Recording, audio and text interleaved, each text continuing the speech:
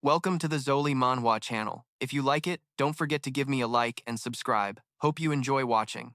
In the year 2025, the divine world suddenly appeared. Whenever people fall asleep, they get pulled into this world. There, life is currency, dying costs lifespan, and killing monsters can add more. Players can even spend lifespan to bring power into reality, tearing tanks apart, slicing planes in half, even fighting against nuclear bombs. From day one, Qin Feng carried his frail foster little sister, overcoming countless trials to become one of the top 100 strongest warriors in the world. But in the final battle, just after claiming the divine artifact, the Eye of Judgment, he was betrayed by the very little sister he sacrificed everything to protect. For a divine artifact, for a cheap idol, she coldly swung her blade to end him. In his final moment, Qin Feng died unwillingly, blood deep red with a curse. This life, I will definitely come back. The story begins in a ruined city, shattered walls, bodies scattered everywhere, under a gloomy sky with rain pouring down as if trying to wash away the stench of blood, thunder roaring, mingling with the cold scent of death. Amidst this tragic scene, a woman stood tall. In her hand, the mace's blade still dripped fresh red blood, while the other hand tightly gripped two eerie eyes. She slightly curled her lips, her cold gaze full of sorrow. He really was something else. With his lifespan draining 100 times faster, he still managed to surpass the ancient god's ruins. But I already took the Eye of Judgment divine artifact. Not far away, a man lay writhing in blood on the stone floor, his eyes gouged out, face twisted with pain, terror, and despair. He croaked out a shout in the rain. Why? Why betray me now? I'm your brother, aren't I? The woman, Qin Xiaodu, showed a frosty face, just snorted coldly, her eyes showing no flicker of emotion. Brother? Qin Feng, you're just the foster child of my parents, no blood relation at all, so how dare you call yourself my brother? As she finished speaking, a mocking laugh echoed from behind. A man stepped forward, a smirk on his lips. He dominantly pulled Qin Xiaodu into his arms, while juggling the two blood-soaked eyes like trophies. Xiaodu, don't say things like that. This big brother isn't useless. Hasn't he helped us a lot? He looked up, eyes gleaming with pride as they swept over Qin Feng's battered body, voice full of provocation. Qin Feng, I really have to thank you. Because of you, Xiaodu and I got this divine artifact. To drain your lifespan immediately, I spent so much effort to implant the soul-stealing mark into your body. So, do you like this parting gift? Blood spilled from Qin Feng's mouth. He bit his lip hard, eyes bloodshot, full of hatred and sorrow. Qin Xiaodu, I worked hard raising you like my own. I even hustled to pay your tuition. After the game started, I risked my life countless times for you, even risking death just to protect you. Yet I really misjudged my little sister like you. Hearing this, Qin Xiaodu's lips curled coldly, her eyes sharp as knives. After our parents died, you always suppressed, controlled, and interfered in my life. When I and Tong Fei needed protection, you were somewhat useful. But now that the divine artifact is in our hands, your only value is gone. With that, Tong Fei tightened his grip on the sword, eyes flashing cold light. He charged at Qin Feng, laughter booming through the rain. Qin Feng, just die peacefully. I'll take good care of Xiaodu for you. In despair, Qin Feng screamed, voice breaking with rage and resentment. Even if I die, I won't forgive you bastards. His last words barely out when the cold sword sliced through the rain, severing his head from his body. Hot blood mixed with rainwater, staining the cold stone red. When he opened his eyes again, before him was no longer the bloody battlefield rain, nor the cold gaze of a traitor. He was shocked to find himself lying on a familiar bed in a small, bare room. Where is this? The real world? He sat up, face full of horror. Memories of his recent death tightened his chest. Shaking, he grabbed his phone, eyes scanning the screen as if stunned. 2025, could it be? He rushed to the window, looking outside. The dark night covered the sky. He looked out at the familiar neighborhood.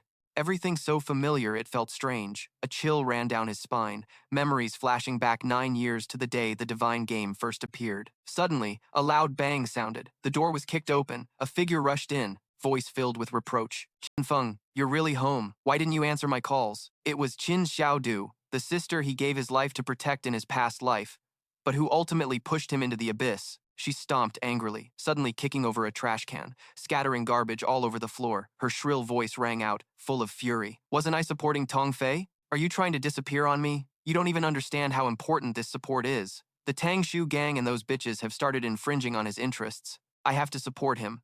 The more she spoke, her eyes blazed with anger, tone full of hatred. Those damn Fan Qiang and that wrong Shu really make me sick. They cling to him like fried dog skin stuck tight. He's in crisis, and you're here blocking me, hiding my feelings, not letting me compete on the leaderboard. You make me look bad, and you have to take responsibility for this.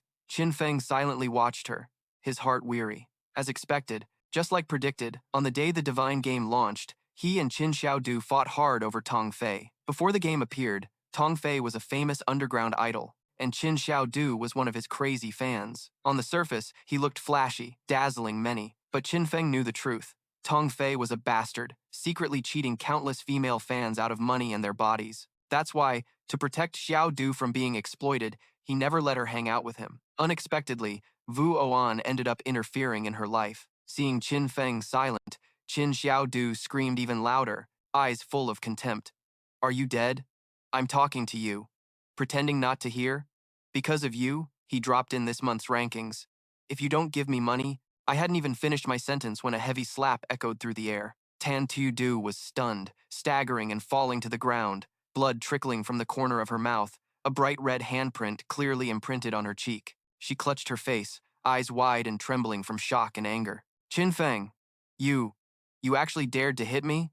Qin Feng lowered his head to look at her, his gaze cold as ice, his voice deep and full of authority. Tan Tu Du, I don't have time today, nor the mood to waste another second on you. But mark my words, if you dare cause trouble for me one more time, I'll slap your mouth to pieces. Qin Feng looked at her coldly, while his sister still held her cheek, crying bitterly. His voice rang out heavy as a hammer strike. This is the money left by Mom. Over the years, no matter how hard life was, I never touched a single cent. With that, he pulled out a card and slammed it down in front of Tan Tu Du. Today, I'm giving it all to you. Because of Mom and Dad, I won't be petty with you anymore.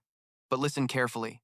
Starting now, Qin Feng here doesn't have a sister like you. The door slammed shut with a heavy bang, leaving Mac Tan Tu Du sitting on the floor, tears mixing with blood running down her face, both in pain and stunned. In the quiet room, Qin Feng sat down, his eyes deep and heavy with memories. In his past life, to protect Tan Tu Du, he missed countless opportunities. Every secret treasure cave that needed risking to explore, he gave up, all just to exchange for the safety of someone unworthy. He gently placed a glass of water on the table, then slowly took out some eye supplements and swallowed them. A cold light flickered in his eyes. He told himself, without this burden, I want to see just how high I can rise. The corner of his mouth curled up with deadly intent as he clenched his fist. Tan Tu Du, you can just live and die on your own. As for that Song Fei, I'll personally kill you.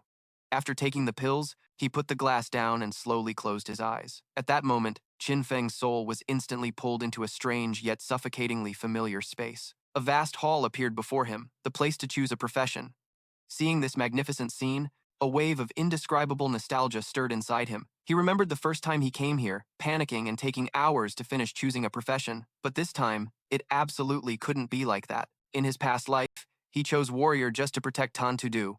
Though warriors weren't weak, that path no longer suited him now. With no one holding him back, solo speed was everything. He closed his eyes, took a deep breath, then nodded slightly. Mobility is the most important thing. It's decided. This life, I'll choose assassin. At that moment, a strange voice echoed in his mind, solemn and cold like a verdict from the void. The divine artifact, the Eye of Judgment, had completed its binding. The Eye of Judgment activated its unique attribute, the power of judgment. Activating the passive ability, when entering the divine discard game, you will automatically receive the highest level profession and talent. Qin Feng was momentarily stunned, his eyes flashing with surprise and confusion. That Eye of Judgment had actually bound him from the start when he was reborn, so that's how it was. A shock surged through him. Once a divine artifact has claimed its owner, no matter how much you dig, force, or destroy, it's all useless. Maybe that's why he could come back to life this time. Before that thought could settle, Qin Feng's whole body suddenly plunged into endless darkness. A cold, indifferent voice echoed through his mind.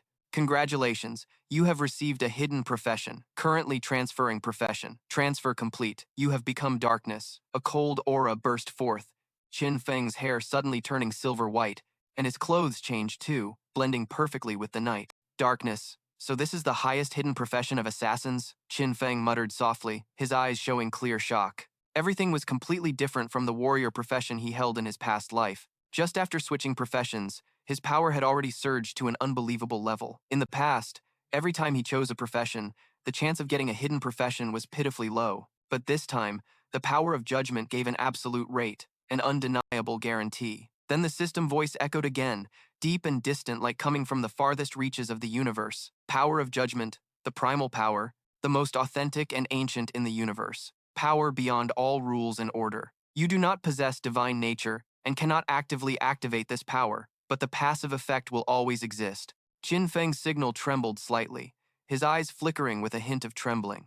The primal power can even surpass order and rules? In memories from his past life, it wasn't until the 7th year after the Divine Discard game began that a strong player succeeded in escaping the Divine Land, entering the Land of Order. From that moment, humanity first learned of the existence of order, power. But after countless years, no one had ever touched that power. Yet today, Qin Feng from the very start received primal power, something even beyond order and rules. A fire burned in the depths of his eyes like an undying flame. As long as I can leave the divine discard land and enter the land of order, I will gain divine nature. Then this power will truly be activated. The corner of Qin Feng's mouth twitched, his gaze becoming determined. Looks like in this life, I have another big goal. The mechanical voice coldly echoed in his head. Profession selection complete. Please enter your in-game name. In-game name? Qin Feng frowned slightly, his eyes thoughtful. He silently pondered for a few seconds, then gave a faint smile. If my profession is born from darkness, then just call me Darkness. The mechanical voice immediately responded, monotone and emotionless. Your name has been set as Darkness. Now entering the divine discard land. The scenery before him shattered like a glass mirror, and then reformed into a desolate wasteland. The sky was gray and gloomy, cold wind howling through the ruins, the ground littered with scattered white bones, the air heavy and suffocating. This was a wasteland overrun by countless demons. Please be careful. They are ready to tear you apart and take your life at any moment. Leave the town and kill monsters, and you will receive tradable lifespan. But if you die in the game, half of your lifespan will be deducted, including both tradable and non-tradable lifespan. The mechanical voice pronounced each word like a cold blade carving into his mind. In this area, Shelltown is a place of peace, no monsters inside, and players cannot attack each other.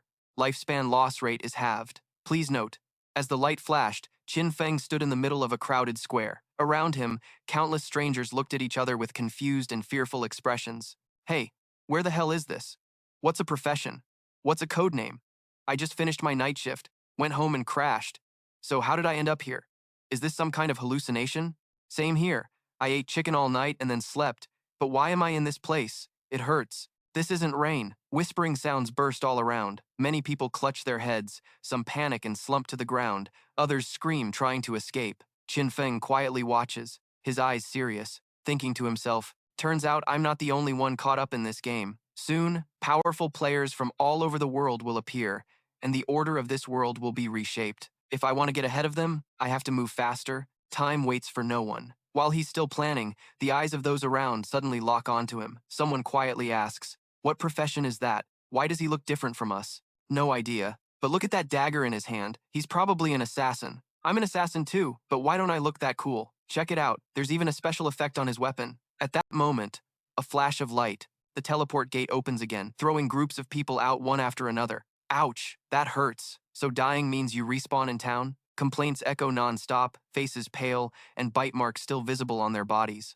Those monsters are brutal. One bite takes away half your health. How can we fight back? It's clearly just some trash level 1 creep. Another guy growls angrily, eyes red from frustration. The three of us attacked together but only managed to reduce a third of its health. My lifespan got cut in half too. Sister Ledoux, what do we do now? Hearing this, Qin Feng glanced at the girl they called Sister Ledoux. He thought to himself, the archer's starting weapon should have been a short bow, but she's using a long bow. Looks like an hidden profession. Just then, Ledoux's eyes also landed on him. She raised an eyebrow, then stepped forward to talk, her tone friendly but probing. Bro, looks like you have a hidden profession. Join our team. The wild monsters outside are strong. One person definitely can't handle it alone. Our team got wiped out once, but at least we gained some experience. Hearing this, Qin Feng smirked, a mocking glint in his eyes. Haha, experience from getting killed, sure. He shook his head, replied curtly, no thanks. Saying that, he turned and walked away, his figure decisive, not bothering to look back.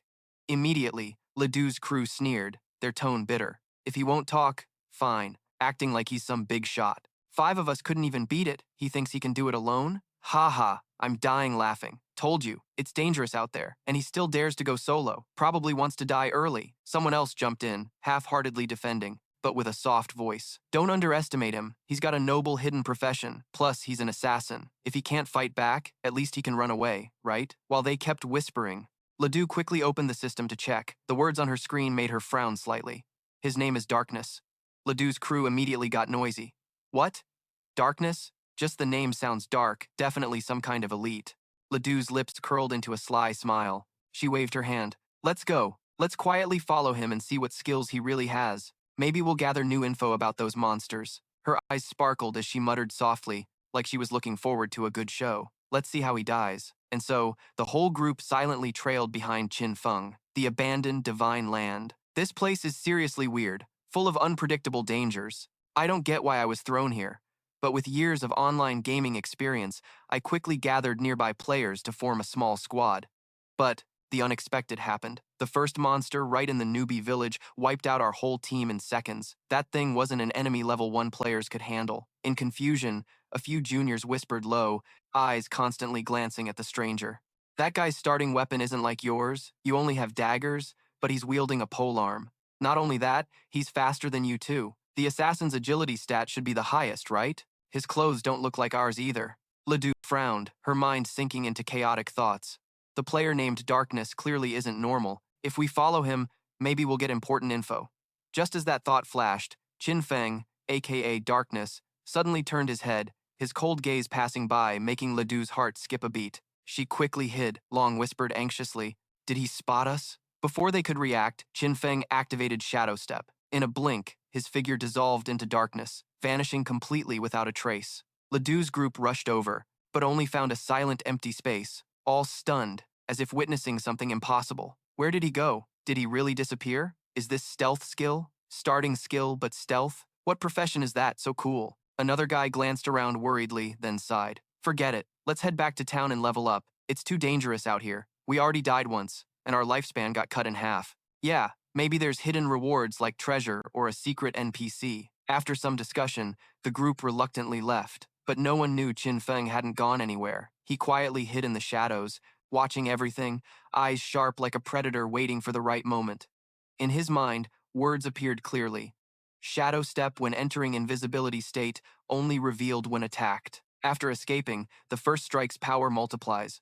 Master Stealth, invisibility duration doubled, stealth level increased by 1. Then Qin Feng left, a thought flashing through his mind.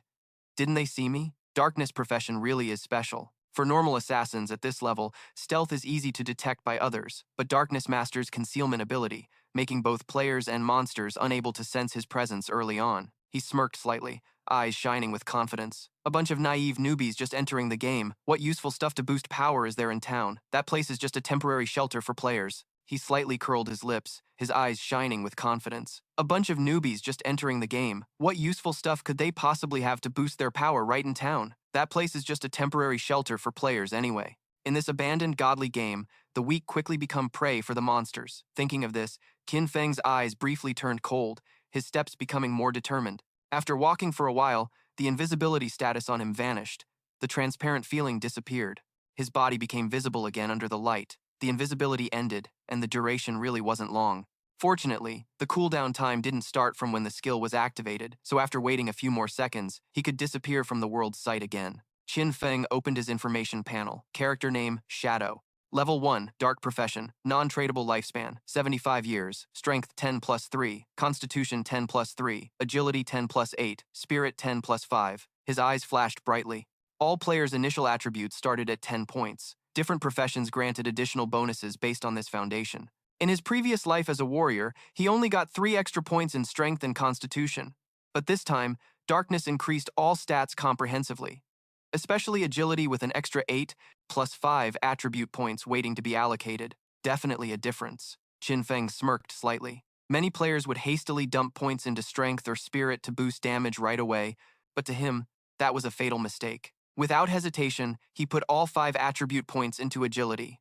Agility was the most important. In the early stage, no matter how much strength or spirit you pumped, damage from monsters was enough to crush players. Only superior speed, striking first and killing them without getting hurt, was the way to survive. Just then, a dry, clacking sound like claws scraping the ground suddenly echoed ahead. Qin Feng's eyes instantly sharpened. He tensed, alertly looking forward, then recognized the thin, twisted back of a monster staggering closer. A level 1 creep, normal grade, leveling up. Qin Feng raised an eyebrow, a flash of coldness in his gaze. He thought briefly, this CP is devouring lifespan. Could it be the monster that killed that 4-man squad? Examining the mottled wounds on the monster's body, he immediately recognized signs of a fierce battle. Clearly, those people had desperately slashed and torn its flesh before dying, but all was in vain. Once a monster kills a player, it steals their lifespan, and by devouring that lifespan, it can quickly evolve. A hoarse roar sounded, the creep's blood-red eyes blazing fiercely. It charged straight at Qin Feng,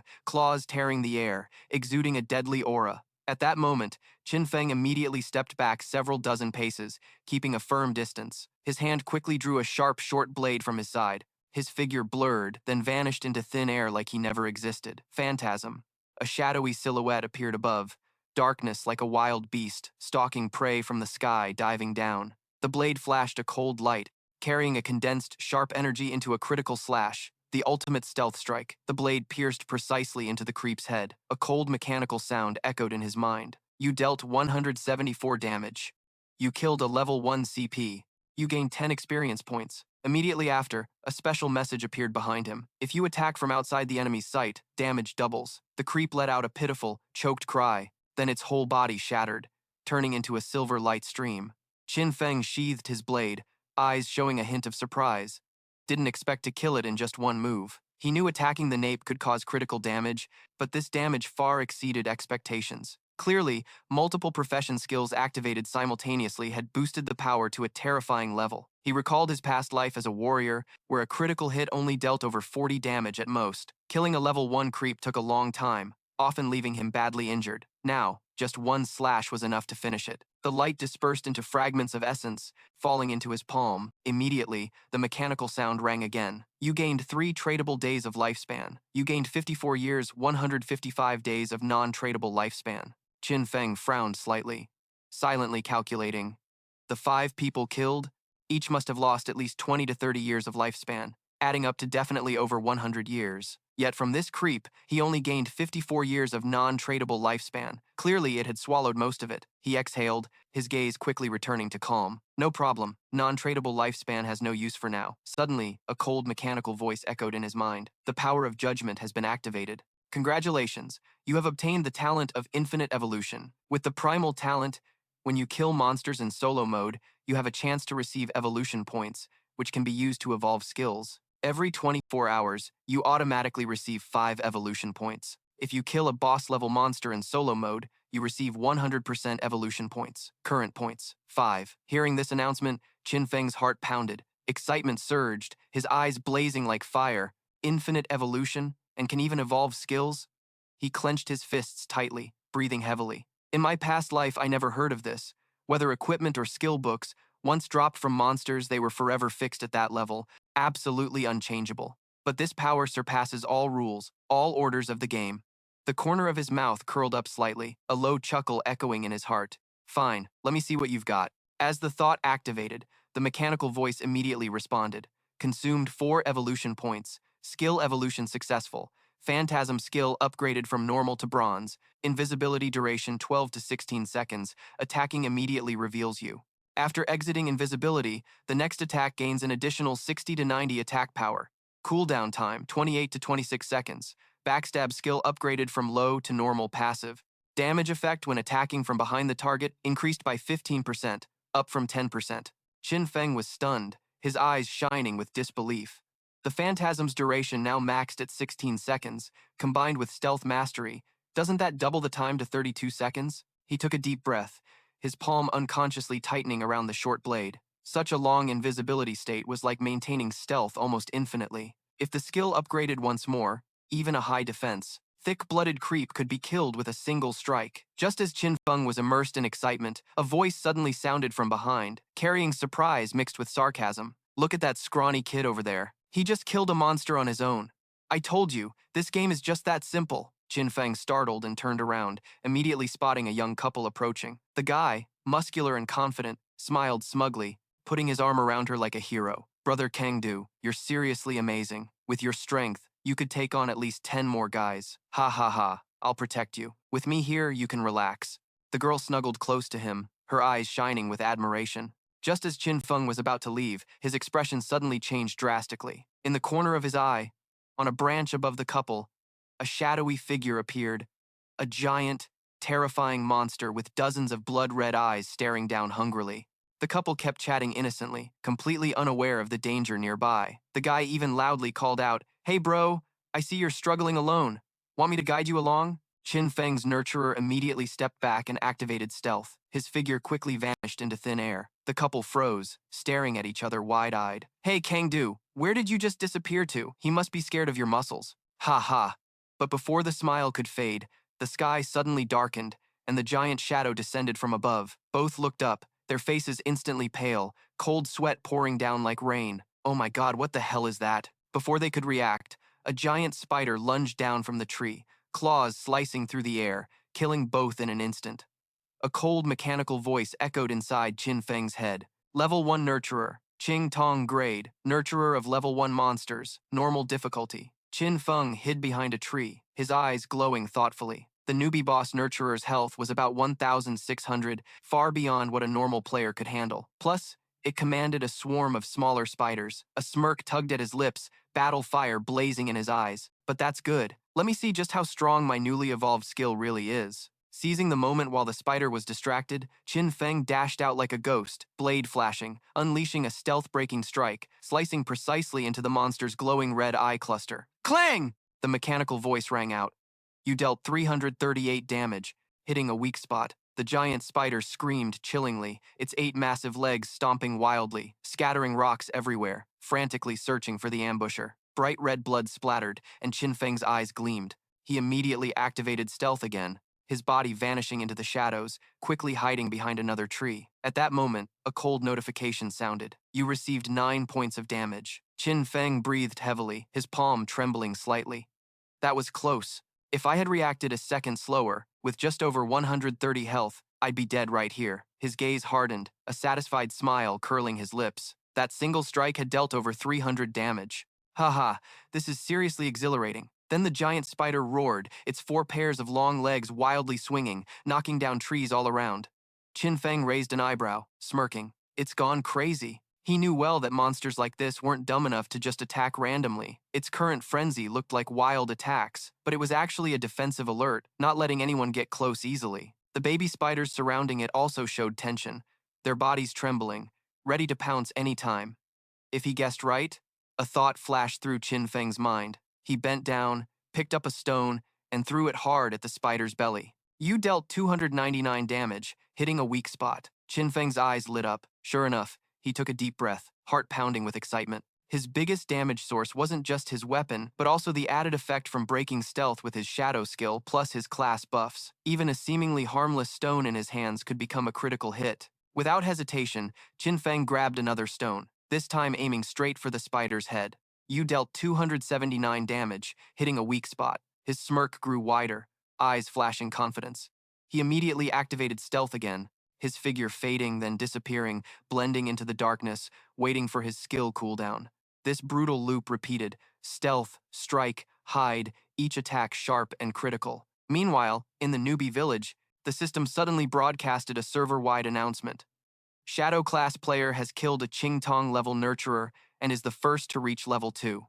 The Vosso town leaderboard instantly activated. Bright letters appeared before everyone's eyes. Rank 1, Shadow, level 2. The whole square erupted in chatter. No way. I got killed twice by some little monsters and barely understood what happened, and this guy soloed the boss already? If anyone knows this badass dude, hook me up. What? Solo? Seriously? There's only one name on the leaderboard. At that moment, the name Shadow, which was Qin Feng's, became the entire server's focus. Sister Ledoux, that shadow guy is the one who just stepped outside. Is it really him? But how did he level up so fast? This clearly breaks the usual rules.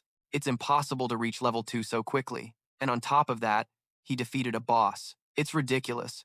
Our whole team combined couldn't even kill normal monsters. Yet he alone took down a giant Qingtong level spider? What kind of joke is this? Could the system have glitched and sent a false notification? Could that big spider really have been killed by someone else? But there were still baby spiders lurking around. Who exactly is this shadow? Could he be the stealth assassin we thought only hid in the shadows? On the other side, the giant spider's massive body began to dissolve, turning into shards of golden light flowing into Qin Feng's hands. The mechanical voice echoed coldly and decisively. You have killed a Qing Tong level nurturer. You gained 300 experience points. Congratulations on reaching level 2. Congratulations on earning 2 evolution points. Congratulations on unlocking the Vaso Town leaderboard. Congratulations on gaining 1 reputation point, announced to the entire town. You have gained 46 days of tradable lifespan. You have acquired the Qing Tong level Greedy Hand skill. You have received the Qing Tong level Corrosive Dagger, Attack plus 35, Agility plus 3, Equipment Requirement level 1, Unlimited Evolution points plus 2. A rapid stream of notifications made Qin Feng's lips curl into a slight smile. He gripped the bronze saber that had just fallen, the metal reflecting a cold light just like his eyes at that moment. As the giant spider completely vanished, the swarm of smaller spiders around it let out chaotic squeaks, then frantically scattered, fleeing all over the cave. He frowned slightly, a flicker of regret flashing in his eyes. I slipped up. I should have taken out the little spiders first. That way, I could have earned way more experience points. His gaze landed on the glowing skill book in his hand, the Greedy Hand skill book. Just reading a few lines of description made his heart beat a little faster. The Greedy Hand skill book, bronze rank, a skill exclusive to the assassin class. After learning it, every time you kill a monster, there's a 20% chance to get extra loot. Requires level 1 to learn. Qin Feng took a deep breath, his eyes shining with hard-to-hide excitement. Never expected a bronze boss to drop such a rare assassin skill. This was truly an opportunity he couldn't miss. He tightened his grip on the skill book, his mind racing with future possibilities. If he could keep taking down powerful bosses with the Greedy Hand skill, he'd have a 20% chance to get extra loot every time. In his past life's memories, Qin Feng suddenly recalled someone from the Godslayer Guild. That person's strength was pretty average, nothing outstanding compared to other masters. But just by using a special skill exactly like the Greedy Hand, he quickly rose up and secured a solid spot. Every time he showed up, he had his own bodyguards and was welcomed like the center of attention. Thinking of this, Qin Feng's eyes flashed, his heart swelling with complicated emotions. Wait a minute. He tightened his grip on the skill book, his heart pounding. Even though this skill only had a 20% success rate, if combined with his ever-evolving talent, wouldn't that rate increase infinitely? Then the rewards would be more than anyone could imagine. That thought made the corner of his mouth curl into a slight smile, his gaze as sharp as a razor blade. While Qin Feng was still lost in memories and plans, the atmosphere at school in the real world was unusually noisy. Xiao Du, aren't you going to call your brother and apologize? A female friend softly reminded. Yesterday we skipped the exam and even secretly went to support Tong Fei. Your brother must be really mad. Xiao Du frowned, her voice full of stubbornness. I didn't do anything wrong. Why should I apologize? If it weren't for him, we almost would have missed the entrance time yesterday. The one who should apologize is him. The friend sighed softly. But he really is good to you. Sometimes I even envy you for having a brother like that. Brother? Xiao Du laughed coldly. Good my ass. All he does is control my business all day. Besides, he's not even my real brother. I've got Tong Fei, and that's enough. As soon as she finished, the friend suddenly noticed something and anxiously asked, Wait, Xiao Du, what's wrong with your face? Nothing.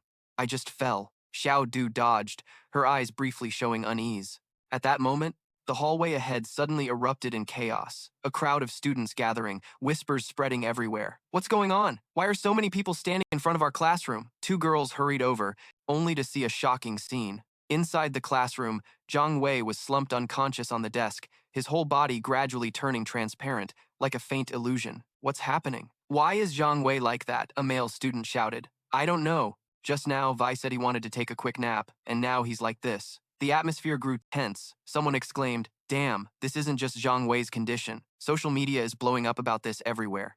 Apparently, a lot of people around the world turn transparent like this whenever they sleep. Another student shakily pulled out his phone, his voice urgent.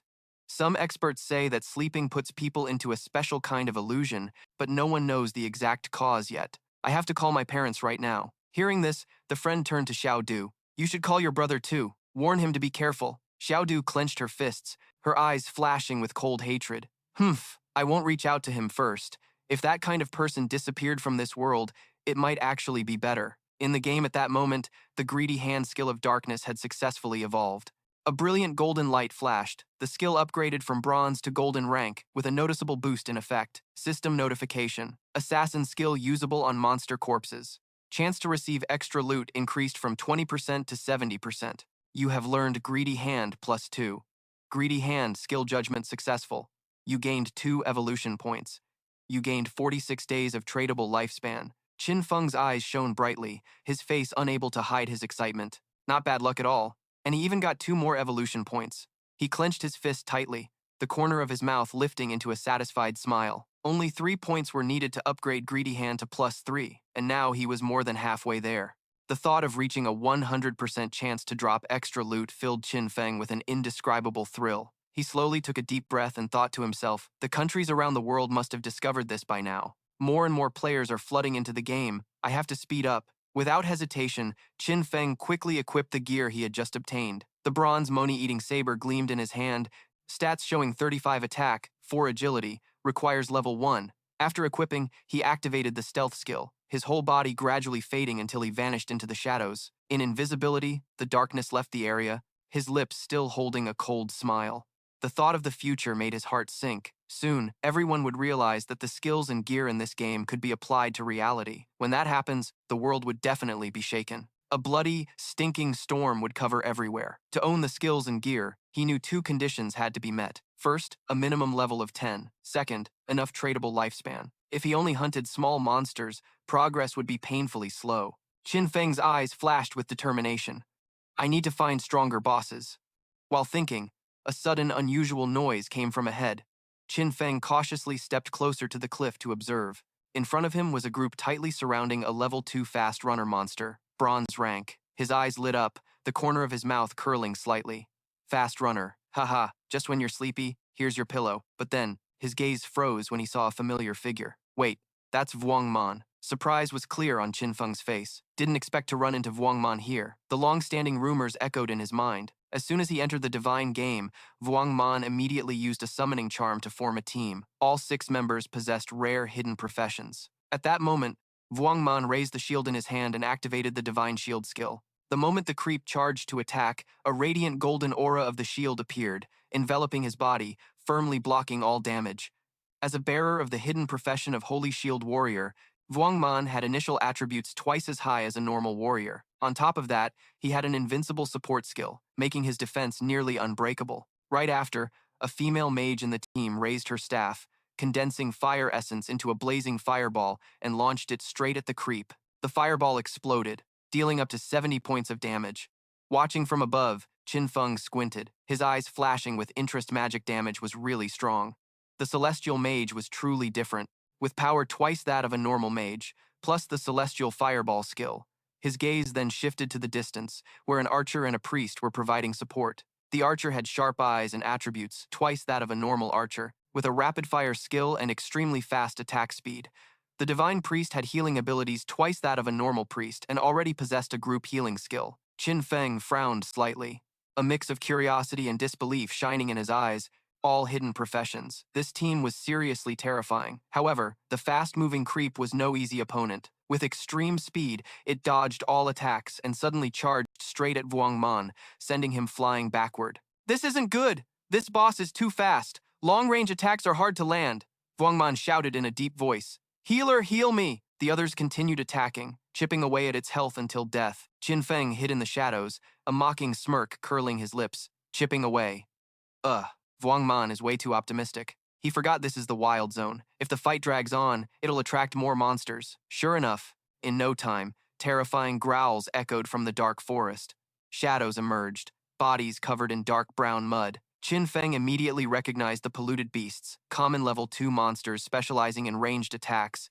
Extremely annoying. Boss, watch out! A swordsman from Vuong Man's team shouted and charged forward, swinging his sword hard at the polluted beast. Qin Feng raised an eyebrow, surprise flashing in his eyes. Oh, another hidden profession he had never seen before. But the surprise quickly turned to shock. That slash only caused 33 damage, far less than expected. Defense was really high. Qin Feng exhaled silently, seriousness shining in his eyes. At that moment, the polluted beast opened its mouth wide, spitting out a thick slime aimed straight at Vuong Man's team. Damn it! One guy cursed, his face turning pale as the muddy liquid stuck to his body, binding him tightly. Qin Feng frowned. This is bad. It's a slow trap. Their movement speed has been severely reduced. At that moment, a polluted beast screamed and charged straight at the female mage in the team. Her face immediately paled, eyes filled with fear, voice trembling as she shouted, Help me! At that critical moment, a shadowy figure flashed by at lightning speed, a cold gleam of a blade shining. In an instant, the polluted beast collapsed, its body cracked open and turned into dissipating light. The whole team was stunned, frozen in place, because the shadow was still cloaked in invisibility. No one saw who struck, only vaguely sensing a sharp killing intent pass by, but excitement was clear on every face. Just one move and the polluted beast is down? Is someone helping us? A mage whispered, eyes trembling with disbelief. Even a level 1 stock, we'd need to surround it for over 10 seconds to kill it. But this level 2 polluted beast was killed almost instantly. How is that possible? Before they could recover, behind the swordsman, another polluted beast silently approached. But in a flash, it was cleanly slashed to death, blood splattering before turning into light and vanishing. Again? The group was shaken once more. It's definitely an assassin, one teammate asked nervously. Dai Litu, can you see who it is? I can't see anything. Hopefully, this person really came to help us. Don't get distracted. Keep attacking. While the team was still discussing, Vuong Man gritted his teeth, eyes fiercely focused on the fast-moving creep in front of him. His serious voice rang out. Only the fast runner is left. Keep the pace steady. Don't lose focus. Up in the tall tree branch, a cold mechanical voice echoed in Qin Feng's ear. You have killed 2 level 2 polluted beasts. You gained 40 experience points. You received 1 evolution point. You picked up a skill book, Toxic Throwing Darts. You gained 8 days of tradable lifespan. Qin Feng's eyes gleamed, a slight smirk on his lips. Toxic Throwing Darts.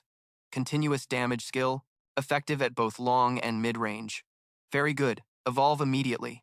The mechanical voice echoed again. Toxic Throwing Darts +2. Silver quality. Assassin skill type. Maximum throwing range, 14 meters. On hit, deals an additional 120 points of damage and applies poison status. 5 seconds cooldown, requires level 2 in extreme poison. Effect deals 50% continuous damage per second plus weakness status lasting 5 seconds. Cannot stack. Qin Feng's fingers tightened on his weapon, eyes flashing with determination. He could clearly feel his power growing by leaps and bounds. Below, Vuong Man's team was in extreme danger.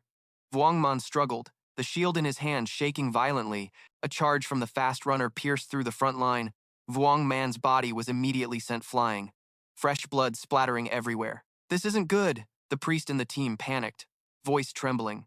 Vuong Man's health can't recover in time. Vuong Man knelt on the ground, face pale, blood pouring out profusely. He gritted his teeth and looked up at his teammates, voice weak and trembling as if about to breathe his last. Everyone, run now. At that desperate moment, a whoosh of wind sounded. A dart gleamed coldly, piercing precisely into the fast runner's head. Thwack! The boss's health dropped sharply. An 845-point critical hit number appeared above its head. The 2 remaining teammates immediately widened their eyes, faces dumbfounded with shock. What the hell? The boss lost half its health in an instant. How is that possible? The fast runner screamed miserably, body trembling violently, blood gushing out like a waterfall, its HP bar plummeting uncontrollably. Then, a cold mechanical voice echoed in Qin Feng's ear. Your damage rate is over 90%. The loot belongs to you. You have killed the fast runner bronze. You gained 600 experience points. Congratulations. You have leveled up to level 3. You received 2 evolution points. You received 55 days of tradable lifespan. Qin Feng's eyes flashed, a cold smile curling slightly at the corner of his lips. He thought to himself, who would have guessed that the continuous poison damage from the darts could actually stack effectively on his passive attributes? Combined with the hidden potential, I can become invisible and throw unlimited darts. In the early and mid stages, no monster will stand a chance anymore. Down below, Wang Mang struggled to stand up, his chest heaving violently, eyes still filled with terror. He whispered hoarsely, terrifying.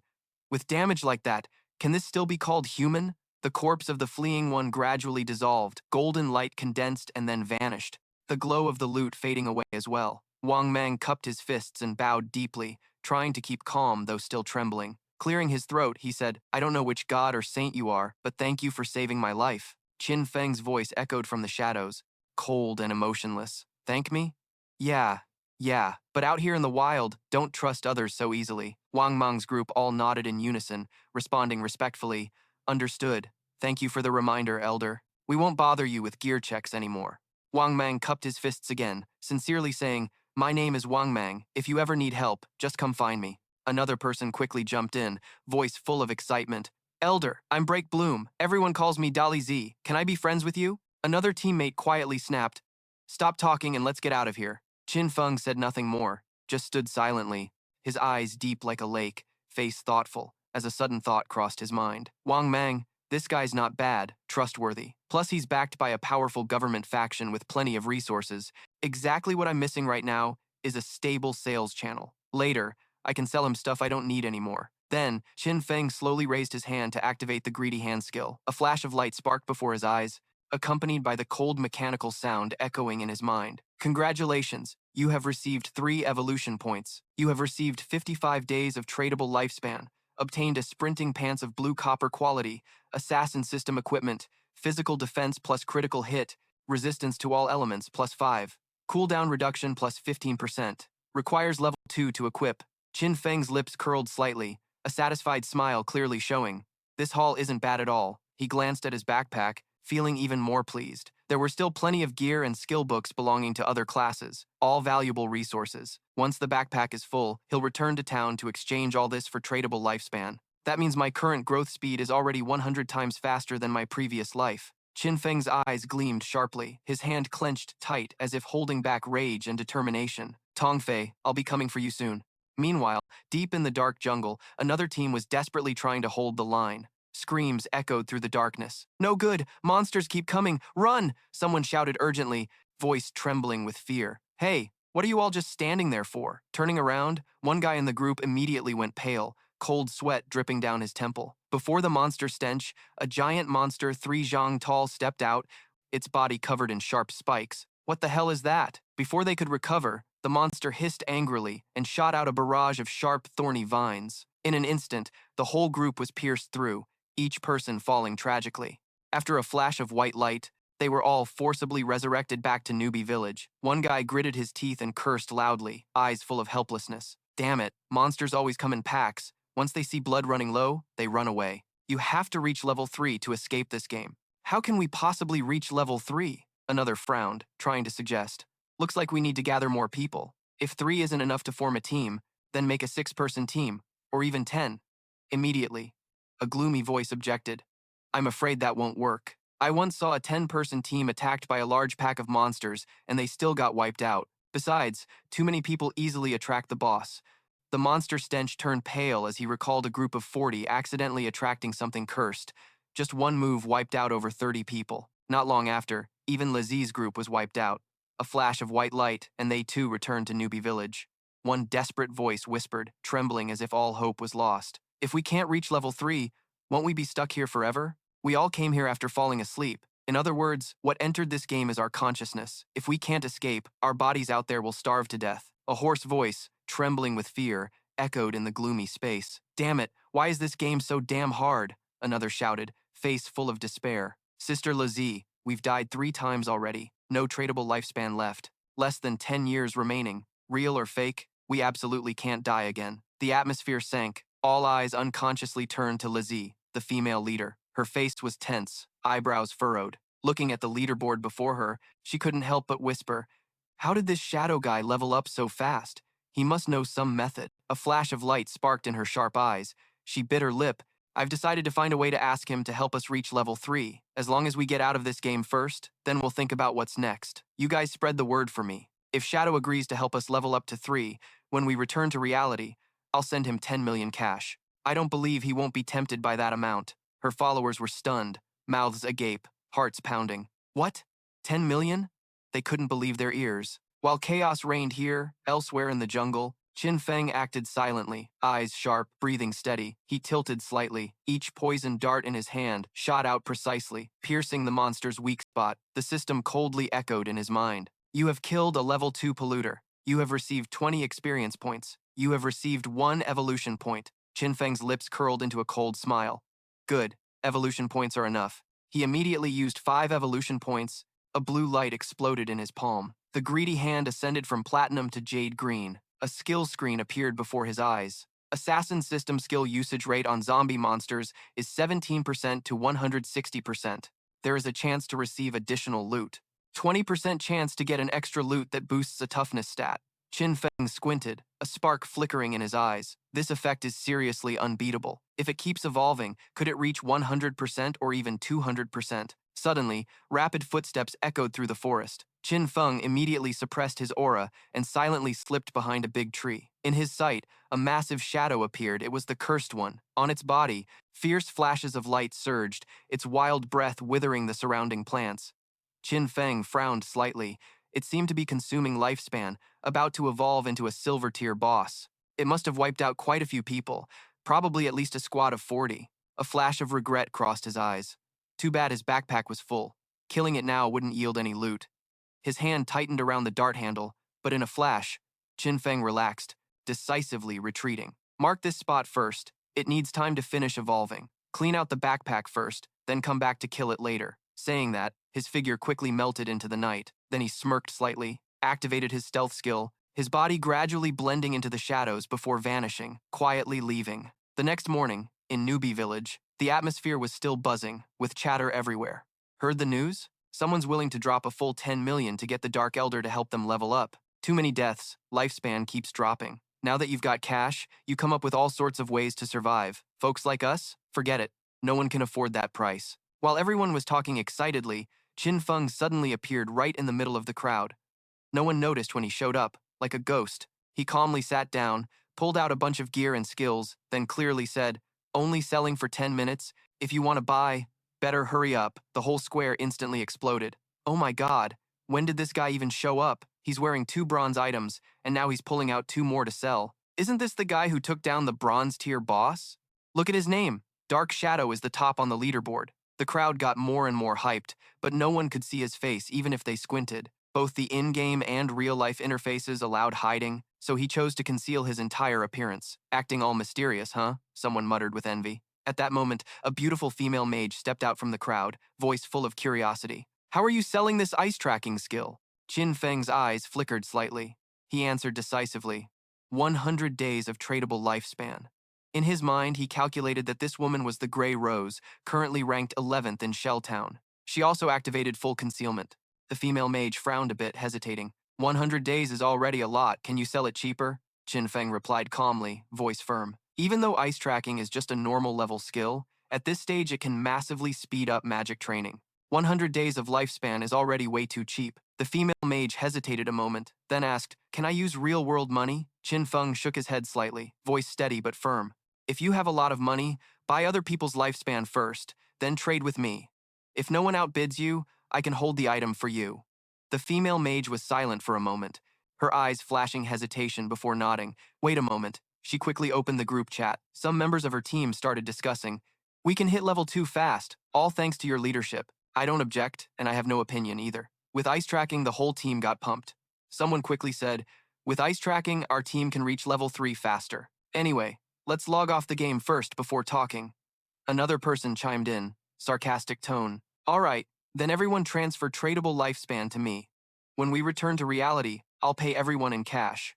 Without hesitation, the other members all agreed at once. With enough lifespan in hand, the female mage happily returned to the trading booth, eyes shining with ambition. "This is 100 days of lifespan, let's trade." Qin Feng silently nodded, handing over the ice tracking skill. In his mind, he calculated that a level 2 team must have killed at least 30 to 40 crips. Their tradable lifespan must be over 100 days. Immediately, a cold mechanical voice echoed in everyone's ears. "You have sold ice tracking, skill book, and received 100 days of tradable lifespan." Tradable lifespan increased from 268 days to 368 days. As the number jumped, a satisfied glint flashed in Qin Feng's eyes, but he showed no expression. Just then, an arrogant voice rang out from behind, mixed with the pride of a hunter who just found prey. "Finally found you.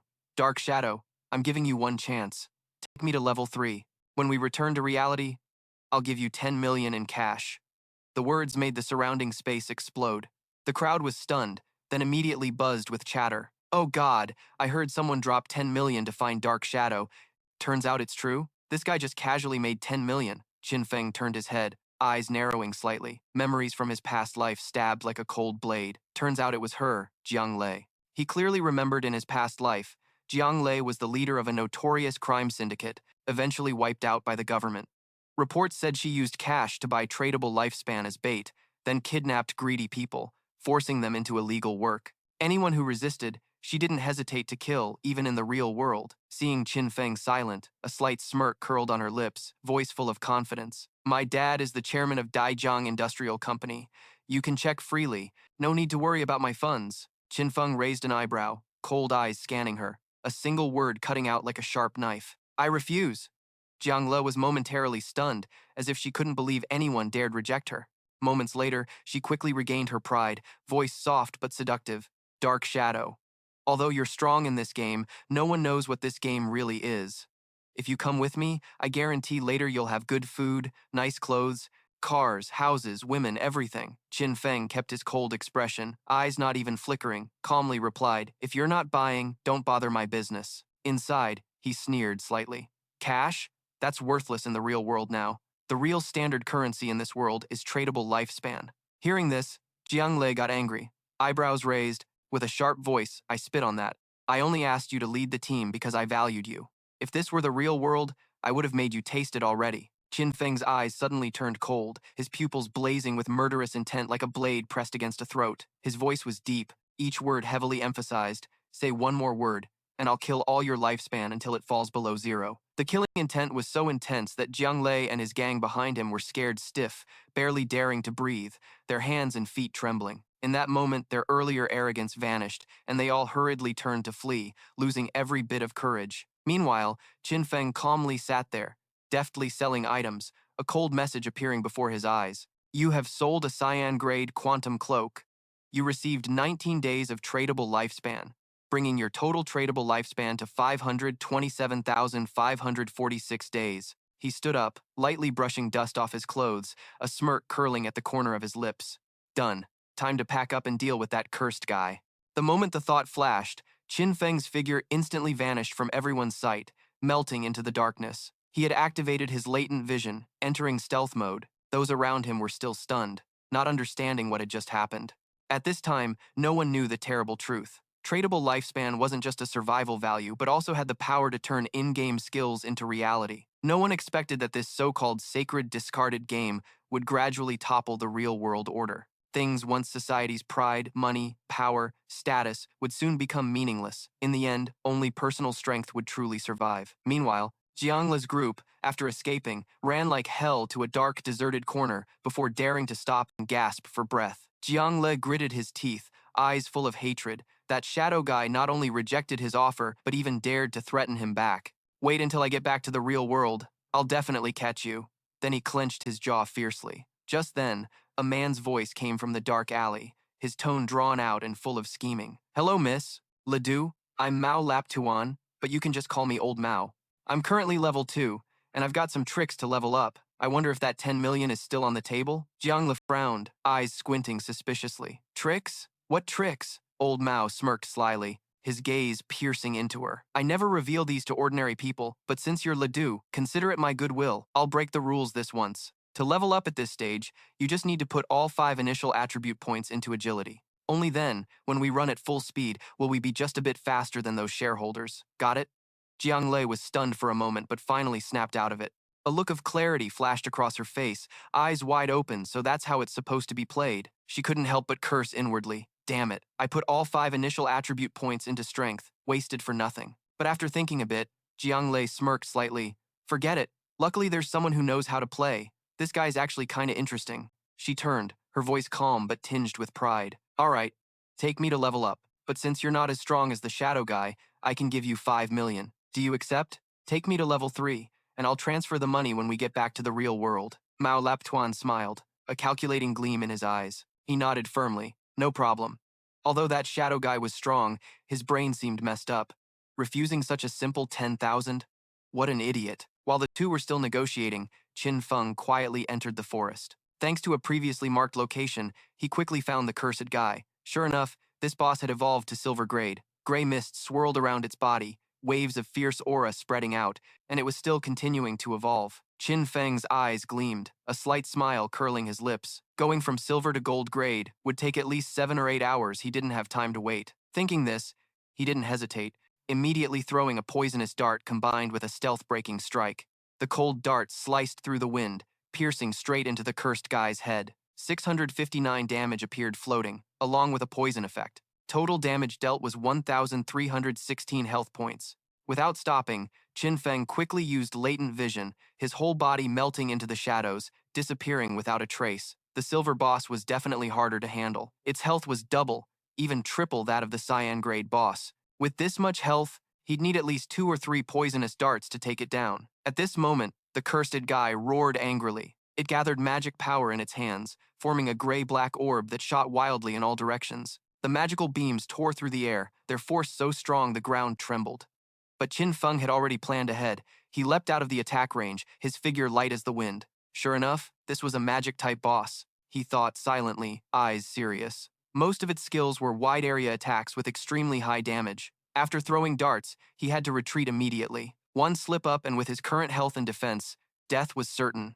Unable to locate Qin Feng, the cursed guy became more frantic. It roared, launching chaotic attacks in all directions. But each attack, Qin Feng skillfully dodged, leaving behind only faint afterimages in the thick gray smoke. Qin Feng held his breath, hiding within the dense gray mist. He had to wait until the cooldown of latent movement ended, calculating every second in his mind, eyes focused on every move of the cursed guy. The boss's attacks weakened, its magic nearly depleted, breathing chaotic, hacking coughs, shaking like breaking metal. Good, now's the time. As soon as latent movement was ready, Qin Feng dashed out like a ghost from hiding. In an instant, he executed the stealth-breaking strike, the poison dart piercing the boss's weak spot. 659 damage flashed in midair, along with the poison effect, draining another 1,316 health points. The boss's health plummeted to the bottom in a blink. Sensing death near, the cursed guy panicked, turning to flee with heavy, desperate steps. Qin Feng raised an eyebrow, a cold smile curling his lips. The boss started running when its health got low. Good. Compared to going berserk before death, running away obediently is way less troublesome. Without hesitation, he chased after it. His figure streaked through the smoke like lightning, right hand raised with a dart, launching the finishing critical strike. Ding, the familiar mechanical sound echoed in his head. You have killed the silver-grade cursed guy. You gained 1,800 experience points. Congratulations on leveling up to level 5. Congratulations on receiving 4 evolution points. You have received 124 days of tradable lifespan. Qin Feng's eyes lit up brightly, a wide grin spread across his lips. Ha ha, so it actually helped me level up by 2? And on top of that, it gave me 4 evolution points? Without hesitation, he immediately used the greedy hand skill. A jade green light radiated from his palm, sweeping over the loot that just dropped. The greedy hand skill successfully judged. You have received 4 evolution points. You have received 4 evolution points. You have received 124 days of tradable lifespan. You have received 124 days of tradable lifespan. Qin Feng paused for a second, then burst out laughing in surprise, directly getting double the bonus rewards. This silver boss actually gave me a total of 12 evolution points and 372 days of tradable lifespan. Another mechanical sound rang out, deeper and full of weight, activating the additional effect of the greedy hand. One of your loot items will be upgraded from silver to golden. Qin Feng's eyes widened, his hands clenched tightly, unable to contain his excitement. This is definitely a golden tier item. The demonic aura gleamed with a greedy light, joyful like a kid getting candy.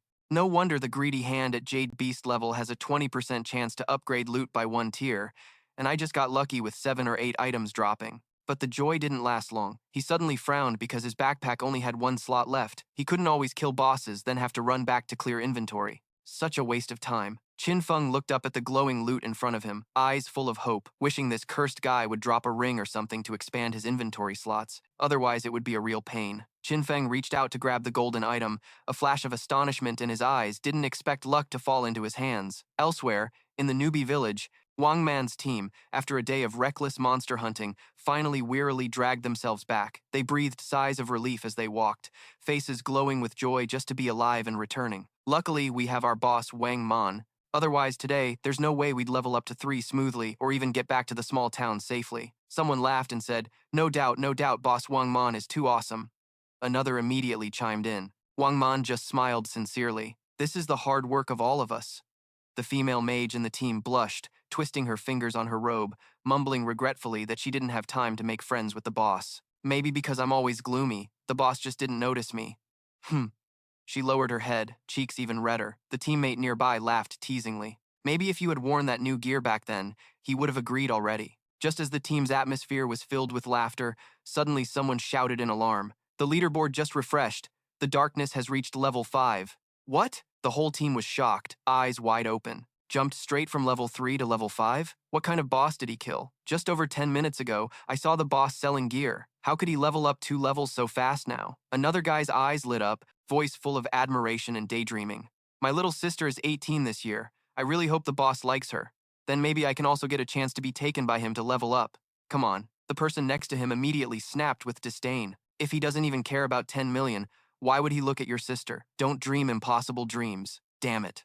I barely struggled to level up to 3, and the boss already jumped to level 5. Is there even any chance left for others to survive? Amid the complaints, Wang Man suddenly turned serious and warned, "Hey, don't overthink it. We should get back to reality and tell our family and friends about this divine game. The outside world might fall into chaos.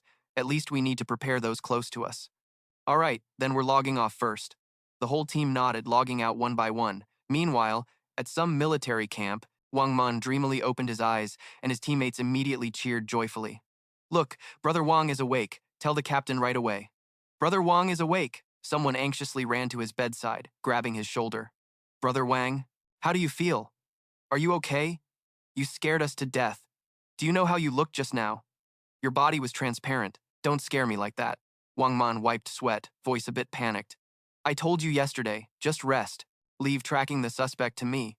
Before he finished, Wang Man's complexion suddenly turned pale, sweat pouring down like rain. He shouted urgently, "Quick! Call everyone to assemble immediately! Something big happened!" Soon, the military high command was summoned. An emergency meeting began. A heavy atmosphere filled the room. A leader sat at the head of the table, voice stern. "Previously, you reported that you formed a team with hidden professions, which was almost wiped out before someone came to rescue you. Is that correct?" Wang Man nodded strongly, eyes shining with emotion. "Yes. The one who saved us is someone named Darkness. At that time, he was only level 3, but by the time we reached level 3, he had already jumped to level 5, even leveling up twice in a row." "Jumped 2 levels straight?" Another commander frowned, voice full of doubt. "If he really reached level 5, wouldn't he be the #1 in the world now? So how exactly did he do it?" Wang Man wiped sweat quickly, lowering his voice. "Maybe by killing a special boss?" Immediately, someone else interrupted. "But you said Darkness reached level 3 in just 1 hour. So why hasn't he returned to reality yet? Could it be that he has no relatives in real life to inform?" Wang Man shook his head slightly, face vague. "I'm not sure about that, but it's probably not true." Suddenly, a girl spoke sarcastically. Could this Darkness be a time traveler? Time travelers are usually orphans, so it's easier for them to rise quickly, right?" The whole room immediately turned their gaze to her. Her face flushed red, a bit embarrassed, but she defended herself. "Am I wrong?" The superior frowned, sternly reprimanding. "And you, I told you, normally you should read fewer novels. In such a serious situation, don't joke about fictional stuff." Hearing that, and Yu Feng clicked her tongue and lowered her head, not daring to speak anymore. The commander continued. A deep, low voice seemed to add weight to the atmosphere. "The information Wang Man just provided about the divine abandonment game perfectly matched the news coming down from higher-ups. According to recent research, some older players died immediately after falling asleep. After collecting data and cross-referencing with those who had returned to reality, it was discovered that all of them had died multiple times in the game. In other words," he paused briefly, his tone turning cold enough to send chills down everyone's spine. "If the lifespan in the divine abandonment game resets to 0, then the player will truly die in real life." Someone in the group slowly spoke up, their voice filled with doubt. This was a supernatural matter, beyond our understanding. The leader fell silent for a moment, then nodded, his tone becoming serious. "That's right. It's very likely we are facing an unidentified superpower invasion. The higher-ups have issued an emergency order, immediately forming a vanguard team based on local regions to infiltrate and explore the divine abandonment game while sharing intelligence. We must quickly build a professional army. This is not just an important event, but a crisis that could affect the entire world." He looked around at everyone, his voice growing heavier. "Currently, all countries are putting their full effort into researching the divine abandonment game.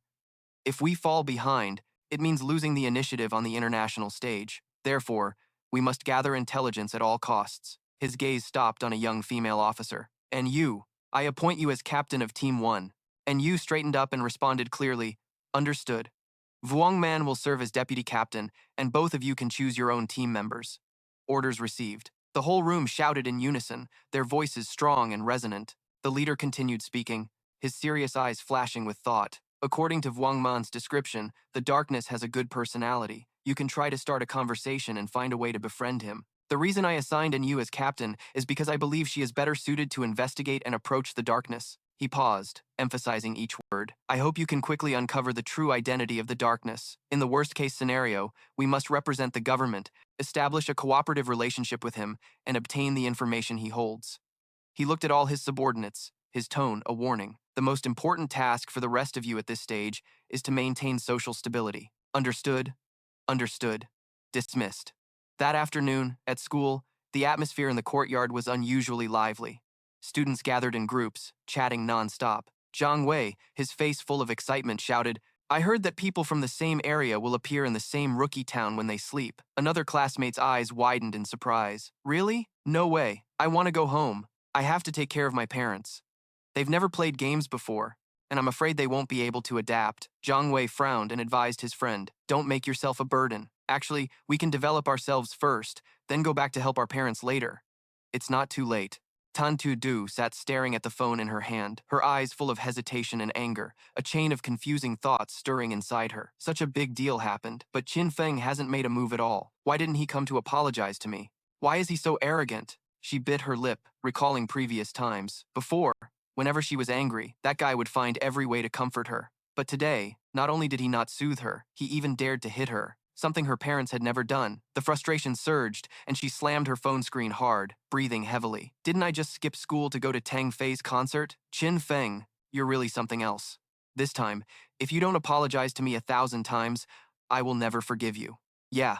Thinking of this, her face was both angry and proud. But then, recalling last night's concert, Tan Tudu's heart softened, and the corner of her mouth involuntarily curled up. Luckily, I went to see Tong Fei. Otherwise, if the divine abandonment game incident happened, I might never get another chance to see him. That thought immersed her in the radiant image of Tong Fei, her eyes dreamy, lips softly whispering. But then, as if waking from a dream, she sat up straight, her eyes shining brightly. That's right, if sleeping means entering the game, then Tong Fei must be there too. As long as I get into the game, I will definitely find him. Thinking this, Tan Tu hurried home and changed into more comfortable clothes. A name flashed through her mind. Zhang Wei has already leveled up to senior high, so he must be a pro by now. I have to ask him. Without hesitation, she immediately opened her phone and texted Zhang Wei. Pro Zhang Wei, do you have any strategies to teach me?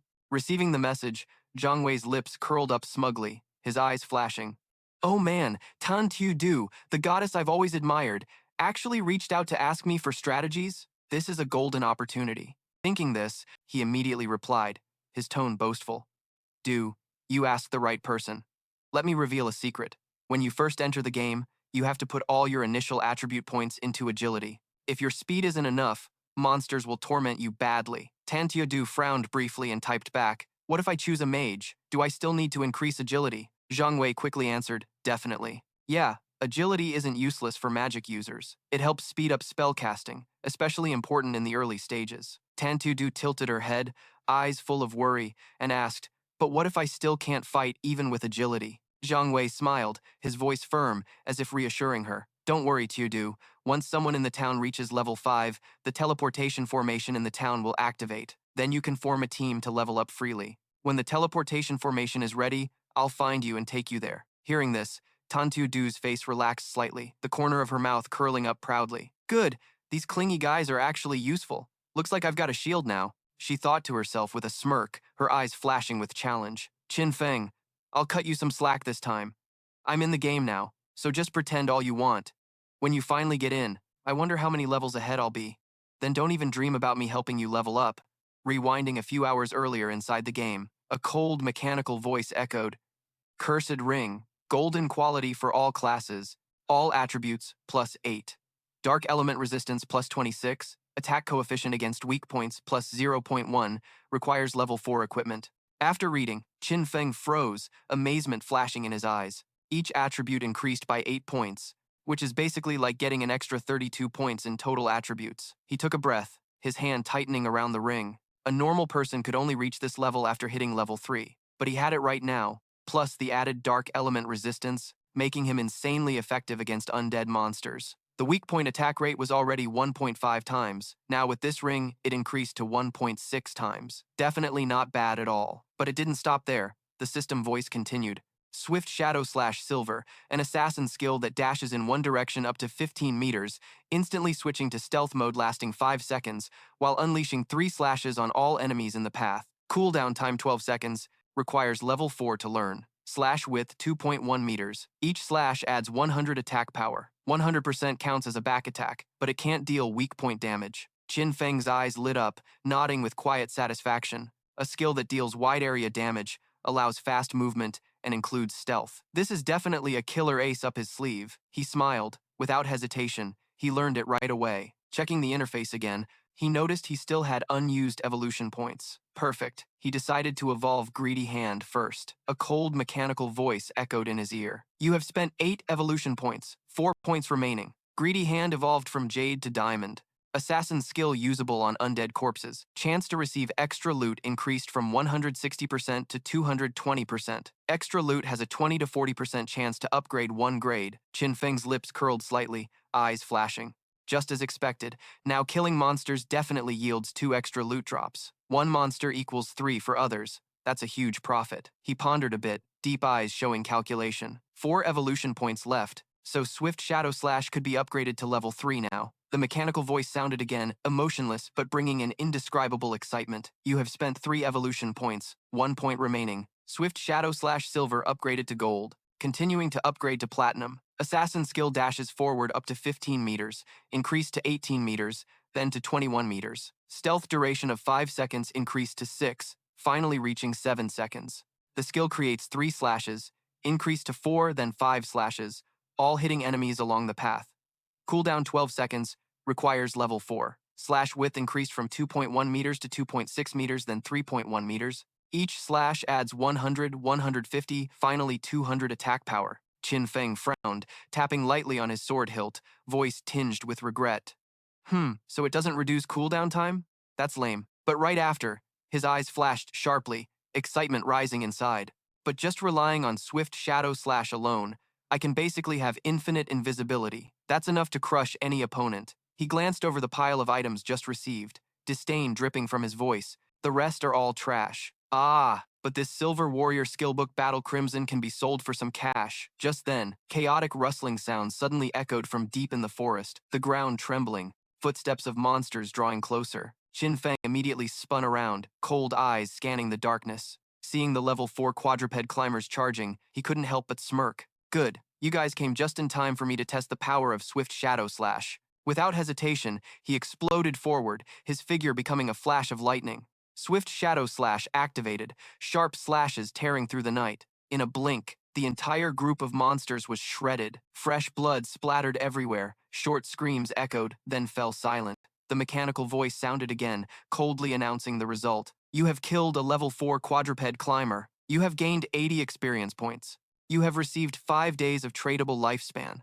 Qin Feng smiled slightly, satisfaction clear on his face. The centipede monster effect has improved significantly. Before, using only poison darts, he had to throw at least 2 darts to take down 1 monster. But now, combat speed is much faster. The shorter the fight, the lower the chance of unexpected incidents. He glanced at the status board, calculating that his current tradable lifespan had reached 618 days. But to be able to extract equipment and skills from the game into reality, he needed at least 900 days, equivalent to 2.5 years. For now, just go back and sell the stuff in the backpack.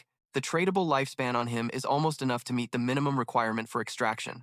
Once I reach level 10, I can extract skills and equipment, turning them into real power in real life. Thinking this, Qin Feng turned to leave. But after just a few steps, a teasing voice suddenly rang out. Congratulations, young lady. You have reached level 3. Is it time for you to keep your promise yet? Qin Feng looked up to see not far ahead, Jiang Lei and Mao Li Tuan's group waiting. Jiang Lei smiled calmly, voice firm. Don't worry, Jiang Corporation isn't short on a little money from you. Now let's return to reality. Here's my phone number. You can contact me directly. She tilted her head slightly, eyes shining. Right. Sell me all your tradable lifespan. I'll pay you 10,000 for each day. No problem. Next to her, Mao Li Tuan laughed heartily, not forgetting to taunt. Ha. I told you Dark was a blind fool. Even a big boss like this young lady doesn't value him, so we'll be waiting for you in reality. Pride swelled inside him. Ha. Even if this game really affects lifespan, so what? Lifespan can be earned any time. Only those who know how to turn gaming skills into money like me are truly smart. After they all left one by one, Qin Feng quietly headed toward the teleport gate. He touched the glowing circle, instantly activating the town's instant teleportation formation. A cold mechanical voice echoed in his head. Congratulations, you have activated the instant teleportation formation in Shelltown. You have gained 1 reputation point. You can teleport once for free each day. Multiple teleports will consume tradable lifespan. No other teleportation spells were activated in Jianghai City. Qin Feng was deep in thought, his eyes slightly narrowed. The initial teleportation spells in the towns were originally two-way. Lighting up just one spell didn't do much good. Before players from other towns can travel between each other, they have to reach level 5 to light the way. He let out a soft breath, a fragment of a past life memory flashing through his mind. If I'm not mistaken, Songfei is in the small town of Daonong. If I could set a reminder, once that place activates the teleportation array, I'll be the first to know. Thinking that, Qin Feng quickly set it up and immediately used the formation to return to the town. Still, he understood well that teleporting back and forth between starting towns wasn't very meaningful. What he truly craved was level 10. Only then would he have the right to set foot on the continent abandoned by the gods, where this game truly begins. A moment later, Qin Feng leisurely walked to the town center. He sat down calmly, opened his shop, his voice steady but carrying weight that instantly grabbed everyone's attention. Selling equipment and skills for only 10 minutes. If you want to buy, act fast. As soon as he finished, the whole square exploded. Players around rushed over quickly, their eyes shining bright like starving wolves hunting prey. Damn, the Dark Lord is back. The big boss has finally arrived. I've been saving up 150 days of lifespan, just waiting for the big boss to open shop. The noise surged in waves, many trembling as they recalled. Last time, the big boss sold the ice chain technique, which shot the Grey Rose straight to second place on the leaderboard. Hoping this time there'd be a mage skill book too. Just as everyone's eyes filled with desire, a book did appear on the counter, but once they saw it clearly, all hopes turned into whispers of disappointment mixed with regret. There really was a skill book, but it was only a white-silver Battle Crimson for warriors. I want to trade this Battle Crimson successfully to get 300 days of lifespan in return. The cold mechanical voice rang out, sparking heated debates among the crowd. Is 300 days of lifespan worth it for a skill book? Definitely. If a melee warrior learns Battle Crimson, their monster-killing efficiency doubles. 3 days of use pays off in just 2. The atmosphere grew lively. Shouts rang out non-stop. I want that cloak. I want those boots. I want. Within moments, all of Qin Feng's items were snapped up. Those who missed out frowned. Some even sighed in frustration. Boo-hoo. Twice now I've been robbed. Same here. Sell more next time, please. Please, big boss. Will you sell here again? Qin Feng was silent, calculating inside. In just a brief minute, every item he put up was swept clean. The total lifespan gained from this trade was 650 days. Adding up, his traded lifespan reached 2,174 days, a number that made many envious with red eyes. Yet Qin Feng wasn't satisfied. He furrowed his brow slightly, a flash of determination in his eyes. Not enough yet. If I want to extract levels, attributes, classes, equipment, and skills from this divine game world into reality, the road ahead is still long. While Qin Feng was pondering, a graceful figure suddenly approached. It was a girl with delicate features, her sweet voice tinged with a hint of shyness. Big boss, I have this treasure. Do you want it? Qin Feng paused briefly, waiting for her to show the item, his eyes suddenly flashing with excitement. A storage ring. It doesn't take up space in either the ring or backpack slots. His heart beat faster, a slight smile curling his lips. This is a space ring, an extremely rare item that can store things without occupying backpack or equipment slots. That means its value far surpasses ordinary storage bags. While each player can carry up to 3 backpacks at most, owning a space ring is like holding a massive advantage. Although theoretically, this ring can drop from any monster, the drop rate is insanely low, almost 0. The girl in front must have been insanely lucky to get it this early. If sold, a 12-slot ring like this could fetch more than 3,600 days of lifespan. Qin Feng thought silently, his eyes shining uncontrollably. He looked at her and asked softly, "How do you want to sell it?" Fairy Girl smiled, shaking her head, her tone sincere yet playful. "I don't want your lifespan. I just want to be friends with you. And conveniently, big boss, take our group to kill a boss." Hearing that, Qin Feng was a bit surprised, then nodded slightly. System reminder. Black Cloak player Dai Litu has accepted your friend request. Qin Feng calmly asked, "Which boss is it?" Fairy Girl replied excitedly, "It's just a golden level boss." Qin Feng narrowed his eyes, his gaze deep and steady. "What's its name?" The girl turned to look toward the distant, misty swamp waters, where only an old, crooked boat barely afloat could be seen. She hesitated in her voice. "The distance is still too far.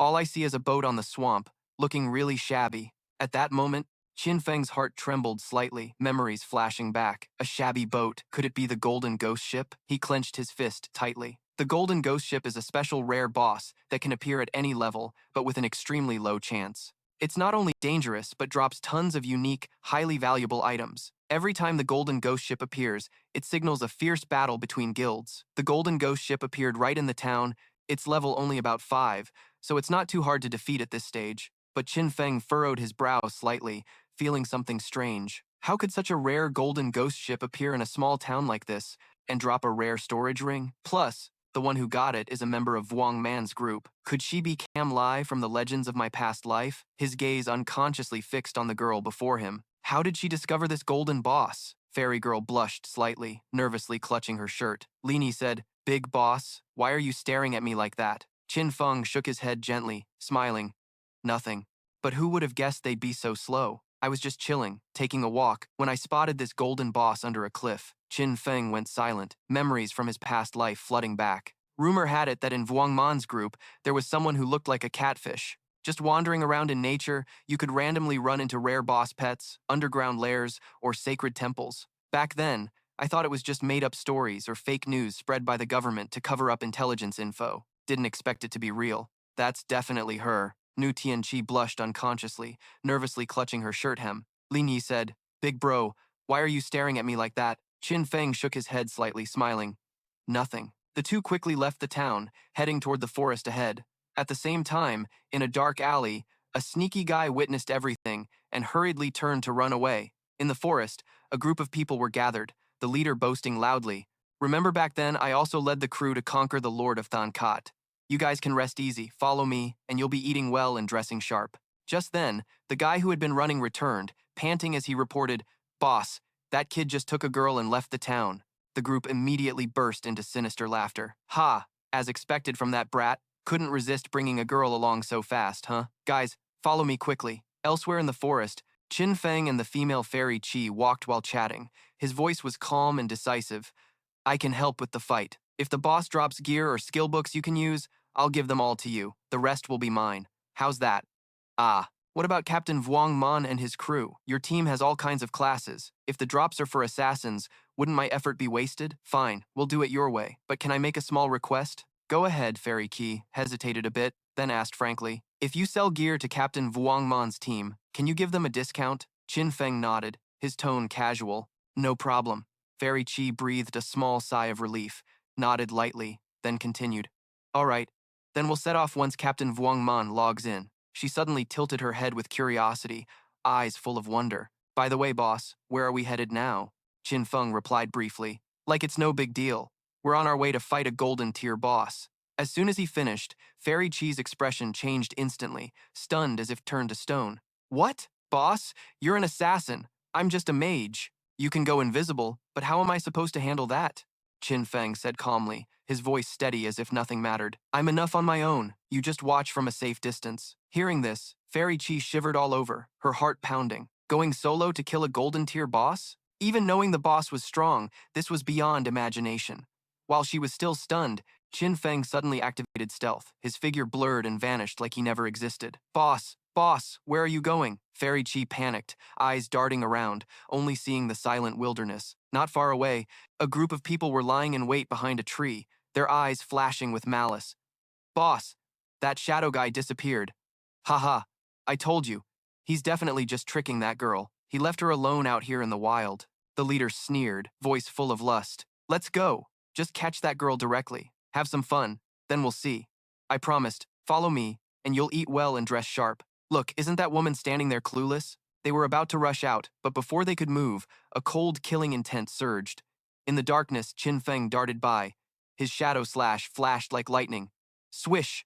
In an instant, 5 heads flew off at once, blood splattering everywhere. They didn't even scream before collapsing. A cold, mechanical voice rang in Qin Feng's ear. "You have killed 5 players and received a total of 12 days of tradable lifespan." He frowned, calmly watching the bodies dissolve into faint sparks too cheap, only like killing 2 small monsters. Immediately after, Qin Feng reappeared beside Fairy Qi, expression unreadable. Fairy Qi was startled, almost falling backward. "Boss, where did you just go?" Qin Feng answered with a calm but casual tone. "How many were tailing us? I sent them back to the small town." Fairy Chi nodded, a knowing smile curling her lips. Oh, I thought you went for a bathroom break. Right, boss. Now that you have invisibility, going to the bathroom must be super convenient, huh? You can pee or poop anytime, anywhere without being seen? Before she finished, she giggled, eyes sparkling mischievously. Then suddenly, she tilted her head as if remembering something, teasing in a low voice, "Wait, if your gear falls off your body, wouldn't it be invisible too?"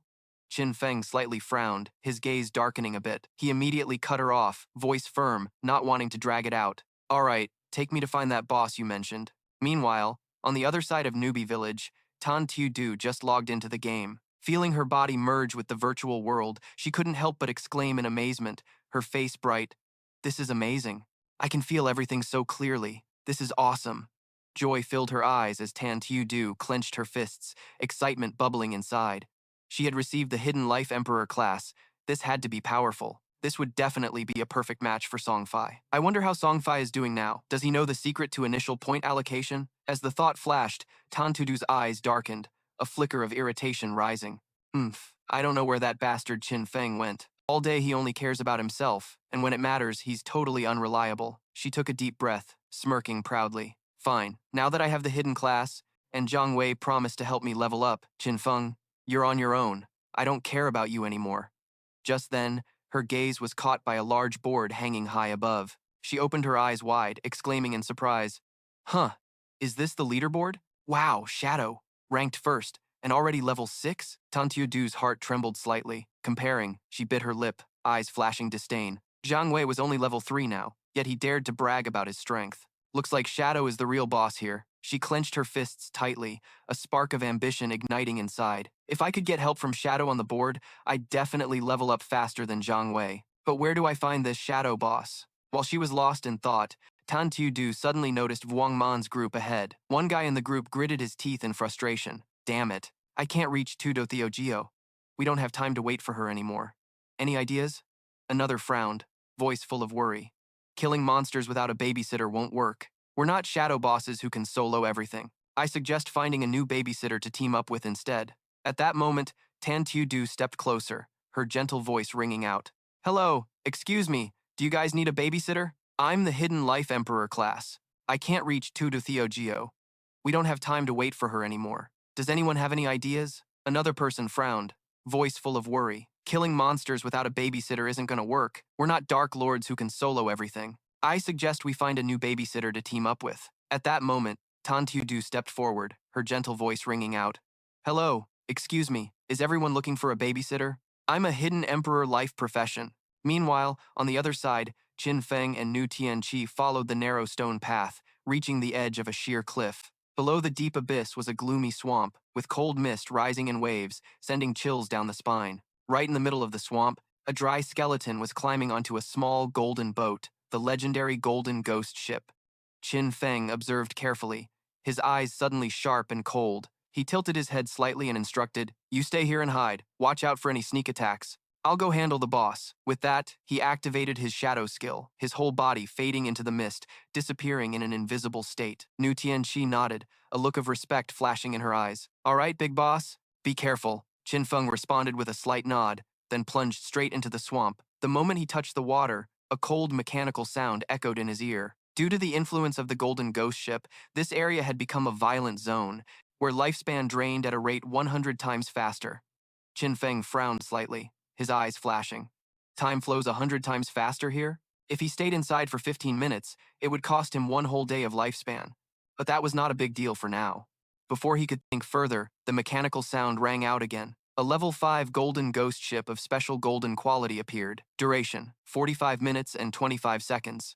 Hearing this, Qin Feng exhaled lightly, a smirk curling at his lips. Luckily, there was still 45 minutes left, enough time to take it down. His gaze sharpened suddenly. He unleashed a shield shadow slash straight at the dry skeleton, then threw a deadly poisoned dart into the ship's hull, and finally gathered his strength to perform a stealth strike aimed directly at the small bell hanging at the ship's bow. A piercing sound rang out, shaking the entire water surface violently. What caused many to fail against this boss was not knowing its real weak point. It wasn't in the dry skeleton, nor the ship's body, but in the ghostly bell hanging at the bow. Once the bell was attacked, the boss would immediately activate a counterattack skill, controlling the entire surrounding water, raising massive water pillars with destructive power. Those water pillars dealt terrifying damage, and at the early stage, only warriors equipped with silver-white gear could barely withstand them.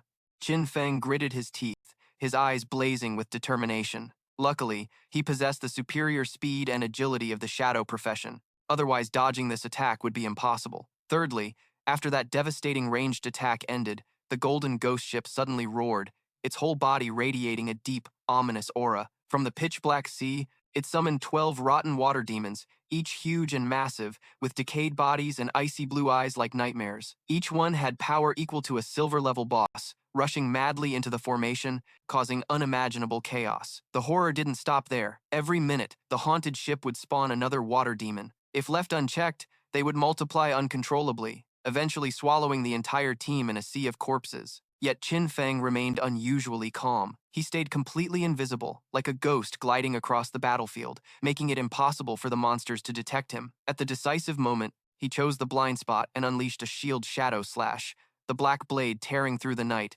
instantly decapitating the water demons. Qin Feng kept attacking relentlessly, killing the monsters while continuously dealing damage to the pair of ghostly bosses at the ship's bow. Each of his slashes struck like thunder, steadily draining the boss's massive health bar. Nearby, Nu Tianqi watched everything with wide eyes, her heart trembling with fear and shock. This was the dark big boss, the #1 on the star ranking? Too terrifying. Appearing and disappearing like a ghost. The boss had lost nearly 1/3 of its health without any real resistance. But just then, Qin Feng suddenly broke invisibility, his body soaked in killing intent, but his voice was chillingly calm. Xiao He, I'm about to die. Nu Tianqi was startled and shouted, Girl, what did you say? Qin Feng chuckled softly, his eyes flashing with determination.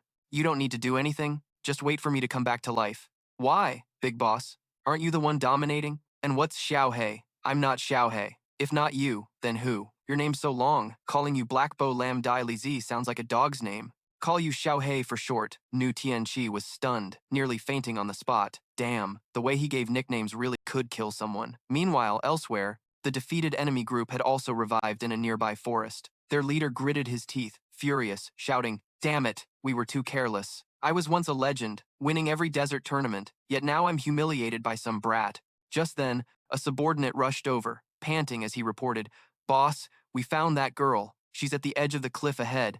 That damn shadow guy is fighting the boss alone at the cliff's base. The powerful fighters all glared, the leader waving his hand, his voice full of killing intent. Humph, this time I've called all my brothers here. I don't believe I can't kill him. Meanwhile, Qin Feng was still struggling fiercely, facing the toughest challenge yet, the golden ghost ship. It emitted waves of 3 spirit pulses like crashing waves, spreading across the battlefield, forcibly locking his body for 5 seconds. Qin Feng gritted his teeth, then quickly relaxed, a cold smile curling his lips.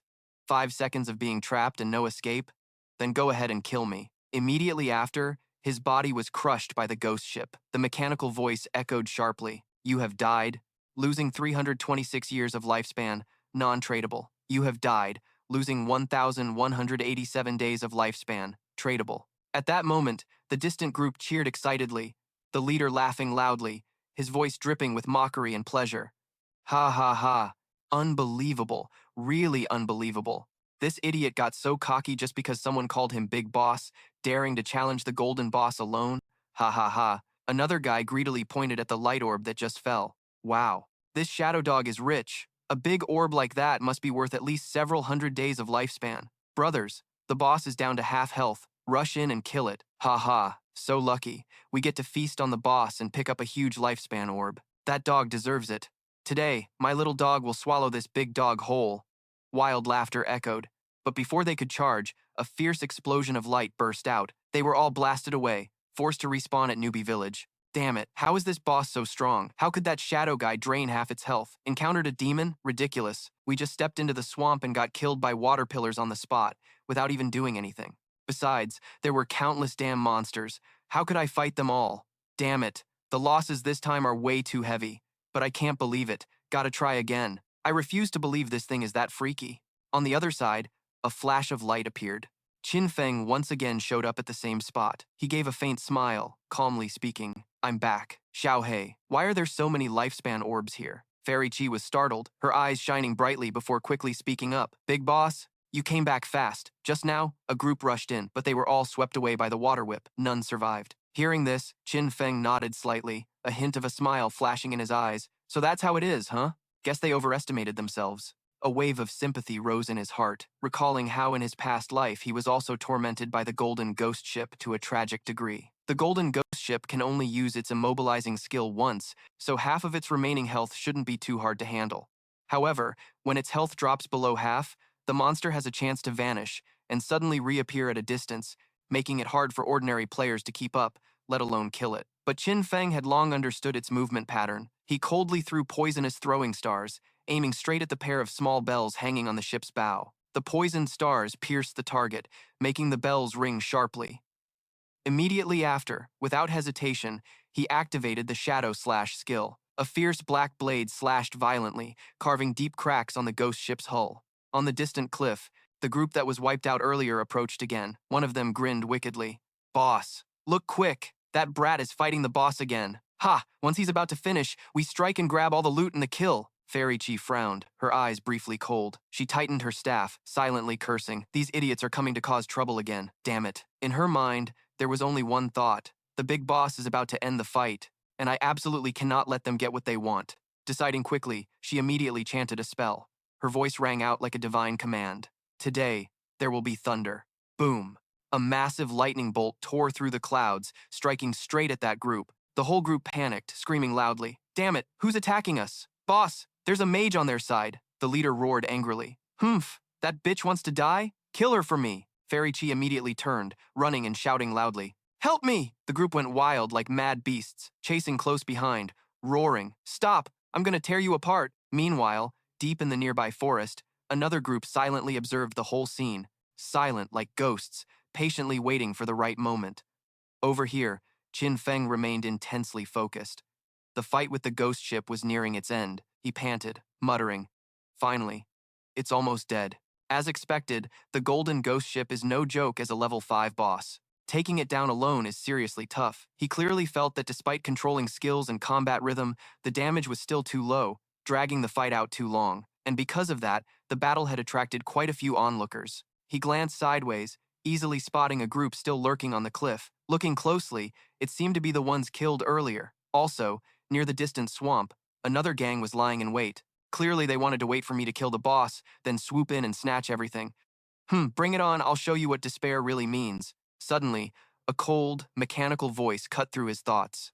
You have killed the Golden Ghost Ship, Golden level boss. You gained 4,800 experience points. Congratulations, you have reached level 8. You gained 7 evolution points. You received 216 tradable lifespan days. At this moment, Qin Feng didn't rush to pick up the loot but quickly activated Shadow Cloak. His body seemed to dissolve into thin air, silently entering stealth mode. A sharp gleam flashed in his eyes, lips curling into a cold smile.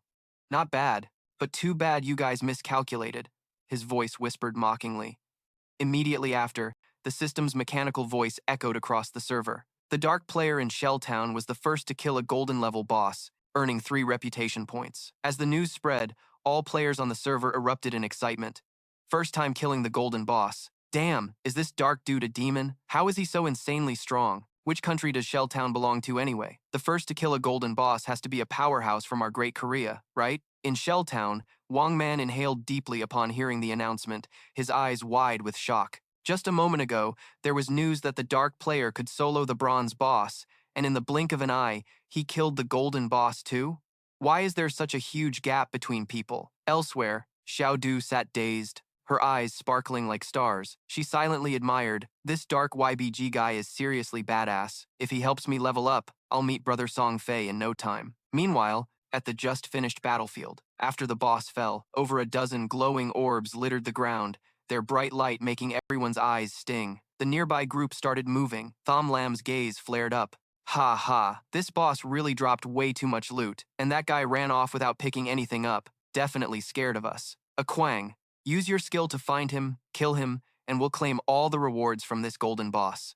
Got it. A Quang drew his bow tight, and each condensed light orb shot out, transforming into ghostly Shadowhawk illusions. The giant bird spread its wings, flew toward the swamp, then exploded, the blinding light revealing every blade of grass. Hidden in the misty bones, Qin Feng smirked slightly, a cold laugh escaping. Shadowhawk, huh? Didn't expect this hunter to learn anti-stealth skills so fast. No wonder he's confident enough to try killing me for the loot. His eyes flashed sharply, breath cold. Too bad. My dark profession has stealth level 1, plus anti-detection level 1. They absolutely can't see through me. Over there, finding nothing, the group grew even more smug, faces cocky. Boss, no sign of him. That kid probably got scared seeing how many of us there are and ran off. Humph, guess he's smart. Let's head over and guard the loot. Don't slack off, be ready to fight any time. The loot's ownership protection lasts 5 minutes. After 5 minutes, the boss loot belongs to us. As they finished speaking, before he could take more than a few steps, a sharp, dark beam of light streaked by. Qin Feng unleashed Shadow Shield Slash. In an instant, before any of them could react, his figure turned into a flash of light, shot straight back to Tanthu village.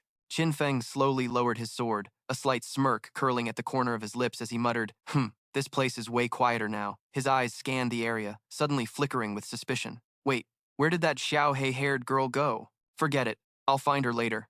He took a deep breath, his heart swelling with anticipation. The remaining evolution points combined with the loot from the boss were just enough to allow the greedy hand to evolve one more time. The thought sparked, Qin Feng nodded firmly. First, he'd evolve the skill, then deal with those corpses. As soon as he decided, a cold mechanical voice echoed in his head.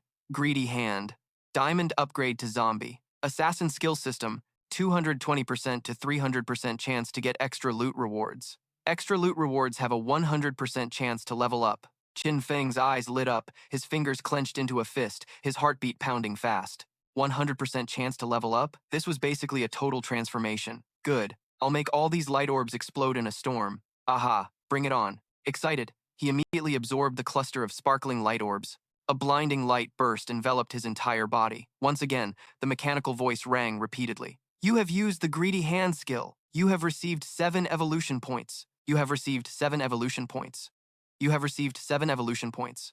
You have received 216 days of tradable lifespan. You have received 216 days of tradable lifespan. You have received 216 days of tradable lifespan. You have received the special item Demon Fire Spirit Lantern.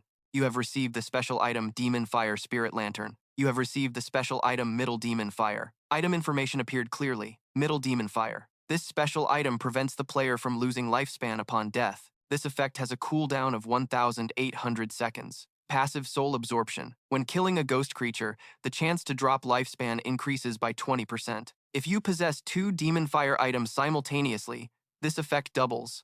Terrifying soul. When actively using 2 demon fire items, an extremely powerful effect is triggered. All enemies within a 100-meter radius are instantly immobilized for 3 seconds.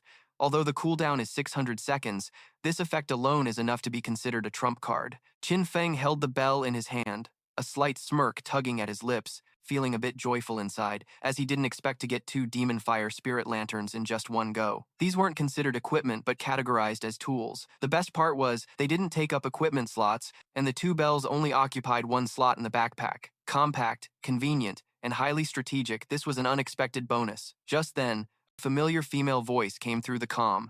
Big boss, save me. What do you guys want? Don't come any closer. Qin Feng froze, a flash of worry in his eyes. He immediately called out to Xiao-hei. Xiao-hei, where are you? On another side of the map, the fairy girl was surrounded tightly against a cliff by a group of men. The wind blew fiercely, her hair tangled, but her eyes were full of resistance. This damn brat keeps fighting back. Since you're cornered, just come quietly. We'll make sure you enjoy it till your eyes roll back.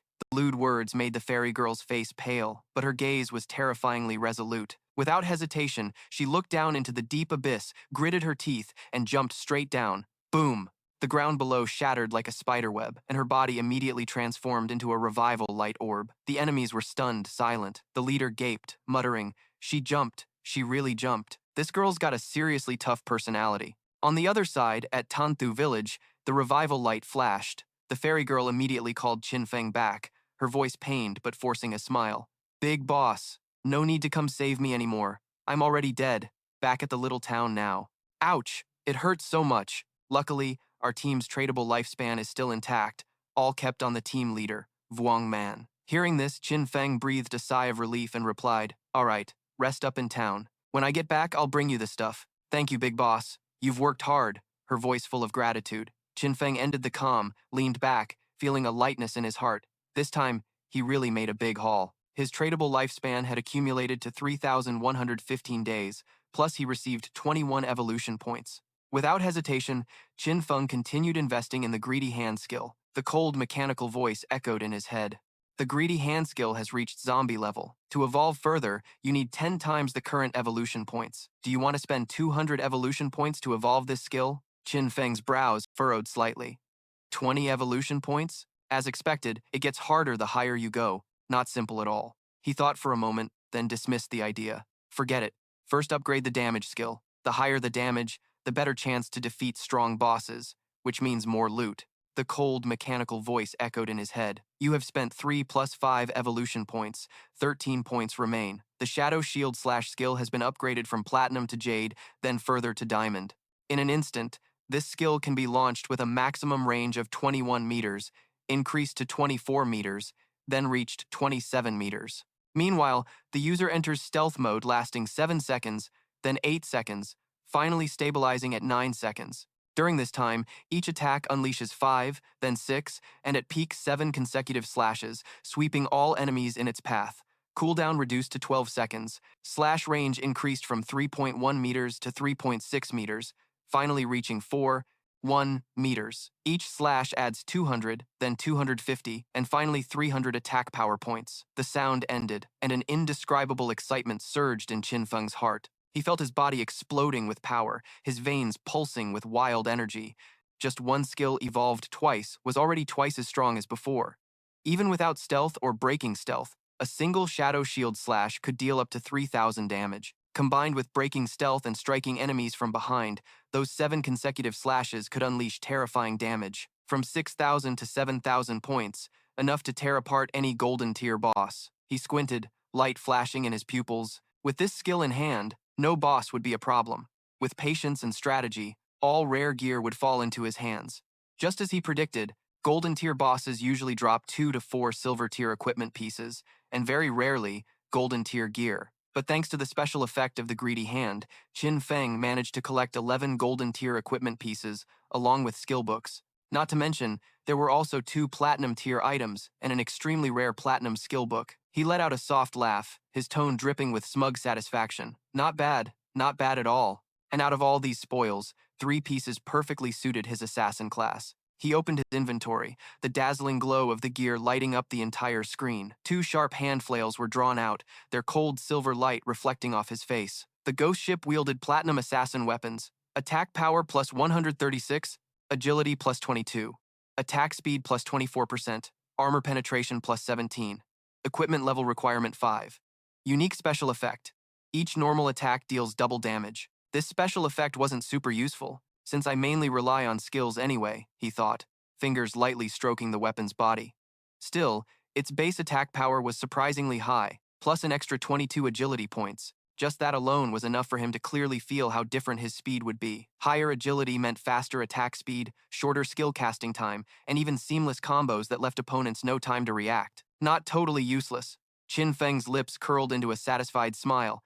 It even had armor penetration, which was definitely a huge advantage. Without hesitation, he opened the system space again, this time pulling out a blazing golden Hellfire demon armor. The stats appeared before his eyes. Physical defense plus 25, fire resistance plus 50, damage reduction plus 14, health points plus 419, level 5 requirement. Qin Feng frowned slightly. I didn't increase vitality when leveling up, and my current health is only 350 points. Yet this armor directly adds 419 points? That's insane. He imagined the scene wearing this armor. Most early-stage players definitely wouldn't be able to break through his defense. The feeling of standing amidst thousands of enemies, letting them attack without shaking his health, made his blood boil with excitement. Still, Qin Feng carefully put the armor back into storage and chose to hide the equipment. It was better to keep the original Dark Class outfit so no one would notice. Only when entering the game interface could others check, but outside, no one would know his true strength. Finally, his gaze landed on something special, a skill book. A faint golden glow radiated from its cover, revealing the blurry words, Golden Tier Phantom Assassin. Passive assassin skill, increases dodge rate by 15%. When a dodge is successful, immune to all damage. Finally, he got an assassin skill. Qin Feng smiled softly but then shook his head. Though I remember this skill is pretty weak. Dodge rate in this game is really hard to raise. Even if you invest a lot, you have to sacrifice other stats. If you fail to dodge, It's basically handing over your life. His eyes suddenly flashed, a confident smile spreading across his face. But I'm different. I have a skill that can evolve infinitely, meaning I can increase dodge rate without sacrificing any other stats. This is pure benefit. Qin Feng didn't hesitate and strode straight toward the clam town. Only a few quick thoughts crossed his mind. The remaining warrior, priest, and archer items would be sold to Vuong Man at a 10% discount. They couldn't afford to buy now, but given Vuong Man's reputation and integrity, he was sure the guy would agree to buy on credit. This time, his luck was truly tied to Xiao He. Without that little girl, Qin Feng definitely wouldn't have found the level 5 golden ghost ship to defeat and bring back such huge loot. But at that moment, he suddenly ran into a group of people approaching. Both sides stared at each other, confused for a brief moment, but the group quickly realized the shadow before them was Qin Feng and hurriedly turned to flee. Run fast. Don't block me, you idiots. Don't leave me behind. Shouts echoed from behind, but Qin Feng gave them no chance. In a flash, he unleashed Shadow Shield Slash. The leader's henchmen couldn't react in time and were sent back to Newbie Village, their bodies dissolving under the cold light of the deadly strike. The leader was so scared he broke out in cold sweat, eyes wide as if begging. I was wrong. I won't do it again. Please spare me. Boss. Big boss. Dad, don't kill me. I only have 1 year left to live. Qin Feng's gaze was icy, each cold word falling like frost. When you hurt others, did you ever think about this outcome? In an instant, a poisoned dart shot straight into the leader's forehead. The pain made him scream miserably, his whole body trembling. Immediately, a mechanical voice sounded a warning. Player has killed too many actively, received the killer status. Upon death, 75% of current lifespan will drop. Above, Qin Feng's head appeared 3 blood-red words, killer. Qin Feng just smiled quietly. No problem. I have the demon fire spirit on me. Even if I die once, I won't lose lifespan. Gently, he teleported to the center of Clamtown. Instantly, all eyes around turned to him. People whispered excitedly, "There's the shadow. Damn, he already killed the golden boss and came back. Why no gear drops? Haha, probably because of the support doll. That's why he could solo the boss and nothing dropped." Others mocked. So funny. Go find a doll and fight for me. At that moment, the leader of the scavengers from before stepped forward, his face both worried and earnest. Shadow Boss, please stop. Boss, we were wrong earlier. This is the assassin skill book we just bought with lifespan. Please accept it and forgive us. Saying that, he shakily handed a normal piercing skill book to Qin Feng. The cover clearly stated assassin skill, single target aiming skill, increases attack by 20 points and causes target to be stunned for 2 seconds when attacking. Cooldown time, 22 seconds. This was a control skill. Qin Feng glanced at the book, a flicker of thought in his eyes, then nodded lightly and accepted it. He turned and walked away calmly, ignoring the scared and resentful looks from the henchmen. He and Tiu, we're getting crushed by him and yet we gave him a skill book. Isn't that too cowardly? One henchman couldn't hold back his frustration, throwing a hateful glare. Yeah, since when did we have to put up with this? Each of us used our own connections to gather everyone, then nodded lightly and accepted it. He turned and walked away casually, ignoring the scared yet resentful looks from his underlings. He and Tiu, we're getting crushed by him, yet you still handed over the skill book? Isn't that way too cowardly? One of the underlings couldn't hold back his frustration, throwing a hateful glare. Yeah, since when did we have to be in this situation? Each of us is supposed to call in our own connections, gather everyone. Just 1 drop of spit would be enough to drown him. Why be scared? Hu Tiu frowned, his voice full of anger, but also a hint of helplessness. Pfft, what do you guys know? That shadow dude levels up so fast, there's definitely some huge secret hidden there. Now, if we can just find him in real life and lock him up, we won't just uncover the secret, we can turn him into a slave to harvest lifespan for ourselves. So that's how it is. No wonder he and Tiu is so slick. Really clever. Turning back, I'll ask the clan to send a woman over to figure out how to get info on him. Just now, that Shadow's voice sounded weird. Definitely smart within the circle. That means this guy is some kind of noble. Just send a unique beauty right to his doorstep. I don't believe he won't fall for it. Over here, Qin Feng walked up to the female mage. All right, Xiaohei, accept the deal. I'm giving you some stuff. Nu Tianqi nodded happily. I'm not Xiaohei, I'm Dai Litu. Qin Feng said nothing more, just casually handed her a few items. Dai Litu couldn't help but get excited, her eyes sparkling with joy. Ah, this is legit. I'm about to take off. This necklace directly multiplies my damage many times over, and my mana regen doubles too. Big boss, really appreciate you. Qin Feng replied softly, his voice calm but full of determination. No need for thanks. Based on the promise, hand over the space ring to me. Dai Litu quickly pulled out the ring, smiling brightly. Oh right, here you go. Qin Feng frowned. a flicker of interest in his eyes. Oh yeah, big boss. When I ran into the forest earlier, I found a cave that looks like an entrance to some ruins. Interested? Hearing that, Qin Feng fell silent, a plan forming in his mind. First was the golden demon ship, now an entrance to ruins. Befriending this girl really pays off. Fair's fair. If I hadn't given her 2 golden gear pieces, she probably wouldn't have revealed this info. He ran his hand over the space ring, feeling its weight and craftsmanship.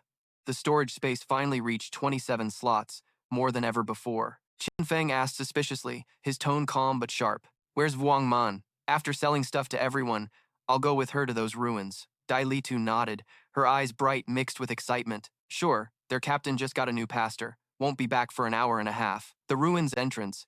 I already marked it on the map for you. There's a stone slab behind some bushes. I moved the slab aside and hid inside to escape, but after a few steps, I heard demon screams from inside. I got scared and ran. Otherwise, they would have caught me. Qin Feng nodded. Got it, I understand. I'll head to those ruins now. When I get back, I'll deal with Vuong Man and the others. Just as she looked back, Dai Litu saw Qin Feng use Shadow Step, enter invisibility, and calmly leave. The mix of disappointment and surprise showed on her face, but she couldn't hide her admiration. In Qin Feng's mind, the plan took shape. He originally planned to find a place to train to level 10, but now with ruins, no need to look further. The 3 main types of ruins usually appear in the starting town: tombs, cursed ruins, and shrine temples. No matter the type, even low-level monsters or silver ones, to him, they're a sea of lifespan and huge evolution points. Not long after, Qin Feng slowly reached the marked spot on the map. The 3 main ruins appear here: tombs, cursed ruins, and shrine temples. Tombs aren't great, full of fierce undead. Clearing them is extremely tough and dangerous. Cursed ruins contain monsters that were once human, some mutated, emitting strange energy, even some who turned into demons after death. These creatures are bound by ancient and evil god curses, making them brutal and unpredictable. Shrine temples worship ancient and evil gods, with extremely complex layouts. The gods' followers fiercely protect the shrine. If you can get past these 2 areas, the rewards aren't just special items, but also a chance to learn rare skill books. Qin Feng stopped before stone walls covered in ancient carvings. Every line, every symbol felt strangely familiar. This is the Shrine Temple, where ancient gods are judged. The symbols on the wall seem to share a root with the judgment eye he already possesses. He frowned slightly, a mix of excitement and nervousness flooding his heart. Elsewhere, Vuongman's group was still struggling to grind monsters, but the monsters were too strong. One hit and Vuong Man got knocked back, unable to defend. A teammate shouted at Tan Tu-Du, "Qi Shang, heal, hurry up and heal. What are you just standing there for?" But Tan Tu-Du just trembled, legs shaky, voice choked. What should I do? The monster's charging again, threatening the whole group. Another teammate panicked. Damn it, it's coming again. Use your skill now. But Tan Tu-Du just dropped her staff, collapsed, and cried, too scared to move. In an instant, Vuong Man's whole group was wiped out, then resurrected back at the town. Everyone's faces darkened, embarrassed and tense. At that moment, Dai Litu appeared, running over with a bright smile, waving, "Hey, Captain, why are you guys back so soon? The big boss Shadow still hasn't returned, and we still can't buy gear." Someone angrily pointed at Tan Tu-Du, shouting, "Damn it, I've never seen anyone this dumb. Can't dodge monster attacks, can't use skills. Tell me, what else can you do?" The harsh tone and contemptuous eyes made the atmosphere suffocating. Dai Litu immediately ran over, her voice soft, trying to calm things down. "Hey, why so harsh? You can tell she's a newbie. Dying once on the first try is normal." She looked at Tan Tu-Du with sympathy, trying to ease the tension. The other guy snapped back. "Dai Litu, Big Plum, step aside. I gotta scold this kind of person to death." Another teammate jumped in, tense. "Dai Litu, it's not just once. We died 3 times in less than an hour." Dai Litu frowned, seeming to understand the cause. She gently said, "Let me come with you guys. I just got these 2 items from the big boss. Now I'm really strong. I believe if I join, no one will die this time." Her voice was full of confidence, eyes shining with determination. Vuong Man nodded, his face less tense. "All right, cut the chit-chat." Dai Litu's suggestion wasn't bad. With her along this time, things would definitely go smoother. Who knows? Maybe when we head back, we'll even run into the Dark Elder. "Sorry, everyone. I'll try my best." Tan Tu-Du stood there, looking apologetic on the outside, but inside, frustration bubbled up. She felt useless and unfairly blamed. If it weren't for these guys being able to connect with the Dark Elder, she swore she wouldn't bother serving them, so pissed she could explode. Elsewhere, Qin Feng stepped into the cave's center. The space was dark, with only 2 monsters kneeling before him. They were loyal followers of the ancient god, level 10, silver grade. Qin Feng snorted coldly. his sharp gaze flashing as he unleashed the shadow shield slash to attack. But even combined with a stealthy stab from behind, their health only dropped by half. He furrowed his brow slightly, both surprised and thinking, no wonder these silver grade level 10 bosses have more health combined than the golden ghost ship boss. The surprise was the two monsters didn't attack but instead knelt silently toward Qin Feng. Qin Feng couldn't help but feel suspicious, his inner voice silently asking why they were kneeling like that. The scene around him was eerily quiet, filled with the damp smell of stone. The distant drip of water and faint light filtering through cracks shimmered over layers of moss. Even stranger, they were facing him directly while he remained hidden. Could they sense the divine aura of the judging eye he carried? Maybe that was why they didn't attack. He stepped closer, examining the two kneeling silver-scaled figures, their eyes cloudy as if unconscious, yet oddly maintaining a respectful posture. He looked up, asking in a cold, deep voice, "You know the way, right? Take me there." But they didn't answer, only making hoarse, muffled sounds like mute people trying to speak. Their skin showed black corrosion marks, a faint stench of rot drifting by. Clearly, they had been corrupted, their minds destroyed, left only with wild instincts. These once human followers were now like zombies, looting and stealing lives without a second thought. Before he could process it all, the two monsters suddenly went berserk, shifting from stillness to movement in a flash. At that moment, from the entrance came the alarmed voices of a group approaching. "Careful, monsters are coming." Their voices quickened with their footsteps, then another scream broke out, scared and broken. "These are two silver-grade bosses. We couldn't handle one, and now there are two. Run, run fast." Before they could react, the group was surrounded, collisions so fast no one could draw weapons. They were wiped out in an instant. Their bodies turned into sparkling light orbs, floating briefly before falling to the ground. Those orbs glowed faintly like bones. Inside were shattered fragments of the victims' memories, the light carrying faint echoes of their last breaths. Qin Feng stepped forward, collecting the orbs one by one, each touch sending a slight vibration through his skin, as if swallowing a piece of someone else's time. He chuckled quietly inside, seeing the fancy appearances of some in the group, thinking, "Ha, these guys dropped over 100 days of tradable lifespan." They looked nothing like it but were little rich kids. The thought made his lips twitch. After gathering everything, he silently scouted the area, eyes scanning from the moss-covered stone walls to the pitch-black corners. He searched thoroughly, finding no hidden traps, no sign of Yang Bao or other valuable ancient boxes. A mix of disappointment and suspicion crossed his mind. Could it be this place only had these two small silver-grade bosses? Forget it, he muttered, deciding not to waste more time. He pulled a highly poisonous dart from his pocket, fingers cold as steel, raising it before launching with a sharp curve through the air. The dart sliced through the silence with a sharp whistle like a blade cutting through a drum. A mechanical voice sounded in his ear, plain but cold. "You have killed a loyal follower of the ancient god, a silver-grade judged enemy. You have gained 4,000 experience points. Congratulations on reaching level 9. Congratulations on receiving 4 evolution points. You have gained 188 days of tradable lifespan." Qin Feng immediately activated the greedy hand. He stared at the info displayed, eyes showing both surprise and delight. Is this really the level of the greedy hand for the undead? 32 evolution points, 1,584 days of lifespan. He quickly calculated in his head, 4 golden grade tradable items plus 10 silver grade. Not only that, there was also a golden grade equipment usable by assassins. Qin Feng frowned, his eyes lighting up when he saw the golden grade follower pendant, an ideal assassin accessory. Agility plus 15, cooldown reduction 20%. Requires level 8 equipment, unique effect. Summon a silver grade loyal follower to fight for you. Cooldown 600 seconds. Qin Feng calculated that after equipping it, the cooldown for the shadow skill dropped from 22.6 seconds to 19.2 seconds. The poisonous dart cooldown reduced from 4.3 seconds to 3.7 seconds, and the shadow shield slash cooldown dropped to 8.8 seconds instead of 10.4 seconds. A slight smile appeared on his lips. Farming monsters would be much more efficient now. All other equipment was above level 8. At this stage, no one else could wear it but him, so he decided to keep it before selling later. Suddenly, a noise echoed. Qin Feng was startled, looking down as a stone pillar suddenly rose from the ground. He furrowed his brow, realizing, sure enough, after clearing the monsters here, the mechanism activated. It was a hidden mechanism. Qin Feng immediately stepped beside the stone pillar. The clattering sound echoed non-stop, mixed with violent tremors from the ground. Then, the entire floor slowly lowered, bringing an unsettling feeling that made his heart sink with each beat. Is this a gun elevator? Qin Feng frowned, eyes flashing suspicion. Time stretched endlessly, and after nearly 5 minutes, the mechanism finally stopped. He took a deep breath, feeling as if he had just been taken down 3,400 meters deep.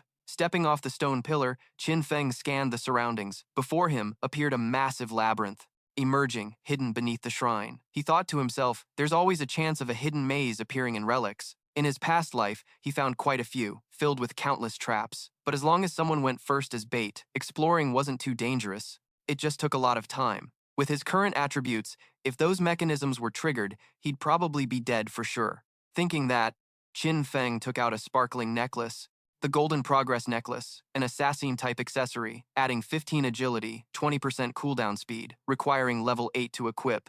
Especially, it had a unique effect, summoning a loyal white-silver level follower to fight for its owner, with a 600-second cooldown. He smirked lightly, relieved it dropped earlier. Without hesitation, Qin Feng activated the necklace, and immediately a loyal white-silver level follower appeared. He ordered the follower to scout ahead, while he cautiously followed behind. With a subordinate clearing the path, his pressure eased a lot, even feeling pretty comfortable. Still, the vigilance in Qin Feng's eyes never faded. Even with a follower leading, danger could still come. Better to be careful. Thinking so, he decided to evolve his passive evasion skill. Mechanical sounds echoed coldly in his mind. You have spent 1, +2, +3, +5 evolution points, remaining 24 points. Instantly, the vague, golden-level phantom demon was promoted to corpse hunter level. The assassin passive skill's evasion rate increased from 15% to 75%.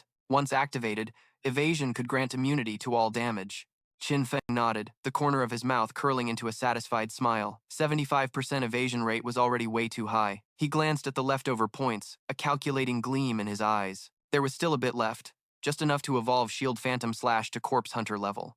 The cold mechanical voice echoed again in his head.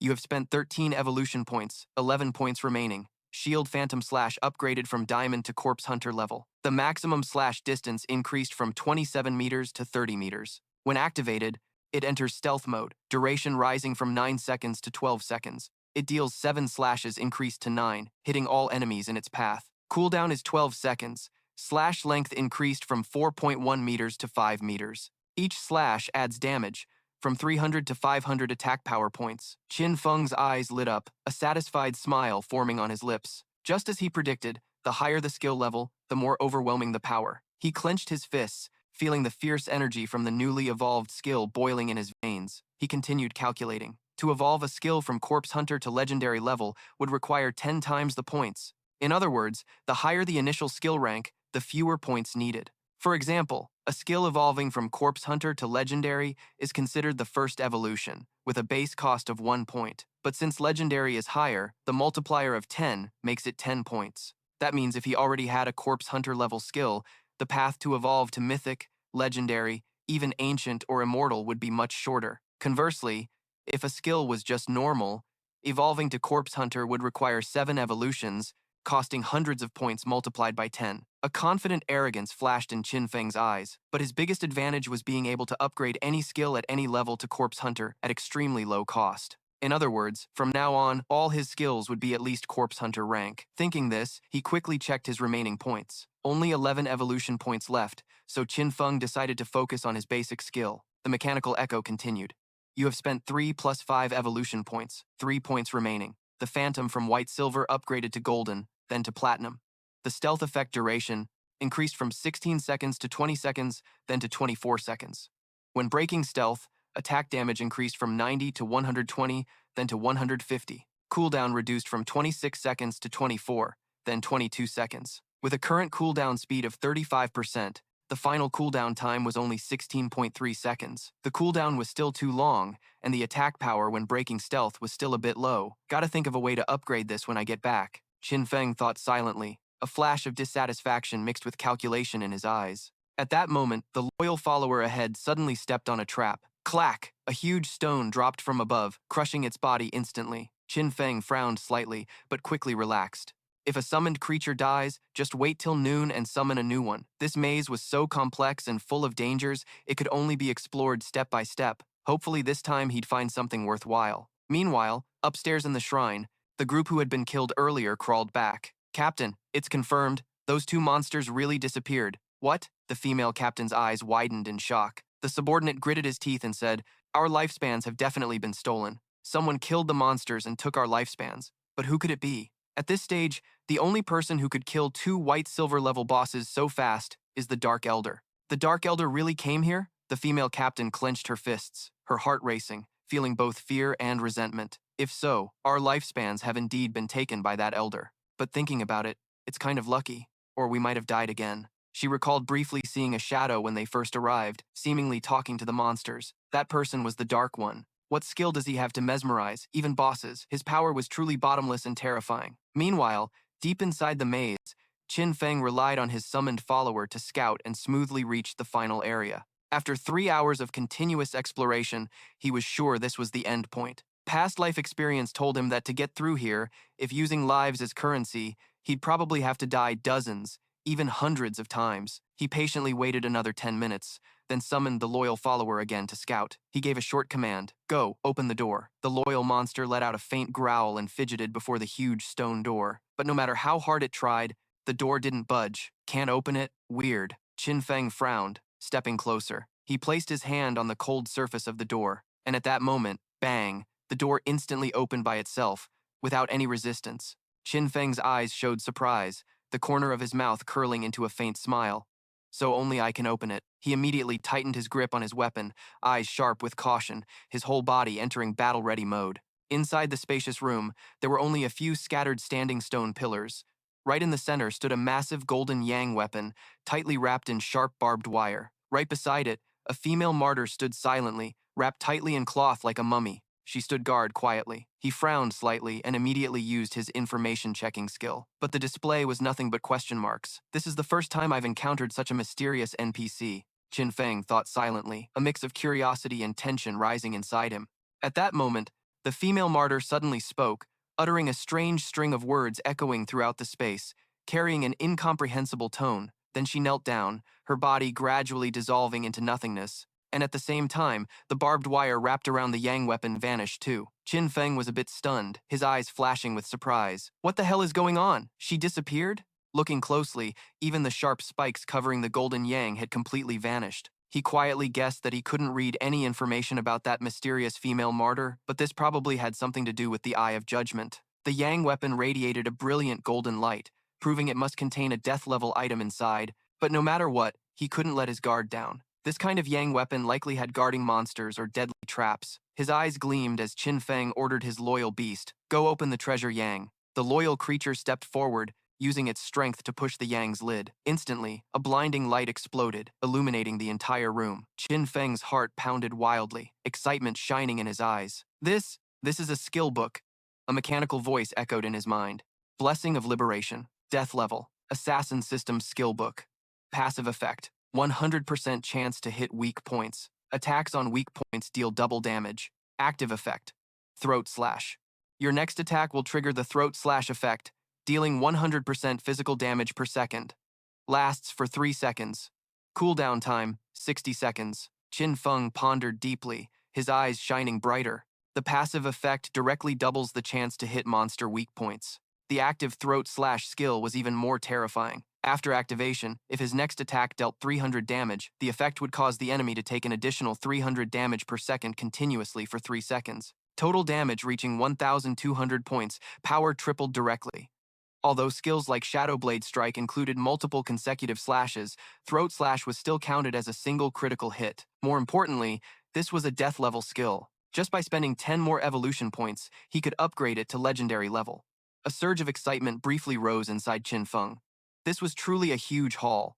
His burst power had increased several times, all thanks to Xiao Hei's blessing. He smirked slightly, eyes sparkling as if his whole body was filled with vitality. Then he decided to sell off the rest of the stuff to their group. It was time to head back. Qin Feng thought to himself and quickly sent a voice message. "Xiao Hei, tell Wang Man to head back to Xiao Town. I'm selling stuff to him." Xiao Hei immediately replied, voice full of respect and excitement. "Big boss, have you finished exploring the ruins? Then we're heading back to Xiao Town too." Not long after, darkness appeared in the central square of Xiao Town. As soon as his figure appeared, the crowd around went wild, rushing over eagerly. "Darkness is here. Darkness. Big bro, Darkness, can we be friends? Big bro, Darkness, do you need any followers? I'm called 666. Are you Darkness? I'm the chairman of the Landing Group in Jianghai City. Want to invite you to join our team. Big boss, we're from Dan Nam Town. This is my little sister. She's a huge fan of yours. I have no other intentions, just want you two to get to know each other a bit. Big boss, we're from Guanggu town.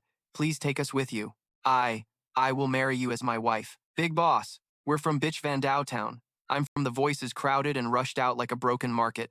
Eyes full of admiration, faces beaming with joy, some even blushing from excitement. Qin Feng frowned slightly, lips curling in a mix of helplessness and amusement. Looks like the gates to other towns have opened one after another. Now I can go to Don Nam Town where that guy Tong Fei is. Right after, Darkness didn't hesitate to use Shadow Step. His whole figure gradually blurred and then completely disappeared before everyone's eyes. He disappeared. A surprised shout came from the crowd. Damn it, who told you guys to cling to him like that? Aren't you the same? Your sister is so ugly, and you still dare to introduce her to the big boss?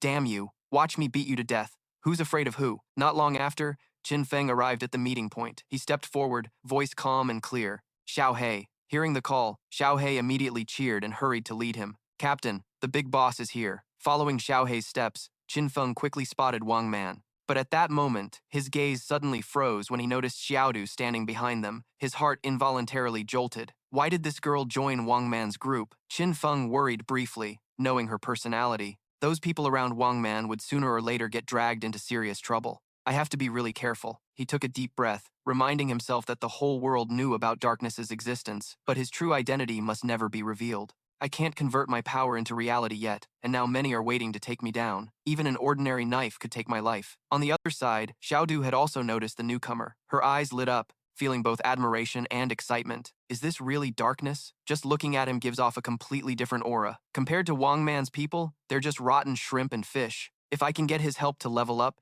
I'll meet brother Tong Fei in just a few days. While the atmosphere between the two sides was tense beneath the surface, Qin Feng opened the trade panel and calmly introduced, "These equipments are very suitable for your group's professions. Also, there are some basic skill books that can significantly improve your combat effectiveness. The total lifespan value is 2,200 days." The team gasped in amazement. Wang Man frowned slightly, voice hesitant. That much? These are all golden, white, silver level. How can I afford that? Qin Feng smiled faintly and interrupted. No problem. You can owe me. Wang Man was stunned, then his eyes suddenly filled with gratitude. Thanks. I really don't know how to repay you for helping us like this. If you ever need us, just say the word. We'll do our best to help. The teammates all murmured in awe, eyes shining with excitement.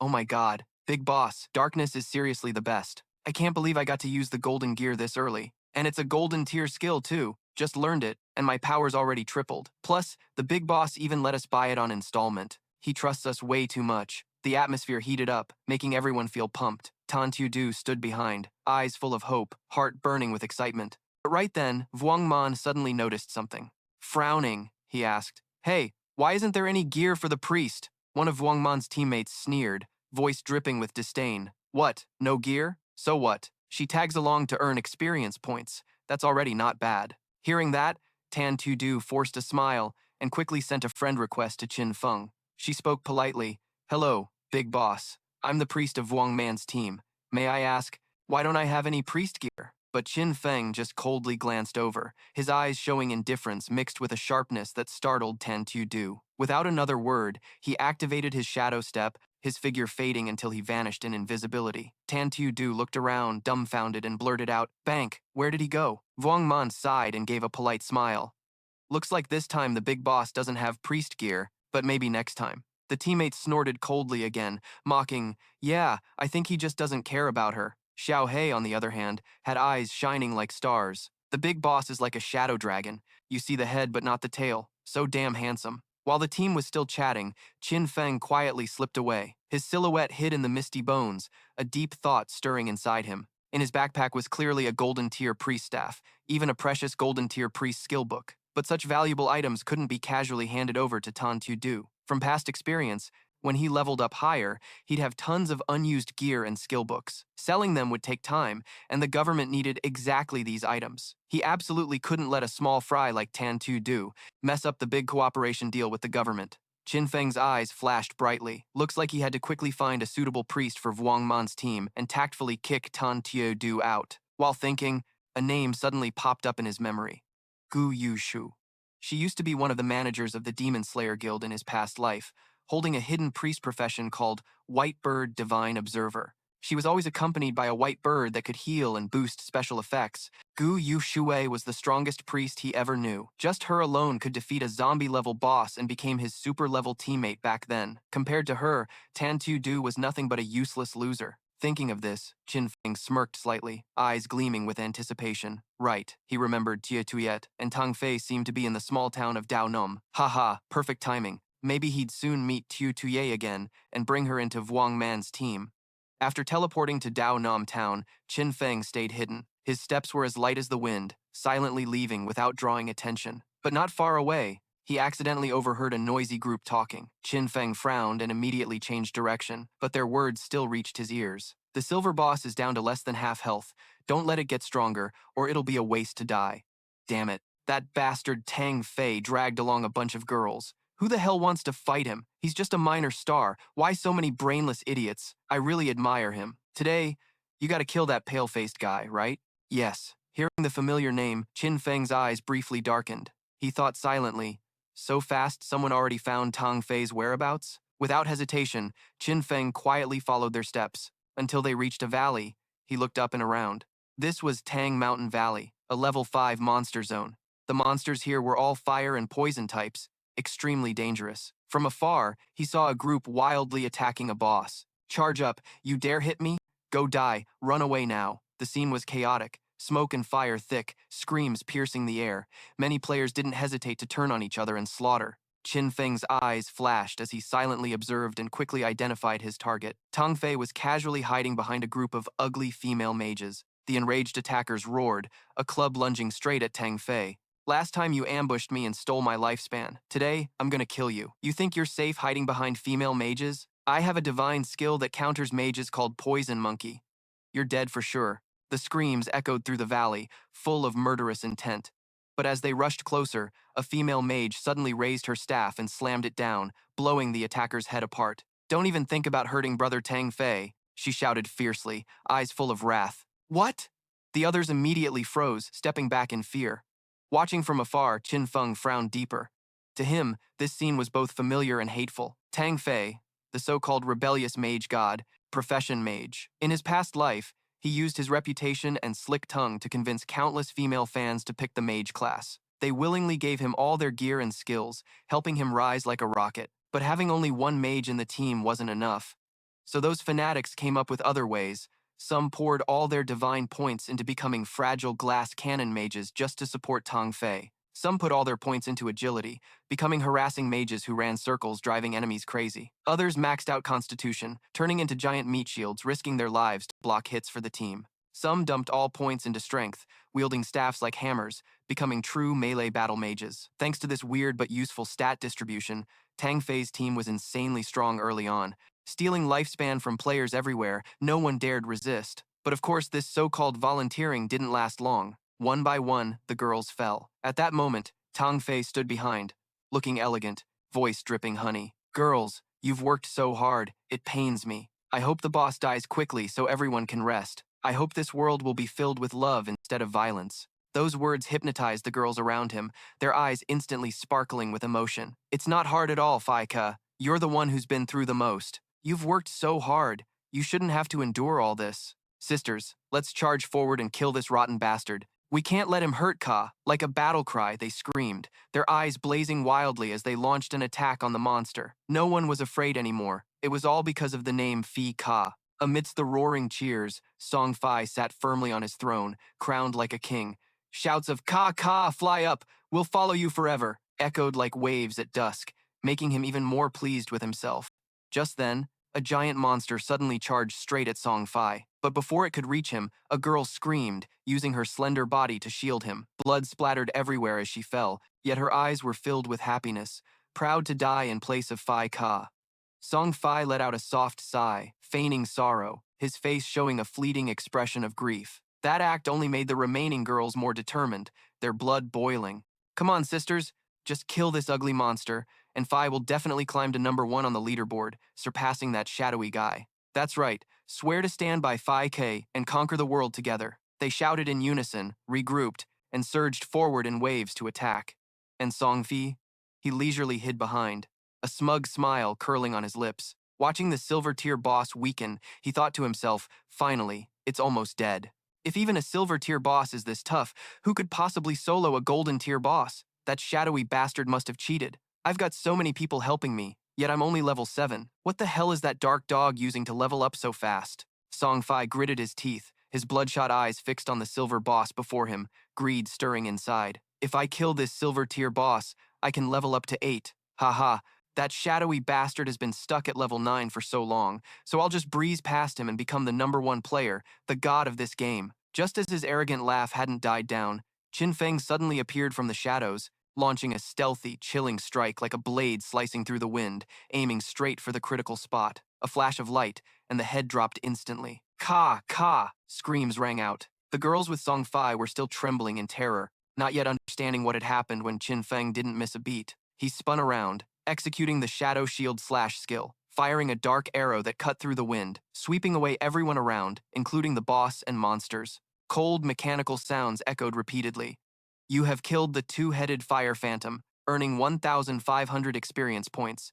You have killed the rebellious mage player. You have killed the player Song Fei Meow Meow. You have killed the player Fei, forever following him. You have killed the player Little Fei. For a moment, silence fell. Then the surrounding players gasped as if witnessing something unbelievable. What?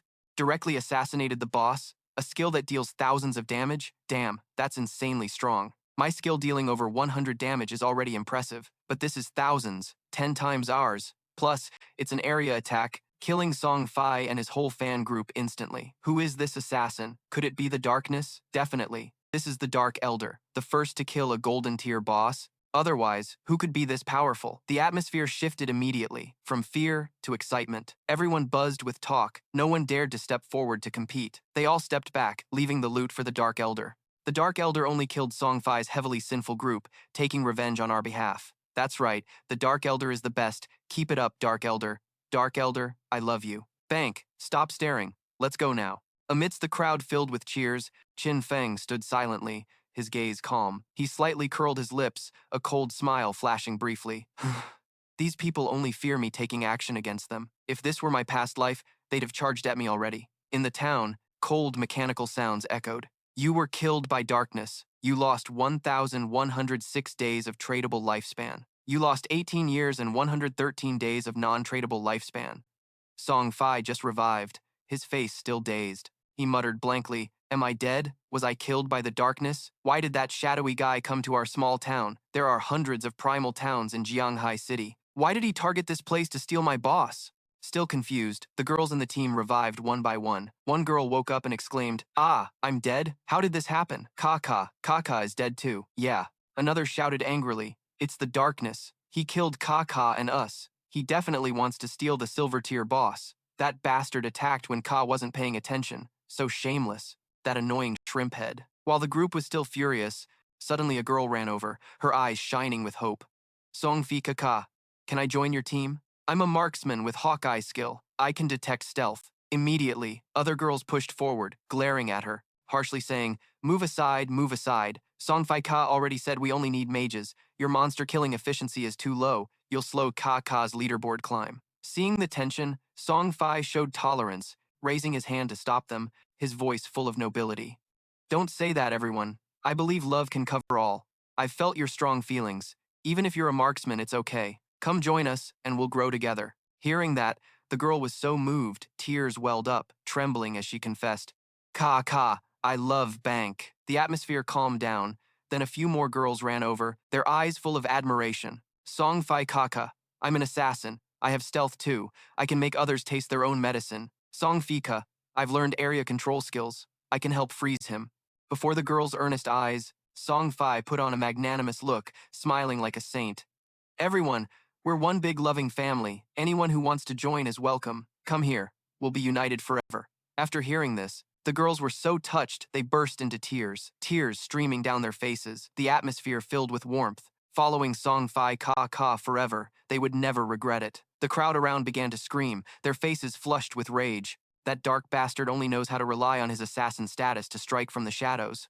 No way. Wuda dared to mess with Big Bro. He definitely has to pay for it. Someone gritted his teeth and growled. Damn right.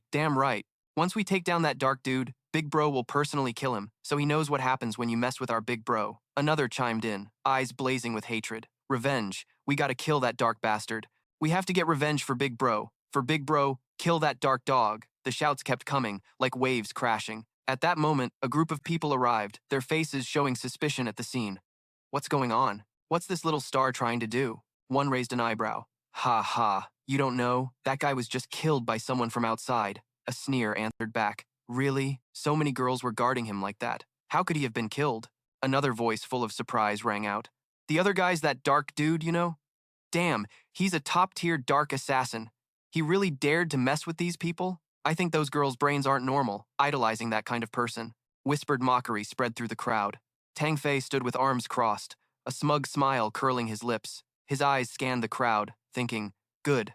The more witnesses, the better. Just wait until I kill that dark bastard. Everyone will have to admit, no matter how strong you are, a lone wolf is useless, especially a rookie assassin. How could he compare to a noble mage like me? Meanwhile, Qin Feng, under the dark title, stretched out his hand, eyes blazing in the shadows. He smirked coldly and activated the greedy hand skill. Sparkling orbs of light were drawn into his palm. A mechanical voice echoed in his head. You have received 16 evolution points, 217 days of tradable lifespan, 6 silver-grade loot items, 1 golden loot item. Evolution skill, Liberation of the Grateful Hand. Qin Feng read the notification and immediately upgraded the Liberation of the Grateful Hand skill. The announcement continued rapidly. You have spent 10 evolution points, 9 points remaining. Liberation of the Grateful Hand upgraded from zombie level to legendary level. Passive effect. Adjust attack on weak points from plus 100% to plus 200%. Weak point hit rate doubled. Active use causes the next attack to have a throat-cutting effect. Deals 150% of attack damage per second, lasting 3 seconds. Cooldown reduced from 30 seconds to 25 seconds. Qin Feng focused on the attribute panel, eyes lighting up with excitement. He quietly calculated. Weak point damage from 100% to 200%? That means the chance to hit weak spots is doubled. If you exaggerate a bit, half the enemy's body counts as a weak spot. So just using Shadow Slash is enough to deal continuous critical damage. He pressed his lips, a spark of excitement flashing in his eyes. Plus the throat-cutting skill, damage is further increased, and cooldown reduced from 30 seconds to 25 seconds. With this power, even a golden-level boss could be assassinated by me. Confidence surged inside Qin Feng, but then his expression grew serious. The zombie skill started with 0 evolution points, yet it's already at legendary level. But to go from legendary to mythical requires more than 100 times the evolution points, 200 points total. As for Greedy Hand, to evolve from zombie to legendary requires points, and to reach mythical needs a whopping 3,400 points. That's insane. He frowned slightly and sighed. I only have 9 evolution points left, not much at all. Fine, I'll upgrade the backstab attack enhancement then. As soon as the thought ended, the mechanical voice coldly announced, you have spent 8 evolution points, 1 point remaining. Initial skill backstab enhancement upgraded from golden to silver. Passive effect. When attacking from behind the target, damage increases from 30% to 40%. Hearing this, Qin Feng nodded slightly, a satisfied smile on his lips. Silver boss, plus those players. This time I earned over 1,400 days of tradable lifespan. Sweet deal. Time to head back to town. Just as he was about to close the system window, suddenly a shadow lunged from the darkness, a cold blade slashing across with a piercing shout. Die, darkness! Qin Feng's reaction was almost instinctive. He leaned back, narrowly dodging the blade, sharp eyes flicking to the attacker, a slight smirk curling his lips. The attacker, a female assassin, froze for a moment. How did he dodge that? She gritted her teeth fiercely. Damn it, invisibility. In an instant, her figure vanished without a trace. At the same time, from a nearby cliff, another group appeared, their voices full of murderous intent echoing. Die, you dark bastard. You're surrounded by us now. Qin Feng's eyes turned icy. Without hesitation, he activated the Shadow Step skill, his body disappearing instantly into invisibility. But mocking laughter rose immediately from the group. Ha! Useless. We can detect your invisibility. The agile archer raised her bow, an arrow releasing an illusion of a giant bird. As feathers fell, the space suddenly trembled, breaking the female assassin's concealment. Her figure was revealed in plain sight. The lead girl's eyes blazed as she shouted excitedly. Great! She's exposed. Sisters, use your strongest skills and kill it. A fierce storm of skills rained down. Rocks and dirt flew everywhere. Plants were trampled beyond recognition. The female assassin panicked, voice trembling. Wait, it's me. But it was too late. Amid the thunderous explosion, her slender figure was crushed by her own teammates. Silence fell for a moment. Only the stunned faces of the group remained. A cold, contemptuous voice echoed from the crowd. It's fine. She's not a mage anyway. Proves she didn't really like Fi-Fi. This is the price she has to pay. Release the eagle to find the darkness. Roger that, the group shouted loudly. At that moment, Qin Feng quietly took out the bell he received from the ghost ship. The metallic clang rang out, eerie and chilling. A cold system message appeared. Special item. Middle Demon Fire Bell. When activated, it disables all enemies within a 100-meter radius for 3 seconds. Cooldown time, 600 seconds. The ghostly bell's sound spread. The entire group suddenly froze like puppets locked in place, eyes wide with fear but bodies unable to move. Qin Feng seized the moment, his body flashing with dark light, activating Shadow Slash. In an instant, a dark shadow slashed straight through the battlefield. They all collapsed to the ground, breath extinguished in silence. Behind a tree, Tong Fei widened his eyes, muttering in confusion. What's going on? Why did all of them suddenly die like this? Could it be because of the darkness? No way. If it was him, he should have appeared. A sudden cold breath whispered right next to his ear, the voice soft but sharp like a knife. Tang Fei, you're dead. Tang Fei's whole body trembled, cold sweat pouring down the back of his neck. He immediately flipped backward, hastily raising a magic shield to defend. But Qin Feng was too fast. A faint, poisonous light flashed. A deadly dart shattered the magic barrier and pierced straight into the middle of Tang Fei's forehead. Thud! Blood splattered everywhere. Tang Fei's eyes bulged, his body stiffened, then collapsed. A glowing orb fell out, rolling on the ground. Qin Feng bent down to glance, his eyes flashing with surprise. Looks like you had quite a bit of lifespan on you, huh? Yet you only had over 2,000 days of lifespan that could be traded. He briefly frowned as he looked back at the dead female gamers earlier. But why didn't they have any lifespan to trade at all? Could it be that they gave all of it to Tang Fei? His gaze darkened, voice cold as ice. At this point, they still think this game, abandoned by the gods, is just a game? Brain dead for sure, scary as hell. Too bad that pile of lifespan can't be traded, adding up to hundreds of years. Looks like the only way left is to exploit the nearby monsters. Meanwhile, at the respawn point in the Firefly village, Tang Fei gritted his teeth in anger. Damn it, my 2,000 days of tradable lifespan is down to only 500 now. That damn darkness. A girl in the team whispered, I already used my skill but only found 2 assassin sisters near me. I also discovered a stealth level in the attribute panel. Could that be the invisibility skill of that dark guy? It must be at a higher rank. Oh right, I also have the eagle eye skill, but the anti-stealth level is only level 1,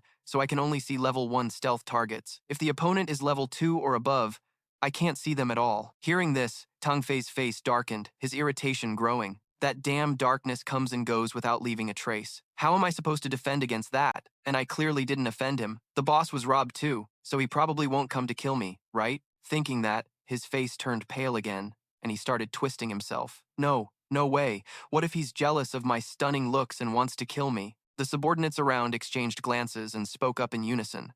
For everyone's safety, let's find another place to level up. Fi, where are you going? Over there. A moment later, Qin Feng returned to Firefly Town, still maintaining invisibility. His eyes scanned all around, his expression suspicious. Strange, no sign of Tang Fei's group anywhere. Did they run off to another town, or did they log off? Thinking that, Qin Feng approached a wandering player nearby and asked, Hey, do you know where Tang Fei's group went? The other was startled by the sudden appearance of darkness, heart pounding. Oh no, I'm dead. The big dark lord, big boss. They're heading toward him. Go kill him fast. But I have one request. He hesitated, face full of pleading. If you kill Tang Fei later, please spare my girlfriend, okay? Her name is Mao Fai Bao. She's a female hunter. Hearing this, Qin Feng's lips twitched slightly, eyes flashing coldly. He replied slowly, I suggest you get a new girlfriend. In his mind, he calculated quickly, this guy's girlfriend must be the hunter who could detect invisibility earlier. The other panicked, almost wanting to kneel down. Big boss, I beg you. It was really hard for me to find that girlfriend. His voice trembled, eyes watery. Please, big boss. Qin Feng quickly activated his shadow skill, his body immediately fading into invisibility, silently leaving his hiding spot. Although he knew the direction that group was moving, he had no clue about their final destination. Blindly following them would probably waste a lot of time. He sighed softly, wishing he could find Gu Yushui. Just then, a familiar figure flashed before his eyes. Qin Feng paused briefly, then immediately recognized it was Gu Yushui. Without hesitation, he called out, Beauty, help me out here. Gu Yushui was startled, turned around, eyes flashing with surprise. Ah, you're the darkness? Qin Feng smiled, pulling out a magic staff glowing brilliantly. He said straightforwardly, I heard your profession can search for targets over a wide area, right? Find Tang Fei's location for me, and I'll sell you this golden magic staff at a low price as a reward. Gu Yushui's eyes lit up instantly, reflecting the golden glow of the staff. She could barely hide her excitement. But how did you know I have wide area search abilities? I've never told anyone. Qin Feng raised an eyebrow, voice calm. Don't worry about that. Do you want this golden grade weapon? I want it, but I can't afford it. He quickly said, not even 500 days? Its base price is at least 700 days. Hearing the price, she quickly replied, perfect, I just got a deal. Joy showed clearly on her beautiful face, almost laughing out loud. Hehe, golden grade magic staff. Qin Feng chuckled, lightly tapping her forehead. Let's get to work. All right, all right. She crouched down and activated her skill, secretly thinking, although this was her first time meeting the darkness, he gave her a strangely familiar feeling. Gu Yushue glanced at him, eyes sparkling with mischief. Big boss, aren't you afraid I'll take the stuff and run without helping you? Qin Feng crossed his arms, eyes slightly suspicious. What? Don't you hate Tang Fei a lot? Gu Yusui was stunned, eyebrows knitting slightly. You even know I hate Tang Fei? Are you my friend in real life? But why does your voice sound a bit off? Qin Feng smirked, lips curling with hidden meaning. Ha ha, guess what? I'm too lazy to guess. She puckered her lips, then quickly focused to release her summoned bird flying high into the sky. Through its eyes, she observed the entire scene from above. After a moment, her eyes brightened. Voice rushed out. Found Tang Fei. Coordinates 3869527. But I can't guarantee they won't move. By the time you get there, they might have left. Qin Feng smiled softly, voice calm and confident. Add me as a friend, keep tracking them, and tell me their new location anytime. Gu Yushue faded out briefly, eyes full of suspicion. How long will it take? If it's too long before she could finish, Qin Feng cut in decisively. Just a moment.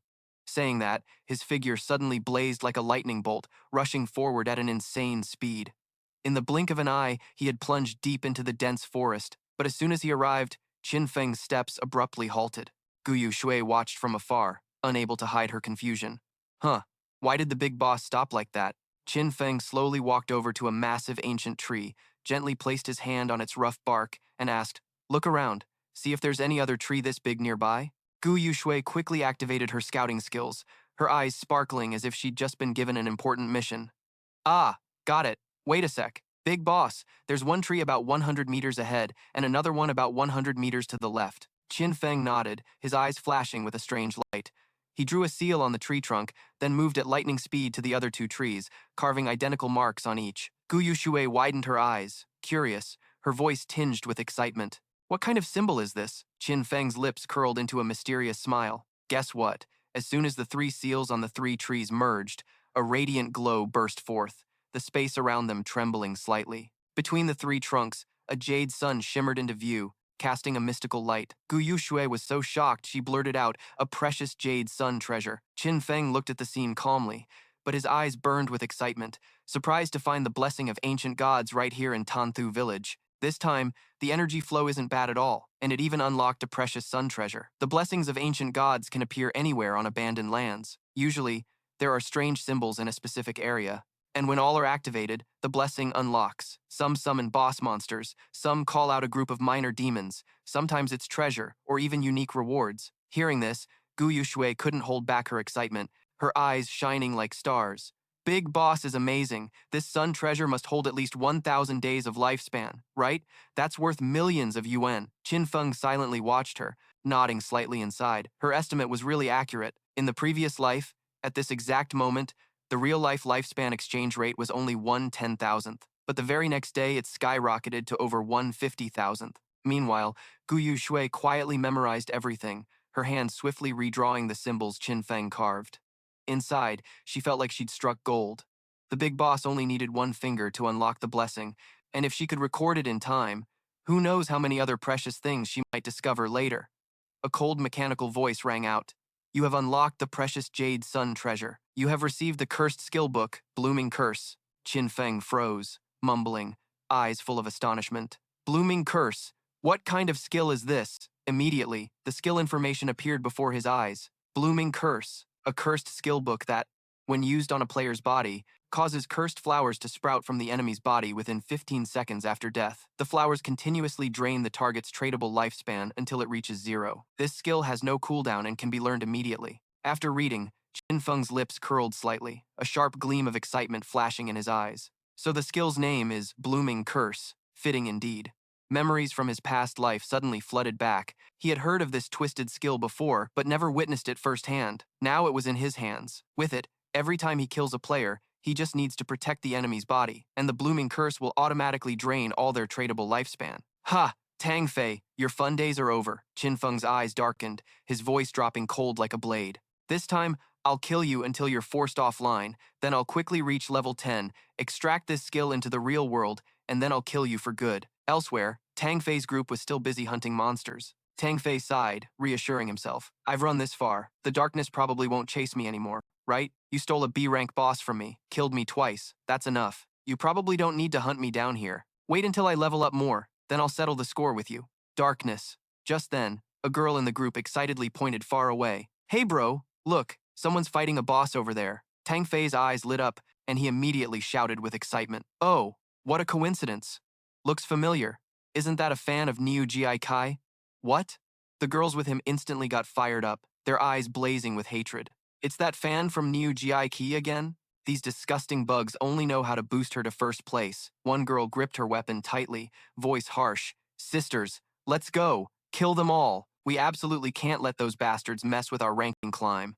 A moment later, the other group saw figures appear and thought help had arrived, so they were overjoyed. Great, backup's here. Hello everyone, this boss is almost dead. Let's finish it together. One person shouted enthusiastically, but the little mage didn't even bother to reply, her cold eyes flashing. She swung her staff straight down with a crash, killing their healer in one breath. The whole team was stunned, unable to believe their eyes. Tong Fei's eyes bulged, angrily yelling, Along! What are you doing? Are you crazy?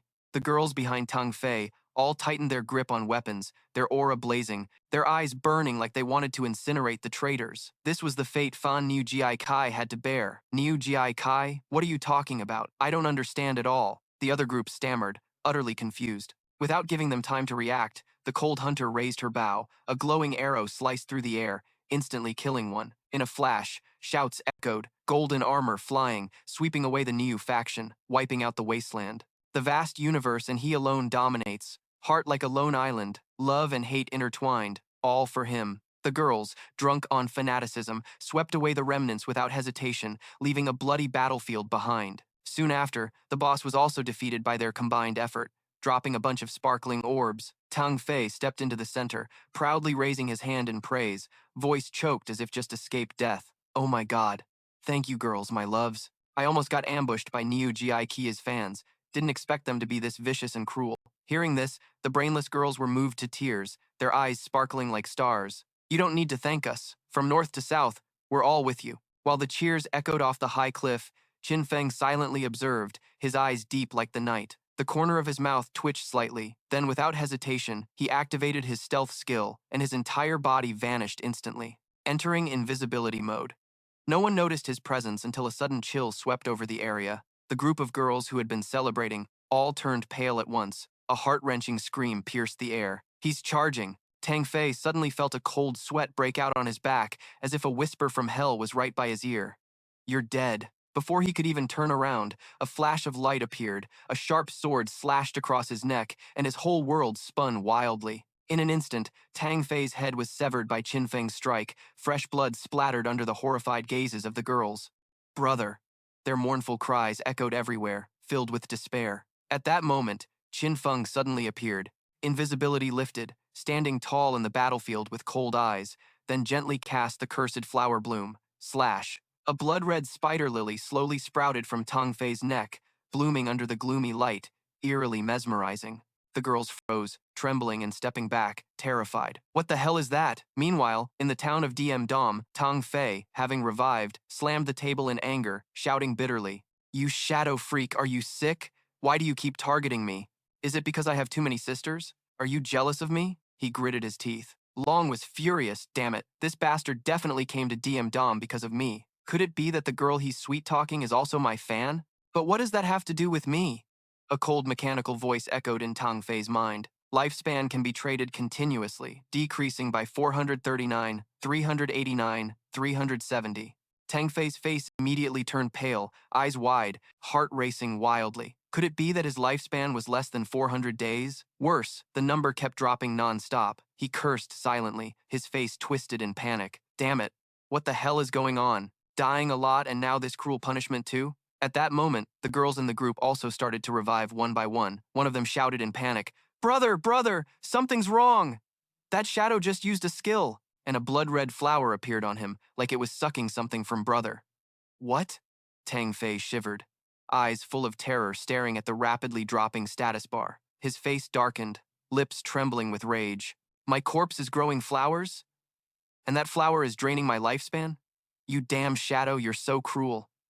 So your goal is to kill me. The thought of his lifespan being drained made Tong Fei break into a cold sweat. He panicked and shouted, "No, log off now. If I get killed again, my lifespan will definitely run out." He gritted his teeth and hurriedly shouted to calm the girls, "Everyone, log off first. I'll return to reality, buy more lifespan points, then come back to finish gearing up. Then, all of us fully armed, our combat power will skyrocket and we'll team up to take him down." The girls all raised their fists, eyes determined as they said, "Brother Phi, wherever you go, our hearts are there." Tong Fei snorted coldly, gritting his teeth before hitting the exit command. "Just wait, Shadow.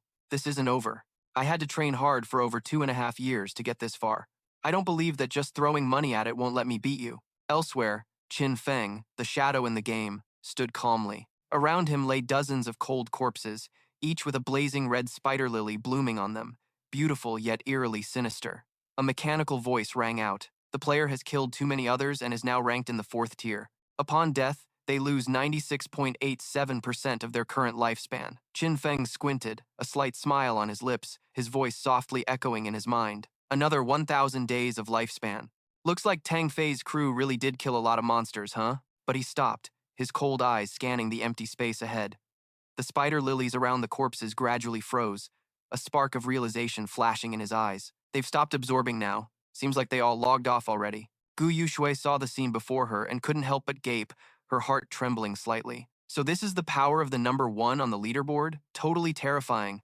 A mix of awe and shock spread through her. Qin Feng turned his head, his voice calm but carrying an authority that made listeners take him seriously. "Little too yet. Has Tong Fei logged off already?" Gu Yushui quickly nodded. "Yes, he and his fans all logged off." Qin Feng nodded slightly, a cold gleam flashing in his deep eyes. "From now on, keep an eye out. Let me know whenever he logs back in."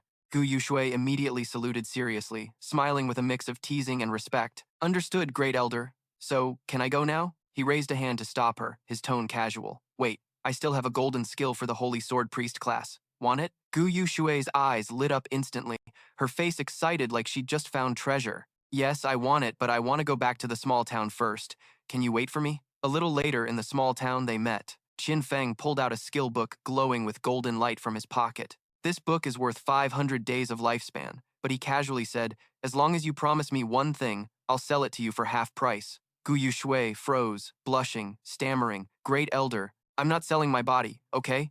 The corner of Qin Feng's mouth twitched. He unconsciously rubbed his forehead, sighing helplessly. "What are you thinking? I mean, I want you to agree to join a team, become their long-term healer." Gu Yushui blinked, then laughed. "Ah, I see. All right, but if they're too lame, I'll report to you." "Great Elder." Qin Feng's eyes shone with certainty. "Not that bad. Their strength is solid. I'm already in contact with them." Meanwhile, somewhere else, Wang Man's group was struggling to hunt monsters. After a tough fight, he finally collapsed to the ground, battered and panting. "Phew, finally done." Then he shouted anxiously, "Hurry, little Du, detox me fast." Xiao Du was startled, eyes wide. "Huh? Detox?" Wang Man trembled with anger. "Yeah, every priest has a detox skill. Hurry, I can't take it anymore." Xiao Du awkwardly opened her skill menu, heart racing. "Ah, yeah, there really is this skill. Here, purification." But she swung her hand, and the skill flew straight into a tree corner. "Oh my god!" Xiao Hei jumped in fright. As for Wang Man, he was so furious he coughed up blood, his face turning dark. Tan Tiu Du was flustered, hurriedly stammering, sorry. I let go by mistake." But in the end, Wang Man was still corroded by poison and died right there. After reviving, he sat silently, hands trembling, not knowing whether to laugh or cry. In his heart, there was only one thought. He absolutely had to replace this babysitter. But the problem was, where the hell could he find a professional pastor now? The skilled ones had long joined other teams, and Tan Tia Du was still lost in studying the game. She mumbled while playing. "Oh, this game isn't that hard, huh? So chill, and I'm already level 4. Nice. As long as I keep it up, I'll soon get to meet Song Fi." At that moment, Qin Feng picked up his phone, his voice steady and decisive. Vuong Man, I have someone here. She's Bai Duth and Quan, with a hidden class and decent strength. Does your team want her? On the other end, Vuong Man laughed loudly, full of confidence. Big bro, if you say her strength is decent, then she's definitely no joke. Since you brought her up, no need to discuss. She's in the small town of Du Nam, where there's less monster competition. Everyone come over here, let's team up and level. No problem, we'll be there right away, Qin Feng replied curtly. In the small town of Wusu, players crowded too much, making monster fights for leveling tough. Vuong Man cleared his throat and turned to Ton Tu Du. Right now, Wusu town is too crowded. We have to go somewhere with higher levels to train. At your current rank, following us would be dangerous, so I'm afraid we can't take you along anymore. Hearing this, Ton Tu Du quickly opened her mouth, her voice a bit impatient. Huh? But I think I can still handle it. But before she could finish, Vuong Man's group had already turned their backs and ran off, their steps hurried as if afraid of being held back. No time, we gotta move fast. Tu Du, take care of yourself. Tu Du stood frozen for a moment, her eyes slowly reddening, then she gritted her teeth and cursed silently. Damn it, if you want to ditch me, just say it straight instead of making excuses. Humph, I've had enough of you guys anyway. I'm gonna find the Dark Elder and have him take me. Not long after, Vuong Man's group arrived at the small town of Dudam. Upon meeting Qin Feng, they immediately reported respectfully, Elder, you've received 800 days of lifespan. This is the remainder from last time's gear purchase. Still missing 500 days from you. Later, our Captain An will give it to you. Lifespan in this game was insanely hard to earn. Qin Feng hesitated slightly, a flicker of doubt in his eyes. Captain An? Could it be An Yu? He nodded slightly, extending his hand to introduce. All right, this is Ha Tuyet Thin, and this is Vuong Man. You two introduce yourselves to each other. At that moment, a clear female voice rang from afar. Vuong Man, I'm here. All eyes immediately turned toward the town gate, where a girl with the name Execution of Justice floating above her character was running fast. Qin Feng glanced briefly, his gaze suddenly fixed, firmly convinced it was An Yu. In the game, she used the name Execution of Justice and possessed the unique hidden class Dragon Swordsman. In her past life, An Yu was among the top 20 strongest players worldwide, the government's main enforcer of Dai Ha, and the nightmare that made countless foreign forces tremble. This was Qin Feng's first time facing a truly powerful player in the game Divine Spirit used up, even ranked higher than him in the past life. And Yu smiled brightly, her voice full of enthusiasm. Dark Elder, what an honor to meet you. I'm An Yu, and I've admired you for a long time. Qin Feng calmly nodded, his eyes steady, reaching out to shake her hand. Hello, and Yu tilted her head slightly, her eyes sparkling as if probing. Dark Elder, your development speed is terrifyingly fast. Got any secrets? I joked before that maybe you're a time traveler or a reincarnated soul. Ha ha! At the same time, the system announced, you have received 500 days of lifespan. Qin Feng's heart stirred slightly, his gaze darkening. He thought silently, according to memories from his past life, this woman was never on Vuong Man's team. It seemed now, An Yu represented the Jianghai officials, spending a lot of lifespan to make deals. The Dragon Swordsman's survival ability was extremely strong. If the government's lifespan was concentrated on her, they could rest assured, An Yu continued, her smile unchanged but full of cunning. Elder, sell us any gear you get, we'll take everything. Also, all the Jianghai government's lifespan is currently on me. You wouldn't kill me, right? Qin Feng shook his head gently, a warm smile on his lips. No, I'm not that desperate. Cooperation benefits us both. An Yu laughed brightly, her eyes curved like a crescent moon. Ha ha! I knew you were smart, Elder. Qin Feng smiled too, but inside he laughed coldly. Ha! Every word she says is testing me, just like the rumors from my past life. And Yu looked innocent but was actually extremely clever, her tactics as decisive as thunder. Now, she had become the bridge between him and the Dai Ha government. Looks like this will cost a lot of effort later. In the real world, Song Fai's group of sisters quickly exchanged messages, their tone full of panic. Oh my god, girls, have you read the official government announcement? Lifespan in the Divine Spirit used up game is real. If you lose it in game, you die in real life too. Another shouted in fear. What? Isn't this just a game? I've already given all the lifespan I could trade to Song Fai. A trembling voice sounded, full of despair. God, I only have a few days of lifespan left. I've killed many other players, and now I'm marked as a murderer. If I die one more time, it's like losing twice the lifespan. His voice shook, eyes red and tears starting to fall. Wah, wah, wah. No way. 3 deaths and losing that much? That means I only have a few years left to live. Feeling like 1,000 knives stabbed him, he clenched his teeth, his face pale. Damn it, I'm a meat shield mage in this game, always rushing forward recklessly. killing many but dying over and over. Now I only have exactly 1 day of lifespan left. If it hits 0, I'll really die. He shook his head, trying to shake off that cruel truth. No, it can't be. This is definitely not true. I don't believe it. Wait, Song Fei is buying lifespan? That's awesome. I gotta find Song Fei. He'll definitely help me. I'll wear his outfit head to toe, plus the newest gear. Song Fei's super sleek. Then that fat girl can wear it all. Whatever. Let's go. Song Fei, I'm coming. Meanwhile, at Tan Tudu's house, the girl had just logged out of the game. His complexion was still unstable, heart pounding wildly. Had I really come back to reality? Something was still unclear. In a panic, she hurriedly opened her phone, her eyes anxiously scanning through every line of news. Wow. According to the current exchange rate, 1 day of lifespan could be sold for 10,500. I have 200 days of lifespan. Doesn't that make me a millionaire? Just thinking about it, her eyes lit up brightly, excitement making her hands tremble. But as she kept scrolling, Xiaodu suddenly screamed as if struck by lightning. Oh my god! Darkness killed Tong Fei, and he did it 3 more times? Her face turned pale, tears streaming down, crying miserably like Le Hua Da Wu. That idiot clearly told me that if lifespan hits 0 in the game, you really die in real life. Although initially 100 years of lifespan couldn't be traded, after dying 3 times, there's only about 12 years left. Tong Fei, why would darkness want to kill you? Xiaodu trembled while crying, her heart full of fear. Moreover, according to everyone in the group, he killed Tong Fei 3 times, surrounded by dozens of people. That's terrifying. How could one person be that strong?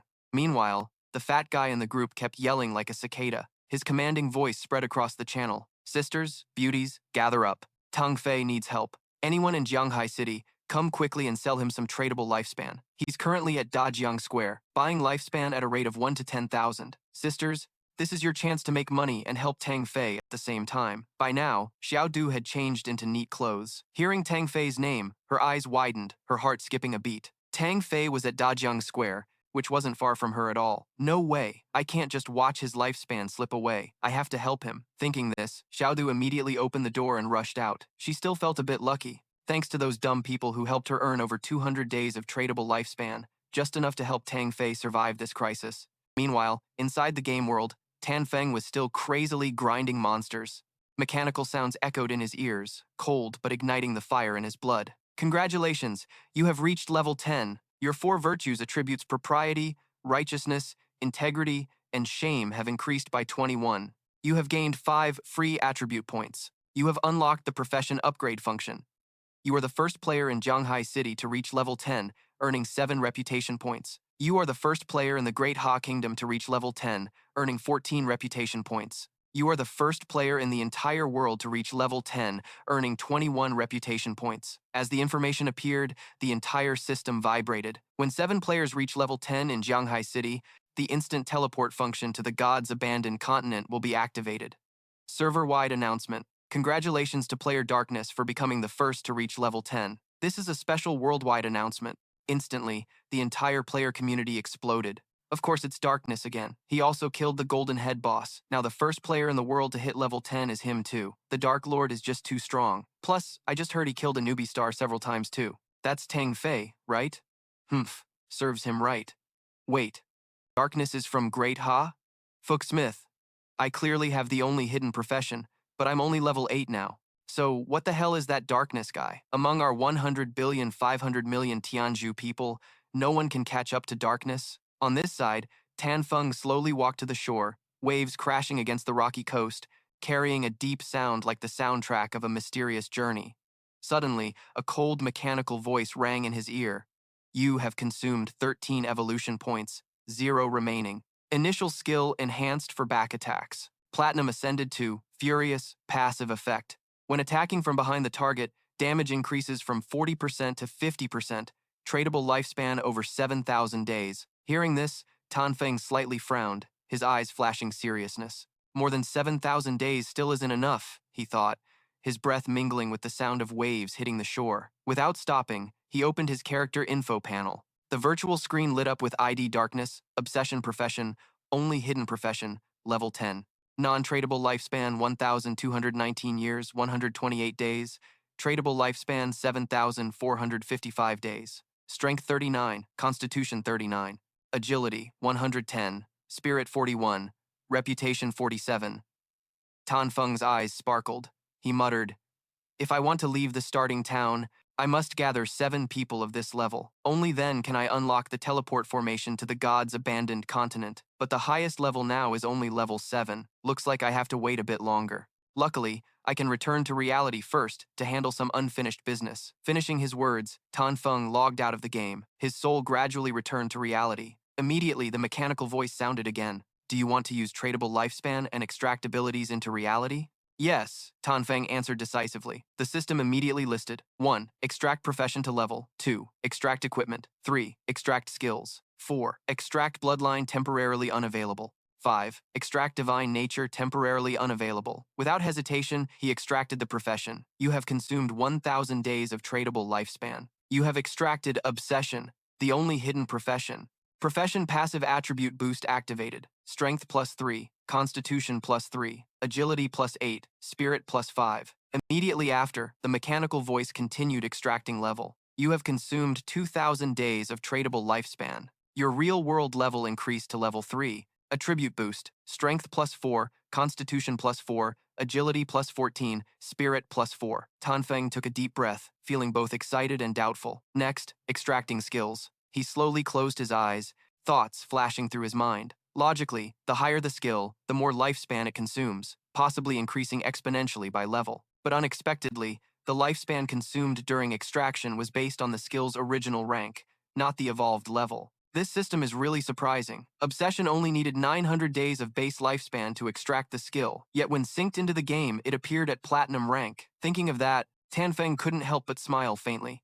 He had spent 900 days of tradable lifespan to get a platinum-level potential skill, a rare bargain. Not only that, he also spent 2,262 days of lifespan to extract the Bachngan-level non-toxic throwing stars. In the lifespan warehouse, he still had 1,292 days left, but for now, he couldn't extract any more skills. Qin Feng muttered softly. Trading such a small price for a platinum-level latent skill was truly a stroke of divine luck. His body was now vastly different from before, with physical strength twice that of a normal person, reflex speed so sharp that his stats hit 32 points, far beyond human limits, plus unlimited invisibility and a poison dart skill that could shoot as far as 14 meters, all enough for him to find a chance to take down Tong Fei. Qin Feng pulled out his phone, his eyes flashing when he saw the update. "Oh, Tong Fei, are you going on a crazy lifespan shopping spree? Planning to top up and come settle the score with me?" He squinted at the update location, Dajiang Square, only 7 to 8 kilometers away. At his current speed,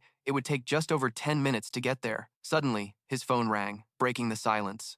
The screen showed the name He Kuai Ban, the arrogant boss who bullied others by leaning on the company's power. A loud voice blasted from the speaker. "Qin Feng, are your 2 wings stronger yet? Not answering your phone? Just being looked at by the heiress is already your blessing, and yet you dare not pick up? Call me back immediately." Qin Feng sneered, his eyes full of contempt. Coldly, he blacklisted the number, then tossed the phone aside. A wave of aura enveloped his body, his latent skill activated, and his figure slowly vanished into thin air. Those guys would soon realize what the real truth of this divine game was. Meanwhile, at Dajiang Square, the big stage blazed with lights. Rows of fans packed tightly, many young girls waving glow sticks, screaming nonstop. "Tong Fei, Tong Fei, Tong Fei." On stage, Tong Fei and Jiang Lei sat arrogantly, their faces relaxed, basking in the crowd's worship. Jiang Lei leaned toward him, voice sweet, but her eyes carried a hint of sarcasm. "Babe, I heard you've been killed by the darkness in the game 3 times already. Don't worry, I've sent people to investigate the true identity of that darkness." "Oh, how's the investigation going?" Her voice carried patient calculation. "I've sent someone to Dondom Town to contact him. Then, we'll offer a number he can't refuse. When he returns to reality to get the money, that's when we'll catch him. And don't forget to call Tong Fei so he can finally let go of his long-held anger." Tong Fei leaned back in his chair, a cold smile tugging at the corner of his lips. "Make sure to let me know when that happens." He slowly cast a sharp gaze over Jiang Le as if probing. "I heard your Da Giang company once used this method to control some players and force them to work for free. Is that true?" Jiang Lei immediately smiled sweetly, her tone dripping with disdain. "They're all just a bunch of stupid trash, with barely any lifespan left and still easily fooled. The only one truly worthy is you. Many women willingly gave their lifespan to you, even ready to die for you." Hearing that flattery, Tong Fei's confidence flared up even more. He slightly tilted his chin, his eyes flashing with pride, his smile growing more arrogant. But the heavy atmosphere of praise was suddenly cut off by a shout from the crowd. Don't be reckless selling your lifespan to others like that. Haven't you read the government news? If the lifespan in the game runs out, you'll die in real life too. And you, Tang Fei, you clearly know lifespan is a matter of life and death, yet you brainwash fans to sell their lifespan to you. You're indirectly harming them, and we're going to sue you. The noisy crowd suddenly exploded. Tong Fei frowned, rubbing his temple, clearly annoyed by the disturbance. He stood up, grabbed the microphone, cleared his throat, a fake calmness spreading over him as he spoke in a reassuring tone. Ahem, to everyone here. Hello, I'm Tang Fei. I've noticed some of the recent debates. My buying lifespan has indeed consumed some public resources and caused trouble for everyone. Therefore, I deeply regret and apologize. Just those few words, and the fangirls below screamed wildly as if losing their minds. No, you don't need to apologize. You're not at fault. Tang Fei squinted, enjoying their blind fanaticism, then leisurely continued, his voice tinged with sanctity. I'm deeply grateful to all my fans for your support and love, but at the same time, I sincerely call for all love to be positive, aimed at progress. I hope you can pursue your idols rationally. During this special phase of the divine game, if everyone can protect themselves while working together and supporting each other, we will create more positive value for society. While the whole country is heavily affected by the game, I actively cooperate with officials and put all my effort into the virtual world. Therefore, I have spared no personal assets, using them to buy lifespan in hopes of becoming a top-tier idol in the game, someone truly worthy of everyone's love and admiration. He deliberately acted teary-eyed, his eyes sparkling as if about to cry. I do all this to repay the feelings of my fans. I hope everyone can gain something beyond the game. Live a happy, peaceful life, and let's work together for a brighter tomorrow. But I didn't expect my actions to cause so much trouble for everyone. If all this has caused inconvenience, I sincerely apologize. Hearing that, the fangirls immediately buzzed, tears streaming, their voices full of anger and defense. No need to apologize. Did he do anything wrong? How can he be so warm? Hey, they all turned to criticize those who had just voiced doubts. You guys get out of here now. We voluntarily support him, so don't insult his sincerity. The dissenters wanted to speak, but faced with the fierce atmosphere and tears of the fans, their words stuck in their throats, swallowed back. Just then, a chubby figure rushed onto the stage. It was the fat lady, who stood firm and shouted passionately, "Don't believe the nonsense rumors out there. How dare you doubt him, you brainless fools, believing everything? How could lifespan in the game affect reality?" Everyone around was stunned, both jealous and angry. When did she get on stage? Mrs. Mack pounded her chest, her eyes shining with determination. I've died for him so many times, even when I'm offline, with less than 1 day of lifespan left. I'm still standing here. Honestly, even if that's true, if you don't have the determination to die for him, you don't deserve to say you love Tong Fei. The Fan sisters immediately burst into tears. Their shouts echoed throughout the hall. That's right. Exactly. Tong Fei, I love you. I only have 20 days of life left, and I'm giving them all to you. I'll give you 17 days. Even if I only have 3 days left, it's fine. I have it. The sobbing mixed with the vow to give away lifespan echoed through the entire auditorium like a storm. Tang Fei kept acting all dramatic, his voice trembling like it was about to burst with emotion. Oh man, I can feel everyone's love now. I love all of you, especially you. He turned around, his eyes sparkling with deep affection, speaking to the chubby lady with a heartfelt tone. To be liked by someone like you, I'm truly touched. The chubby lady was so moved, she started crying with snot running down her face. She choked up looking at Tong Fei, her heart overflowing with obsession. Tang Fei, just seeing you so devoted like this, even if I died right now, I'd be willing and content. Tang Fei's eyes also got wet, his voice choked up, as if he couldn't hold back his feelings.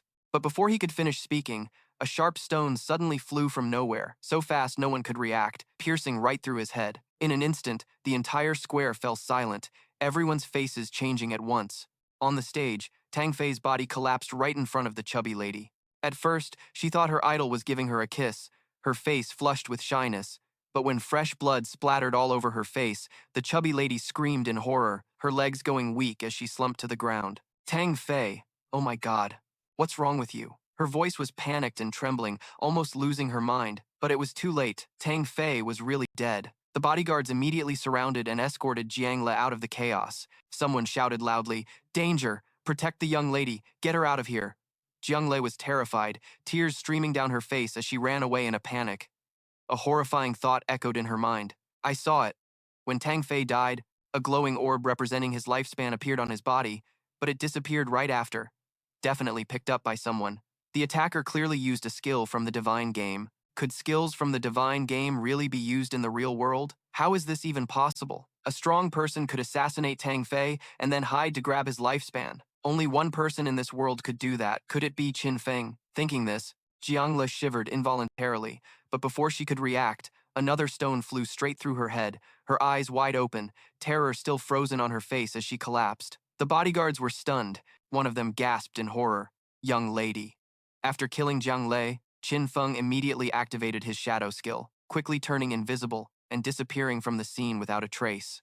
After that night, the whole city was shaken. The tragic death of star Tong Fei at Daijiang Square became a nightmare for thousands of fans. One of his crazed fans even sacrificed all their lifespan and collapsed right beside Tong Fei's body, leaving a heartbreaking scene that sent chills down everyone's spine. The police's preliminary investigation shocked the public even more. Tong Fei died because of supernatural powers. Inside a taxi speeding through heavy traffic, Tan Tiu sat next to her friend, her face gloomy, eyes vacant. She whispered softly, her voice trembling as if she still couldn't believe the truth. We clearly went to Tong Fei's concert just yesterday. And now he's throwing invisible darts? Isn't that a skill from the divine game? Her friend next to her squeezed Tudu's hand anxiously, but her voice still showed confusion. Tudu, are you saying darkness killed Tong Fei? I heard darkness killed him 3 times in the game, but how can game powers appear in real life?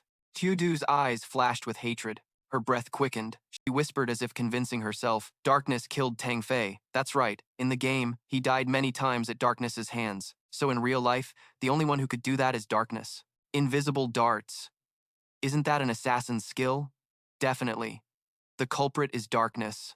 Tong Fei was killed by darkness, and this world has lost its light. Clenching her fists, Du gritted her teeth, her eyes showing a mix of despair and determination. If darkness can really bring game powers into reality, then I'll get close to him. No matter what it takes, I have to be stronger. Then I'll personally kill darkness, avenging Tong Fei. The car stopped, but Du remained motionless, lost in illusions and rage. Her friend kept shaking her, voice trembling. Tu Du, are you okay? You look scary. Meanwhile, at the Hoai Hu noodle shop, Qin Feng sat quietly, leisurely eating a hot bowl of noodles. He knew well that in the divine game, even if players are invincible in reality, their mental energy still drains heavily. When hungry, you still have to eat, or you can't maintain your strength. Just then, the phone on the table vibrated wildly. Qin Feng picked it up, the screen showing a message. He Bantu angrily typed each word like wanting to tear the screen apart. Qin Feng, you blocked my phone. If you don't come right now, consider yourself fired.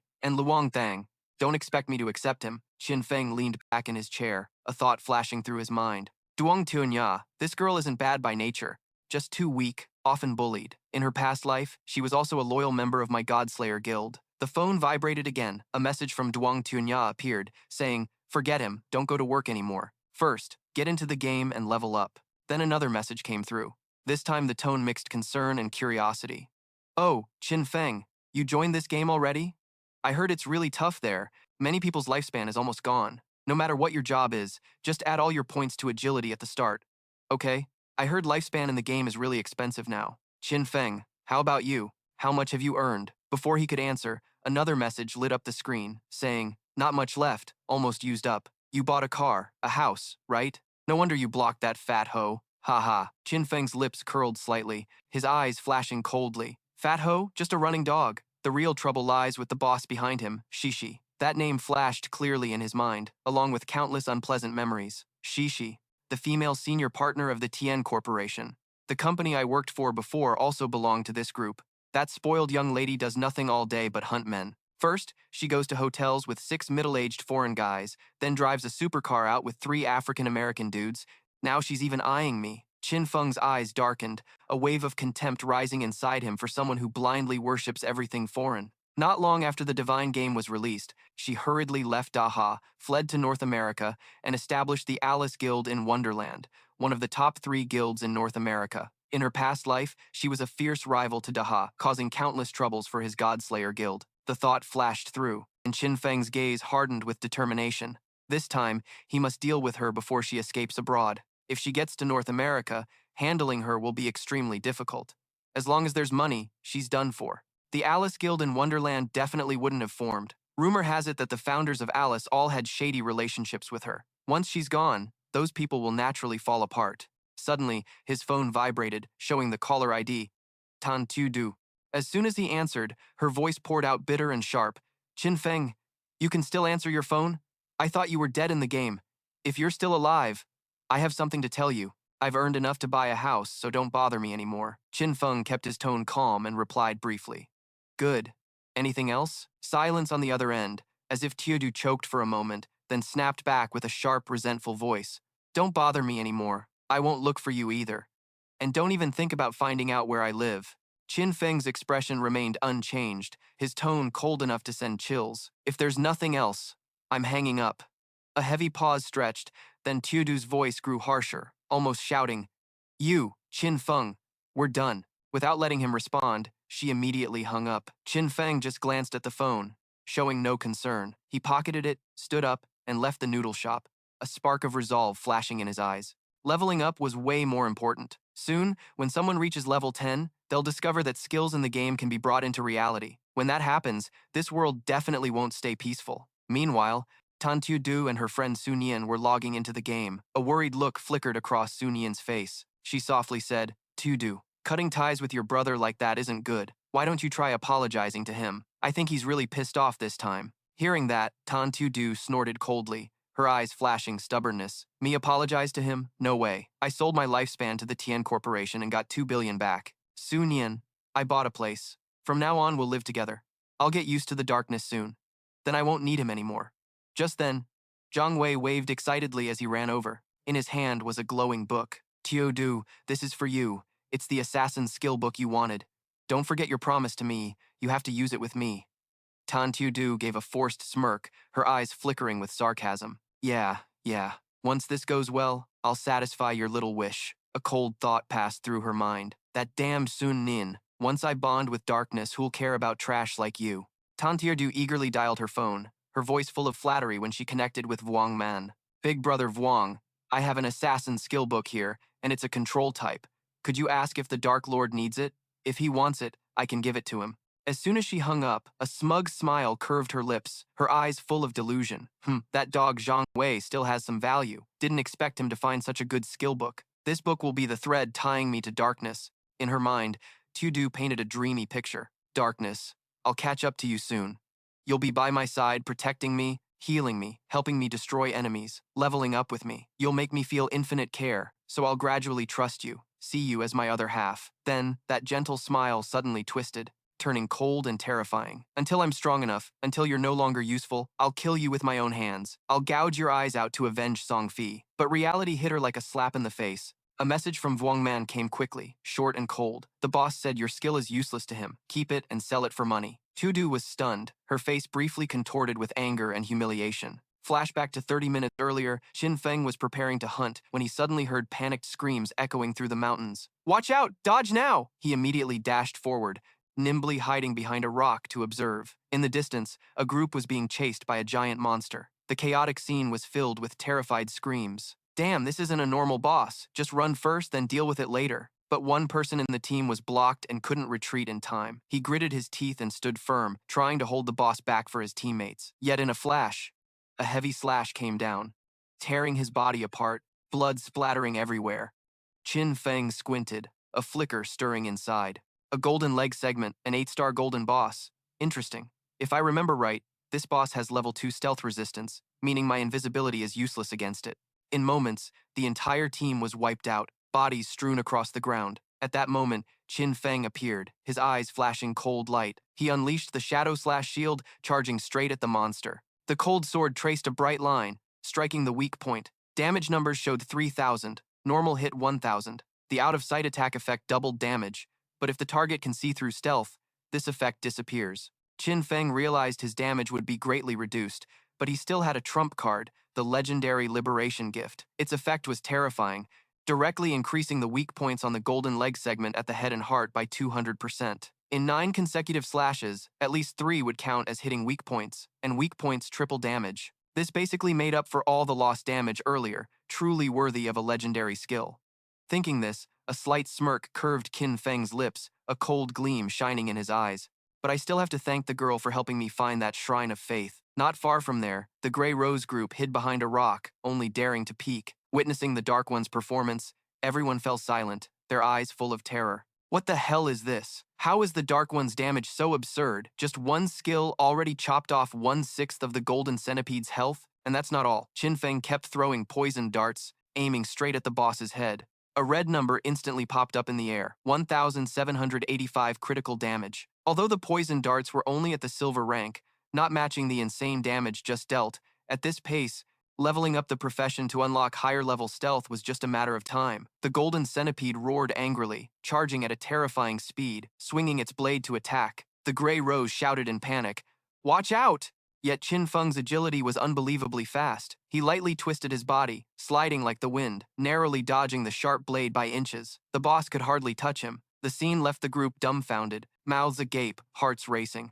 Damn, what kind of speed is this? Not only fast, but his reactions are insanely sharp. Plus, it seemed like he knew every attack pattern of the boss. Could it be that the Dark One has faced it countless times before? While everyone was still stunned, Qin Feng silently tightened his grip on the sword, his eyes flashing with coldness mixed with pride. He recalled his past life wandering with Tan Du, who couldn't even protect herself, let alone save him once. Over time, I've honed this skill. A warrior doesn't just recklessly charge. To survive, you have to know when to attack and when to dodge. That's the way of the strong. That thought made Qin Feng's gaze even more determined. He knew it was this relentless training that brought him from an ordinary fighter into the world's top 100 masters. After a series of rapid combos, the Golden Centipede's health was down to less than 1/6. Compared to special bosses like the Golden Demon Ship, whose attacks were almost impossible to dodge, dealing with this centipede was much easier. Just as Qin Feng prepared to finish it off, the boss suddenly turned and fled. The Grey Rose's eyes widened in shock, her voice full of surprise. This golden boss actually wanted to run away. Qin Feng's lips curled into a cold smile. There was no way he'd let a golden-level boss escape so easily. His body leaned forward slightly, his sharp eyes flashing as he immediately launched a killing strike. The sword gleamed with a brilliant light, slashing straight down. Just one strike, the Golden Centipede's head was severed, falling to the ground with a cold mechanical sound ringing in his ears. You have slain the level 8 Golden Centipede boss. You gained 6,400 experience points. You gained 7 evolution points. You gained 497 tradable days of lifespan. Without missing a second, Qin Feng activated the greedy hand. The system kept announcing, "You have gained 7 evolution points. You have gained 7 evolution points. You have gained 7 evolution points. You have gained 7 evolution points. You have gained 7 evolution points. You have gained 497 tradable days of lifespan." Qin Feng's eyes sparkled, excitement uncontrollable inside him. Awesome. A golden boss dropped 28 evolution points, plus nearly 2,000 tradable lifespan days. In the falling light, a platinum glowing skill book appeared. Qin Feng picked it up, his eyes briefly stunned. Platinum Dark Light Shield for the Assassin class. When activated, all dodge rate is converted into a damage immunity shield. Lasts 8 seconds, cooldown 60 seconds, requires level 8. Every 20% dodge rate converts into 1 layer of damage immunity shield. After the shield breaks or expires, dodge rate returns to normal. Qin Feng gripped the skill book tightly, thrilled. So this kind of insane skill book drops too? Combined with the 75% dodge rate of the level Ghoul Phantom, Dark Light can provide up to 3 layers of damage immunity. Once I learn it, hardly any boss can hurt me anymore. Without hesitation, Qin Feng used evolution, upgrading this skill to Ghoul level. The cold mechanical voice sounded again, consuming 3 evolution points. Dark Light Shield, Ghoul level, Platinum, Assassin class. Damage immunity duration increased from 8 seconds to 10, 12, then 14 seconds. Conversion rate decreased from 20% to 15, 12, then 10% dodge per shield layer. Qin Feng was so excited he couldn't hide his smile, his eyes shining brightly, chuckling. Haha, now I can directly use 7 layers of damage immunity shields. With this, I can even explore many high-level areas ahead of time. He opened his status panel, staring at the remaining points, his eyes flashing with determination. 22 evolution points left, so first, upgrade the damage of the ultra-poison darts. Immediately, the cold mechanical voice rang in his ears. Consumed 3 plus 5 plus 8 evolution points, ultra-poison silver darts upgraded to Jade. Maximum range increased from 14 meters to 17 meters, attack power from 120 to 240. Ultra-poison damage increased from 50% continuous damage per second to 80%. Hitting weak points adds a 5-second persistent effect, non-stackable. Qin Feng squinted, a satisfied smirk on his lips. Evolving the ultra-poison darts 3 times, and the skill's damage doubled at least. Its base cooldown is only 5 seconds, so its continuous damage rivals Shadow Slash. Before he could finish his thought, the mechanical voice sounded again. Platinum agile ring, assassin jewelry. Agility plus 20, movement speed plus 20%, attack speed plus 20%, cooldown speed plus 20%, requires level 8 equipment, thick red leather gloves, golden level, assassin defense gear, physical defense plus 18, all elemental resistances plus 15, constitution plus 12, health plus 588, requires level 6 equipment. Qin Feng's eyes lit up, his hands clenched, excitement surging. With these two pieces, my cooldown reduction reaches 55%. Shadow Slash cooldown drops from 12 seconds to just 7.7 seconds, plus 51 constitution points, 106 physical defense, and 1,517 health points. Not bad at all. He smirked slightly, confidence flashing in his eyes. With these stats, I can easily survive 3 hits from the Golden Centipede without dying. Plus the Dark Light Shield, my survival chances have far surpassed before. At that moment, the Grey Rose led her teammates forward, faces full of disbelief. One team member couldn't help but shout loudly, "The boss really is the boss. Killing this boss is seriously easy, too strong to handle." The Grey Rose smiled awkwardly, then quickly spoke with eager anticipation. "Big boss, do you have any skill equipment I can use? I want to buy." Qin Feng opened his inventory, his eyes flashing bright, the corner of his mouth curling into a confident smile. "A mage, right? This golden skill book shoots out bone ice. It's a group skill that can release an ice ball and shoot up to 10 times. One price only. 800 days." Hearing that, the Grey Rose froze, furrowing her brow and muttering, 800 days? That's way too expensive. I saw someone selling a level 5 golden skill book for just 400 days. Qin Feng replied calmly, his tone firm, eyes sharp as a blade. The Bone Ice shooting book is a level 7 skill, and the damage at level 7 is 40% higher than level 5.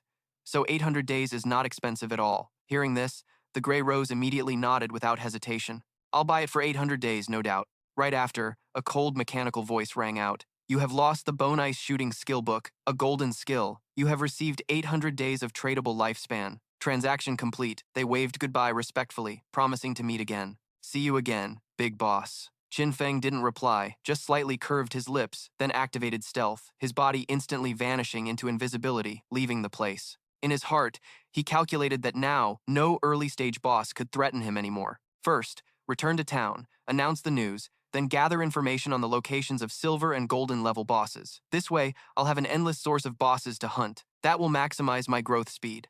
Just then, a notification sounded with a voice message from Vuong Man. "Big boss, our former pastor named Tiu Du asked me to contact you. She wants to give you a skill book." Hearing this, the corner of Qin Feng's mouth curled into a mocking smile, his eyes flashing with ridicule.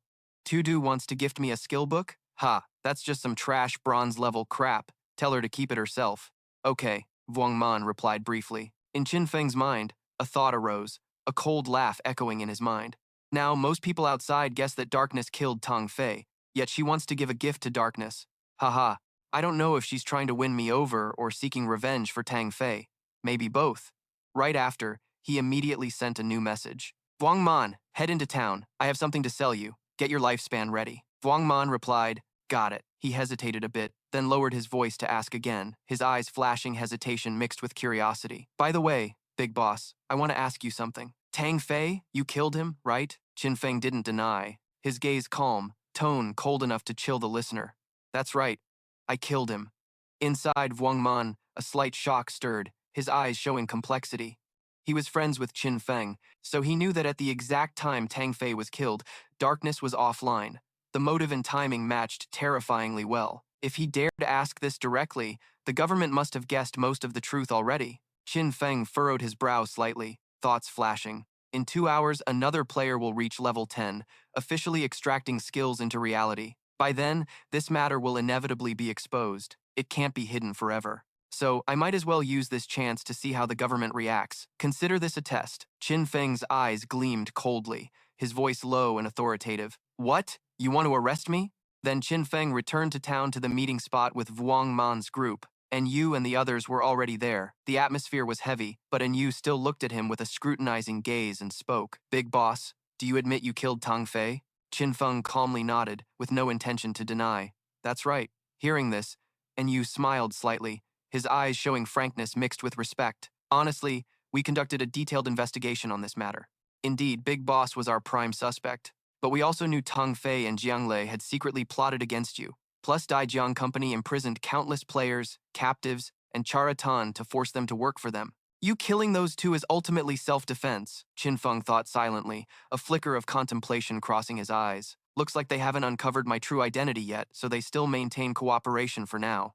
In my previous life, before teaming up with the government, I never had a stain. But this life, I directly killed Tong Fei and Jiang Le. Maybe this will be the start of new changes. This reincarnation will ultimately cause the era of this discarded divine game to have massive upheaval. The corner of his mouth twitched into a faint smile. This time I can totally sell unused platinum-level items. The government has backing, whether skill books or equipment of any class, they need them all. The key is the government's lifespan is always stable. Thinking this, Qin Feng opened his inventory and casually pulled out a pile of items. Vuong Man's group immediately froze, their eyes nearly popping out. Oh my god, that's platinum-level gear, even platinum skill books.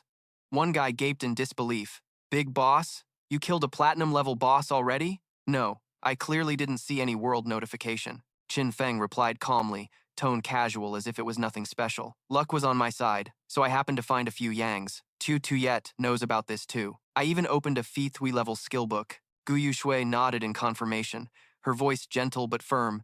That's right.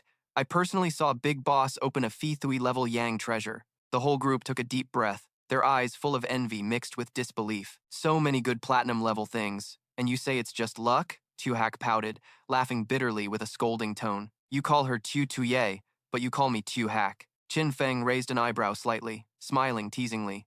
Not calling you Tuhak is fine, then I'll call you Hak Du. Tuhak was left speechless, the corner of his mouth twitching, unable to say a word. You better just call me Tuhak. Vuong Man sighed, his tone full of helplessness. People really can't be compared. And you chimed in with a forced laugh. Right, we had to drain all our strength to kill a silver-level boss, but Big Boss just casually opens platinum-level Yang treasures, even Phi Thui ones. After careful consideration, Qin Feng began quoting prices for each item, his voice calm but clear, without hesitation. This platinum-level archer skill book costs 2,500 days. The platinum-level berserker weapon costs 1,500 days.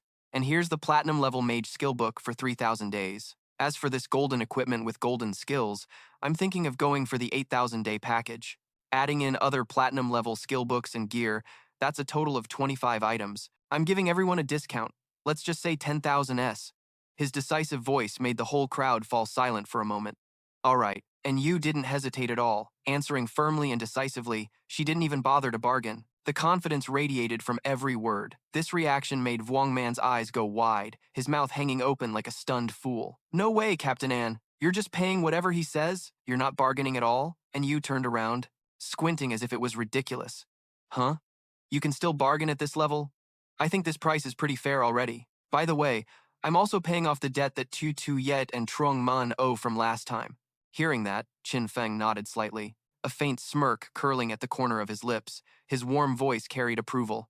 Captain Anne really is a heroine, so straightforward and refreshing. That compliment made Anne Yu laugh out loud, her laughter echoing, full of confidence and ease. Inside, Qin Feng was silently calculating. When lifespan can be traded beyond 10,000 days, the unit automatically converts it into years. 60 years converted to days is about 20,000 Hada days. Based on the current exchange rate, that amount of lifespan equals roughly 400 million in cash. Even for the Jianghai city government, that's a huge expense. But then he thought the government's benefits from this deal would be far greater than that money. With this high-level gear and skill books, Jianghai City can train many powerful teams beyond the time limit.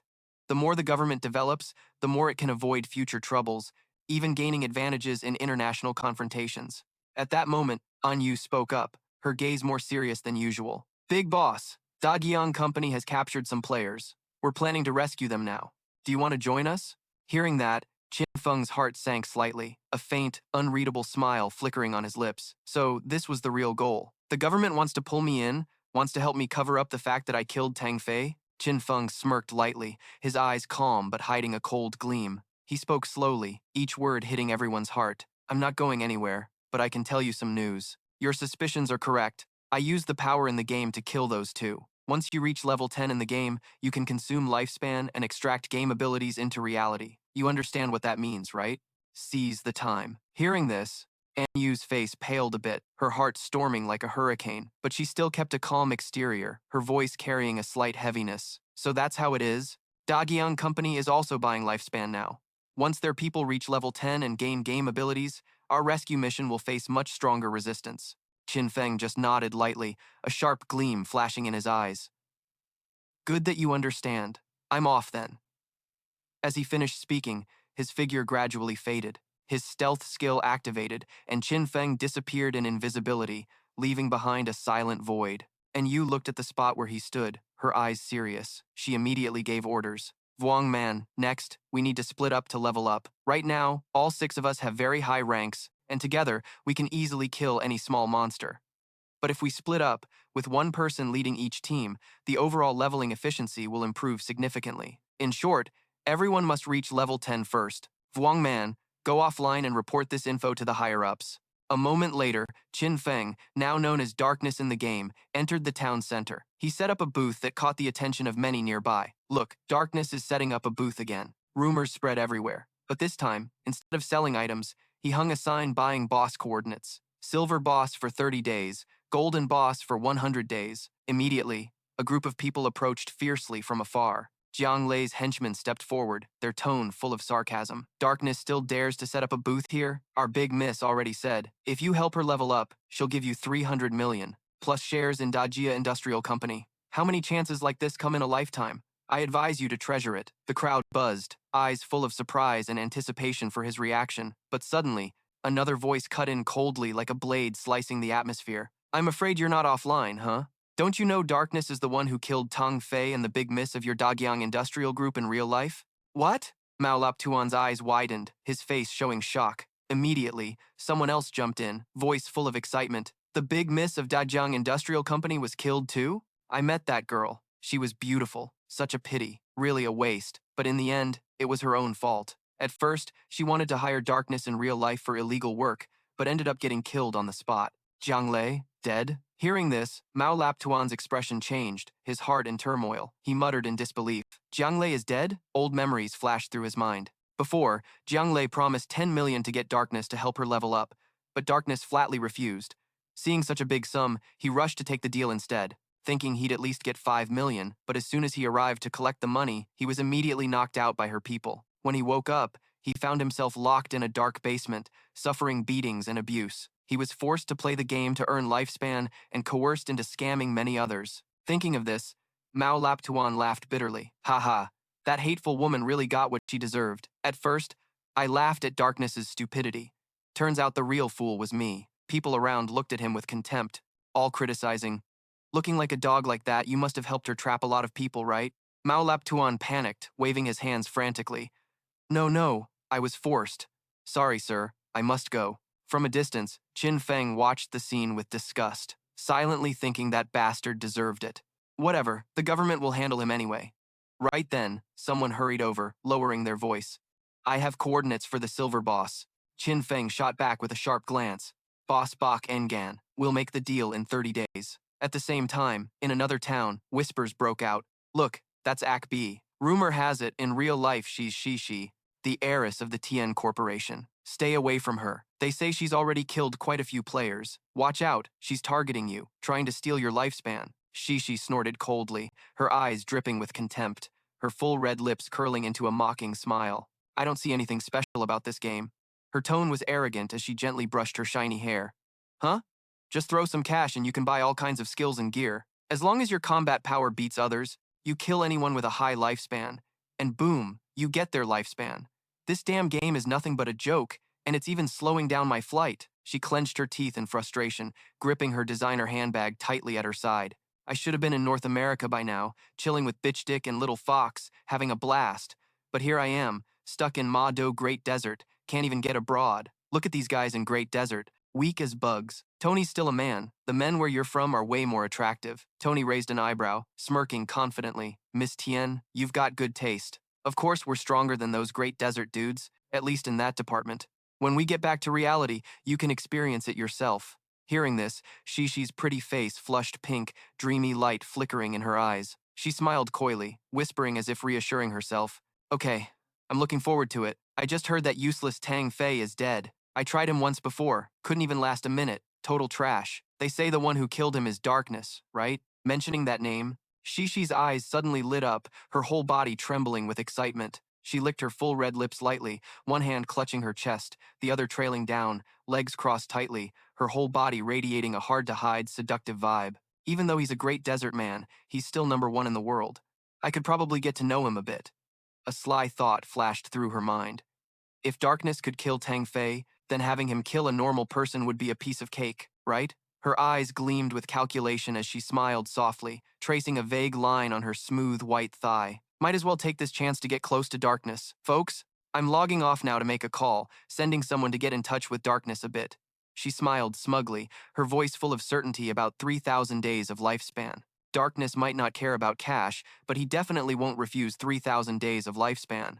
Getting that is just like lifting a finger to kill a normal person for him. Aha! Her eyes sparkled with excitement. She bit her lip, a seductive yet cunning smile clear on her face. I'll never forget the look on his face if he dares to refuse. I'll be quick about it. Mei will die, Qin Feng. Elsewhere, Jiang Wei was leading Tan Tudu's group to hunt monsters for leveling up. Just barely escaping death, he shouted angrily, his voice still trembling from fear. Fu Xiaodu, next time when you heal, please don't be so extreme, okay? I almost had to meet my ancestors. Tan Tudu showed no remorse, raising her eyebrows in a pout, her tone blaming him back. What's with the fierce act? Weren't you the one who almost died? Jiang Wei was helpless, trying to soothe the mood, his voice softening. I mean no harm, just reminding you. The system just notified. My hunger level reached 90%. I want to log out and eat. Naturally, let's go. Without another word, Tan Tudu casually logged out of the game, leaving her teammates behind. Jiang Wei clenched his teeth, face flushed with anger, feeling bitter inside. Damn it, she used to call herself the big boss, but after seeing Darkness once, she's acting all annoyed with me. Just wait, sooner or later I'll strip her naked. Meanwhile, in Tudu's new real-life house, clothes were tossed everywhere. Tan Tudu, wearing a bikini, rubbed her eyes after waking up, sighing from hunger. So hungry. She grabbed her phone to order food, but after checking the list, her eyes widened in shock. What? All the takeout places are closed, and there's no delivery drivers to take orders. Have they all logged into the game? She suddenly remembered the times before, when Qin Feng would cook delicious meals at home. Back then, she never had to lift a finger or worry about anything. That thought made Tan Tudu momentarily dazed. She quickly slapped her face gently, trying to reassure herself. Tudu, snap out of it. It's just a meal. Compared to freedom, this is nothing. Come on, you're the best. You can do this. She cheered herself on, whispering as if affirming to herself. Without Qin Feng, your life will definitely be better. Meanwhile, in the game world, at a coastal cave, a giant crab crawled out heavily, its thick shell reflecting cold light. Just as it roared, Qin Feng charged, unleashing his most hidden strike. The sword's light tore through space, slicing the monster in half in an instant. He exhaled deeply, sweat trickling down his temple, lips curling slightly.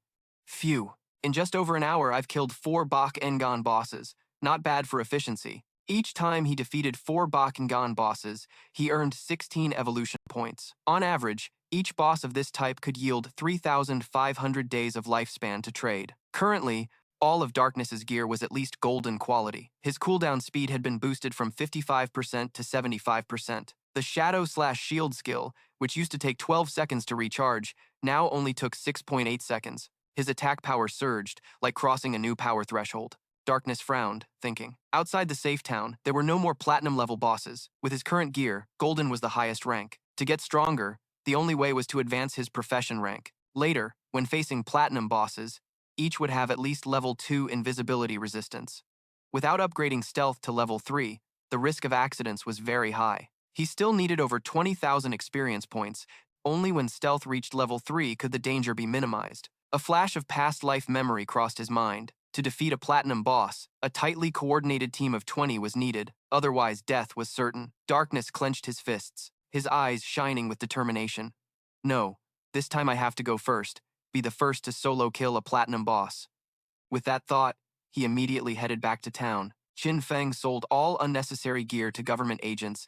You can trade for 105 years of lifespan.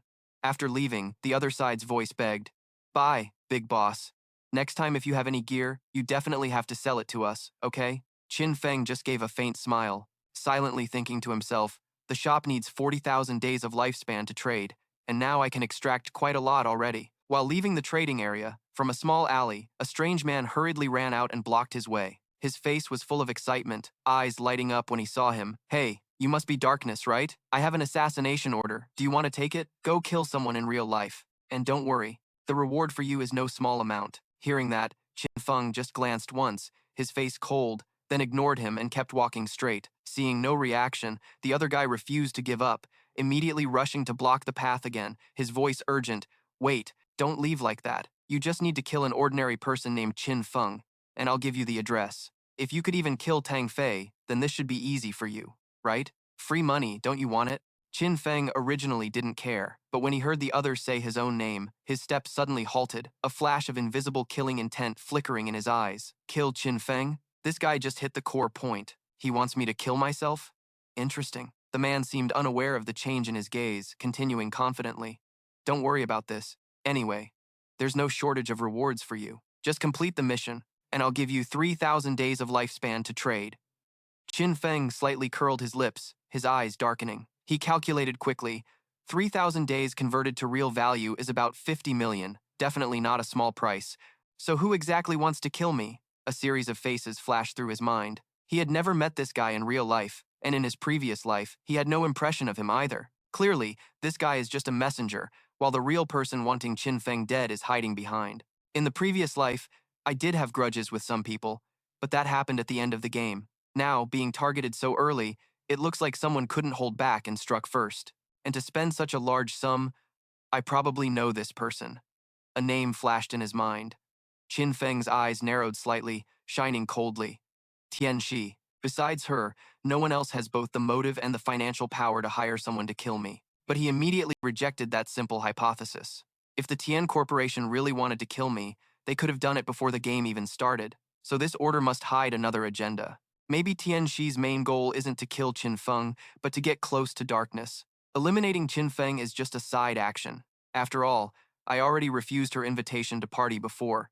His lips curled, forming a sarcastic smile. Ha ha, interesting. I haven't even gone after her, yet she's already crawling to me first. Qin Feng raised his head, his voice low and decisive. All right, I'll take this order, but half the payment up front, and when to act is up to me. Hearing this, the guy hesitated briefly, a bit embarrassed. Wait a minute. Half the deposit? I have to get approval from above. He immediately contacted and exchanged with the other side for quite a while. Finally, a reluctant voice came through. Okay, half up front is fine. I'll deal with you directly. Right after, the system showed a notification. Transaction complete. You received 1,500 days of lifespan to trade. Qin Feng looked at the new number. A faint, cold smile appeared at the corner of his mouth. The deposit is basically interest. Tian Shi, just wait. I'll come find you myself soon. The guy quickly sent the location, his voice firm. Here's the target's address and info. With your ability, finding him won't be a problem. Looking at the coordinates, Qin Feng paused briefly. His eyes narrowed, lips curling coldly. Sun Tui impression. Exactly where I am now. He chuckled softly, the laugh carrying an unpredictable killing intent. All right, just wait. Saying that, he turned and left. Behind him, the guy gritted his teeth, bitter inside, cursing, "What the hell are you so cocky about? You're just a lackey working for Miss Tian like me." Just then, a hot figure appeared in front of him, blocking his way. The girl had a smoking hot body, a gorgeous face, breathing heavily, eyes shining with anticipation. Big bro, please stop. I heard you're collecting boss coordinates. I have the coordinates of a golden boss. Do you want it? Qin Feng glanced at her, his voice indifferent. See the boss today. Pay today. She nodded without hesitation. All right, then come with me. It's in the north of town. A bit far. I'll take you there. Qin Feng's eyes narrowed slightly. What kind of boss? The girl answered immediately. One, surrounded by a plague. Are you sure you can go alone? Or should you bring a babysitter? That boss can deal ranged damage. He gave a faint smile, his voice calm and steady. No problem. Just lead me there. Inside, Qin Feng silently nodded, correctly naming the boss. Looks like she really saw it. The one surrounded by plague is indeed a golden-level boss. This boss is dangerous because of the toxic circle. Just stepping into its range causes life to drain every second. The only way to deal with it is to kill it as fast as possible. With my current strength, just a few skills are enough. Then he followed the girl into a damp, dark cave. The air inside was thick with a musty smell, green moss crawling along the rock walls. The girl stopped, pointing down the cliff, her voice trembling softly. It's right there. Qin Feng looked down into the cave. A withered, dry tree gave off a disgusting stench, the foul smell so strong it made others nauseous. From inside the tree hollow, countless blood-red eyes gleamed, staring around, making the whole space eerie. He nodded, opening the transaction. All right, lifespan sent to you. Transaction successful. You have sent 100 days of lifespan to trade. Qin Feng squinted, silently calculating. If I remember correctly, this poison damage can be completely dodged. With the 75% evasion ability of the Phantom Shadow, this will be extremely useful. The girl was sweating heavily on her forehead, her voice hesitant and trembling. Big bro, there's something I need to warn you about first. Actually, this is a trap. Once you start fighting, someone will come to kill you. I remember they even prepared level 2 invisibility gear. Qin Feng remained calm, his eyes as still as a lake. It's no problem. The girl bit her lip, seeming like she had more to say, then quickly blurted out. The important thing is they asked me to pretend to stop you, act like I want to help you to gain your trust. The real plan is to use this chance to learn about you. Then, in the end, they'll try to dig up information about you in real life. Hearing this, Qin Feng slightly frowned, a cold glint flashing in his eyes. What kind of messed up plan is that? The girl panicked, waving her hands frantically, quickly explaining, I'm forced into this too. I'm telling you the truth so you know, but if you want to settle scores, go find the person behind me. In real life, they're controlling me as well, and I want them dead. Qin Feng's gaze sharpened like a blade, his voice dropping low. Who's behind you? The girl swallowed nervously, quietly replying, It's Dong Feng. Qin Feng raised an eyebrow slightly, and the girl continued. In the game, he goes by the name Mei Ren, and he said he was killed once by the big boss. Dong Feng, the name sparked a flash of memory in Qin Feng's mind.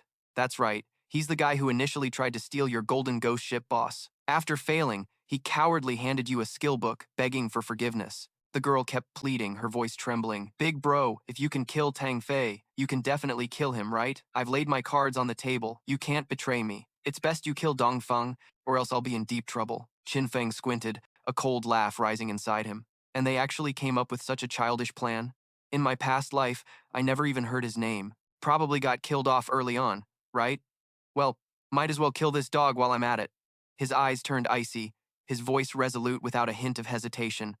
I'm going to fight the boss now. You keep playing their game, call their people here, leave the rest to me.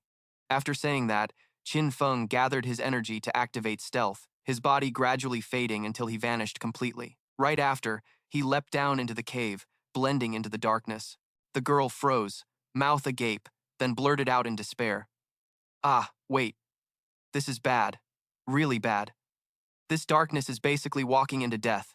Earlier, Dong Feng brought 3 squads, each with 18 people, storming in to challenge the boss. But in less than half a minute, all 3 squads were wiped out. The poison from this monster was terrifying. The damage piled on so fast they didn't even chip 5% off the boss's health before falling one after another. No matter how stealthy they were, against this deadly poison, the only outcome was death. I have to find a way out before it hits me. In the darkness, Qin Feng frowned, activating the Grace of Liberation skill, while simultaneously triggering the weakness amplification effect and letting out a roar, then charging straight at the boss. The shield shadow slash descended, unleashing devastating damage. The golden boss's health instantly dropped to half. What the hell? The girl outside widened her eyes, frozen in place, stunned that a single move could cut off more than 2/3 of the golden level boss's health. Yeah, damage over 80,000. Is this even human? Before she could recover, Qin Feng didn't hesitate. He quickly activated stealth again, disappearing into invisibility, then leapt up to hide on a cliff. The cooldown for Grace of Liberation is 25 seconds, but with a 75% cooldown reduction, it's actually just 3 seconds. It's best not to finish off the boss now. Wait for Dong Feng's people to come feed the boss, and for the skill to be ready again, that's the smart move. Sure enough, not long after, a group of people stormed in. Everyone get ready, move into the cave and kill the boss. Anyone who dares stop us, kill them on the spot, no questions, the leader shouted fiercely. Qin Feng immediately recognized him, a cold glint flashing in his eyes. So that's him. Has he really bowed down to Dong Feng? But what made Qin Feng think more was the plan. Originally, Bong Tuyet was supposed to pretend to appear and block this group, buying time for him. But with over a dozen people rushing in like this, could she really hold them off? While Qin Feng was still watching, the girl unleashed a skill, a giant glowing shield covering the entrance. Qin Feng raised an eyebrow, surprised. A golden-level shield? No wonder they chose her for this act. With this defense, early on, almost no one could break through. Looks like about 80% of the credit goes to meeting Kothan Banfuk, which gave her the chance to unlock the golden shield.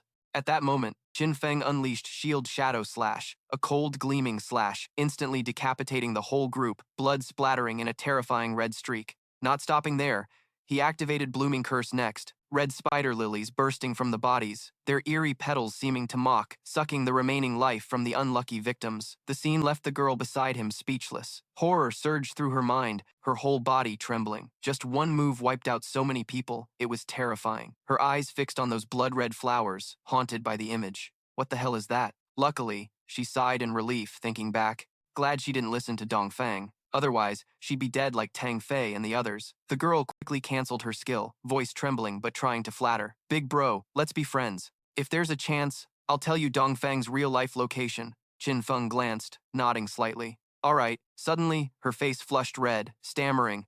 Big bro, if you need special services, I can offer free lifetime options. Qin Feng's eyes flickered in surprise, then he immediately understood. Turns out she's a prostitute. No wonder she's so eager. Not paying her any more mind, he activated stealth again, his figure fading and disappearing into thin air. With a single leap, he dove down from above, delivering another shield shadow slash to finish off the boss. Immediately, a mechanical voice echoed in his head.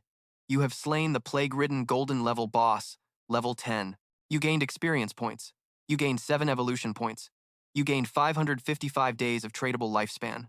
A smirk crept on Qin Feng's lips, satisfaction flashing in his eyes. The lifespan sucked from dozens of people combined couldn't compare to this boss's. Stirring up trouble, not laying low, and hunting monsters is just asking for death. His eyes flicked toward the girl, voice cold. You're not leaving yet? What's up? The girl hurriedly shook her head. Leany replied, No, nothing. I'm leaving right now. Farewell, big bro. Saying that, she hurriedly left, not daring to look back. Only then did Qin Feng open his greedy hand, a glowing item dropping out. He was surprised. Oh, it's been a while since I saw an assassin's skill book, and this time one dropped. On the cover were dark words, platinum level dark moment. Description: Assassin uses a blade emitting dark light, causing all enemies within 20 meters to become blinded. The basic duration is 10 seconds, with a cooldown of 60 seconds. The higher the target's mental attribute, the less effective it becomes. Qin Feng squinted slightly, a smirk curling at the corner of his lips, a surge of excitement rising within him. Blind them? Perfect. Just what I needed, he blurted out, his eyes flashing with unexpected joy. The thought that just popped up made his heart race faster. As long as he could blind the enemy, even if he wasn't in stealth mode, he could trigger double damage. That calculation made his eyes blaze. He clenched his fists tightly, clearly envisioning the massive advantage he was about to gain. With this, no matter how high the boss's anti-stealth level was, it wouldn't affect his initial damage output.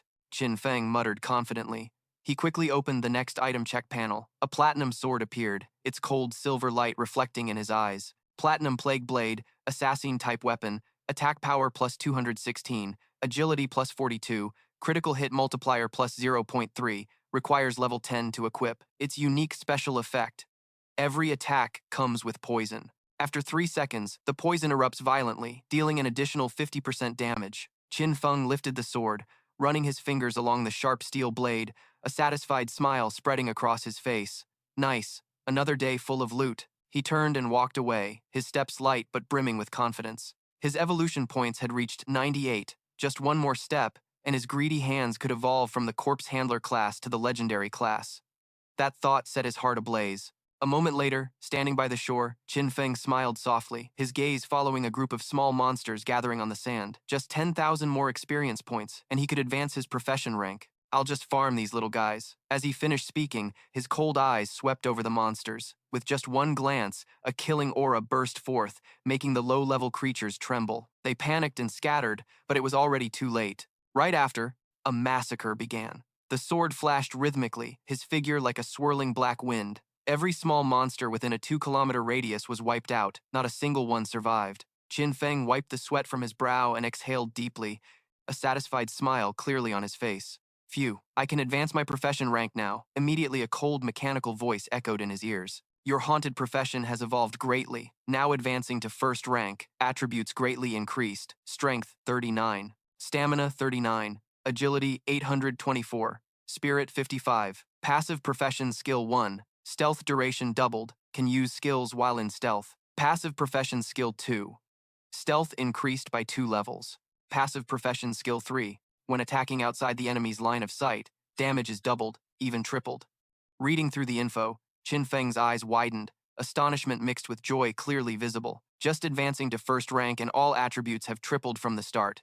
He clenched his fists, heart pounding, a corner of his lips twitching upwards. Too strong. With this ability, I can maintain permanent stealth as long as the cooldown resets in time. Not only that, damage from attacks outside the enemy's view increases from double to triple. Qin Feng read this, his eyes shining brightly, lips trembling slightly with excitement. Just first rank evolution, and it's already this flashy. No wonder the stealth profession is called the strongest. At that moment, the system blared rapid notifications, the cold mechanical voice filling his ears. 7 players have reached level 10 in Jianghai City. The teleportation event to the abandoned gods continent will open in 10 minutes. Only players who meet the requirements can participate. Please prepare. The leaderboard immediately appeared before him. First place, Darkness. Second, Gray Rose. Third, Ha Tuet Thin, Black Cloth Forest Dali Zi, Wang Man. Fourth, Huai Yu Shui Ham. Qin Feng's gaze paused briefly. He checked his watch. The hour hand pointed exactly to 8:30 p.m., a faint smile appearing at the corner of his lips. Didn't expect so many level 10 players in Jianghai City. His eyes lingered on the leaderboard, scanning familiar names, a complex feeling stirring inside both surprise and a bit of pride. I remember clearly, in my past life, the leaderboard at this time was completely dominated by foreign players. Seems like the impact of me selling so many items and skill books has started to spread. Maybe the fate of this world won't be the same as before. That thought made the corner of his lips curl, a smile both deep and eager. I'm really looking forward to it. Meanwhile, in the real world, inside a solemn room, tension hung thick. The special agent's report echoed. The Dagyang Syndicate has been raided by the government. All key members of the crime group have escaped capture. Additionally, 3 leaders remain in the game. Their bodies are currently in a corrupted state, so they cannot be apprehended, requesting orders from the leadership. The response was calm and decisive. Thank you, comrades, for the hard work informing Anyu. Request they find a way to force the suspects offline. Understood, another voice interjected, cold but calculating. This method isn't bad. Even if they hide in mini-stuns and can't be attacked, their bodies still need to eat in real life. When hungry, they have to go offline. Just cut the connection, and we can catch them easily. Everyone's eyes in the meeting sharpened at this. The commander's voice sounded approving, filled with praise. This smooth progress is mostly thanks to Darkness. He not only provided intelligence on Dajiang Syndicate, but also warned us early that powers from the God game could be extracted into reality. If we were any slower, those leaders led by Jiang Lei would have quickly reached level 10. By then, if they extracted those powers, even if we tried to arrest them, casualties would be huge. The reporter's tone dropped, making the atmosphere heavier. A leader frowned, tapping the table rhythmically. In some countries, small-scale riots have broken out, causing thousands of deaths. The longer this drags on, the more dangerous it gets. Someone nearby added, our squads sent into the divine game have gradually reached level 10. Most of the credit goes to the equipment and skills provided by Darkness. Darkness really is a talent our faction absolutely cannot lose. We must find a way to force him completely to our side. The whole room fell silent for a few seconds, then sharp eyes all focused on the report. Only one name was mentioned, Darkness. In the game, Qin Feng had just returned to town, not yet stepping into the square when the familiar message sound rang out. He opened it, the image of a smiling girl appeared. Big boss, I never expected you to be the great hero saving the people. I totally admire you. Qin Feng slightly frowned, his eyes flashing with suspicion. His face was calm, but the corner of his mouth twitched. What nonsense is she spouting now? He answered briefly, his tone calm. If you have something to say, just say it. Big boss, no need to be modest. The government has already announced the news. Dajiang Industries and Tong Fei plan to kidnap, imprison, and kill players. That's why you killed Tong Fei and Jiang Lei, because you were commissioned by the government. Hearing that, Qin Feng's eyes flickered slightly, a faint smile appearing at the corner of his lips. So that's how it is. The government is whitewashing him to make future cooperation smoother. He didn't waste time on that and asked directly, have you found the real location of Dongfang yet? He still hasn't gone offline. Just wait a bit longer. I'll let you know as soon as there's news. The girl's voice came quickly and tiredly. Yeah. Qin Feng replied shortly, his gaze shifting to the square ahead. To him, all the flattery and government announcements were just hot air. The most urgent matter now was that the continent had been abandoned by the gods. His steps quickened, the tall, lean figure moving toward the teleportation formation. Around him, columns of light flashed continuously. Players were using the town's instant teleportation system one after another. But no one had activated the teleportation to the continent yet. Qin Feng stood before the formation, lightly touching it with his finger. A fierce light burst out, engulfing his figure. At that moment, he completely vanished. The square buzzed with excitement. Players around glanced at each other, faces full of shock. No one could see him anymore. Who just teleported? Nonsense. Obviously the dark big boss. No way. I have level 2 invisibility detection now. Why can't I see him? Idiot. That means the big boss's stealth level has surpassed level 2. The chatter rose all over the square, but by then, Qin Feng's figure had already disappeared within the teleportation formation's glow. A moment later, in the abandoned divine continent, the teleportation light faded. Qin Feng opened his eyes, looking up to observe his surroundings. The scene before him made him pause briefly, then he quickly smiled faintly. Just like in the previous life, this was the familiar ruined city of Gyeonghai, the shattered remains of a modern metropolis. Every street corner, every collapsed building matched perfectly with his memory. He knew he wasn't the only one like this. Players from different cities would all appear amid the ruins of their respective real-life city when first arriving on the abandoned divine continent. Why was it so eerily consistent? Even in his past life, this had always been a mystery no one could explain. Suddenly, a piercing screech came from the rubble, and a long black shadow shot out at lightning speed. Qin Feng's eyes flashed with alertness. He turned to see a giant worm over 10 meters long, its slimy body, mouth wide open with rows of sharp teeth, charging madly. In that instant, Qin Feng's figure blurred slightly. He coldly whispered, a ghostly afterimage appearing. His whole body instantly turned into an illusion, teleporting half a step to the side. The monster lunged and missed. Just as it turned its head, a flash of sword light appeared. The shadow slash struck a fierce blow, splitting the giant worm's massive body in two. Black blood splattered everywhere. You have killed a level 11 worm monster, normal grade. A cold mechanical voice sounded in his ear, but Qin Feng had no time to rest. The ground suddenly shook, and from the dark cracks, 3 or 4 more worm monsters rose simultaneously, charging toward him. Qin Feng lightly bent his knees, leapt high into the air, his cold gaze looking down.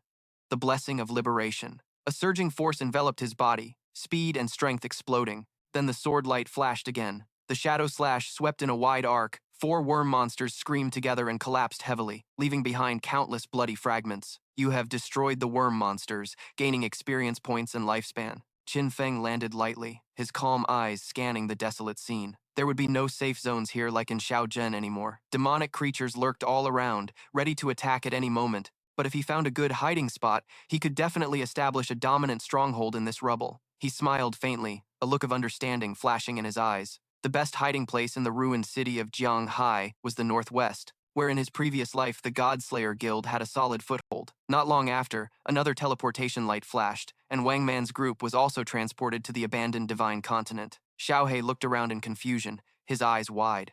Wow, so this is the place the gods abandoned?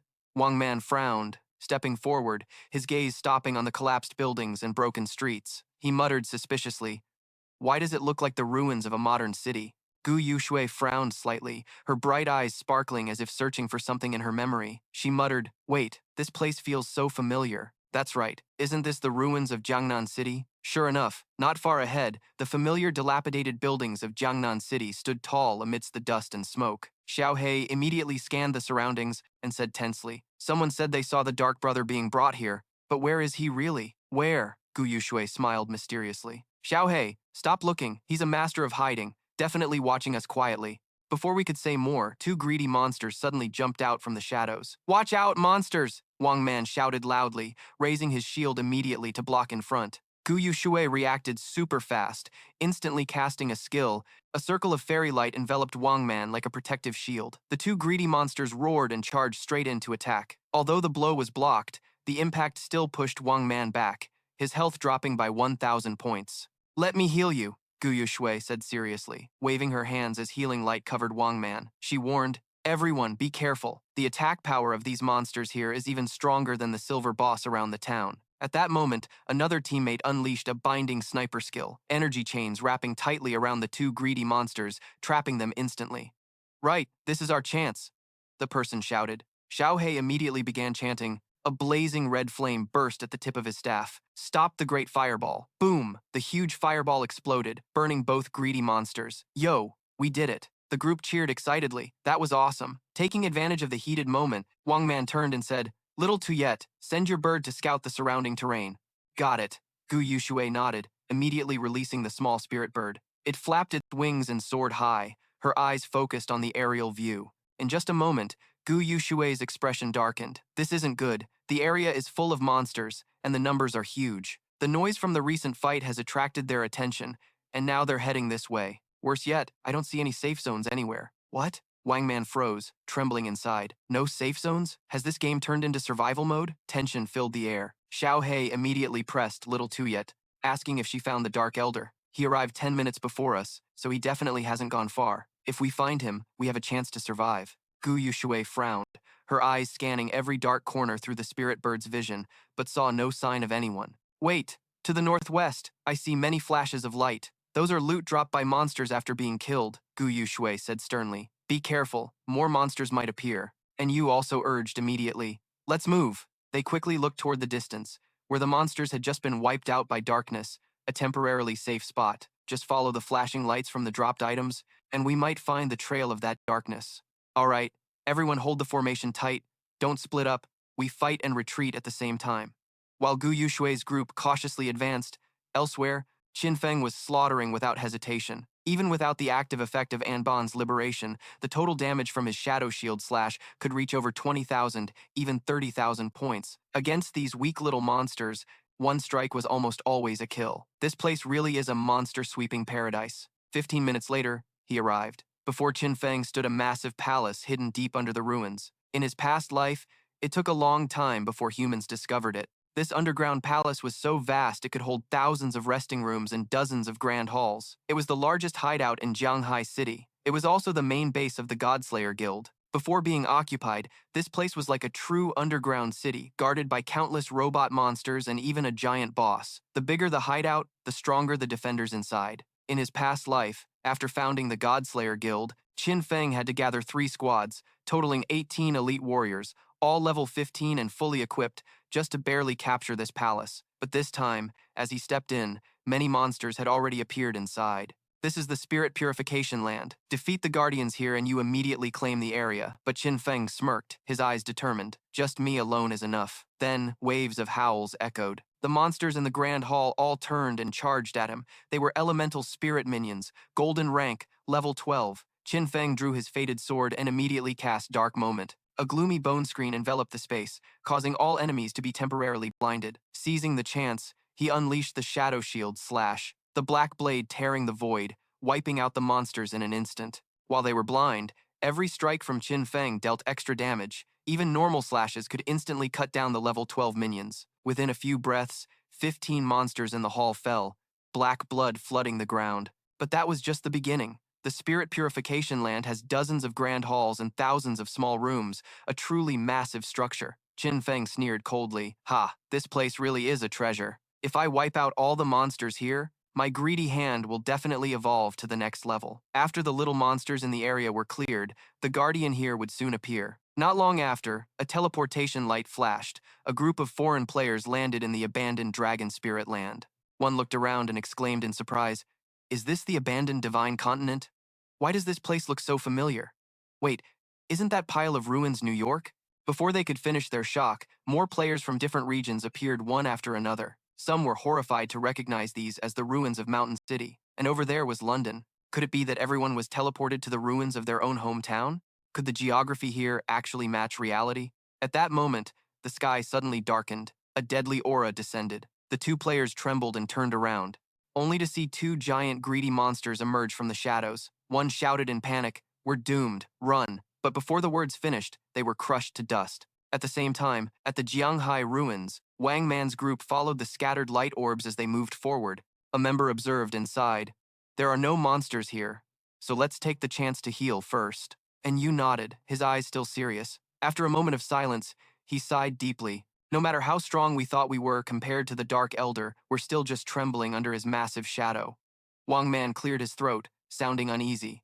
"Captain An, you might want to watch your words a bit." And Yu asked innocently, "Is there something wrong with my description?" Xiao Hei sighed softly.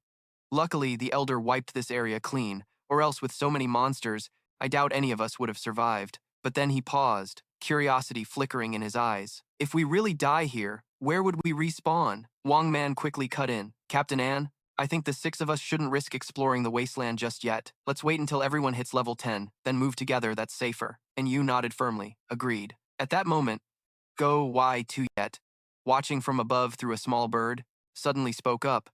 This monster died strangely, like it was cut into pieces. That's not right.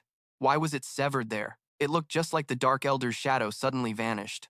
But the loot pile was huge. Even shining gold makes me want to grab it all. Wang Man frowned, speaking quietly. I've contacted the darkness already, not sure if he still wants those spoils. Meanwhile, inside the palace, Qin Feng was still rampaging, slashing wildly. Finally, he cleared out all the small monsters. Over 40 grand halls, thousands of rooms, more than 400 small monsters were wiped out. Plus, 4 bronze-level bosses and 2 silver-level bosses. They not only gave him over 100,000 experience points, but also boosted his evolution points to 205, just 5 points shy of evolving his greedy hand. Right then, a message from Wang Man popped up. Big bro, where are you? We saw tons of loot dropped from the monsters you killed, but you haven't picked them up yet. Want us to grab them and pay you back in lifespan? Qin Feng frowned, thinking, so Wang Man's government squad has entered here too. He quickly replied, all right, I'll contact you soon. Got some gear to sell. Wang Man responded immediately, excited. Got it, big bro. We'll wait for you at the junk workshop. Coordinates 89.554666. After cutting the connection, Qin Feng pushed deeper inside. Lightning flashed non-stop, thunder roared through the space, and the final guardian appeared, a level 15 soul purifier, platinum rank. A cold voice announced, Guardian of the Soul Land, defeat him, and you become the master here. In the ruined city, monsters max out at level 15. But the Soul Purifier was the real nightmare. Not only the highest level monster, but a boss with superior rank. Qin Feng squinted, memories from his past life still vivid about this terrifying beast. If I remember right, this boss has 750,000 health points, split into 3 phases. Last life, its single target lightning damage was brutal. Even in full golden armor, it was tough to withstand.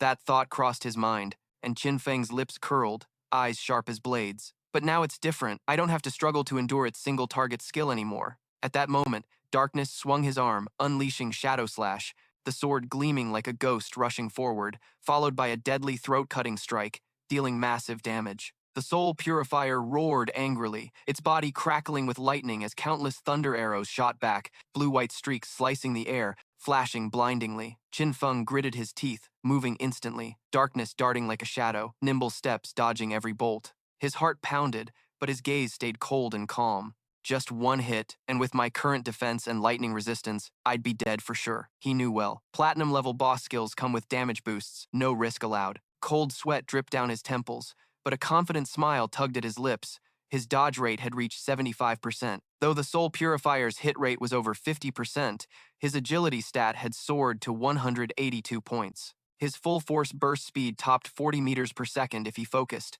He could dodge all these deadly bolts. Old memories flooded back from his past life, when he led guild members, relying on the priest's shield and luck just to barely defeat this monster. But this time, Qin Feng's eyes flashed with determination. No, this time I won't give it any chance. He charged forward, skills pouring out non-stop, Liberation's Blessing, Shadow Slash, Pestilent Blade, damage exploding fiercely, cutting off 250,000 health points from the boss. In an instant, the space shook.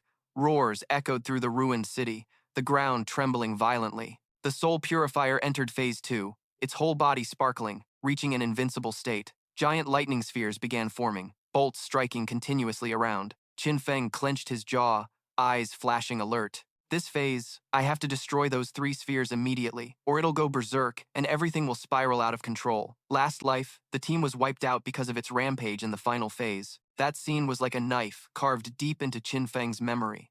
Back then, Tan Tu Du got so furious she went crazy, shouting she didn't want to continue. In the second challenge, the team left her behind. Ironically, that's when they finally succeeded. That vague memory flickered, and Qin Feng's gaze turned icy. As the first lightning spheres appeared, he didn't hesitate, immediately throwing poisoned darts. Each dart flew with cold black light, piercing the spheres. Wham! A deafening explosion rang out. The first sphere shattered. Energy backlash made the Soul Purifier scream, its body shaking violently. Every sphere destroyed dealt corresponding damage to the boss. Cracks spread fiercely across its lightning armor. In moments, all 3 spheres exploded one after another. Instantly, the boss's health bar turned blazing red, the air thickened, lightning bolts filled the sky, erupting around like they wanted to tear everything apart.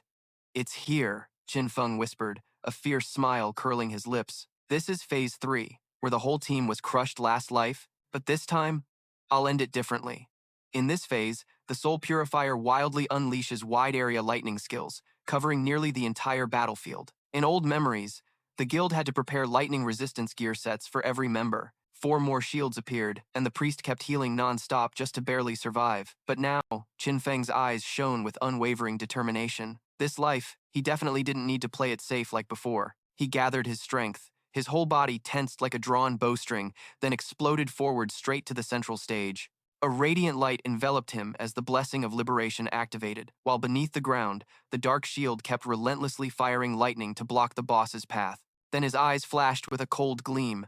He would finish it off from above. At the breathtaking perfect moment, he seized the chance, swung his sword to execute the shadow shield slash, the blade flashing like a streak of the Milky Way, delivering a strike with absolute power. Boom! A critical slash. The soul-cleansing beast's head exploded, its massive body collapsing with a final roar. The cold mechanical voice echoed in Qin Feng's mind. You have slain the platinum-grade soul-cleansing boss.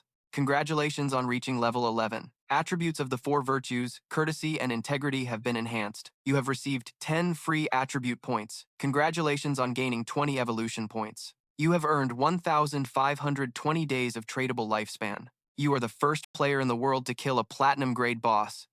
Reward: 10 reputation points. Congratulations on becoming the lord of the soul-cleansing territory. Qin Feng froze for a moment, his heart pounding hard. A faint smile curved his lips, his eyes flashing with complex emotions. Finally, success. He recalled that this special hideout wasn't just a safe refuge in the game, but more like a warehouse connecting reality and the virtual world. When the divine game began, the real world gradually descended into chaos. Modern weapons, once humanity's pride, had become useless. Nuclear bombs, the most devastating weapons, had rotted away from day one and were no longer usable. Planes, tanks, and other war machines worked for a month or two, but eventually turned into worthless heaps of scrap metal. That means in the future, combat would mainly rely on extracting power from the divine game. After the hideout was brought into reality, the magical defensive barrier inside could be activated, turning this place into an impregnable fortress, an absolutely safe haven. Qin Feng glanced at the glowing arcane palace, a flash of nostalgia flickering in his eyes. In his past life, his Godslayer guild used this place as a base to grow stronger. Despite countless happy memories, he also witnessed many conflicts. Huk, you came and went, leaving behind much regret. This life? I won't choose that path anymore. Qin Feng clenched his fist, eyes resolute. I'll develop independently and climb to the top alone. Meanwhile, in another part of Ruined City, Tantudu's group was struggling to farm a boss. The giant boss roared, swinging its heavy club down. Someone in the group shouted urgently, jumping aside and yelling, "Hey, dodge now!" But Tantudu stood frozen, face pale. "Ah, help me," she screamed. A heavy crash echoed, the axe blade struck, and Tantudu's body was cleaved in two, dissolving into light before instantly being pulled back to Newbie Village. The cold, mechanical voice rang in her ears. You have died and lost 14 years of non-tradable lifespan. You have died and lost 2 days of tradable lifespan. Tantudu trembled all over, sweat pouring down in disgust. She nearly choked, her face ghostly pale. Did I just die again? Angry shouts erupted from the group, Wuong cursing loudly. You useless babysitter, the boss is huge, and you can't even dodge. Tantudu's face flushed red with anger as she snapped back immediately. Who are you yelling at? So what if you're Yuong? You don't know how to tank the boss properly and blame me for bad dodging skills. Go die, you jerk, Yuong cursed furiously. With an AoE attack like that, how do you expect me to tank? Moron. After that, he angrily left the team, and a notification popped up. Player Great Wind, level 8, has left the team. Right after, Tantudu's best friend's voice rang in the team chat, tinged with panic. Tudu, Wong ran off. The boss is attacking me. Help! Then Tantudu was killed by the boss again, her body dissolving into light before respawning at Newbie Village. Her face was pale, and Long Chen's resentment hadn't even faded when her friend beside her advised anxiously, Tudu, maybe we should grind monsters to level up first. Our lifespan is running low. I'm afraid we won't survive. Just then, a server-wide announcement shook everyone. The Dark player in Jianghai City became the first in the world to kill a platinum-grade boss, earning 10 reputation points. All players instantly buzzed, the entire virtual world trembling at the news. No way! The first to kill a platinum boss did it solo? That's insane. The game just launched recently. Barely anyone's reached the mainland yet. Yet he dares to solo hunt bosses, and he's Dark class. Could the Dark player from Jianghai City really solo a platinum boss? Does anyone know who he really is? That's crazy. I haven't even seen a golden boss before. That's seriously impressive. While everyone was amazed and chatting, in another corner, Tan Du bit her lip, eyes red and trembling with jealousy. Inside, she screamed, "Why is it like this? Even a silver boss is so hard to kill.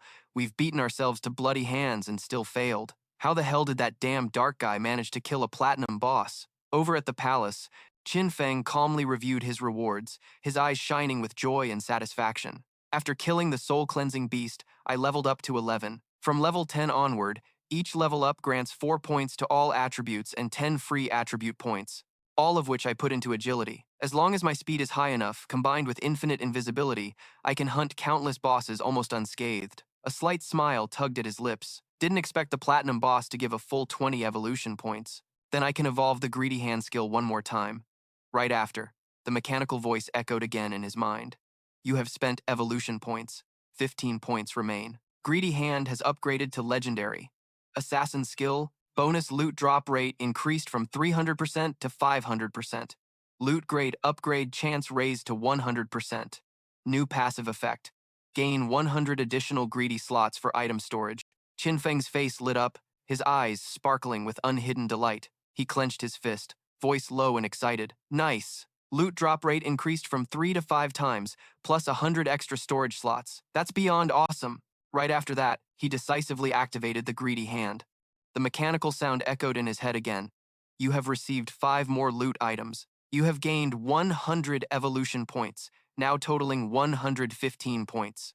After hearing this, Qin Feng was slightly stunned, his eyes flashing with surprise and regret. Among the loot were 2 assassin equipment pieces and a rare skill book, but his current level was still not high enough to use them. He sighed softly, then waved his hand, and everything was neatly stored in the hideout's warehouse. Immediately after, Qin Feng summoned a devoted follower, a shadowy figure appearing before him, kneeling deeply with fanatic eyes. He coldly commanded, "Go! Gather all the loot in this palace. Pile it up for me." The follower couldn't speak, only making a few hoarse sounds, then silently obeyed the order, picking up the discarded treasures from the palace floor step by step. Qin Feng smirked slightly, his gaze shifting to the evolution board, silently calculating. He still had 115 evolution points left, enough to upgrade skills that hadn't reached the executioner level yet. Instantly, the mechanical sound rang out again, consuming 42 evolution points. The stealth skill evolved 3 times, leveling up to executioner. The invisibility duration increased from 36 seconds to 60 seconds. Attack damage, while invisible, rose from 300% to 500%. Cooldown time dropped from 22 seconds to 15 seconds. This cost 34 evolution points. The backstab enhancement skill evolved twice, reaching executioner level. Backstab damage increased from 50% to 75%. This cost 18 evolution points. The skill Dark Moment upgraded from Platinum to Jade to Diamond Executioner. When activated, a burst of black light blinds all enemies within range. The range increased from 20 meters to 30, 40, then 50 meters. Duration extended from 10 seconds to 12, 14, then 16 seconds. The higher the target's mental attribute, the shorter the duration. Immediately after, the notification board appeared again. You have spent 33 evolution points. The Bloom Curse skill evolved 3 times, reaching legendary level. It can be used on player corpses within 60 seconds after death. The cursed corpse will completely vanish, absorbing 50% of the target's untradeable remaining lifespan. It can also absorb untradeable lifespan light orbs dropped from discarded loot. Qin Feng's eyes widened, a fierce shock rising inside him, and he couldn't help but mutter in amazement. What? It can absorb untradeable lifespan orbs? Memories of high-level dangerous zones flashed in his mind, especially the brutal area where special bosses roamed, and life drained 100, even 10,000 times faster. In those places, untradeable lifespan was always the first to erode. At that moment, Qin Feng's eyes lit up, his hands clenched tight, his heart pounding as if it would burst out of his chest, a thrilled smile spreading across his lips. So from now on, I won't have to worry about lacking untradeable lifespan anymore. This is truly a godly skill. At that moment, the flower-selling girl from before actively called him, her voice full of excitement. "Congratulations, big boss. You've just killed the first white-silver boss." Qin Feng coldly asked, "What's going on?" The girl immediately replied, "I've got good news for you. Dongfang has finally gone offline. I heard their clan is throwing a party at Jiangnan restaurant. Rumor has it they've accumulated a significant amount of lifespan, preparing to inject it into the game to boost their combat power." He responded, "You did well. It's what I'm supposed to do." but you absolutely have to kill Dong Feng, or I'll be in big trouble. After ending the call, Qin Feng retrieved the pile of light orbs the devoted follower had gathered. Even carrying all of them, he still had nearly half his inventory slots free. The Greedy Hand's integrated 100-slot backpack was truly incredibly useful. He decided to find Vuong Man and sell everything to them. A little later, when Qin Feng appeared, and Yu immediately brightened up and cheered. "Look quick! The darkness is here!" Ko Lap Jiang excitedly ran over to hug him, but was immediately stopped by Qin Feng's cold hand blocking her head. He casually said, "Same rules as always. I set the price. You can take it or leave it. 30 trash items, including common and bronze, discounted for you all, totaling 950 days." And Yu nodded repeatedly, replying as if prepared beforehand. "Fine, big boss. We estimated the stuff we bought from you before was worth over 1,000 days, so I'll round it up and give you 2,000 days." Qin Feng opened his inventory. This batch included items of white silver, gold, and even platinum grade, with a total trade value up to 18,000 days, and Yu was stunned while checking the inventory. "Oh my god, platinum grade? I only have one gold piece on me right now. Big Boss really is Big Boss. Even platinum gear is up for sale? That's awesome. Thanks to you, this time the development speed of Jianghai City will definitely be faster." "Dark Big Brother, thank you so much," Qin Feng replied indifferently. "No problem, just helping each other out." Next to Xiao Hei, suspicion muttered in disbelief. "Why does his backpack have so many compartments? Are you Doraemon or what?" Qin Feng chuckled softly. "Maybe your backpacks are already full, right?" This was a friendly reminder. Right beneath the stone statue at the center of the ruins, city hides a secret staircase. Going down there leads to a teleportation formation that can send them back to the starting town, but the first activation costs 500 days of lifespan. Subsequent returns won't cost anything. You all think it over. I'm heading off first. And Yu tossed her chin, smiling meaningfully. She pointed at Qin Feng. "See? I told you, the big boss must be a reborn person. Otherwise, how would he know about these hidden secrets?" Vuong Man felt a bit pressured hearing that. "Captain Anne, stop saying that. I'm kinda scared now." And Yu mischievously placed a soda can on her hip, bending over teasingly. "So what do you guys think? What if I seduce the darkness too?" Vuong Man's group froze instantly, faces stiff, truly speechless. While they were still half believing, half doubting, elsewhere, Qin Feng quietly opened the system board, and a mechanical line immediately appeared. "Do you want to spend tradable lifespan to extract power into reality? Synchronize level, synchronize profession evolution." Without hesitation, Qin Feng chose. "You have spent 27,000 days of lifespan." A cold sound echoed repeatedly. "Level synchronization complete. Profession evolution synchronization complete. Next, skill extraction." A thought flashed through his mind. "I've extracted stealth before, but only at level 1. This time, not only upgrading the level, but also extracting more skills." The system sound surged. Consumed 1,960 days, stealth increased to level 10. Consumed 900 days, extracted backstab enhancement.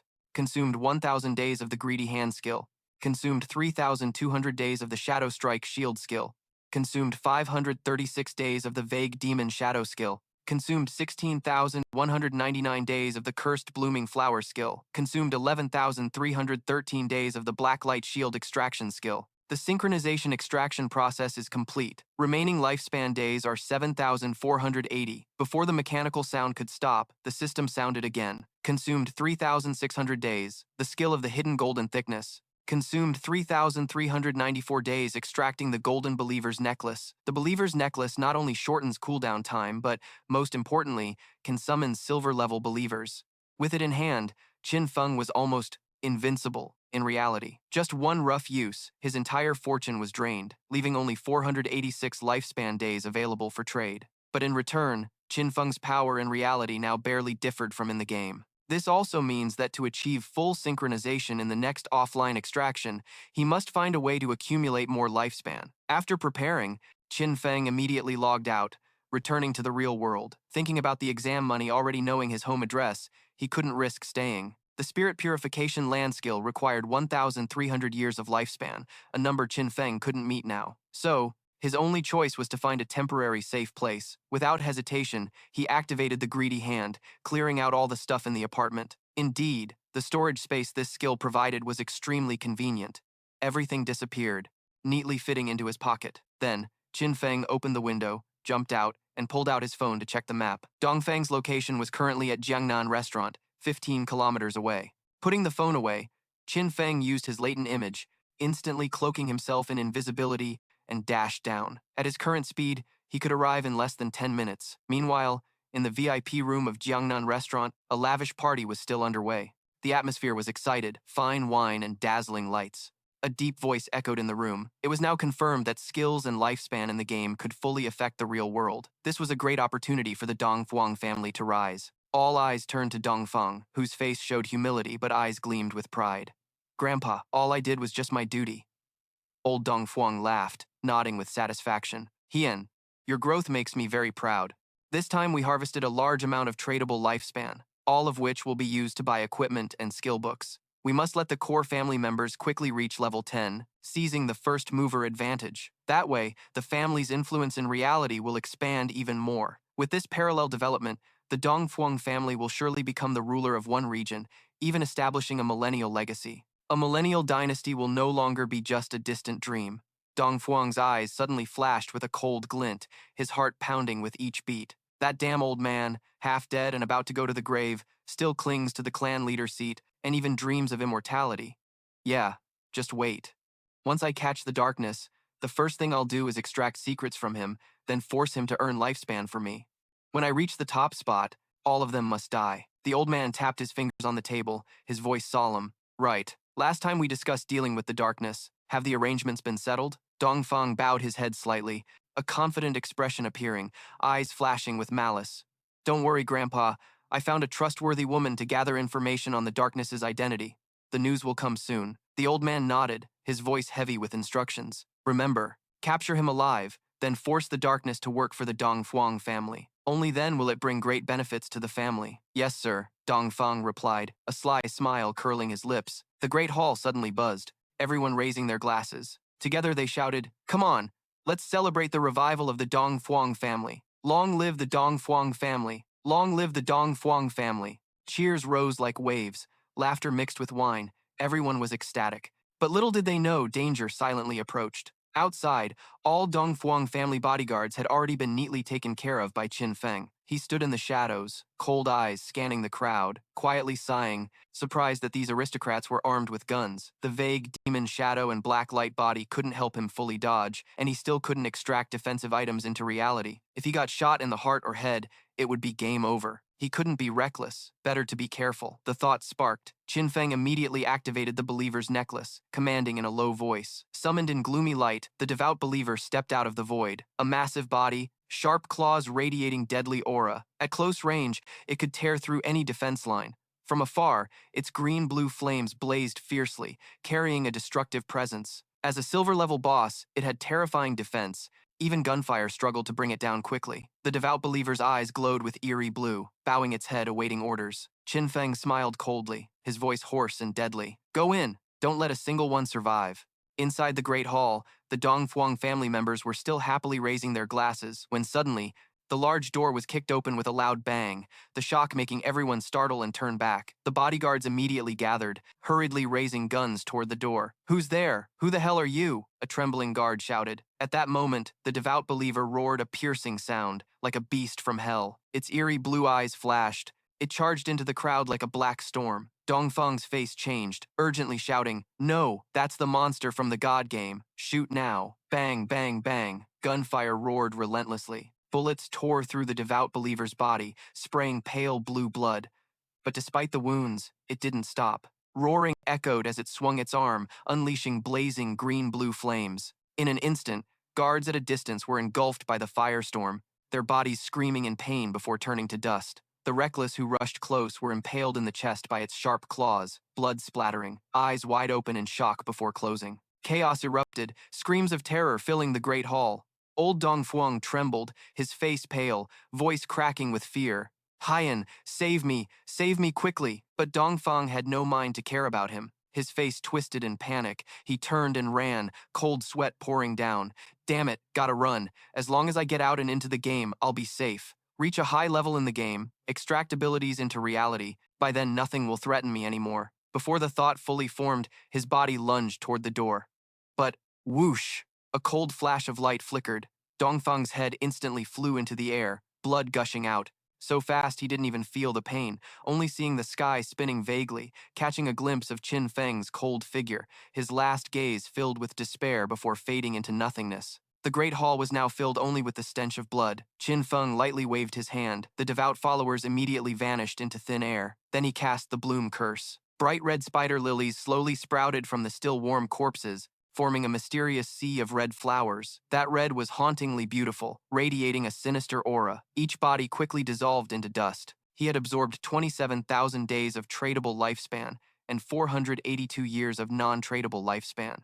A cold mechanical sound echoed in his mind. Qin Feng's lips curled up, his cold eyes flashing. Humph, definitely a bountiful harvest. He clenched his fist slightly, feeling power steadily accumulating. Every time he acted, the bloom curse's effect was massive, not only erasing corpses and bloodstains, but also draining their lifespan without delay. His non-tradable lifespan had now accumulated to 2,327 years. With this backup, even if he stepped into the violent zone, the pressure wouldn't be scary anymore. At that moment, screams erupted from outside. Quick, call the cops. Clearly, the gunshots and screams from the room just now. Police quickly rushed to the restaurant. Everyone was tense. Because the Dong Fei family was holding a gathering inside, a big clan believed a shootout had happened, surely with casualties. But when they stormed in, the scene stunned them all. The private room was chaotic, chairs and tables overturned, clear signs of a fierce battle. Yet there wasn't a single person inside. What the hell happened? A trembling cop asked. Did anyone see anyone leave the restaurant? The captain frowned, shouting, "Report, no one." The subordinate replied, face full of fear. The atmosphere thickened. Everyone looked at each other in shock, a chilling feeling rising inside. Where are the Dong Fei family members? All of them vanished.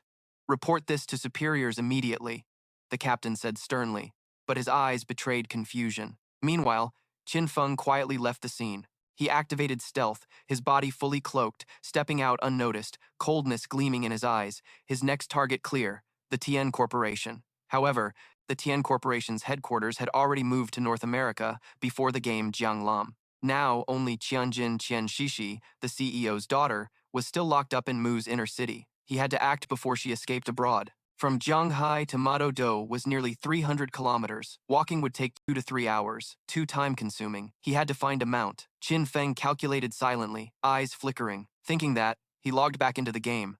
In the ruins, there were still some silver and gold bosses left. Could farm one more round to prepare. As soon as he logged in, Yu's urgent voice rang out in chat. Big bro, got good news." Qin Feng raised an eyebrow. "Yeah, spill it." Yu panted, voice excited but trembling. Just now, Xiaohei found an entrance to a tomb. But the tomb door is guarded by a gold-level vengeful spirit. We can't beat it. Qin Feng's eyes showed suspicion. The tomb entrance, how did she find it? Yu quickly explained. On our way back to the starting town, to avoid some small monsters, we took a detour. Halfway through, we noticed someone missing. Searched for half a day, found out Xiaohei stepped on a hole and fell down. Since this is a special ancient tomb area, even the team chat was disabled. We followed the hole's mouth inside and saw a level 12 gold boss wielding a huge blade chasing us. Luckily, we escaped in time. Now we're back at the shell town. He hesitated a bit, then added, If Big Bro wants to go to the tomb, I'll send you the coordinates. Qin Feng sighed softly, a smile curling his lips. Comely is still comely, wandering through city ruins. Just one misstep and you find a whole tomb. And this tomb is like a shrine, like a cursed relic, all random luck appearing outside the city. He decisively said, All right, send me the coordinates. On the other end, Yu quickly replied, Yeah, if you find stuff Big Bro doesn't want, remember to sell it to us. Got it. Qin Feng smiled faintly, eyes flashing interest. Haha, this Yu is sharp, already worrying about splitting loot. Following Yu's coordinates, Qin Feng quickly found an old well, the wide mouth covered in algae. He frowned, suspicion in his eyes. This well is the entrance? So huge, yet you can accidentally fall in? That Xiaohei woman really is talented. Without hesitation, he jumped down. You have entered the tomb of hatred. Your remote connection will be blocked, mechanical voice echoed in his mind. Upon landing, a cold, murderous aura surged. In front of him, a huge, pot-bellied, vengeful spirit stepped out of the shadows. Its blood-red eyes glowed like hot coals, holding a huge, blood-stained blade, the blade flashing a cold light that made one shiver. Vengeful spirit, Qin Feng squinted, his heart slightly shaken. In his past life, he never faced this boss, but judging by its form, it was definitely a physical type. High damage, wide attack range. No wonder Yu's group scattered. The gear and skill books he sold them barely boosted their strength. A flash of the mighty shield warrior god appeared in his mind, with about 5,000 health. Yet it lost half its health from just one hit from this boss. If I took a hit, I'd definitely die. A hoarse roar echoed. The vengeful spirit charged at him, swinging its huge blade as if to tear the space apart. Here, Qin Feng's eyes flashed. His body sprung like a drawn bow. He cast graceful release, speed exploding, swinging the shield shadow slash horizontally, a sharp streak of light cutting through the air straight at the massive body. But its defense was very high. The shield shadow slash's damage was only 80% of normal. Qin Feng frowned, but immediately followed up with a skill. A cold death aura radiated. The sandstorm strike exploded right after the opponent was hit by graceful release, directly breaking through the tough defense layer. The vengeful demon wailed pitifully, its massive body trembling violently. But just then, its body suddenly swelled up, its blazing red eyes growing even more ferocious. Not good, it's a self-detonation. Qin Feng immediately backed away with his body. Boom! The monster's body exploded violently, shockwaves sweeping clean across the entire area. In an instant, cold sweat poured down Qin Feng's back. Luckily, he reacted quickly, activating the vague demon shadow in time, the blurry silhouette enveloping his body. The shockwave only grazed him, but was enough to make his heart pound wildly. He wiped the sweat lightly, exhaling deeply. Yeah, I was too careless. If I hadn't dodged in time, I definitely would have died. In my past life, I once witnessed the whole team risking their lives to take down a boss they had never faced before. At that time, one team member excitedly rushed forward to grab the loot. Unexpectedly, the S-rank boss suddenly exploded the moment he touched it. The explosion roared, and he died on the spot without even a scream. That horrifying scene still sticks in my mind. Some unlucky teams even encountered self-detonating bosses and were wiped out in the blink of an eye. Although this mostly happened with platinum-level bosses and above, thinking back now, I never expected even a gold-level boss in the tomb could self-explode. That thought made the corner of Qin Feng's mouth twitch slightly, his eyes briefly growing serious. He stepped forward slowly, raising his hand, a gloomy light flashing as the greedy hand skill activated. A series of mechanical sounds rang in his ears. You have defeated the gold-level vengeful demon, receiving 1,000 kucha for 10 days, lifespan tradable. You have defeated the gold-level vengeful demon, gaining 20 evolution points, and the platinum-level Shadow Knight Patience skill book. You used the greedy hand, receiving 6,300 days of tradable lifespan. You used the greedy hand, obtaining the platinum-level resentment armor. Hearing the continuous notifications, the corner of Qin Feng's mouth lifted slightly. His eyes flashed with joy. His hand clenched tightly as if he couldn't contain his excitement. Nice. Both the gear and skills this time are usable. He carefully opened the skill book. The platinum-level Shadow Knight Patience is an assassin system skill that channels the power of darkness into the blade, dealing dark elemental damage to all enemies within a 5-meter radius, adding 500 elemental damage points. The cooldown time is only 10 seconds, requiring level 11.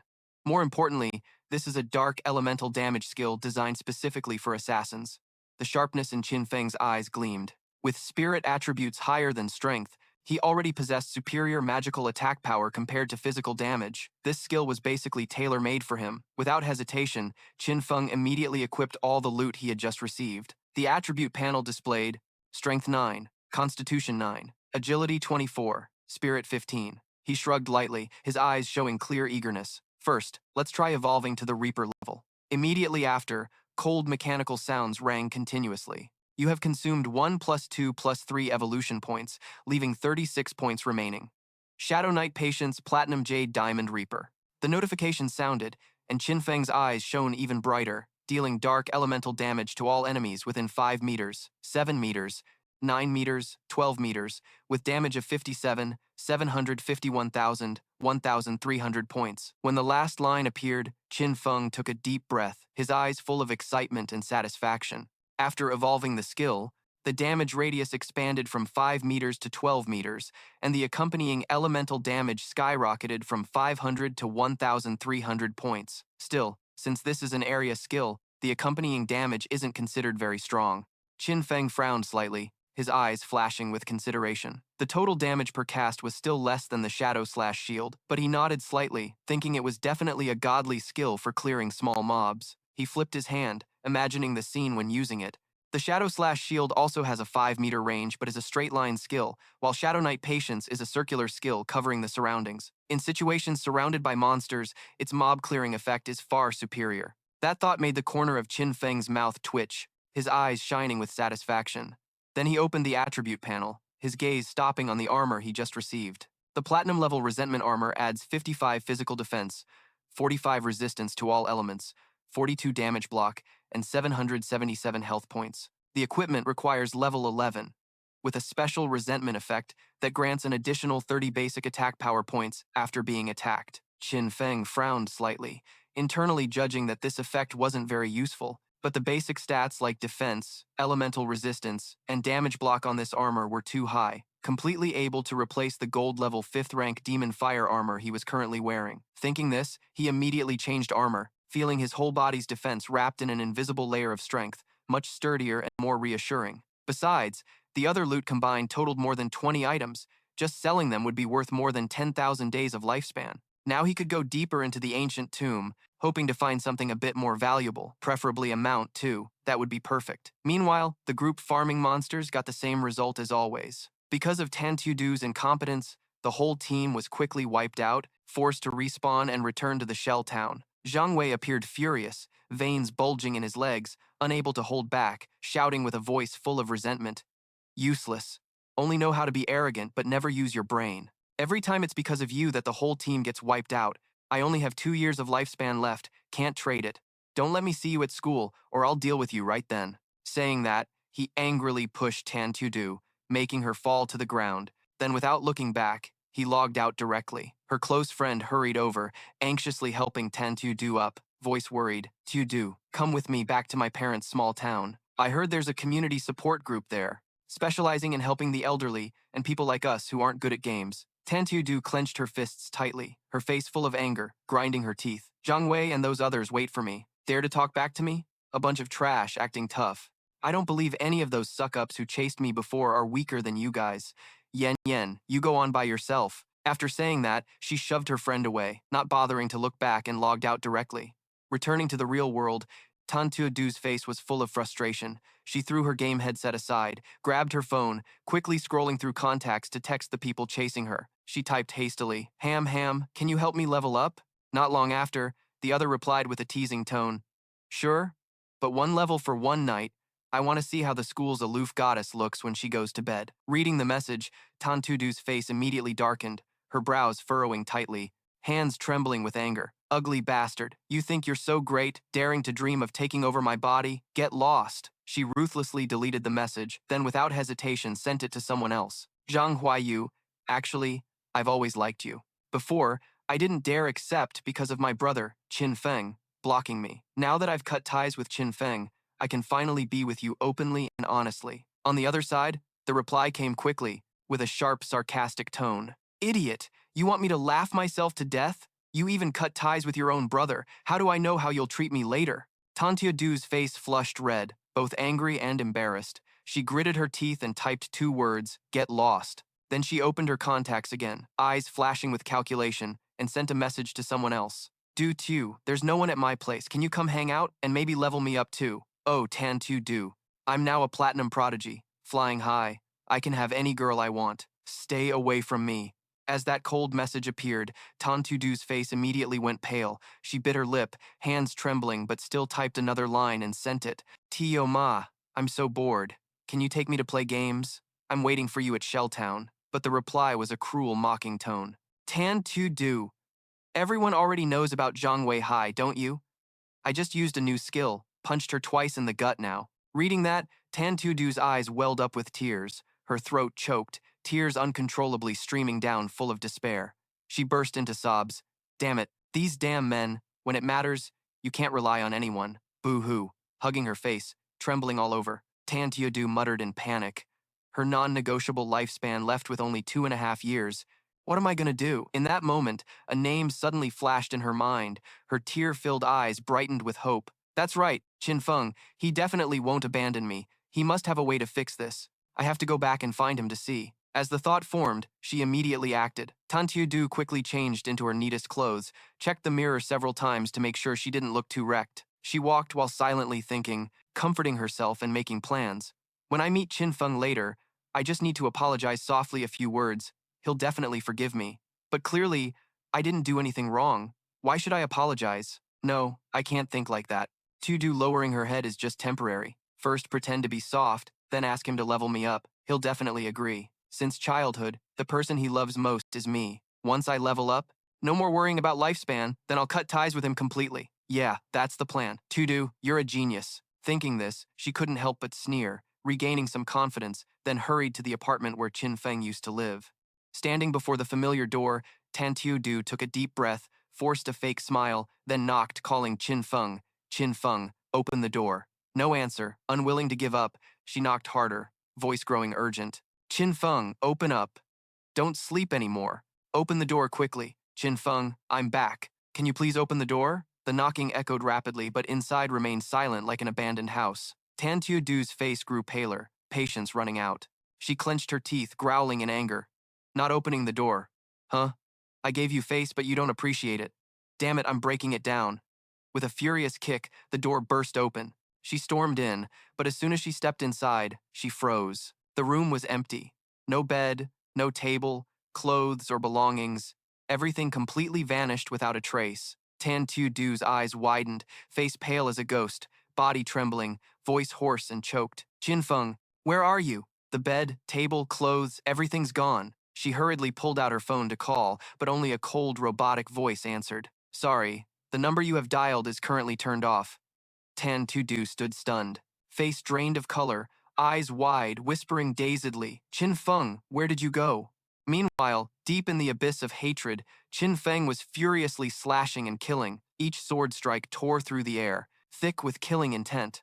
The blood-soaked monster trail stretched to the end, his footprints stained with the black blood of fierce creatures. When he reached the end, before him stood a huge, heavy coffin looming in the darkness. The coffin lid was carved with fierce talismans, exuding a chilling breath that made hearts tremble. Qin Feng gripped his sword tightly, eyes flashing, having killed over 200 minor monsters along the way, plus several bronze and silver bosses. His level was close to 12. Just need to open this coffin. The final boss of the tomb will appear, hopefully a platinum-level boss.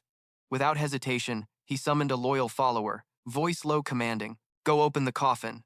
The follower bowed and stepped forward, hands trembling as he pushed the coffin lid. But as soon as the gap opened, a disgusting, poisonous bone wave erupted like a wild tide, swallowing the follower's figure. A robotic voice immediately echoed in Qin Feng's mind. You have summoned a silver-level loyal follower who has been defeated. The poisonous bone smoke spread wildly like a tide rushing toward Qin Feng. He frowned slightly, eyes serious. Poisonous bone deathbot, gold level. Damn it, and I ran into this disgusting thing again. The shadowy bone figure hovered in the air, formless, completely immune to physical damage. Qin Feng recalled, in his previous life, some idiot released this boss, causing it to spread all the way to a nearby base. The people were unaware, countless casualties, the horrific scene haunting. He clenched his fist, eyes icy cold. If it possessed someone, unless teammates help drive it away, or you have the assassin's unbeatable skill, otherwise it's a guaranteed death. Its essence hides in the poisonous bone mist.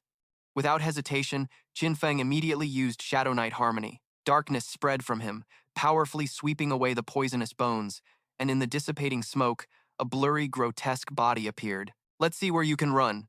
A cold sword flash, lightning fast, struck down. In an instant, the monster screamed, then was cut in two. You have defeated the gold-level boss, Poisonous Bone Death. Qin Feng exhaled softly, but his eyes remained thoughtful. This boss's power clearly surpassed platinum level, yet it's ranked gold. The loot dropped was only gold-level stuff? He snorted coldly, gripping his sword tightly, a bit frustrated inside. Good thing I just learned the Shadow Knight Harmony skill that deals magic damage. Otherwise, I'd probably be dead here. Qin Feng activated the greedy hand, picking up the dropped items. Then he shook his head slightly, sighed. In a heavy tone, it was damn hard to clean out this whole tomb, and the loot is just some gold stuff.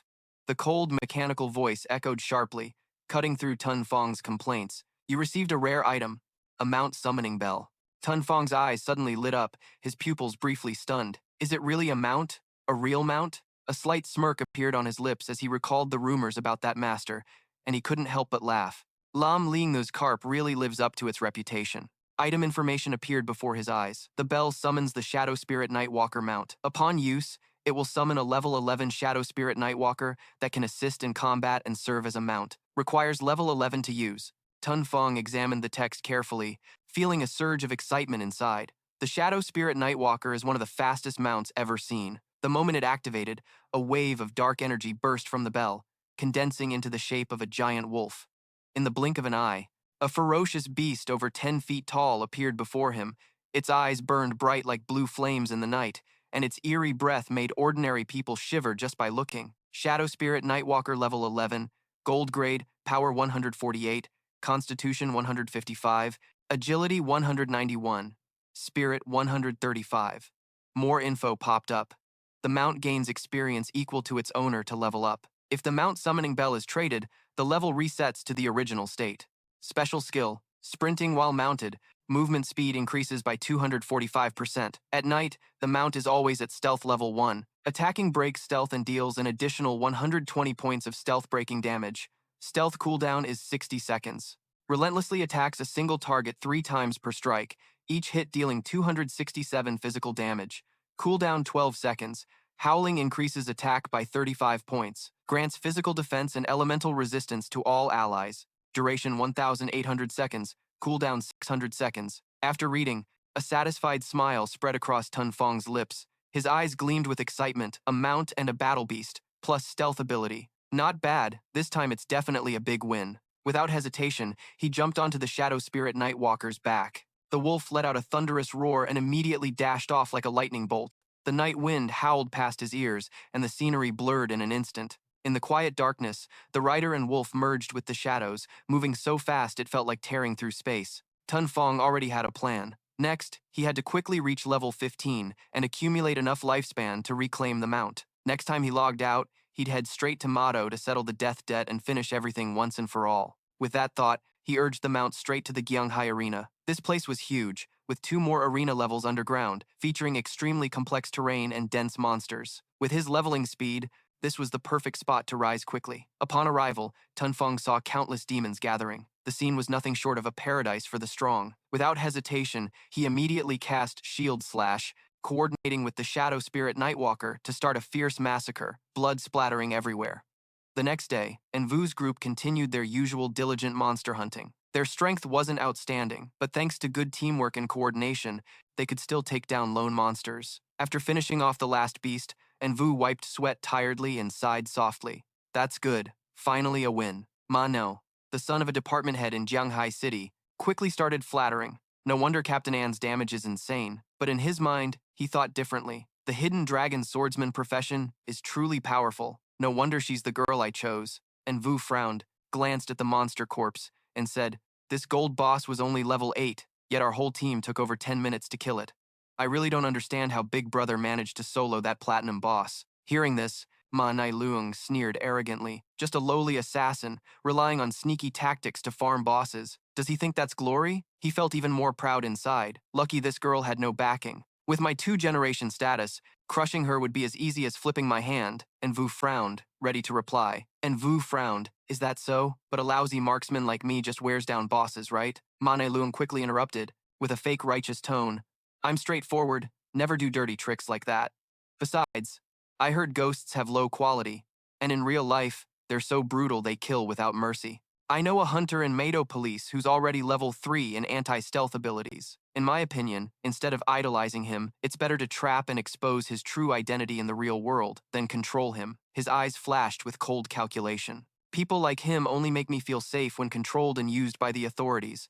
Otherwise, tragedies like Tong Fei or Jiang Lei will keep happening. Do we have to clean up their mess every time? Envu and Vung Man exchanged glances, their eyes lighting up before they couldn't help but laugh hard. Little Ma, I think you still don't get the situation, huh?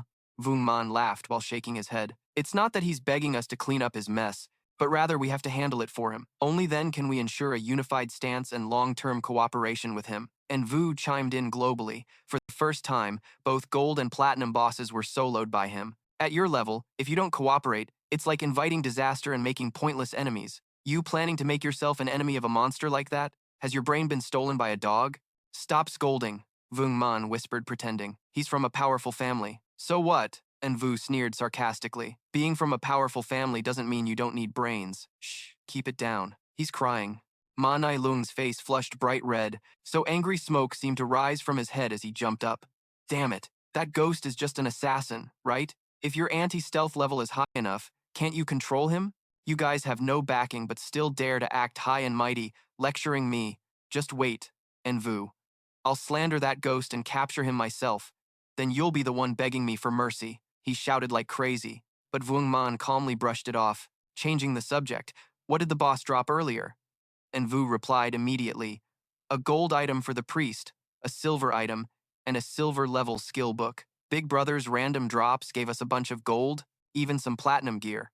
Honestly, I'm starting to wonder how many bosses he's killed to gather all this. His two talents are really treasure hunting.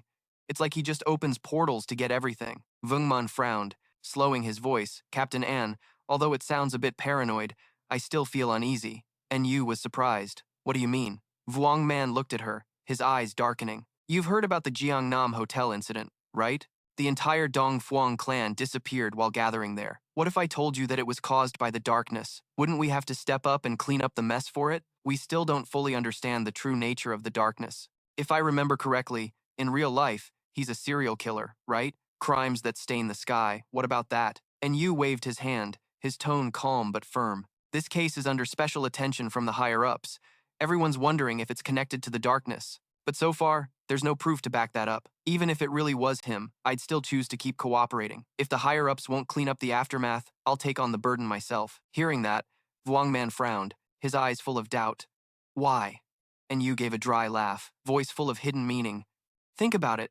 Who wouldn't want to cozy up to the darkness? Just as the tension was thick, another member rushed over with news. Captain An, they found an area ahead that looked like an arena, but all the monsters inside were wiped out, their bodies piled up, blood splattered everywhere. No one knows which team was strong enough to clear them all like that. And Yu's eyes lit up immediately. He jumped up excitedly. Let's go. Hurry over there. When they arrived, the scene stunned everyone. Countless glowing orbs scattered like trash, proof of a brutal massacre. Vuongman's jaw dropped, almost swearing out loud. Damn, how strong do you have to be to kill that many monsters? The loot must have come from at least a few hundred small monsters. While everyone was doubting, Yu was certain, no question about it. This is definitely the darkness's trail. Everyone immediately became alert, scanning all around, afraid they might run into it. But Ma Nai Luong sneered coldly. What makes you so sure it's him? Just because he's top of the leaderboard?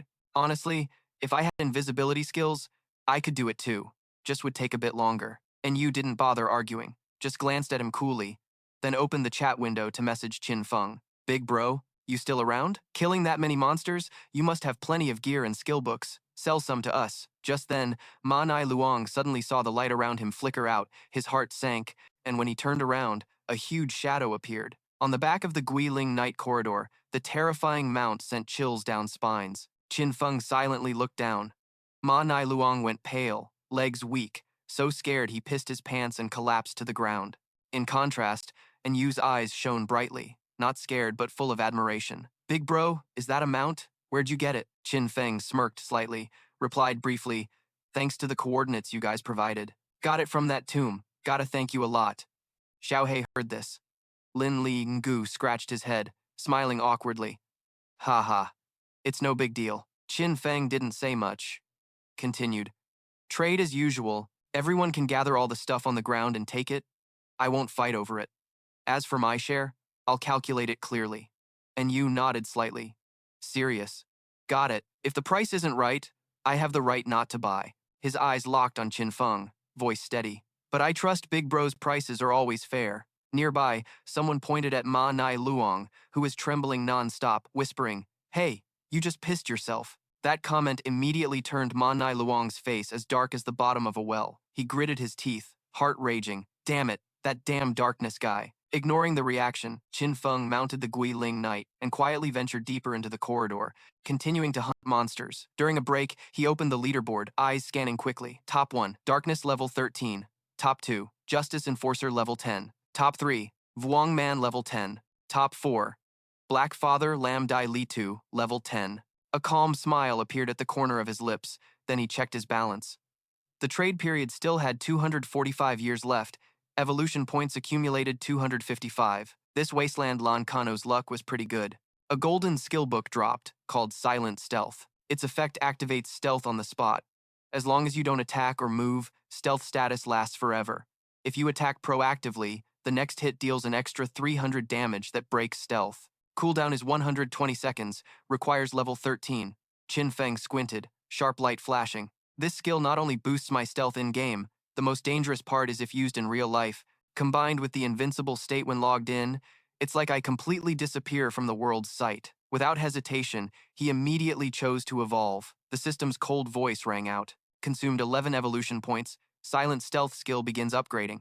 Upgrading from gold to platinum, then jade, then diamond, then zombie. Skill effects transform step by step. Stealth break damage 300, then 400, 500, 600, 800. Cooldown 120 seconds reduced to 170, then 100, then 80, then 60 seconds. Level requirement stays at 13. More importantly, he still had enough evolution points left to continue upgrading other skills. Qin Feng frowned slightly as a series of notifications popped up. You have consumed 34 evolution points. Poison darts evolved to zombie level. Upgraded to jade, then diamond, then zombie. Max throw distance 17 meters, increased to 18, then 20 meters. When hitting targets, adds 240, then 300, then 400 damage with poison effect. Poison deals damage over time each second equal to 80%, then 90%, then 100% of base damage. Notifications continued. You have consumed 200 evolution points.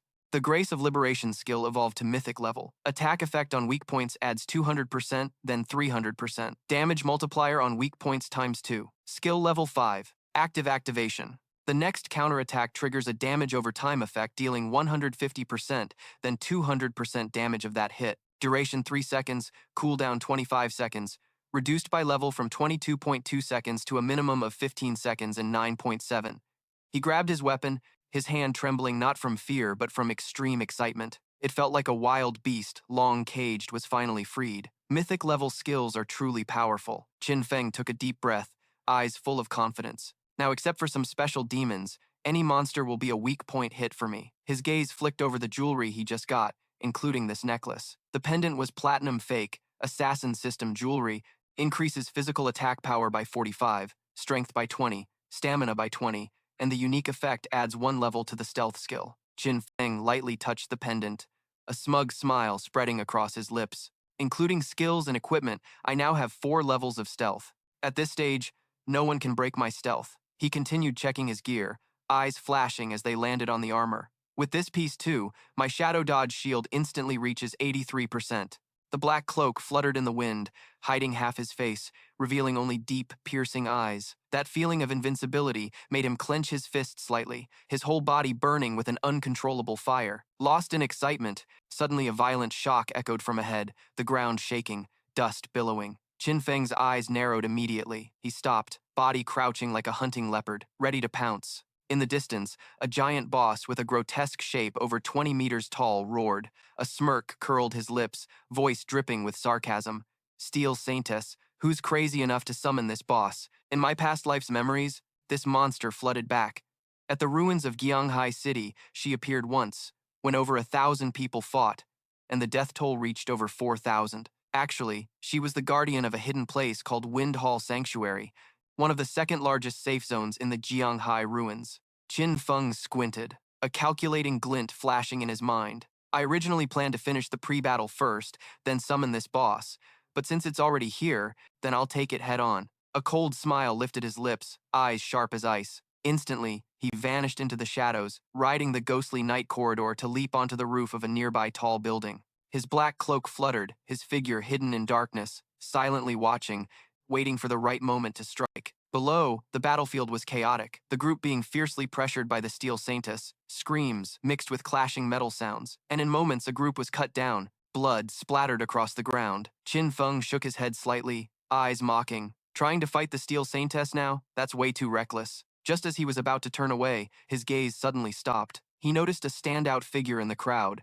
a person riding a white tiger, holding a shining magical shield. Qin Feng's pupils tightened, a whisper slipping through his teeth. That's Wu Ming. A flood of emotion stirred inside him. In his past life, this guy was his rival for 9 years without a clear winner. A true old friend, but also a thorn in his side. Wu Ming, cunning and ruthless, always pulling dirty tricks to escape when he was about to lose. Memories piled up. In the previous life, the Holy Knight Guild, led by Wu Ming, defeated the Steel Saintess. Since then, a famous saying spread among players.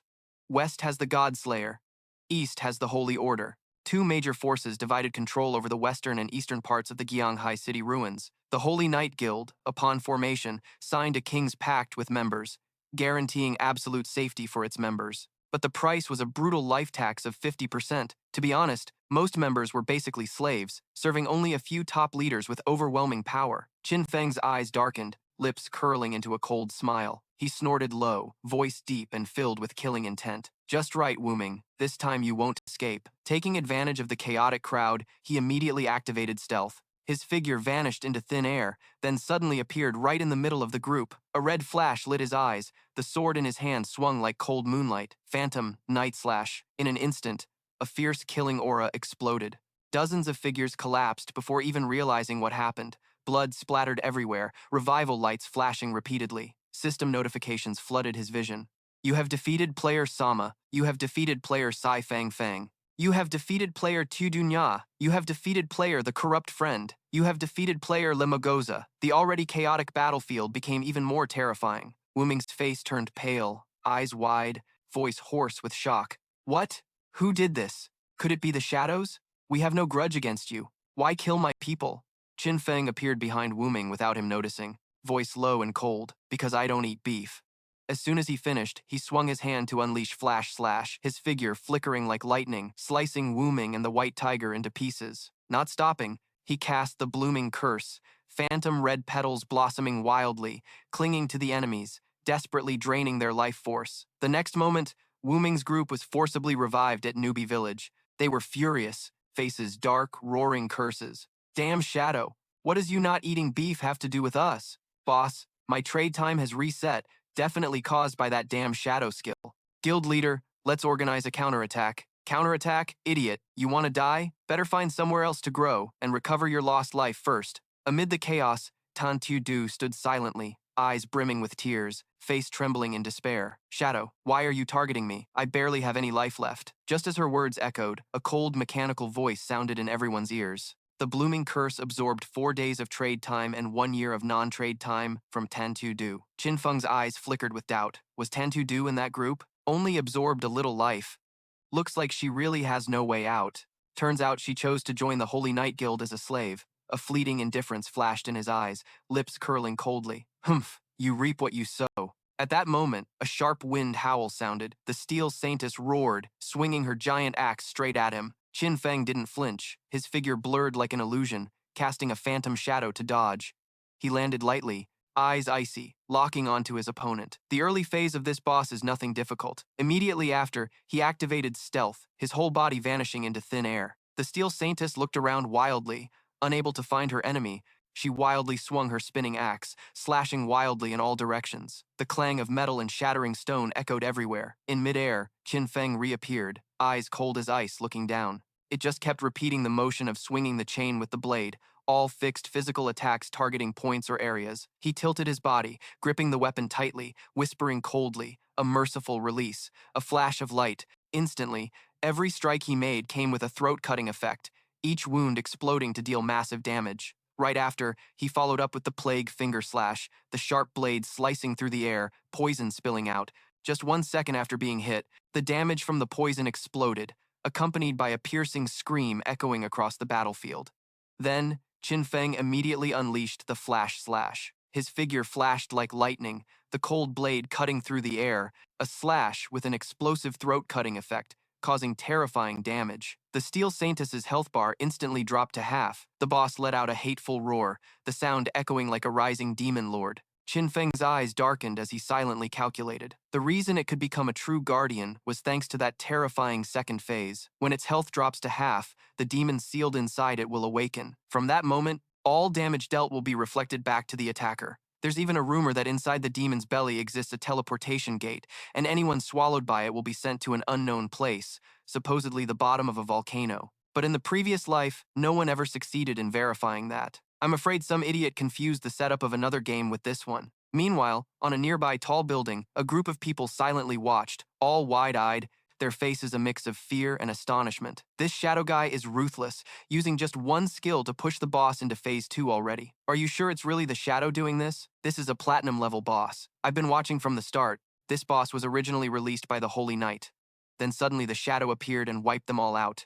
He only used one move and already took half the boss's health. Below, Qin Feng also noticed the lurking gaze from afar, but he just smirked coldly, not even bothering to care. The Steel Saintess in Phase 2 isn't without weaknesses. Whenever it launches an attack, the counterattack effect is temporarily disabled. In other words, if you strike at the right moment while it's attacking, you can avoid the reflected damage. But Qin Feng tightened his grip on the weapon, his eyes flashing coldly. Whether it's flash slash, throat cut, plague blade, or poisoned throwing knives, all are continuous damage skills.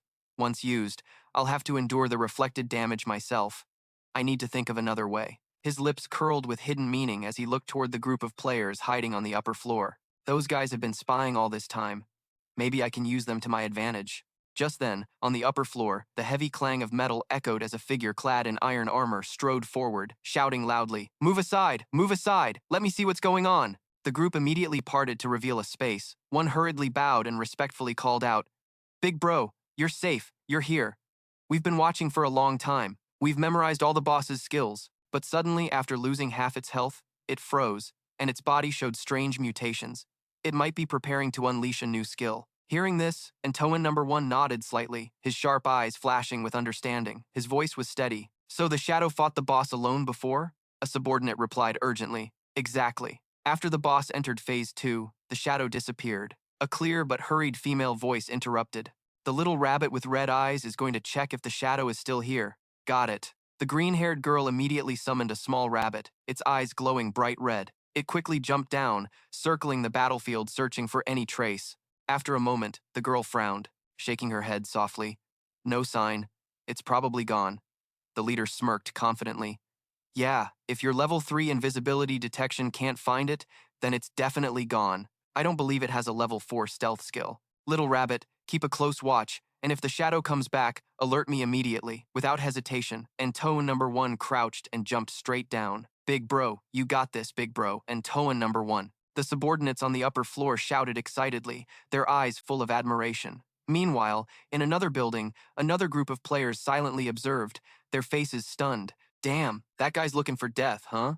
Daring to fight a platinum boss solo? Wait, I think I've met him before. Back in the starting town, he defeated a golden level boss without a scratch. Damn, turns out he's the legendary Antoine #1. I heard his class is Soul Martial Artist, and when he rolls, he has a 100% perfect dodge effect. Plus, he used to be the global top Soul game room owner, with lightning-fast reflexes." Below, the Steel Saintess roared fiercely upon seeing Antoine #1 appear, swinging its giant blade down. At that moment, his eyes flashed, and his body instinctively rolled to the side, perfectly dodging. Right after, the giant demon arm behind the boss swept across, the force shaking the air, but he still rolled just in time, narrowly escaping. Under the horrified gazes of everyone, Antoine #1 was like a steel ball rolling all over the battlefield. The boss's fierce attacks were completely useless, only leaving thunderous sounds of earth and stone breaking. On the upper floor, the subordinates cheered non-stop, their eyes shining like they were watching an idol, the legendary boss slayer. Rolling so calmly, not a single thought, so damn cool. The people on the other building couldn't hide their admiration either, their eyes bright as they looked down at the battlefield. This Antoine #1 is really skilled, every time perfectly dodging the boss's attacks without a single flaw. But why does the boss's health drop a little every time he rolls?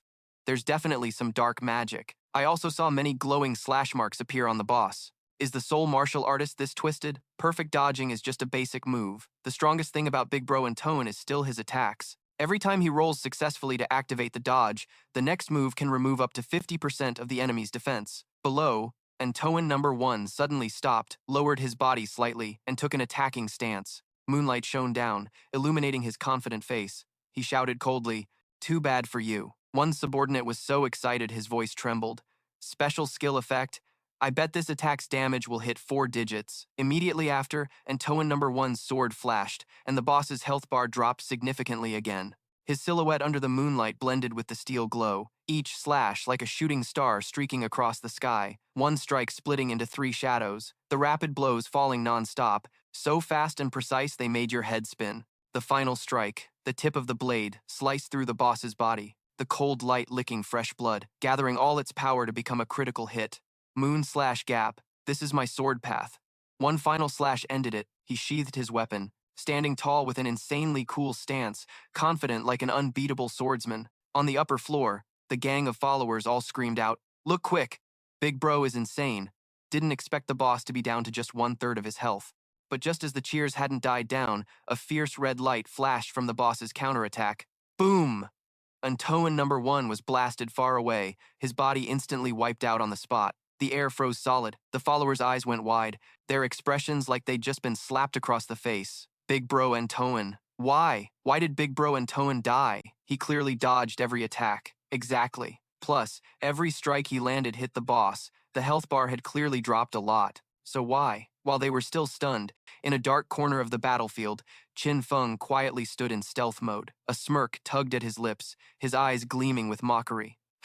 Lucky to have this in Toan #1. Always pretending to be cool, constantly showing off tricks that forced the boss to use countless skills.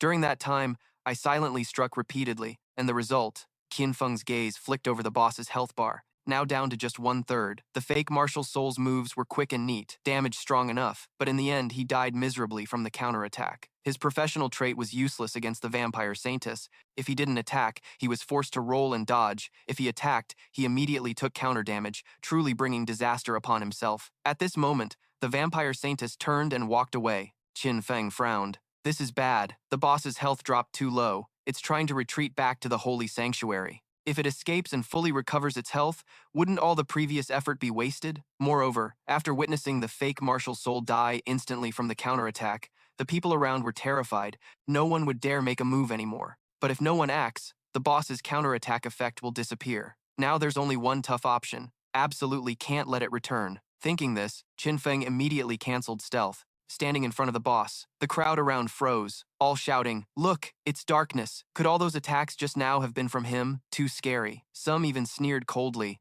I thought Antoine #1 was the big boss. Turns out he's just a clown. Darkness is the real boss. Some couldn't believe it. No way. My level 3 invisibility resistance couldn't detect him. Could Darkness's stealth skill have reached level 4, or even higher?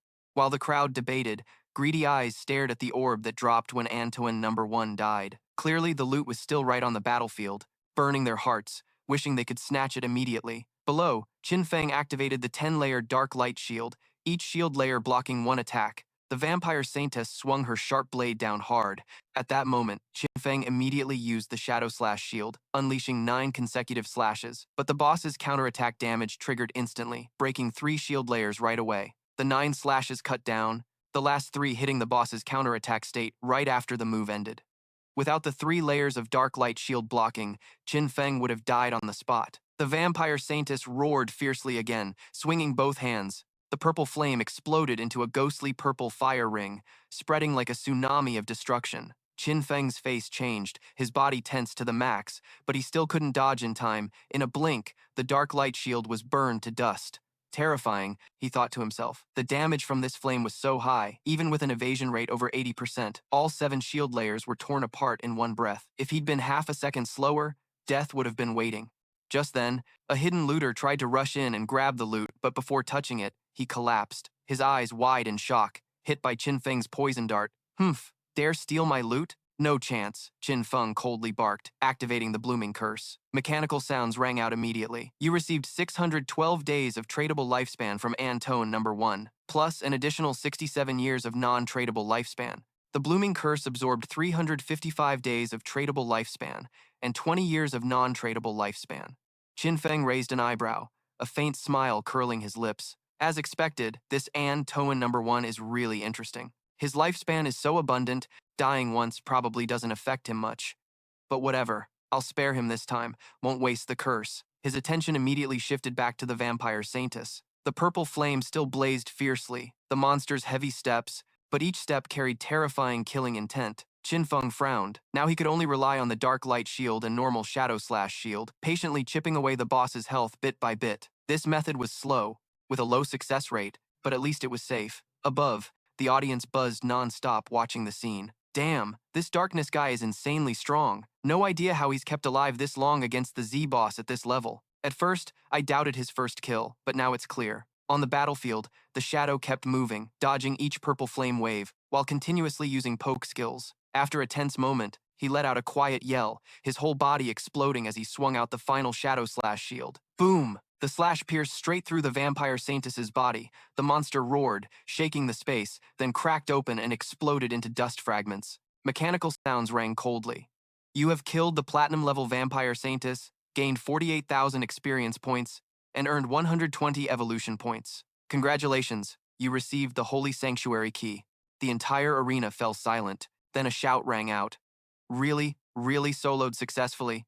This is the #1 darkness on the leaderboard? In the dark dungeon below, the shimmering orb that just dropped was immediately sucked into Qin Feng's hand by his legendary greedy hand skill. The mystical light spun, slowly condensing into a piece of equipment that made his eyes light up. The black flame bone armor of the phantom beast, he whispered, a faint smile curling his lips. The dark eyes in the game now gleamed with excitement as the stats panel appeared before him. Physical defense plus 95, elemental resistance plus 120, damage resistance plus 77, vitality plus 77. He clenched his fists tightly, heart pounding fast. Such a rare tier equipment still offered defense capabilities far beyond other defensive gear, truly overpowered. The system text kept scrolling. When attacking or being attacked, the target will be covered by a layer of dark venom, up to 5 layers maximum. Each layer weakens the target's defense and elemental resistance by 7%.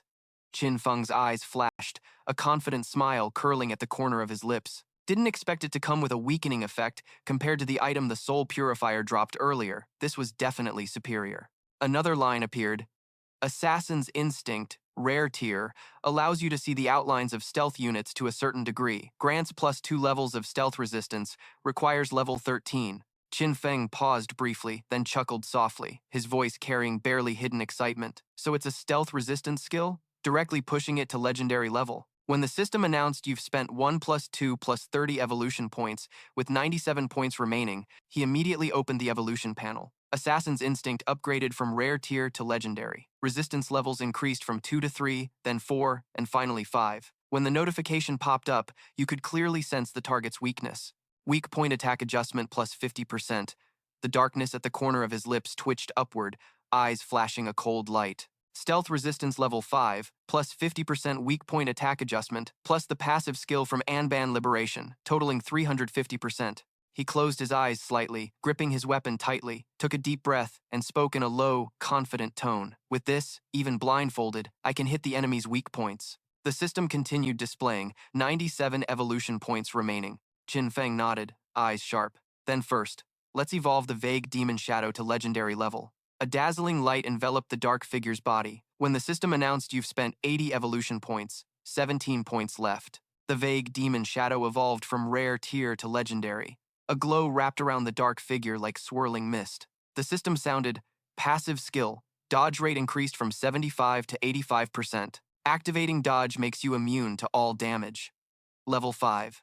Qin Feng furrowed his brow slightly, eyes sparkling. A level 5 dodge skill, immune to all damage. He clenched his fists, lips curling slightly, excitement surging in his chest. Just then, rapid footsteps echoed from afar. A familiar voice called out eagerly, "Big boss! Big boss! I'm here! Did any good loot drop?" And Yu led the team running over. Face dotted with sweat but eyes shining brightly with excitement. Qin Feng tilted his head, looking at her with suspicion, thinking silently, "And Yu, is this girl really a dog at heart?" And Yu, panting, shouted, "Big boss! I didn't check the rank earlier, but I didn't expect you to reach level 13 overnight.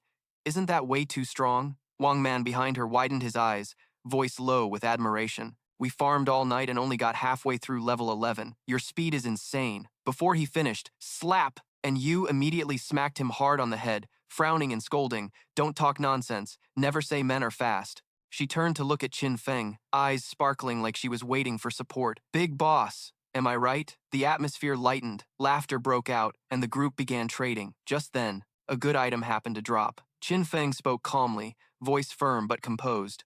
"I've set the price. If you want it, just take it directly. 40 to 50,000 daily packs, transaction complete." After the trade, his eyes flashed sharply, voice dropping with a hint of challenge. "Also, there's another good item for sale. Do you guys know about the Hidden Refuge?" And Yu paused briefly, then nodded quickly, replying, "Hidden Refuge?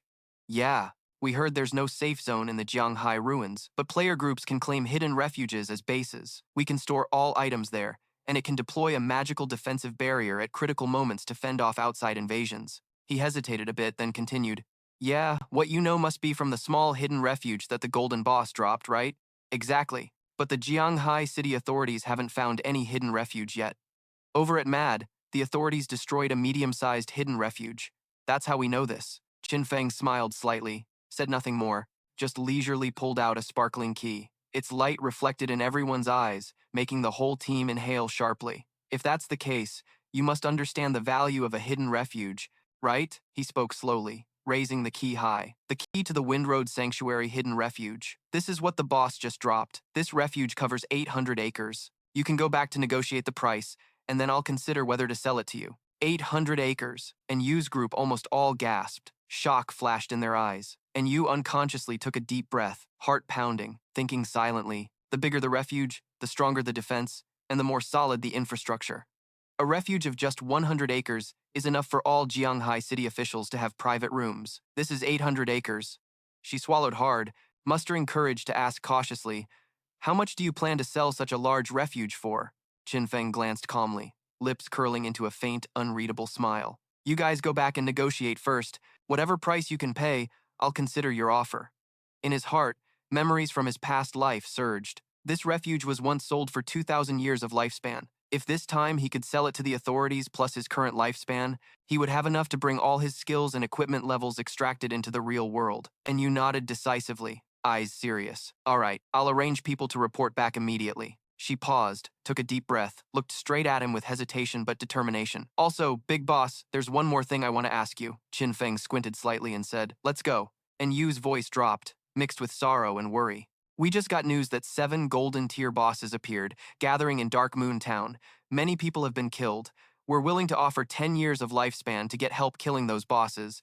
Hearing this, Qin Feng frowned. A thoughtful gleam flashed in his eyes. 7 golden tier bosses? Even if they all gathered, with the government's strength, it would only take a little time to definitely wipe them out. If she came to me for help, then she must have run into some serious trouble, right? And Yu immediately gave a thumbs up, her tone full of defiance.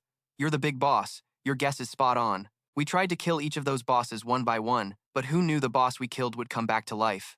Not only did they come back to life, but the attributes of the 7 bosses suddenly skyrocketed, causing our team to be wiped out instantly." Qin Feng's eyes flickered with a cold light, a thought echoing in his mind. Golden tier bosses can resurrect? Could they be puppets created by the cursed stone tablet in the ancient stone? If it really is the ancient stone tablet, then it absolutely can't be ignored. The system chimed. "Transaction successful. You have gained 10 years of lifespan." Qin Feng nodded, his voice steady and decisive. "Send me the location. I'll head there immediately." And Yu clenched her fists tightly, her eyes shining with genuine trust. "Come on, Elder Kovu." Qin Feng didn't reply, just gave a slight nod. He turned and left, his silhouette decisive, thinking to himself that An Yu is indeed a practical girl. Just defeating these 7 golden tier bosses could drop loot worth up to 45 years of lifespan. Not only that, but an extra 15 years of lifespan was gifted as an unexpected bonus. Then Qin Feng rode the Spirit Night corridor, speeding like the wind, his shadow cutting through the night, heading straight toward the giant statue several dozen kilometers away. But when he was still a few hundred meters out, his eyes narrowed slightly. Right beneath the statue, an unexpected scene caught Qin Xiaodu's eye. The small and fragile girl who was now surrounded by a group of female players, continuously being beaten. Piercing screams echoed through the air. "You just joined the guild and already trying to flirt with the guild leader? Hoo-hoo. I didn't mean to." Qin Xiaodu cried and begged, her voice trembling. Another threw out cruel words, eyes full of jealousy. "Is your dad blind? I'm warning you. Stay away from the guild leader or I'll tear you apart, you little slut." The relentless blows made Qin Xiaodu's frail body tremble, her tear-blurred eyes full of despair. From afar, Qin Feng still sat firmly on the back of the Spirit Night corridor, his gaze calm as he observed, a cold smirk curling his lips. Inside, he chuckled sarcastically. It seemed that after joining the Holy Knight Order, Qin Xiaodu had already gotten caught up in this stupid power struggle. In his past life, he always stepped in to handle these petty power games for her. This time just let her experience life slowly. Without any intention to intervene, he gently pulled the reins, guiding the Spirit Night corridor straight to the base of the statue. His figure slowly disappeared, eventually vanishing as he entered another dimension. Outside, Qin Xiaodu was still being brutally tormented. "Hoo-hoo, stop hitting me. It hurts so much. I'm going to die." She sobbed, her pleas full of despair. But the others didn't stop, becoming even more aggressive. "Beat that little bitch to death. Don't know how many men you've already hooked." Meanwhile, in another space, Qin Feng had stepped into the teleportation formation. Beneath the giant statue at the center of Jianghai city ruins, a secret room appeared before him. This was the hidden passage back to the original town, information that the vast majority of players didn't know. But teleportation was never free. He remembered the rules clearly. The first time cost 500 days of lifespan, the second 1,000 days, the third 2,000 days. Each teleport doubled the lifespan cost. Qin Feng took a deep breath, sharp light flashing in his eyes. Over time, the original town would gradually develop into a high-level area. Small monsters would evolve into bosses. Hidden treasures would appear one after another, just like this ancient stone tablet, a great item not to be missed. Just then, a cold mechanical voice cut through his thoughts. Do you want to teleport back to the god-abandoned land, the Dark Moon Town? Qin Feng frowned, slightly puzzled. Dark Moon Town? Isn't that a town that only appears in later stages? Why didn't I hear about it in my past life? The system confirmed teleportation would cost 500 days of lifespan. Now teleporting. A dazzling light burst forth, the surrounding space twisted violently. He glanced around, suspicion rising in his heart, surprised that this place was so bustling. But the more Qin Feng observed, the stranger it seemed. Most of the people here were elderly, with white hair and trembling figures. Just then, a few young people helped an old lady back. One young man sighed in relief and said, his voice trembling from exhaustion but clearly joyful, "My heart, finally Grandma has returned to the safe zone." He adjusted his posture and patiently continued, "Grandma, according to the agreement, we've leveled you up. During the leveling process, you were granted 72 days of lifespan. You just need to hand that over to us." Hearing this, the old lady's eyes bulged in anger, her voice sharp with dissatisfaction. "What? You want money too? Aren't you a public welfare group helping us level up for free?" The young group immediately waved their hands, hurriedly explaining in a calm tone, "Grandma, we're not asking for your money. When the team was formed, monsters dropped some lifespan, which we shared with you. You just need to hand that part back. Wasn't that agreed from the start?" But the old lady glared fiercely, shouting like scolding, "I don't know what the hell that agreement is. You young kids asking money from an old lady like me is shameless." The young men's faces briefly turned ugly, but they still endured, soothing her gently. "Grandma, what you said isn't right. We helped you level up completely free, and the lifespan drop is just what you give back to us." Another nodded, adding, "That's right. Without forming a group, you wouldn't get any experience or lifespan points at all." But the old lady remained stubborn, stepping back and raising her hand threateningly. "Hey, hey, hey, don't touch me. I'm calling people now. Your Dream Sand Guild people are all arrogant brats." The young men stared at each other, shocked she would slander them so badly. Before she finished yelling arrogant brats, a strong hand suddenly pulled her backward, and before the young men could react, a figure swiftly moved in. To everyone's astonishment, Qin Feng coldly struck a fatal blow without hesitation. The old lady fell, turning into a sparkling light orb. "What?" The young men froze, not understanding what just happened, when a low, calm voice rang out. "Her lifespan is on the ground. Go get it yourself," the youngest asked tremblingly, full of reverence. "May I ask which noble expert just came to our aid?" Qin Feng just glanced at them, a slight smirk playing on his lips like he didn't care. Just a quick favor. He turned and walked away, his back calm but carrying a heavy pressure. In his mind, he thought, it's really inconvenient to make a move inside the town. The group of young guys were still stunned, too scared to ask more. They hurriedly picked up the light orb that dropped. With 72 days of lifespan left, not much, but not too little either. They all bowed their heads at once, voices full of gratitude. "Thank you, big boss." Qin Feng paused briefly, a spark flashing in his eyes. He quietly thought, the Dream Sand Guild.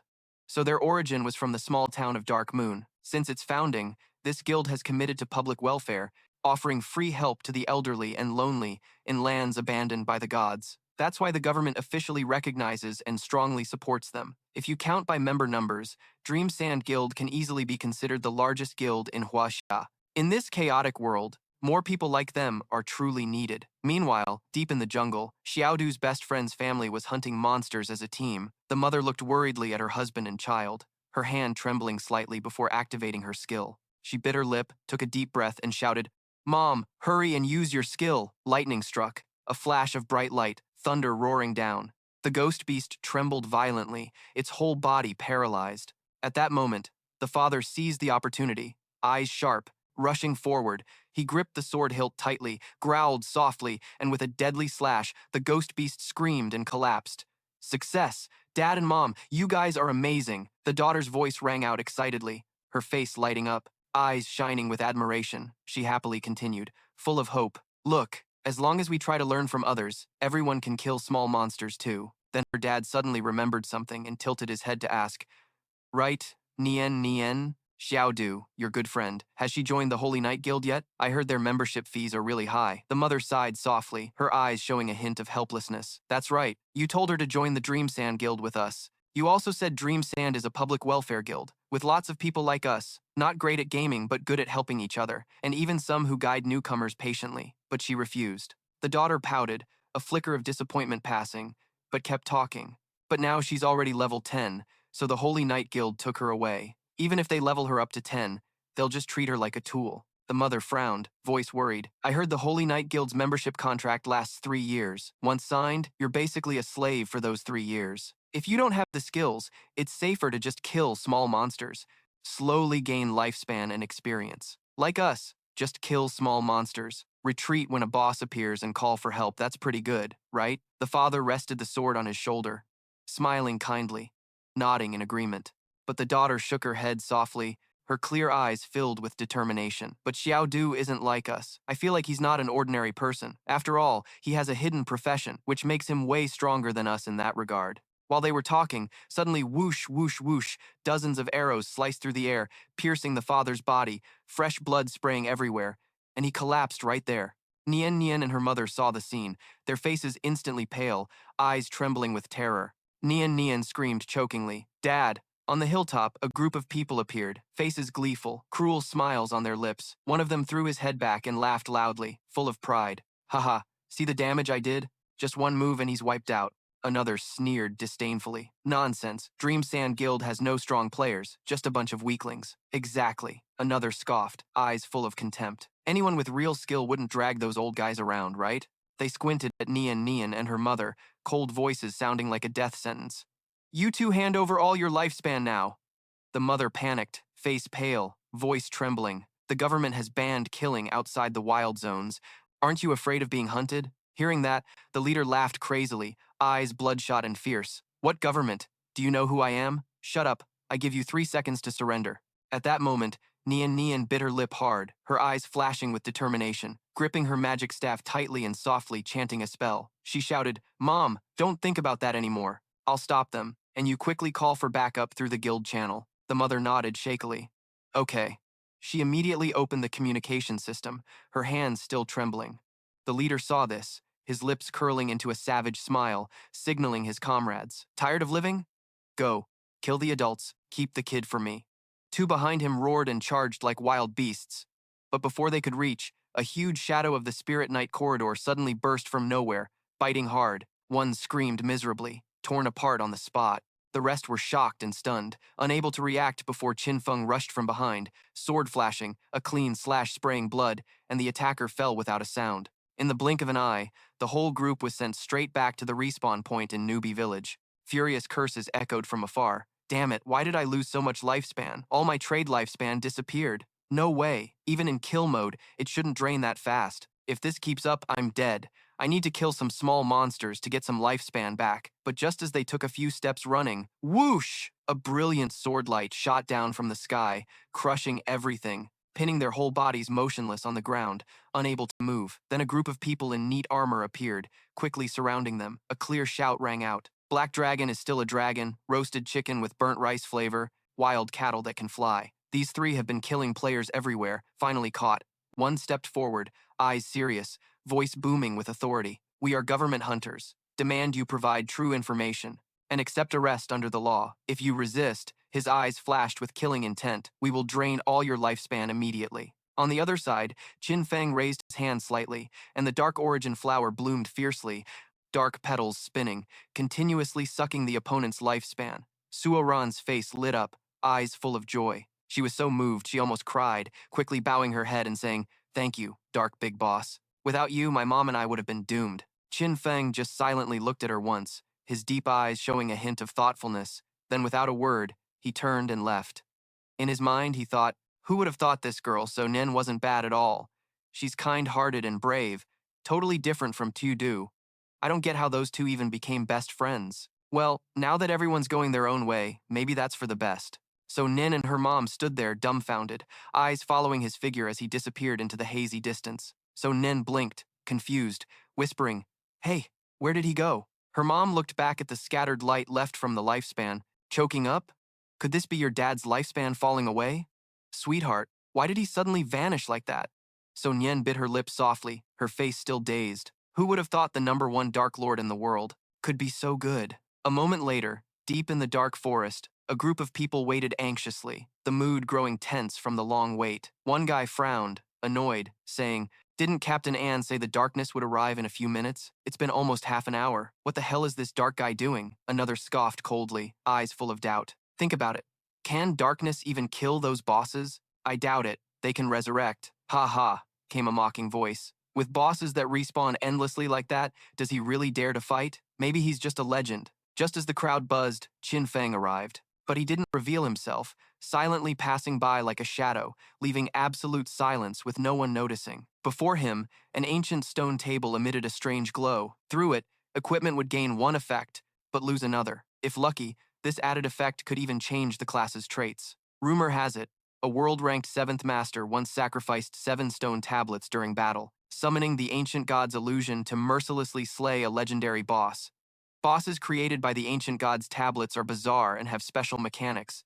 Sometimes they're completely invisible, with stealth powers so strong that players passing by get mysteriously killed. Sometimes the real boss is a summoner hiding in the shadows, so even if killed, the boss can respawn endlessly. Intelligence reports say once defeated, all bosses will resurrect, and they carry stacked critical attributes. According to government announcements, killing one boss causes it to revive and go berserk, but if you kill them all at once, can they still respawn? That bold thought sparked in Qin Feng's eyes, a challenging smile curling his lips.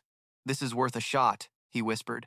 Without hesitation, Qin Feng summoned a loyal follower, carefully putting a collar on it, then commanded the faithful to probe ahead. Under his control, the follower unleashed a blue flame attack, the azure fire exploding fiercely, but the damage was negligible. Instead, in an instant, the follower was torn apart by demons. Qin Feng furrowed his brows, a wary glint flashing in his eyes. All were M rank, no damage reflection, but attributes twice as strong as normal golden bosses. What a pain. Wasting no time, he spun around, gripping his weapon tightly, casting the Dark Knight ring. Cold streaks of light cut through the darkness, followed by a finishing strike, causing the demons to fall instantly. Yet they dropped no item orbs. Qin Feng raised an eyebrow, his sharp gaze sweeping around. Indeed, the demons didn't respawn, but a new boss appeared. A soft chuckle escaped his lips. Looks like killing them all at once was the right move. He clenched his fist, took a deep breath, then stepped into the second round of battle. As the giant boss appeared, ancient godly runes lit up its body, majestic-like from a distant era. "These are the ancient godly runes of calamity, the ancient heavenly autos," Qin Feng murmured, eyes flashing. He quickly arranged, analyzed, and translated them. Ancient god heavenly autos. A cold smile curved his lips. Next, he'd focus attacks on these glowing runes in order. His battle experience, countless ancient god relic raids, and the massive manpower and resources he invested in studying the runes now became the key. Without hesitation, Qin Feng struck precisely at each glowing ancient rune on the boss. Just as he predicted, the giant boss fell gently. But suddenly, the water surface shook violently. Cracking sounds rang out, and over a dozen coffins rose, their surfaces carved with ancient runes, radiating heavy pressure. At the same time, a new boss emerged from the dense bone mist. Qin Feng squinted, observing closely. Seeing each rune on the coffins corresponded to a different type of demon. He nodded softly, whispering, "Looks like this phase still requires killing demons near their matching coffins." In that moment, memories of the ancient stone table he'd seen flashed, making his heart tremble. Yes, this was the final phase. Qin Feng's eyes gleamed, lips curling into an excited smile. He tightened his grip on his weapon, his spirit igniting. "Let's go." On the other side of the forest, the group was still chatting loudly when suddenly the ground shook violently. Everyone immediately fell silent, looking around in confusion. "Huh, an earthquake?" Someone blurted out, voice tinged with panic. Another frowned, eyes fixed on the valley. "The valley's acting up. Is the boss about to go crazy? Let's check it out," one guy snorted irritably. "Ugh, that damn stalker still hasn't shown. I bet this boss can't even beat the stalker, so he probably won't come." Just as he finished, a sharp scream rang out. "Hey, look over there!" The ground ahead cracked open in chunks, ancient coffins scattered everywhere, dust clouds blocking the view. The group froze, eyes blank in disbelief at what they saw. "Where's the boss? The ground cracked too? Is it really an earthquake?" Someone asked nervously. Another stammered, "Could the boss have died from the shock?" Just then, amid the chaos, The system alert sounded, and Yu sent a message. Everyone retreat, the boss has been taken down by the stalker. What? The group all widened their eyes, faces full of question marks. It's only been over 10 minutes. And the boss is already dead? They hadn't even seen him appear, still debating if the stalker could handle all 7 bosses. Now the harsh truth left them stunned. One side, eyes filled with fear. The cursed tablet of the ancient god of calamity.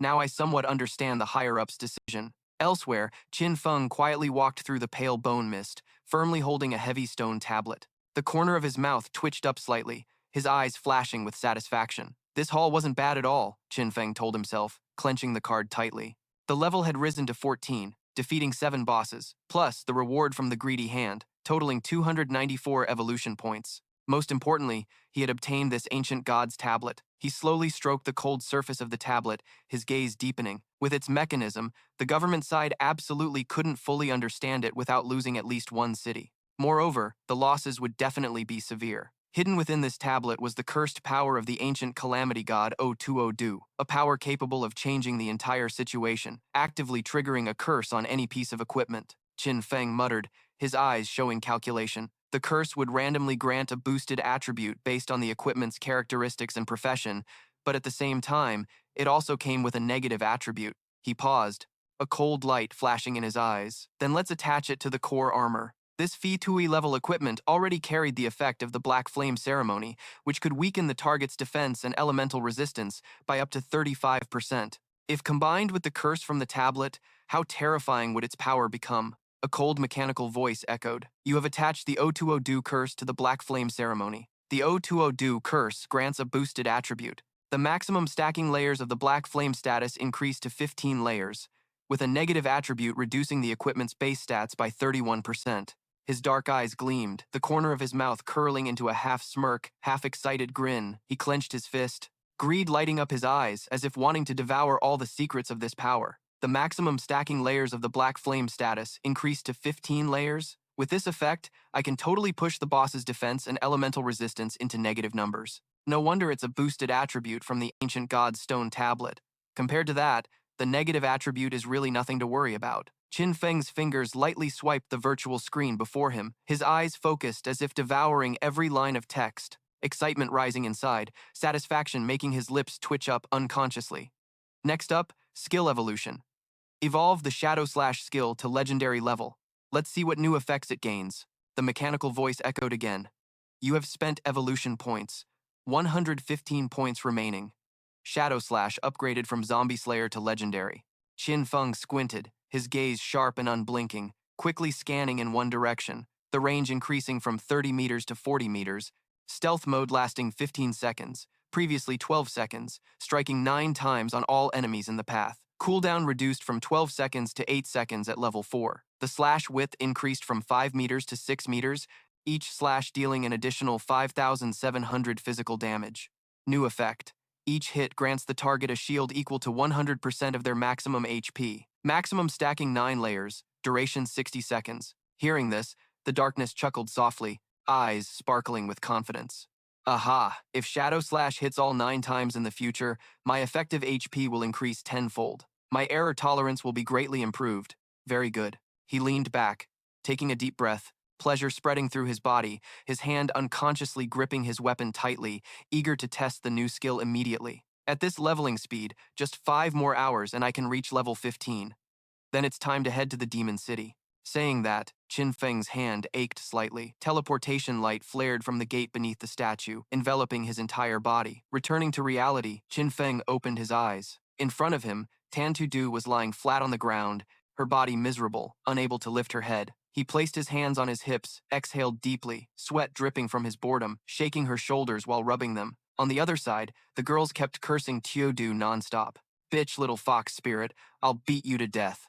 Her hand still raised as if wanting to slap her again. These women, oh man, I'm dying here. My back hurts. My waist aches so bad. I've been hitting so hard my hands are smoking. That's enough for today. I'll give you a lesson you won't forget. You bitch. Tantudu's whole body trembled, clutching the new stick tightly to barely support herself. Her face pale as death, lips trembling, she gritted her teeth and blamed, her eyes flashing with hatred. It's all Qin Feng's fault. I said we're done. Does that mean you really don't care about me anymore? Don't girls always say the opposite of what they mean? Her voice was hoarse with bitterness, a flash of grievance in her eyes, but it quickly turned into a cold smile. Luckily, I signed a contract with the Holy Knight. For the next 3 years, I won't have to worry about survival anymore. Though I have to pay 50% of my lifespan, I still have enough left to develop faster than those. So yen, guys. When I've grown, those who look down on me will definitely pay a heavy price. Qin Feng, just wait. And you, the women from the Kun gang, wait too. Saying this, Tan Tiu Du's eyes turned fierce. She bit her lip hard and waved her hand to fully cast the holy healing spell. In an instant, the magic power in her body drained like a waterfall, pouring all into the skill. A sudden holy light enveloped Qin Feng. He was walking when he suddenly felt his body fully restored, so he stopped, his face full of question marks. Qin Feng looked around blankly, completely clueless about what just happened. Meanwhile, Tan Tiu Du's body trembled violently, her face as pale as paper, breathing weakly, her eyes filled with panic, her magic power completely drained. But the skill didn't heal anything except leaving her utterly exhausted. Dizzy and staggering, she fell to one side, mumbling, "So strange, where did I put that again?" Then her whole body collapsed to the ground, nearly unconscious. At the same time, in the ruins of Kuma City, a group of people were besieging a giant boss, sweating profusely, breathing heavily, the clash of swords ringing sharply throughout the space. But nearby, a group of people quietly hid, their eyes like hunting tigers. Qianxi, curling her lips, sneered softly. Men these days are so weak. Just one boss and they have to send out 18 people. Scared to death or what? Beside her, a dark-skinned guy smiled flatteringly, like whispering, "Dear Qian, don't say that. They're trying hard for us. We should thank them." Jianxi laughed loudly, teasing tone. "Hee hee, you're really polite. Though you act gentle on the outside, inside you just despise them. These pigmen have such weak damage. It takes so long to kill even one golden boss." Time passed. Over 40 minutes, the boss's blood bar finally dropped to red. Shouts rang out. "Hurry up, push harder, just a little blood left. Come on, the final blow." A mage, glowing all over, was chanting to unleash the finishing strike. But the moment the surge of dark energy exploded, Tianxi's crew dashed out like ghosts, delivering a deadly strike that instantly took down the mage. The boss's health drained immediately, collapsing to the ground. Tianxi narrowed her eyes, a triumphant smirk curling at her lips. "That was tough. Thanks to you weaklings for handing over this gift." The backup group froze, turning around with flushed faces full of rage. "Damn it, it's the Black Peach Gang." Amid the furious shouts, an angry voice rang out. This gang was formed by a mysterious woman colluding with foreigners. So how could such scum dare lead outsiders to slaughter their own people? "Don't be scared. There are only a few of them. Let's charge together." Tianxi slightly curled her lips, her eyes full of contempt, her voice sharp and mocking. "Trash like you dare resist? I'll torture and wipe you all out, you big pigs. Get ready to die." As her words echoed, the big black guy behind her growled softly, muscles bulging, swinging two massive hammers. The wind tore through the air, then a thunderous boom followed as the hammers slammed into the ground, shaking the whole area violently, cracking the earth like a spider web spreading out. The people in front were blasted away by the shockwave, bodies crashing into each other with loud thuds like powerless sacks of sand. Tianxi narrowed her eyes, a cruel smile spreading on her lips. She immediately seized the chance, her figure flashing like lightning, moving at lightning speed like a ghost. In the blink of an eye, swords gleamed, screams echoed, and all opponents were neatly finished off. She tossed her long hair back, exhaling proudly, a bitter smile widening. "Ha! Men from Daiha really are just a bunch of useless losers. Looks like the Daiha government already sent out news about us, but what good does that do? The whole Daiha is just trash anyway." The black guy wiped sweat from his forehead, looking down at the defeated bodies, his voice deep and hoarse. "These guys are just casual players. How can they compare to us, backed by a powerful force behind the scenes?" Tianxi nodded slightly, a calculating gleam in her eyes. "Even though my true identity isn't exposed yet, to be safe, we should leave Daiha early and head to North America. Then we can form a guild specialized in hunting Daiha pigs." The black guy nodded in agreement, his face full of excitement. Another chimed in, "Good idea. So what should we name the guild?" Tianxi's lips curved into a devilish smile, her cold voice making everyone call her I Ledoux. "That's it for today. Log out and party hard." With that, she flashed a mysterious smile and logged out directly. In real life, over a dozen tall, muscular black guys stood waiting like bronze statues. The atmosphere was intense. Tianxi declared coldly, "For the founding of the I Ledoux Guild, let's make this a big one." Elsewhere in the game, Qin Feng was busy grinding monsters when a message box lit up from An Yu. "Boss, the price for the hideout has been reported. Can we discuss it?" Qin Feng glanced over, still swinging skills without pause, replying briefly, "How much?" 100. And Yu answered quickly. Qin Feng frowned, a slight smirk on his lips, thinking, too low. He stayed silent for a few more minutes, continuing to grind as if in no rush. Less than 5 minutes later, and Yu messaged again, a hint of pride in his tone. I told you 1,000 was too low, so I bargained and got 2,000 for you, boss. Qin Feng chuckled coldly, fingers tapping the keys. Fine, meet at the central statue of the scrapyard. In his mind, he thought, and you, this sly bastard still trying to squeeze me? Not long after, at the scrapyard center, An Yu appeared, followed by a well-armed group, eyes scanning all directions warily. And Yu forced a smile, trying to seem friendly as he approached. Darkness, boss, don't take it personally. I've got a long life ahead, so the higher-ups arranged an escort for me. Qin Feng smiled briefly in response. It's fine. Calmness flickered in his heart, but his eyes flashed sharpness. The authorities still don't know my true power. These guys are just relying on cheap tricks. Then they proceeded with the transaction. Transaction successful notification.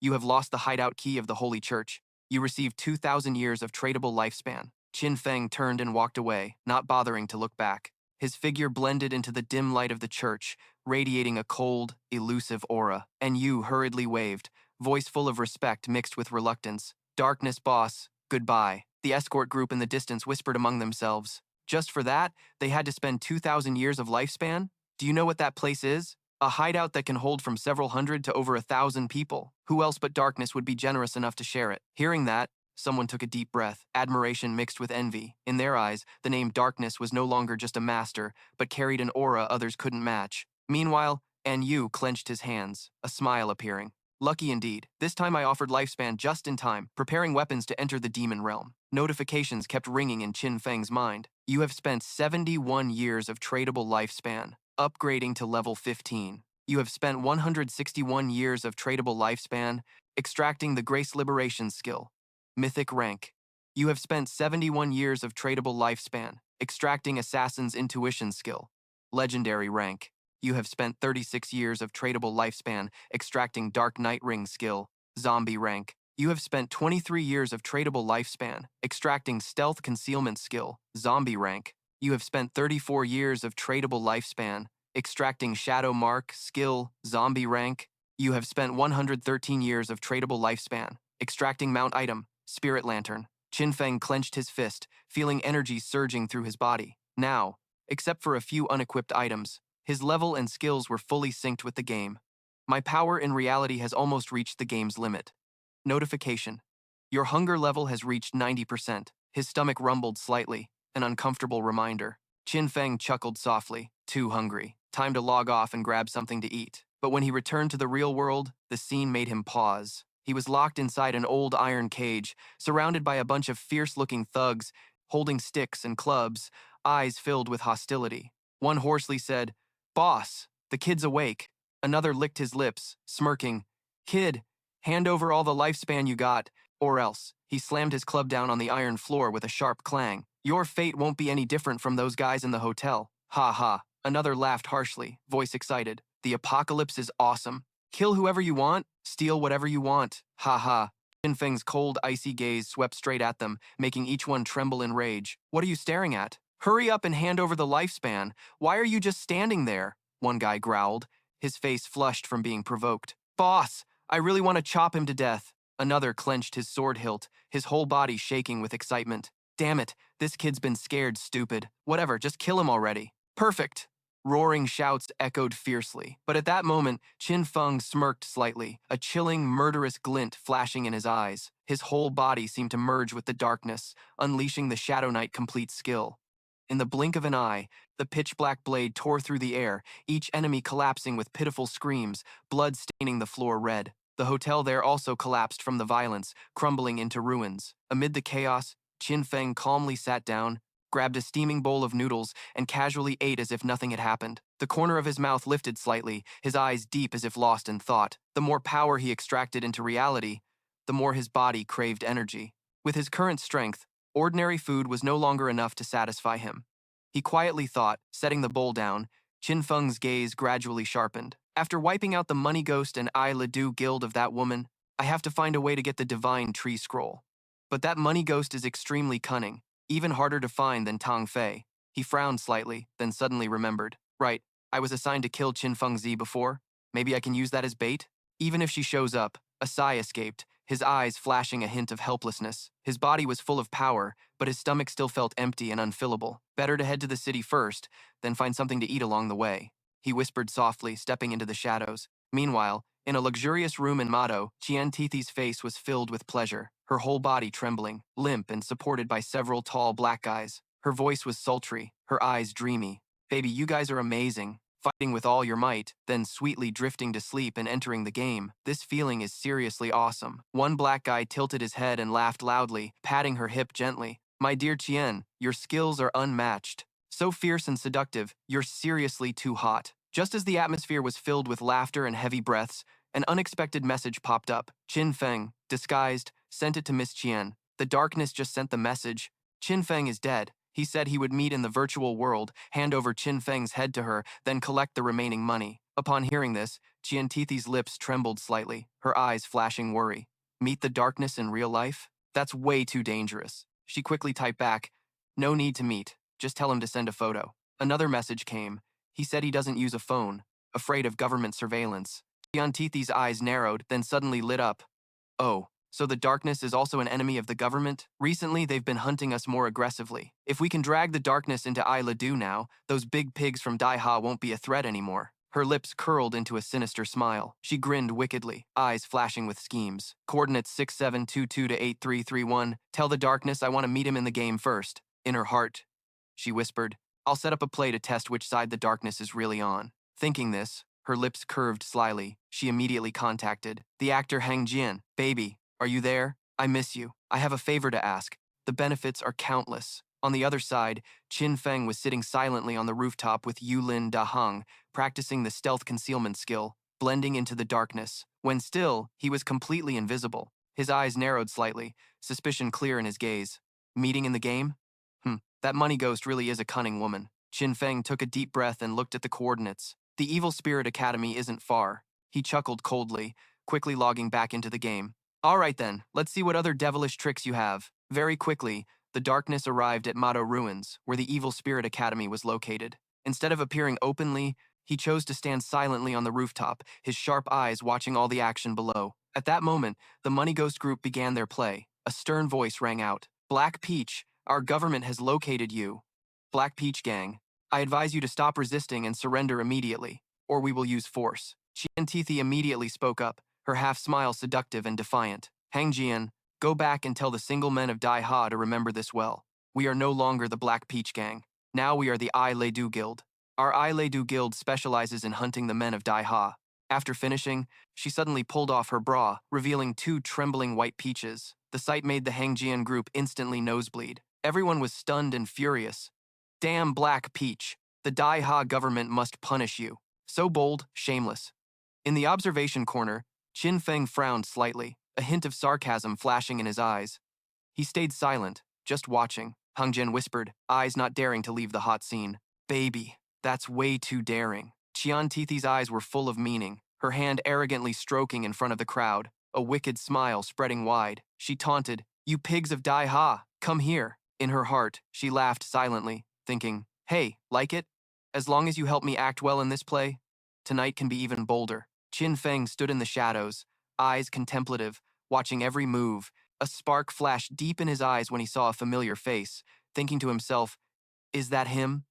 Qiu Haonan, codename Hang Jian, the notorious insider who provided tons of intel to Isla Du Guild. Not until the 7th year after the Divine Refusal game descended did he slip up and get eliminated, but unexpectedly appeared here. Qin Feng's lips twitched, interest flashing in his eyes. Interesting. So Qian Tithi and Qiu Haonan have been colluding from the start. This whole play is just to test my stance. If I help Qian Tithi, I become an enemy of the government faction. But if I don't, Qian Tithi will probably never meet the darkness in real life. Ha, fine. Let me show you some sincerity. Thinking this, he crouched and jumped down, his figure like a shadow strike, both hands swinging to unleash Shadow Knight complete skill. In an instant, a black storm swept through, wiping everything away.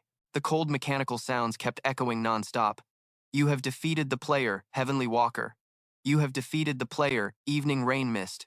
You have defeated the player, Fish Sailor. You have defeated the player, I Am Justice. You have defeated the player, Storm Warrior. You have defeated the player, Left Hand Book Thrust. You have defeated the player, Sharp Light. You have defeated the player, Witch Flowing Lantern. You have defeated the player Big Fatty Big Fatty. You have defeated the player I Eat Beef. You have defeated the player Spirit Power Little Fire. You have defeated the player Strong Bull. The sounds kept pounding like death drums, plunging the whole space into deadly silence. What? What the hell? The group of Qian Shishi's eyes widened in shock, choking on their own breath. At that moment, a familiar figure slowly stepped out from the clearing smoke, standing tall and straight, eyes sharp like a blade, a cold smile on his lips making the atmosphere around him even more suffocating. "Hello, Black Peach!" A deep, low voice rang out, carrying an irresistible authority. "I am the darkness." Then, Qin Feng slowly walked toward Qian Shishi, each step striking straight into her heart. Standing right in front of her, he calmly spoke. "Hello, Qian Shishi. I am the darkness." At that moment, Qian Shishi's face flushed red, her hands unconsciously clutching her chest, her heart pounding wildly like it was about to jump out of her chest. So handsome. I really like this strong, powerful type. Tears involuntarily fell at the corners of her eyes, but inside, a bitter resentment welled up. Too bad. He was a pig of the underworld. Why? Why does such a strong man belong to the underworld? The underworld is damnable. You don't deserve him. Behind her, the black-skinned guys stared wide-eyed at the scene, horrified, exclaiming, "Omeg, over 40,000 damage. Is this really the #1 power in the world?" The guy next to them stammered out broken English, "Mr. Good Tour, bro." Suddenly, the heads of the two black guys dropped to the ground simultaneously. White light exploded from the slash like fireworks in the dark. 39,155 damage. Weak point attack, 38,144. Hitting the weak point dealt 39,999. 1,999 damage, 39,123. The continuous lines appearing made the scene even more chilling. Qin Feng slowly sheathed his sword, eyes icy cold, voice sharp as a blade. "I don't understand what you guys are saying, but I guess you're definitely insulting me." Fresh blood still stained the ground. Qian Shishi stood beside him, stunned, her face pale, cold sweat rolling down her temples. She stammered, voice trembling. "They're not insulting you, they're just greeting you." Qin Feng glanced sideways, indifferent eyes that made others feel suffocated. "Oh, then I'm sorry. To avoid misunderstandings, it's best to speak the underworld language here from now on." Brother Ha looked up at Qian Shishi and ordered decisively, "Start the transaction." "Oh, right. Put on your clothes first." Qian Shishi blushed, slightly pulling her shirt to cover her exposed chest, then bit her lip and whispered, a mischievous spark flashing in Qin Feng's eyes. In her heart, she whispered, "This darkness guy is a freak, but he makes me even more interested." Qin Feng calmly replied, voice steady but eyes shining, "It's on me, but I can't bring it into the game. If you want, I can show it to you in real life." Qian Shishi smiled softly, eyes full of trust mixed with passion. "It's okay. I've witnessed the power of darkness, so I trust you won't deceive me. Tin, you have received 1,500 days of tradable lifespan." The system sound rang out. After finishing, Qin Feng turned around, his back radiating cold detachment. "All right then, I'm off." Just as he stepped forward, a hurried voice called from behind. "Wait." Qian Shishi stepped forward one step, her face slightly flushed, eyes revealing obvious lust, her lips curved slightly, carrying an irresistible charm. "You have the power, I have the money. Can we cooperate long-term? I have a new assassination target here. If you're interested, come to my place tonight." Saying that, she deliberately licked her full lips, voice lowering to a soft, seductive invitation. "Whatever you want, I can satisfy you." Qin Feng glanced indifferently, eyes unwavering, straightforwardly asked, "Who do you want to assassinate? What's the reward?" Qian Shishi smiled softly, eyes sparkling, voice full of hidden meaning. "Let's meet and talk. The reward will be much more generous than this time. Tonight at Mao Port, I'll be waiting for you." With that, she directly logged out of the game. Qin Feng stood still for a moment, his eyes flickering with suspicion. At home, huh? Could it be her yacht? At the statue in the center of Dunat City, Chiu Haonan and his crew had just been resurrected, his face flushed red with anger, eyes wild, teeth grinding as he growled, "Damn shadow bastard, I knew you were going to betray the government." Though Han Shui cursed out loud, deep down Chiu Haonan felt an indescribable thrill. A twisted smile curled at the corner of his mouth as he thought, "Ha, it worked. Shishi really did team up with the darkness, so the reward she promised is definitely mine." He spun back around, eyes flashing coldly, ordering the girl behind him. "Those idiots in Shanghai just keep chasing after that shadow. We gotta catch them and get some answers. Qingyue, you lead everyone to claim their lifespans first. There might be some moves soon." Qingyue blinked, but answered firmly, "Got it." Her in-game name was Light Rain at Nightfall Vaivu. Inside, Qingyue was torn and full of doubt. her delicate brows furrowed slightly, eyes deep in thought. Is the darkness really colluding with Atbish? If that's true, no matter how many times we die, we have to find a way to take him down. But the gap between me and the darkness is just too wide. Even before I could clearly see his figure, I was already dead. Outside in the real world, night had fallen, the waves lapping and reflecting the dazzling lights from a lavish yacht. Bright lights cast shimmering reflections on the water like silver sparks. The yacht's door slowly opened. A figure in a black cloak stepped out, walking calmly but radiating an overwhelming aura. That was Qin Feng. He strode straight up to the bodyguards, blocking the way, eyes sharp and voice low but firm. I'm the shadow here to see it, Bish. Hearing this, the guards' faces changed instantly, bowing respectfully. So it's the Shadow Lord. Miss has been waiting for you a long time. Please come in. Another guard quickly grabbed the radio to report. The shadow has arrived. Prepare to depart. Under the guards' respectful gazes, Qin Feng walked inside. At the same time, the yacht trembled slightly as the mooring lines were pulled up. The massive ship slowly left the dock, gliding straight into the dark sea. Inside the lavish hall, a woman in a sexy red dress slowly approached. In her hands were 2 glasses of shimmering red wine, a seductive smile playing on her lips, her eyes shining bright like they wanted to burn whoever looked back. Shadow Boss, finally we meet. Shishi's voice was sweet, deliberately emphasizing every word. She stepped closer, her scent of perfume gently filling the air.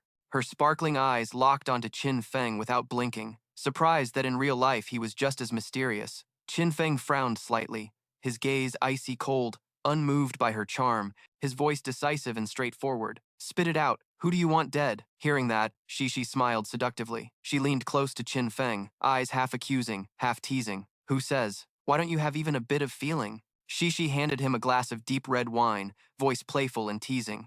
Nights like this with such a view, and a beauty by your side, why bother with boring talk? Come on, bottoms up, for tonight's spring celebration. Without a word, Qin Feng took the glass and drained it. Seeing that, Shishi laughed delightedly. Yeah, now that's the spirit of a real man. She didn't hesitate, pushing him down onto the sofa and immediately sitting close, wrapping her arms tightly around his. So, Shadow, how does it feel? Her voice dropped to a sultry whisper full of innuendo. Qin Feng frowned. What? Shishi smiled smugly, eyes glinting with malice. In that glass, I slipped in a family heirloom potion. Anyone who drinks it will obediently follow my orders. Ha ha, even the Shadow's just a man like any other. How does it feel? Pretty powerful, huh? Her voice grew more lustful, body pressing closer. Whisper in your ear. Don't rush. Just relax and enjoy. When we both reach the peak of pleasure, I'll lift your hood to see your true face. I bet you're incredibly handsome, but for now, keep that mysterious vibe. Then her hot hands started peeling off Qin Feng's clothes, but at that moment, Shishi suddenly froze, eyes wide, mouth stammering. Oh God, how can he be so fierce? Is this really a man? So hot. Damn, no wonder they call him the Shadow. Her body trembled, both shocked and wild.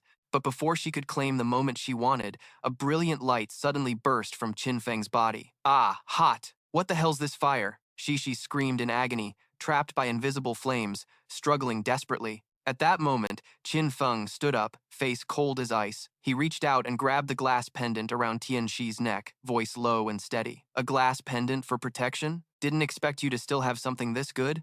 It saved your life. Shishi's eyes went wide, whispering in horror. What? A golden glass pendant, common jewelry, boosts stats by 10, health by 300, requires level 7 to equip, and the unique effect every 300 seconds, it creates a damage immune shield, 1 layer max. Now Shishi finally saw the face of the newcomer clearly. Her whole body shook, eyes wide with panic, lips trembling as she stammered. Qin Feng, what the hell are you doing here? Weren't you killed by the Shadow already? In the dim light, Qin Feng stepped slowly closer, his icy gaze suffocating. His voice was low and sharp, cutting straight to her core. There's only one reason I am the Shadow. Shishi felt like she'd been slapped across the face, her complexion drained pale. Panicked, she pointed at the black-cloaked figure sitting nearby. Voice choked. You're the Shadow. Then who the hell is he? The cloaked man slowly pulled down his hood, revealing the face of a loyal cultist. His face twisted with extreme joy, eyes blazing like a fanatic, mouth screaming strange sounds. Ngao! Ow! Ow! The eerie noises made the yacht's atmosphere chill to the bone. Shishi's panic peaked, her legs gave out and she collapsed, bowing her head repeatedly, tears mixing with sweat streaming down her heavily made-up face. Her voice trembled and weak. Big brother Qin Feng, no! Dad Qin Feng, I'm sorry. Dad, please, I was wrong, please forgive me. I'll give you all my lifespan. From now on, you'll be my slave. I can make you serve me however I want. Qin Feng raised an eyebrow, a cold glint flashing in his eyes. Not letting her cry any longer, he asked in a low voice, "Where are the 5 foreigners who came with you?" Shishi lifted her head, her face streaked with tears, lips trembling. She tried to muster some courage, pleading, "Dad, if I tell you, will you let me go?" Before she could say more, a cold, mocking laugh echoed from behind. Qin Feng didn't waste time bargaining. Suddenly, his hand grabbed her neck and twisted hard. A crisp crack echoed as Shishi's neck snapped. Her body went limp and collapsed. His face showed no emotion. He bent down, picked up the phone from the still warm corpse, speaking calmly, as if those 5 guys weren't here. Immediately, a system notification sounded in his head. "Ding, you've received 659 years of tradable lifespan." A slight smirk tugged at Qin Feng's lips, but his eyes darkened as he stared out the window, his voice low and calm but dripping with deadly intent. "I wanted to clean house in one go, but damn it, she used Tianxi's phone to call the government first." The night sky was bright with moonlight, the luxury yacht cutting through the waves, but the air was thick with the stench of death. Soon, a police speedboat roared across the sea, its flashing red and blue lights slicing through the water, heading straight for the yacht. An emergency report had been received. A mass slaughter on board. Among the dead was the precious heiress of the Tian family conglomerate. According to the caller, the killer's skills matched those of the shadow figure from the game. That meant the identity of the mastermind was nearly confirmed. The investigation team immediately set off for the scene. On the ship's bow, Chu Haonan clenched his fists so tight the veins bulged. He ground his teeth, eyes blazing with pure rage. This shadow guy was lawless beyond belief, killing indiscriminately, clearly daring to challenge our country's laws. Regret filled Chu Haonan's heart, his eyes watering red as he clenched his jaw, swallowing his hatred. My sister, that thought stabbed his heart like a needle, driving him crazier. He tightened his grip, voice hoarse with fury. Once we're on board, I'll use investigation skills on the body. Once the Shadow's location was confirmed, they'd open fire with everything they had, making sure to kill the target. A cold, vengeful gleam flashed in his eyes as he vowed, "I swear I'll get revenge for you."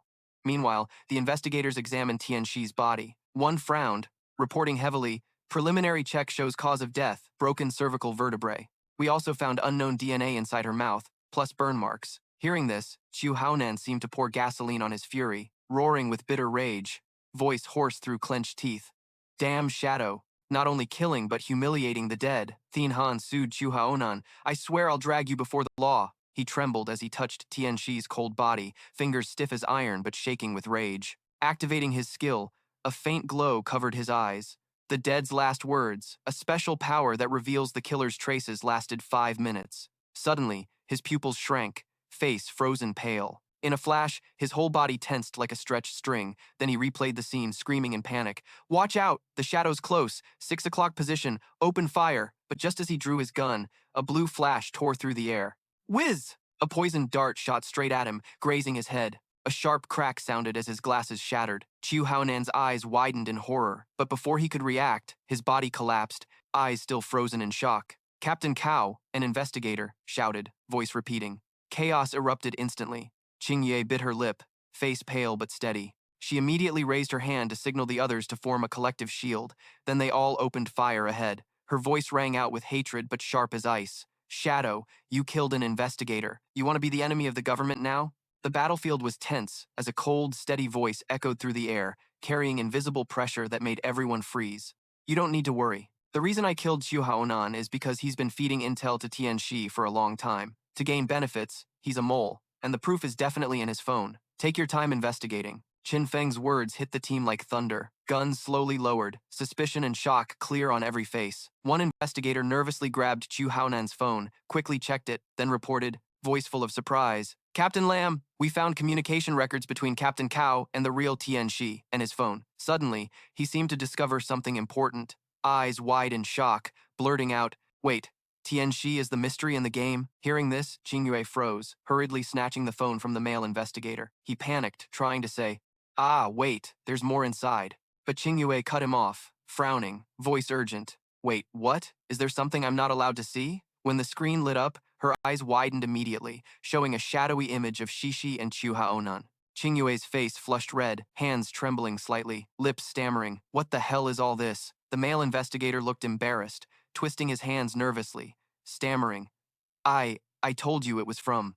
Qingyue swallowed hard, heart pounding. She quickly scrolled through the images and suddenly remembered the Shadow's words. It was all true. Turns out the last time the Shadow killed them in the game was just a setup for Tianxi to witness. Once he earned her trust, he found her in real life and killed her. Then he even called the cops himself as bait. Chu Haonan stepped out, and he conveniently took out the guy too. In one move, he helped the government eliminate two major threats at once. Just thinking about it sent chills down Qingyue's spine. This guy is seriously terrifying. The male investigator noticed her intense stare at the screen and asked, "Hey, why are you staring so hard?" But Qingyue didn't answer, lost deep in chaotic thoughts. Luckily, the Shadow isn't an enemy of the government, or the consequences would be unimaginable. She remembered the moment she fired at him, her heart tightening. If he just held a grudge against her, that'd be one thing. But if this messes up his relationship with the government, that's a disaster. Biting her lip hard, she finally lifted her head, her eyes locked with determination. Her voice rang out clear. "Darkness, thank you for helping me. I'm sorry for shooting at you just now." As soon as she finished, a gun suddenly appeared in her hand.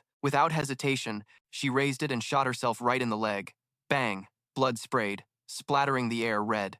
Qingyue collapsed to her knees, her face twisted in pain. Everyone on the team's eyes went wide as they shouted, "Captain Lamb." Still, she raised her hand to signal, shoulders trembling but eyes steady. "It's okay." Tears welled up and streamed down her cheeks, her voice choked but earnest. "Darkness, I still hope you'll keep working with the government." An investigator rushed over, catching her trembling body. Worry and reproach mixed in his tone. "Was that really necessary?" "Captain Lamb." Qingyue nodded slightly, her eyes flashing alertness, calm but tinged with anxiety. "We don't know what darkness is really like. Better to be safe than sorry." Up above, Qin Feng stood silently, hands shoved deep in his pockets, half hidden under the light drizzle. His cold face showed no emotion. To him, everything below looked like a chessboard. A faint smirk tugged at his lips as he thought, "Night Rain Qingyue, that's her real name?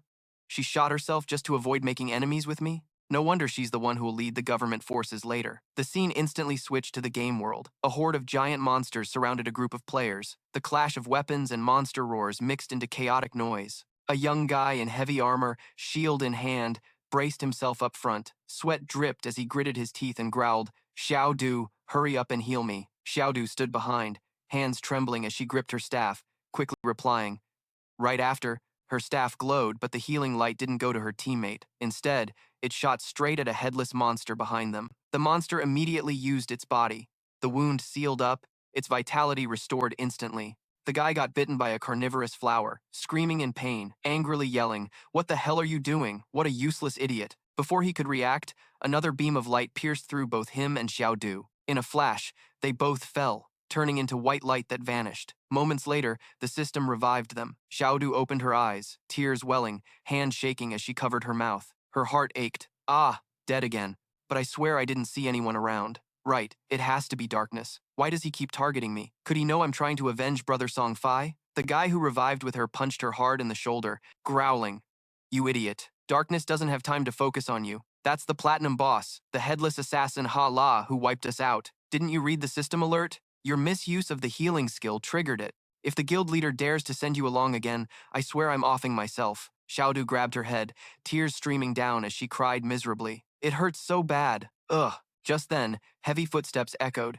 The headless boss, massive and dark, stomped the ground with each step, slowly closing in on the two. The guy turned pale, panicked, shouting, "It's coming! That boss actually chased us here? Run!" Without hesitation, he turned and bolted, running like crazy. Xiaodu froze in place, eyes wide with terror, body trembling, completely paralyzed by fear. In a luxurious mansion, sparkling lights reflected off the shiny floor. Suddenly, a plate full of fruit was slammed to the ground, shattering into pieces. A woman with fiery red hair jumped up, her face flushed with anger. Her hand clenched the phone tightly, shouting furiously, "Trash! This was the perfect chance to kill Darkness, and your government just let him go? You've been in the government for years. How can you be so useless at the most critical moment?" Breathing hard, her eyes burned with fierce hatred, her voice growing colder. "I don't want to hear any excuses. He slaughtered my entire Dongfang clan, and the blood of my family won't be spilled for nothing. No matter what you do, Darkness's blood debt must be paid in blood. Your father-in-law died at his hands. What are you waiting for?" The air in the room thickened. Suddenly,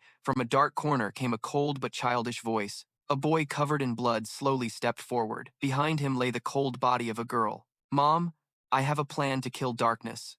The woman startled, spinning around, her eyes trembling with a mix of joy and pain at her son's condition. She hurriedly asked, voice full of worry, Nantien, what's your plan? The divine game is off limits. Only adults over 18 can join. You still can't get in. The boy lifted his head, his young face twisted with hatred, eyes bloodshot like a wild animal's. He clenched his teeth, each word cold and sharp. Mom, even if I can't enter the game, I know the tricks. That darkness guy loves killing, right? Let's send some people to provoke him, then arrange for them to go to Dad's fireworks factory. Before that, we prepare once darkness kills, we blow up the fireworks factory. Then, those countless fireworks will be his funeral pyre, letting the whole world witness his death. Even if we fail, darkness won't be able to touch us. The woman stood silent for a moment, then a cruel smile curved her lips, her eyes flashing with ruthless pride. She looked at her son, voice full of pride. Looks like we raised you right. Hear that? That So guy isn't half as useful as his own son. On the phone, a deep, reluctant male voice sounded. All right, but this has to stay secret. The government's attitude toward darkness is still mostly about recruiting him. My big brother and second brother won't back us on this. The woman replied coldly, Fine, I'll handle it. Her voice was harsh, then she quickly hung up. Her eyes glanced toward the room where the woman's body still lay motionless, a cruel smile creeping on her lips. She spoke bitterly. So, that bitch still won't give up her lifespan? The young man standing beside her lowered his head, cheeks flushed with shame and fear. He stammered, voice trembling, I'm sorry, Mom.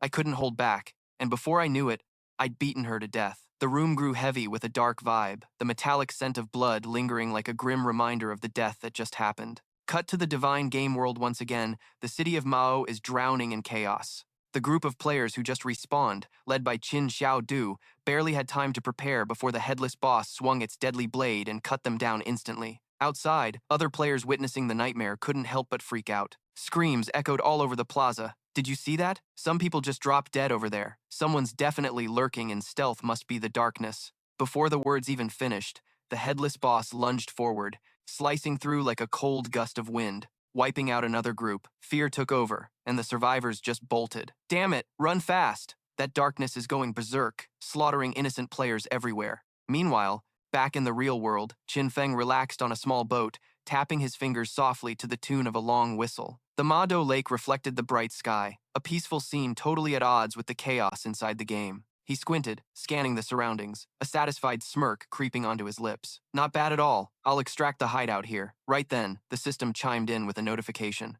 Do you want to spend 1,315 years of lifespan to extract the Soul Sanctuary? The hideout into reality? Note, the hideout is an underground city. After extraction, all original materials will disappear. Are you sure? Qin Feng didn't hesitate, his eyes flashing with determination as he confirmed firmly. Instantly, the water before him rippled, waves spreading wide, then a massive crack opened from the lake bed. From the depths rose a majestic underground city, the Soul Sanctuary slowly emerging, light flooding the entire sky. Extraction complete. Qin Feng crossed his arms, surveying the newly appeared hideout with a look of satisfaction, a slight smile on his lips as he whispered, Time to go grab the Apocalypse book. Just as he logged back into the game, Qin Feng received a message from Wang Man. Boss, someone reported you're slaughtering innocent players. Qin Feng blinked, raised an eyebrow, and snorted. Huh? Wang Man quickly explained, his voice urgent, but since you weren't online, it's definitely not your doing. Then I dug deeper, and found out a platinum boss is attacking players. It's called the Headless Assassin Hala, with crazy stealth skills no one can spot it. Wang Man's tone grew more anxious. Boss, can you handle this? Just then, more players were killed by the ruthless headless boss. The atmosphere thickened, everyone trembling. Amid the tense silence, someone gritted their teeth and blurted out, mixing fear with helplessness. What kind of freak boss is this? I'm on stealth level 3 and still can't see it. Safety first, damn it. I can't spot the boss either. Otherwise, I'd have taken it down solo by now. He growled in frustration, eyes bloodshot with rage, then scoffed coldly. Damn, this boss might even have the darkness itself throwing in the towel. Clearly, Safety First was still bitter about the last time Qin Feng humiliated him. As soon as he finished, the face of the ghoul saintess darkened, her eyes flashing irritation because the shadowy presence of the darkness outshined her own aura. Just as the mood turned awkward, the blue-haired girl next to her quickly raised a finger to her lips, signaling to hush. Keep it down. Don't let the boss hear. First, we should find higher ground with a better view to keep watch. The group nodded, ready to quietly retreat when Safety First carelessly stepped on a banana peel someone had tossed. Ow! He rolled his eyes, wobbled, then crashed hard to the ground. Furious and embarrassed, he shouted, What the hell is this? Who throws banana peels here? His yell instantly caught the headless boss's attention. In a flash, two of his teammates got caught in the boss's sword sweep, their bodies shredded, blood splattering everywhere. Safety First's face went pale, barely dodging a fatal blow. Seeing his friends fall right in front of him, he screamed hoarsely, voice cracking with pain. What? Little Tho Haubach, his eyes bloodshot, veins bulging on his forehead. He glared at the headless boss, gritting his teeth in curses. Damn it, come here! I'm not afraid of you! As if answering, the boss swung its massive blade down. Safety First rolled aside, dirt and rocks flying with the slash, cold sweat dripping down his temple. Damn, I'm rolling way too early. He scrambled up, panic rising. The blade came at him again. With no other choice, he kept rolling, dodging slash after slash. Each roll left him more battered, dizzy. Still not dead? What the hell is this? He yelled, voice trembling as he gasped for air. The scene looked ridiculous, him rolling circles around the boss, while the boss stood still, cold as a predator waiting for its prey to tire out. Moments later, Safety First's head spun wildly, eyes darting. He was about to hit his limit, vision blurring. He collapsed in despair. Dizzy, he thought the boss had vanished, stammering, it's gone. But no, the boss had just cloaked itself right there, cold and deadly. Ah, I'm so dizzy. Just then, the boss suddenly reappeared, unleashing its ultimate stealth-breaking strike straight into his chest. Blood sprayed everywhere, his body convulsed, and he spat out a mouthful of blood before collapsing. Safety First died on the spot, dropping some lifespan items that scattered on the ground. At that moment, a figure dashed in like a gust of wind. Qin Feng appeared behind the boss, face cold, eyes sharp as blades. Without a word, he raised his weapon and decisively unleashed the ultimate stealth-breaking kick. His sword gleamed icy light, piercing straight through the boss's back. A huge number flashed in midair, $28,000, 60 damage. Qin Feng's eyes sparkled as his voice dropped, asking, "So your name's Hala?" Back a few minutes before Qin Feng showed up, a group in the team was buzzing, all eyes filled with resentment fixed on Qin Xiaodu. They all pointed fingers, voices full of blame. It was her wrong skill use that triggered this headless boss. Yeah, the boss locked onto her and chased her all the way to the respawn point. Qin Xiaodu's face went pale, tears streaming, trembling as she stammered, I didn't mean to. The others wouldn't let it go and turned to accuse Chen Vo Dan. Guild leader, with players like this, our team won't take them anymore, and we don't need to. They die without even knowing why, it's just unbearable. Chen Vo Dan's face darkened, teeth clenched as he hissed, Shut your damn mouth! You want to drag the boss back here? He shot a glare at Tun Tio Du, mixing irritation with calculation, then added, Tio Du, looks like you're not cut out for fighting. From now on, you're in charge of scouting hideouts. Find a golden hideout, and I'll give you 3 years of lifespan. If you find a platinum one, I'll throw in 10 years. In his mind, he thought, at first, I thought she was a hidden gem, but turns out she's just dead weight. Tren Vo Dan kept giving orders, his tone cold like he was handing out favors. From now on, I'll give you 1 day of lifespan every day. At least that's less of a waste than if you died every single day. An instant notification popped up. Tio Du, you've received 2 tradable days of lifespan. You still have 2 days and 13 hours of tradable lifespan left. Tun Tio Du's eyes flickered with light, her earlier fear instantly flipping into overwhelming joy. She wiped away tears and quickly bowed her head. Thanks, guild leader. Nearby female players saw this, and their faces darkened. A weird, bitter resentment bubbling inside. They whispered with sharp tones, Damn it, she's got it made now. Seeing the guild leader every day? I get it, this is her game. Damn, little fox. Yeah, we gotta play it like that too. A few nodded in agreement, eyes full of scheming. Just then, a flash of light cut through the darkness. Tun Feng appeared suddenly, gripping his weapon tight, unleashing his stealth-breaking strike. In a blink, the headless boss was wiped out, shattered into pieces of light, and vanished. The tense air snapped as Tun Feng stepped forward, voice cold and loud. That was Ha-La. The whole area fell silent. Everyone's eyes locked on Tun Feng in shock. The guy who just casually took down the terrifying boss that had the whole team sweating. Even Trun Vo Dan stood frozen, mouth agape, pale as death, mind blank. It took him a few seconds to snap out of it, anger flooding in over the shock. He spun and punched the guy next to him so hard the poor dude's eyes nearly popped out, screaming in pain. Suddenly, at that moment, Tun Tiu Du was wrapped tight by countless blurry shadows, her face ghostly pale, sweat pouring like rain, eyes wild with panic, breaths ragged and rapid, body trembling uncontrollably. Everyone nearby freaked out at the bizarre sight, backing away like they might catch whatever freaky thing it was. Trun Vo Dan didn't even flinch. He frowned, no mercy in his eyes, and kicked Tun Tio Du hard. There was a sickening thud, sending her and the shadowy figures flying back, causing a stir among the crowd, all wide-eyed in disbelief. Tun Teodu's body hit the air with a loud thump, and she let out a terrified scream, voice cracking from fear. Right after, four headless bosses suddenly appeared out of nowhere, surrounding her like grim reapers waiting to claim a soul. The group called Number One Safe rushed over just then. Seeing this, every face drained of color. Unable to hold back, they blurted out, "What the hell? Four bosses? No, wait, five. Didn't the big dark boss just kill one? No wonder I kept seeing them everywhere. It's all clones." In her panic, a flicker of hope sparked in Tun Tiedu's eyes when she spotted Tun Feng. Her heart trembled, and her mind focused on one thing: darkness. Thank God. I'm saved. Tears welled up. Her voice choked but desperate as she cried out, "Dark Lord, Big Bro Darkness, save me, please save me." Tun Feng's eyes glinted coldly. Without hesitation, he swung his arm, activating Shadow/Shield, a black blade glowing with deadly force slicing straight at the boss and the falling Tun Teodu. A thunderous explosion echoed as both the boss and Teodu got hit. Damage numbers flashed each over 30,000. System message: you have slain the headless assassin Hala. You have killed TOD. You gained 48,000 experience points. Congratulations, you earned 20 evolution points. You received 1,520 tradable days of lifespan.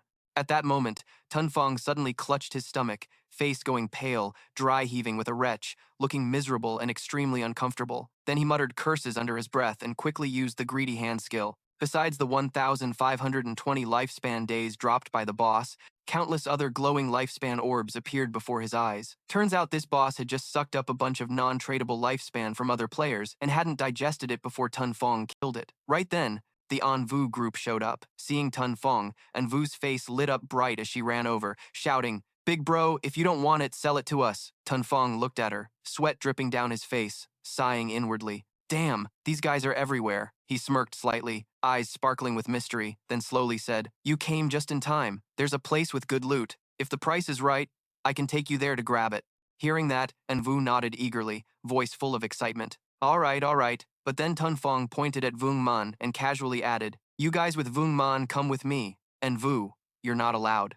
That instantly wiped the smile off Vu's face. Her brows furrowed, tone sharp. Why the hell not? Tun Feng stayed calm, voice serious. "It's really a place where women can't go." And Vu switched to a flirty look, eyes sparkling, lips curling into a teasing smile. "Huh? Big bro? You're discriminating? That's so sad. I was gonna seduce you, but I guess you're into guys." Tun Feng's face darkened, mouth twitching, silent. Then he smacked Vu hard on the head. Smack! The crisp sound echoed so loud even the nearby folks heard it. He sighed softly and explained in a low voice, "There's a divine authority tower outside the northern gate of the ruined city. After the challenge, you can get great loot, but the NPCs inside hate women. If there's a woman in the team, the difficulty jumps tenfold." And Vu gritted her teeth in anger. "Damn sexist NPCs, when I level up, I'm gonna kill you." Saying that, she swung her arm, storming off, dragging Teo Hak along. "Teo Hak, let's explore the mountain over there and kill some monsters to blow off steam." Teo Hak waved goodbye,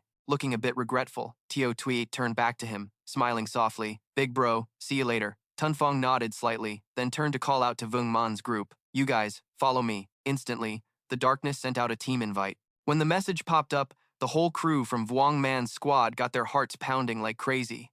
One guy stammered, his face flushed. "It's my first time teaming up with the big boss. Gotta admit, I'm kinda nervous, a little on edge. This is my shot to learn how the boss moves." They kept running, trying their best to keep up, but the more they ran, the more confused they got. What the hell is going on? The boss looks like he's moving slow, but somehow he's faster than us sprinting. How the hell am I supposed to learn anything like this? They exchanged glances, faces turning dumbfounded, feeling both frustrated and helpless. Seriously, the Shadow's agility stat is just insane. Meanwhile, Qin Feng had no clue about their struggle behind him. He just strolled on, calm and collected. As he walked, he opened his system panel, eyes scanning over more than 20 items that just dropped. His gaze lit up when he stopped at 2 assassin weapons he could use. One of them was the refined bone blade of the White Phantom, an assassin-class weapon with crazy stats. 388 attack power, 125 armor penetration, plus 39 strength, 48 agility, level 15 requirement. Its only special effect? When you deal damage, your movement speed doubles for 5 seconds. When that double speed effect kicks in, the system instantly adds 30% more dodge chance. Qin Feng gripped the new blade tightly, eyes gleaming with excitement, quietly marveling, a small, satisfied smile tugging at his lips. Its attack power is nearly 80% higher than the sickly 216 of his old blade, plus armor penetration, strength, and agility bonuses. Not bad at all. The platinum-level dark blade in his hand radiated a gloomy light, instantly condensing a swirling black sword energy from shadow elements, shooting forward. This skill deals single-target shadow elemental damage within 20 meters, adding 600 elemental attack points. Especially, when it hits, it removes one random negative effect, not exceeding platinum level. Cooldown is 12.649 seconds, level requirement 14. Qin Feng nodded softly, muttering that, although the single-target shadow damage is a bit low, the debuff removal effect is definitely worth it. Not bad at all. Right after, the system message popped up again.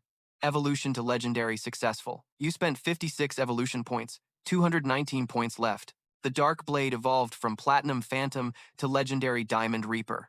Its stats boosted by 600 plus 800 plus 1000 plus 1200 plus 1500 shadow elemental damage. On hit, it removes one random negative effect not exceeding legendary level. Cooldown dropped from 12.117 to just 3.78 seconds. The legendary special effect? Hitting a weak spot restores 3 seconds of cooldown. Qin Feng's eyes widened in shock, heart pounding fast. He burst out laughing, voice full of excitement. Just hit the weak spot and get 3 seconds back?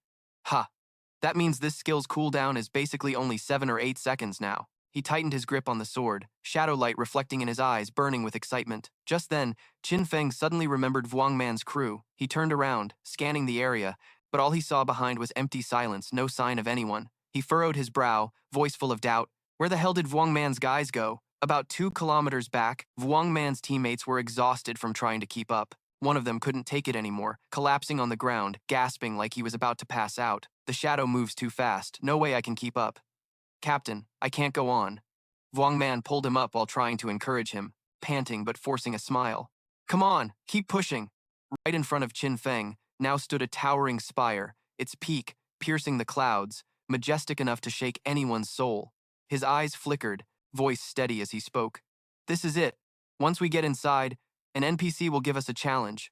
This NPC's a real jerk. The stronger you look, the more expensive his stuff gets. So, I'm only going to use about 1% of my power. Everyone, hang in there. Just take down one golden boss and we're good. Saying that, Qin Feng glanced at his teammates, but all he saw were gloomy faces, heavy breaths, and an atmosphere thick with tension. He frowned slightly, barely understanding what was going on when Vuong Man gave a thumbs up, sweat dripping down his forehead, gasping but forcing out, "Don't worry, we'll get the job done." Seeing that, Qin Feng nodded softly, voice firm but reassuring. After we beat the challenge, we can buy good gear from the NPC. I won't let you guys down. Remember, only talk in the team chat during the whole thing. Don't let the NPC overhear. Vuong Man's crew dragged their heavy feet, trailing behind Qin Feng. Dim light cloaked the entrance. When the group pushed open the heavy door, the hinges screeched eerily. The moment the door shut behind them, a creepy laugh echoed. Welcome. Welcome to Lambton. I bet the chaos of this forsaken game has you all rattled, huh? Asterisk. Cough cough times, this is the Tower of Divine Authority. Beat the challenge, and you can trade with me. When you're ready, just let me know. That weird voice made the others shiver, eyes wide with surprise. One muttered, "Wait, this game actually has real NPCs?" Another looked worried, voice trembling. "Hold on, boss. What kind of boss fight is this challenge?" Qin Feng glanced at the team, sharp eyes but calm tone. "Just follow my lead during the fight. It's simple." But the guy still wasn't satisfied, firing off questions nervously. Can you give more details? How long will the fight last? How many phases does the boss have? What skills? Can it move? Does it have instant kill moves, targeted skills, weak points? How long do we have to fight? Hearing all this, Qin Feng and Vuong Man both broke out in cold sweat, tension thick as a wire. Vuong Man quickly cut in, voice a mix of embarrassment and helplessness. "Boss, don't mind him. He's got a rep for being stubborn as hell. Back when we were running missions, he messed up and lost 2 teammates, so now he's super cautious about everything." Qin Feng ignored his teammates' worries, stepped forward, voice steady and clear. "Ready? Let's start." The guy behind panicked, yelling, "Wait, I haven't finished," but the NPC's cold voice cut through the air. "Now, enjoy." Suddenly, a swirling shadow vortex opened up in midair. The darkness spun, swallowing the light. Toi konchua kip noet kao di yong NPC lan lung vang vong gua kong gian, bai gia bato tu hundi, ngay sao do, mod vong exoi hak am dot not mora gua kong trong, bong toi exoi tron, nutle ansang. From inside, a massive monster slowly took shape. The sound of cracking and breaking echoed as chunks of black stone fell away, revealing a cracked skull puppet soaked in black liquor stone. Level 20, gold grade. The guy behind widened his eyes, his face paling for a moment. Level 20? We're only at level 11 at best. Qin Feng glanced over calmly, his expression unchanged. No worries. Wang Mang can handle it. Wang Mang growled, gripping his shield and sword tight, determination flashing in his eyes. He immediately powered up, let out a fierce roar, then slammed his shield forward with a shockwave, charging straight at the monster. But the beast didn't hesitate, its huge arm swung down like thunder crashing. Boom! Wang Mang was instantly slammed, flying, his big body hurtling backward like a heavy sack. Boss! The guys behind shouted in panic, their eyes full of worry. In that moment, Qin Feng moved like a gust of wind, so fast he almost blurred. He reached out and caught Wang Mang's flying body, stopping him from crashing hard on the ground. His voice was sharp but reassuring, telling everyone not to worry about him. The elite archer fired. The swordsman unleashed triple slash as they landed. The team responded instantly, their voices echoing commands. Arrows sliced through the air, hitting the boss, making it roar in fury. Below, the swordsman leapt up, striking rapid triple slashes into its body. The monster went berserk, mouth wide open, sharp white teeth bared viciously. It roared, then slammed its two massive arms into the ground, cracking the earth. Black blood sprayed everywhere from its mouth. Thick black energy seeped from the boss's body, spreading in all directions, making the air suffocating and cold. Qin Feng's eyes hardened, his voice firm. The boss has gone berserk. I'll handle this. Everyone backed away from the black oil. The swirling, dark energy shot out like creepy tentacles. The young team dodged in panic, breathing hard, cold sweat pouring down. Damn, this is dangerous. Meanwhile, Qin Feng focused, his body trembling slightly before vanishing in a blink. A sharp light flashed as from the shadows. A razor-sharp blade shot forward like it wanted to tear through the void, aimed straight at the boss. Swish! The monster roared, its body shaking violently as it took 4,500 damage right at its weak spot. The swirling black energy instantly tore apart, the berserk state wiped clean. It let out a weak roar, then fell back to normal. Wang Mang forced himself up, eyes wide with shock and disbelief, half stunned, half amazed. Boss, ditch the old gear. This damage doesn't fit your status at all. The guy next to him laughed, slapping Wang Mang's shoulder. Boss is acting way too good, stuck in the corner the whole fight. This NPC's definitely gonna think the boss is a total noob. Haha. The archer frowned, eyes full of doubt, looking at Qin Feng and asking, the stronger the player, the pricier the gear, right? I'm curious, how do you know all this? Qin Feng smiled faintly, his tone calm but seasoned. This divine game's got tons of secrets, a lot of info hidden in the ruins. Usually, you gotta ask yourself if you're trying to explore, if your knowledge is growing. His words made Wang Mang's group fall silent immediately. They exchanged uneasy, confused looks, not sure how to respond. Suddenly, the boss let out a fierce roar, the sound echoing through the space. From its mouth, a giant energy ball began to form. The red glow made the whole atmosphere suffocating. Qin Feng's eyes sharpened, and he shouted, watch out. Next, the boss will spin clockwise and breathe fire. Get the hell out of the way. The black oil on the ground plus the fire, 3 seconds and you're toast. Everyone tensed, ready to dodge. But right then, the guy with the greatsword suddenly ran counterclockwise. Wang Mang yelled hoarsely, panicked. Old bastard, you're running the wrong way. But it was too late. Qin Feng frowned, seeing the situation, and said, no time to dodge. At the critical moment, Wang Mang gritted his teeth, activated his immortal skill, and charged forward like a steel mountain. He roared, raising his huge shield right in front of him, using his body as a shield against the fire. The flames and fury swept over him, swallowing him whole, but he stood firm. Seeing this, Qin Feng nodded slightly, his deep voice ringing out, good. Once the fire dies down, everyone hit with your strongest damage skills go all out. As soon as the flames faded, the group surged forward like arrows from a bow. Skills exploded one after another, skill lights covering the boss's huge body. Damage piled on non-stop, its health dropping fast, chunks of its body ripped apart, agonized screams echoing everywhere. The system announced, the elite has defeated the cracked skull black liquorstone puppet, level 20. Wang Mang's team stood up straight, sweating but all smiles, confidence shining on their faces. Meanwhile, Qin Feng thought quietly, eyes flashing. The tricky part about this boss is that when its health drops below 70%, it goes berserk. As long as you dispel the berserk effect, its power's only like a silver tier boss. Just as the team was about to celebrate, a hoarse laugh echoed, chilling and bone deep. Asterisk, cough cough cough times, player Lamting, congrats, you're the first to beat my challenge. Now, just pay with your lifespan to claim the divine tree's letter from me. Asterisk. Cough, cough, cough, asterisk. At that moment, the NPC slowly pulled out a pile of items, his name appearing clearly, Wizard Wickley. The swordsman's eyes lit up with curiosity, mouth dry.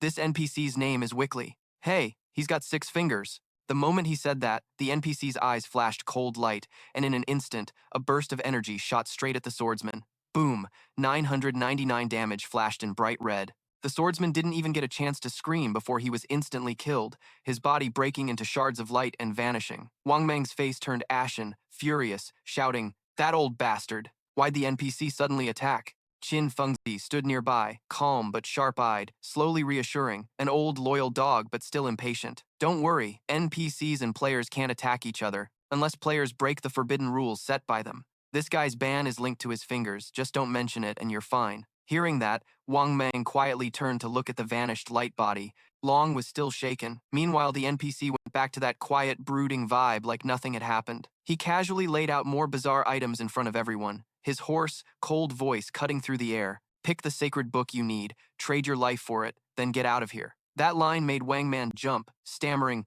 "What the hell is this? You can actually burn your lifespan to create real-life materials? Stuff like food and water if you get these sacred books. No matter what disaster hits the real world, your supplies are guaranteed." Then his eyes lit up bright, and he couldn't help but turn to Qin Feng with a grudging shout. "No wonder you're the dark boss, man. Every time I roll with you, I score the good loot." Right after, the two leaned in close, whispering, their eyes gleaming slyly. "So lame. Does the boss ever let us down? Whoa, there's even a sacred book for mechanical maids? I gotta get that one." The system chimed coldly. "Ting, you've lost 9,000 days of tradable lifespan. You've received 9 sacred books from Jianghai City in total." He nodded slightly, silently calculating that these 9 sacred books would cover his daily needs. Besides that, the Divine Authority Tower had achievements with fame rewards, and those were definitely worth grabbing. Then, Qin Feng's gaze locked onto the NPC, his voice calm but firm. "I want to solo the highest difficulty challenge. Is that allowed?" The NPC froze for a moment, then sneered with contempt. "You? With how you just acted, you might not even clear the first floor, and you want to try the hardest level?" Qin Feng didn't flinch, just asked, "What exactly is the highest difficulty?" The NPC explained slowly, teasing, saying the difficulty was split into 5 floors, with the 5th being the hardest. The boss was still the golden cracked skull black wine golem, but all its stats, attack, defense, health, and skill cooldown speed were boosted by 500%. Hearing this, Wang Man's group all went pale. 500%? Wang Man swallowed hard, cold sweat dripping down his neck. Just dodging the normal skills earlier nearly had him tapping out. If it's boosted 5 times over, can the old man even dodge? And with 5 times the health and defense, how long would it take to kill it? One slip up and it's game over. The NPC continued, eyes flashing with wicked light. "One more thing, if you die during the challenge, all the lifespan you drop belongs to me. Are you sure you want to try?" Qin Feng lifted his head, eyes sharp as knives, answering crisply, every word dripping with certainty. The NPC's lips curled into a twisted, sinister grin. "Hehehe, good. You want to hand over your lifespan to me yourself? Fine by me. This is just the beginning of the game. And yet you lamtings are already this reckless? You're asking for it." With that, he raised his hand to cast a spell, dark runes twisting in the air, and with a thunderous boom, a terrifying figure appeared before everyone. The golden cracked skull black wine golem, at 500% strength, its crushing pressure freezing the air around it. Qin Feng didn't flinch, slowly drawing his new weapon. His eyes gleamed as he thought, "Quickly can boost summoned creatures, so 500% isn't even the limit. When I took him down back then, he could push the boost up to 2,000%. So this golem is just the warm-up. Perfect timing. I want to see what this new weapon's power is all about." The moment his poison dart stabbed straight into the golem's body, a chain reaction exploded. The system flooded with alerts. Activated Black Flame Gift. Target's elemental resistance down by 7%. Activated special effect. Bone blade speed doubled, lasting 5 seconds. In a flash, Qin Feng vanished. The golem's heavy swing cut through empty air, shaking the ground and cracking it wide. A sharp swish sounded as Qin Feng suddenly appeared behind the boss, his sword flashing cold light. He activated the bone blade again, speed skyrocketing, his figure like a streak of dark lightning piercing the golem's skull. The golem screamed in rage, cracks spreading across its head. In an instant, Qin Feng pushed his speed to the max, his body blurring like it dissolved from sight. To any normal person, that looked like perfect invisibility. Outside, Wang Man and his crew stood frozen, jaws dropped in horror. He vanished again? Don't tell me the old man can stay invisible non-stop. The archer shook his head.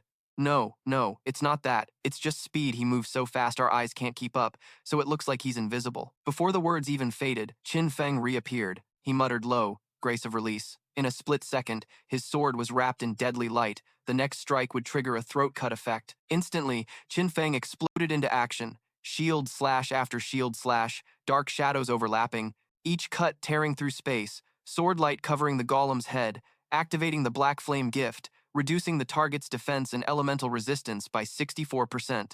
The combo rained down, all aimed at the critical weak points. The golem's health plummeted fast, red bars on the HP gauge dropping like crazy, the ground trembling under its furious roars. Qin Feng soared high, a satisfied glint in his eyes, totally worth the effect of the ancient divine stone. Without it, each shield slash would only do about 100,000 damage max. Now gripping his weapon tight, the black flame burst like it wanted to burn the whole sky. Outside, Wang Man and the archer couldn't believe their eyes anymore. Damn, in just a blink, that 500% boss lost a third of its health? What the hell kind of skill is this? It looks like the dark boss really showed up for real this time, but the shield slash usually only hits 3 times.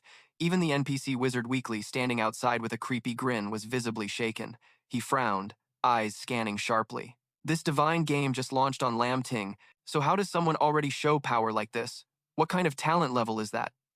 Over here, Qin Feng's eyes suddenly flashed, sharp as a blade. He tilted his body, tightened his grip on the weapon's hilt, then executed the throat cut skill. Every move, quick and cold like a seasoned assassin. In a blink, the next strike's damage was boosted to 200%. Right after, a deadly dart traced a cold streak. The cart slammed straight into the golden skull water puppet. Took 42,442 damage, hit the weak spot. Took 66,321 damage, weak spot again. Took 86,123 damage, weak spot once more. Took 101 damage, 386, weak spot. The damage notifications flooded in one after another. The giant puppet trembled, the fierce glow in its fake eyes slowly fading. Just after a few breaths, its health bar drained completely. It was totally wiped out. A clear chime rang out. Congrats! You've beaten the 5th floor challenge of the Divine Authority Tower. You earned 5 reputation points, plus all the achievements from previous floor challenges. You got a total of 1 plus 2 plus 3 reputation points. Congrats on soloing the Divine Authority Tower for the first time ever worldwide. You earned 5 plus 10 plus 15 plus 20 plus 25 reputation points. At the same time, the system screen flashed and sent out a special global announcement. The Dark player has completed the highest difficulty challenge in the Divine Authority Tower. This is a global alert. Everywhere, players erupted into chaos.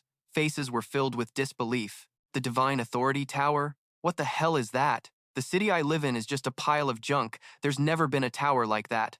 Damn, the dark side's always one step ahead of us? Right then, the new NPC suddenly snapped awake, eyes bloodshot with rage. He pointed straight at Qin Feng, shouting with pure hatred, "Damn it, you're a cheater, a damn fraud. You Namstar bastards are way too slick. If I'd known, I'd have sold each book to you for 10,000, no, 100,000 years of lifespan." His face twisted with fury as he roared like thunder. "Get lost! All of you. Get the hell out of my sight." The fierce energy burst out, scaring the whole crowd so badly that Wang Man screamed in terror. What the hell is this NPC planning? The archer dude next to him went pale, cold sweat pouring down as he stammered, "Well, if he's gonna make a move, then we gotta be ready." The NPC swung his hand hard, unleashing a terrifying swirling energy storm that swallowed the sky like a hurricane. In an instant, Qin Feng's whole group was engulfed in that destructive force, no way out. Wang Man and the archer screamed in panic. "Ah!" Their screams echoed through the gloomy air, but Qin Feng just stood there, calm and cold, eyes steady as if he'd already seen this ending coming. The next moment, a beam of light surrounded the group, their bodies trembling slightly before teleporting outside the Divine Authority Tower. The archer's screams still echoed in the air, fading only once they actually touched down on solid ground outside. Wang Man blinked shakily, glanced around at the changed scenery, then froze before bursting out relieved. "We're outside the Divine Authority Tower. We're not dead, we just got kicked out." Hearing that, Qin Feng smirked slightly, his voice calm but confident. "Told you not to worry. NPCs can't just attack us for no reason. We already grabbed everything we needed. Let's call it a day, I gotta log off and eat." Wang Man nodded rapidly, face full of grudging respect, quickly saying, "Okay, thanks for opening our eyes, boss. If we get another shot like this, you better give us a heads up." Qin Feng nodded briefly. Will do. The archer quickly chimed in with respect. Boss, see you next time. Logging out of the virtual world, Qin Feng returned to his secret hideout in real life. He gently opened his storage, eyes lighting up as he saw 9 sacred books just extracted. The cost, 90 days of lifespan. These resources were tradable. Without hesitation, he ordered to spend 106 years of lifespan, buying fancy furniture, daily essentials, food, and even an all-purpose robot maid. A flash of light appeared, and suddenly a graceful maid stood in the room, holding a broom, her soft, respectful voice ringing out. Master, it's our first meeting. I can help you handle everything around the house. If you need anything, just say the word, I'm here to serve. Qin Feng leisurely leaned back on the luxurious new couch, looking lazy but clearly satisfied. He closed his eyes slightly, voice steady. Clean up the whole place, then cook me a really good meal. The maid bowed her head gently, eyes shining with dedication, answering clearly and firmly. She immediately started tidying everything up. Soon, the soft sound of broom bristles brushing echoed throughout the room. Meanwhile, in Jianghai City in real life, the atmosphere was heavy with sorrow. A woman's body lay covered with a cold white sheet, one foot still in a shoe, the other bare. Nearby, Ma Liang, face grim, held a thick file and spoke with grave seriousness in the investigation room. This is the 3rd female corpse found this week. Like the previous 2, their limbs were sawed off, eyes gouged out. The killer is definitely the same person. His words made the air even heavier. A middle-aged man frowned, his tone sharp. Did the investigators find any clues? Ma Liang stood straight, slightly bowed his head, eyes flashing tension as he replied. The murderer seems to know the investigator's abilities very well. The time he left the house coincides exactly with the skill's inactive period. The man's face turned serious, then decisively ordered to ask Yu how long the police would need to start the search. We can't delay any longer, we have to catch this killer. A police officer behind immediately acknowledged the order crisply, the sound echoing in the room. Ma Liang still looked troubled, lips pressed tight, eyes flashing suspicion. The chief noticed and frowned, asking, What? Did you find something else? Ma Liang took a deep breath, trying to calm himself, then slowly said, Could it be the dark? I compared the dark's online and offline times. They match perfectly with when the girls were murdered. The chief paused slightly, stroking his chin, eyes thoughtful, but his voice stayed calm. Just matching times? That's not enough to prove anything, Ma Liang quickly emphasized, voice a bit urgent. But I think we can start investigating from this angle. Now, rumors are spreading that the Dark is the killer, and the authorities are covering up his brutality. The chief frowned slightly, waved his hand, voice stern. All right, Xiaoma. I know last time the darkness made you lose face in front of Yu, but you absolutely can't let your personal feelings get in the way of the job. I'm going to assign more people to the recognition tech team to back you up 24/7. Our mission is to wrap up this case fast and bring justice to those who've passed. With that, he turned and walked away, his figure fading behind the door. Ma Luang stayed behind, his face dark as if covered in soot, his hands clenched so tight they trembled. He could only grit his teeth and force out a reply, but inside he was boiling with frustration. In the world of the divine game, the ruins of Ma Dou City now appeared as a hazy, crumbling wasteland. After resting and eating, Qin Feng logged back in. The system's light flashed, and his figure appeared in the cold, empty game world. His steps were steady as he muttered to himself, like a reminder. The Evil Spirit Academy, this used to be a platinum-level hideout. Though it's no longer hidden, its barrier strength is still considered the strongest in all of Hua Ha. Right after, the system's mechanical voice rang coldly. Tin, you've spent 74 years of tradable lifespan to create a guild base. Qin Feng walked while calculating in his mind, his eyes blazing with determination. He grabbed this hideout and registered it under the guild's name. That way, he'd have a solid foothold in the ruins of Ma Dou City. Among the hideouts, some can teleport between each other. Traveling between Ma Dou and Jianghai will be way easier later on. That thought sparked in his head as he quickly moved deeper inside. Ahead of Qin Feng was a vast open space, heat from molten lava swirling up thick, like it wanted to burn the air itself.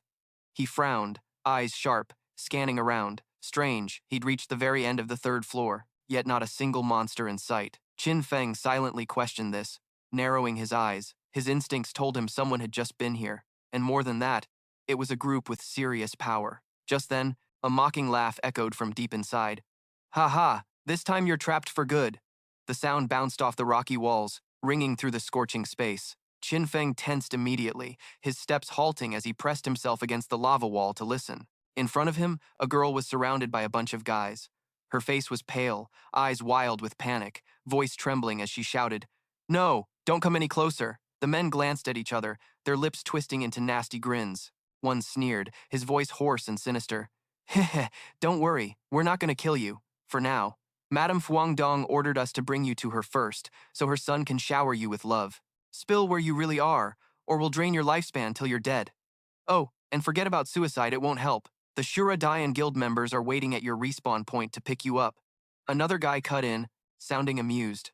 Here's the deal. In this game, you killed Madame Fuangdong twice, so you've got to have taken a good chunk of her lifespan, right? I'm guessing at least 30 years. Hand over those 30 years to us, play a few rounds with us, and then you're free. Hearing that, the girl stepped back slowly, tears streaming down her cheeks, fear blazing in her eyes, but then her gaze shifted strangely, a flicker of unreadable light shining through. Her voice shook, but she forced herself to speak. Play? What kind of game do you want to play? The men burst out into disgusting laughter. One of them even pulled his pants down, making the girl freeze in horror. Of course, this is the game. The air around them seemed to freeze.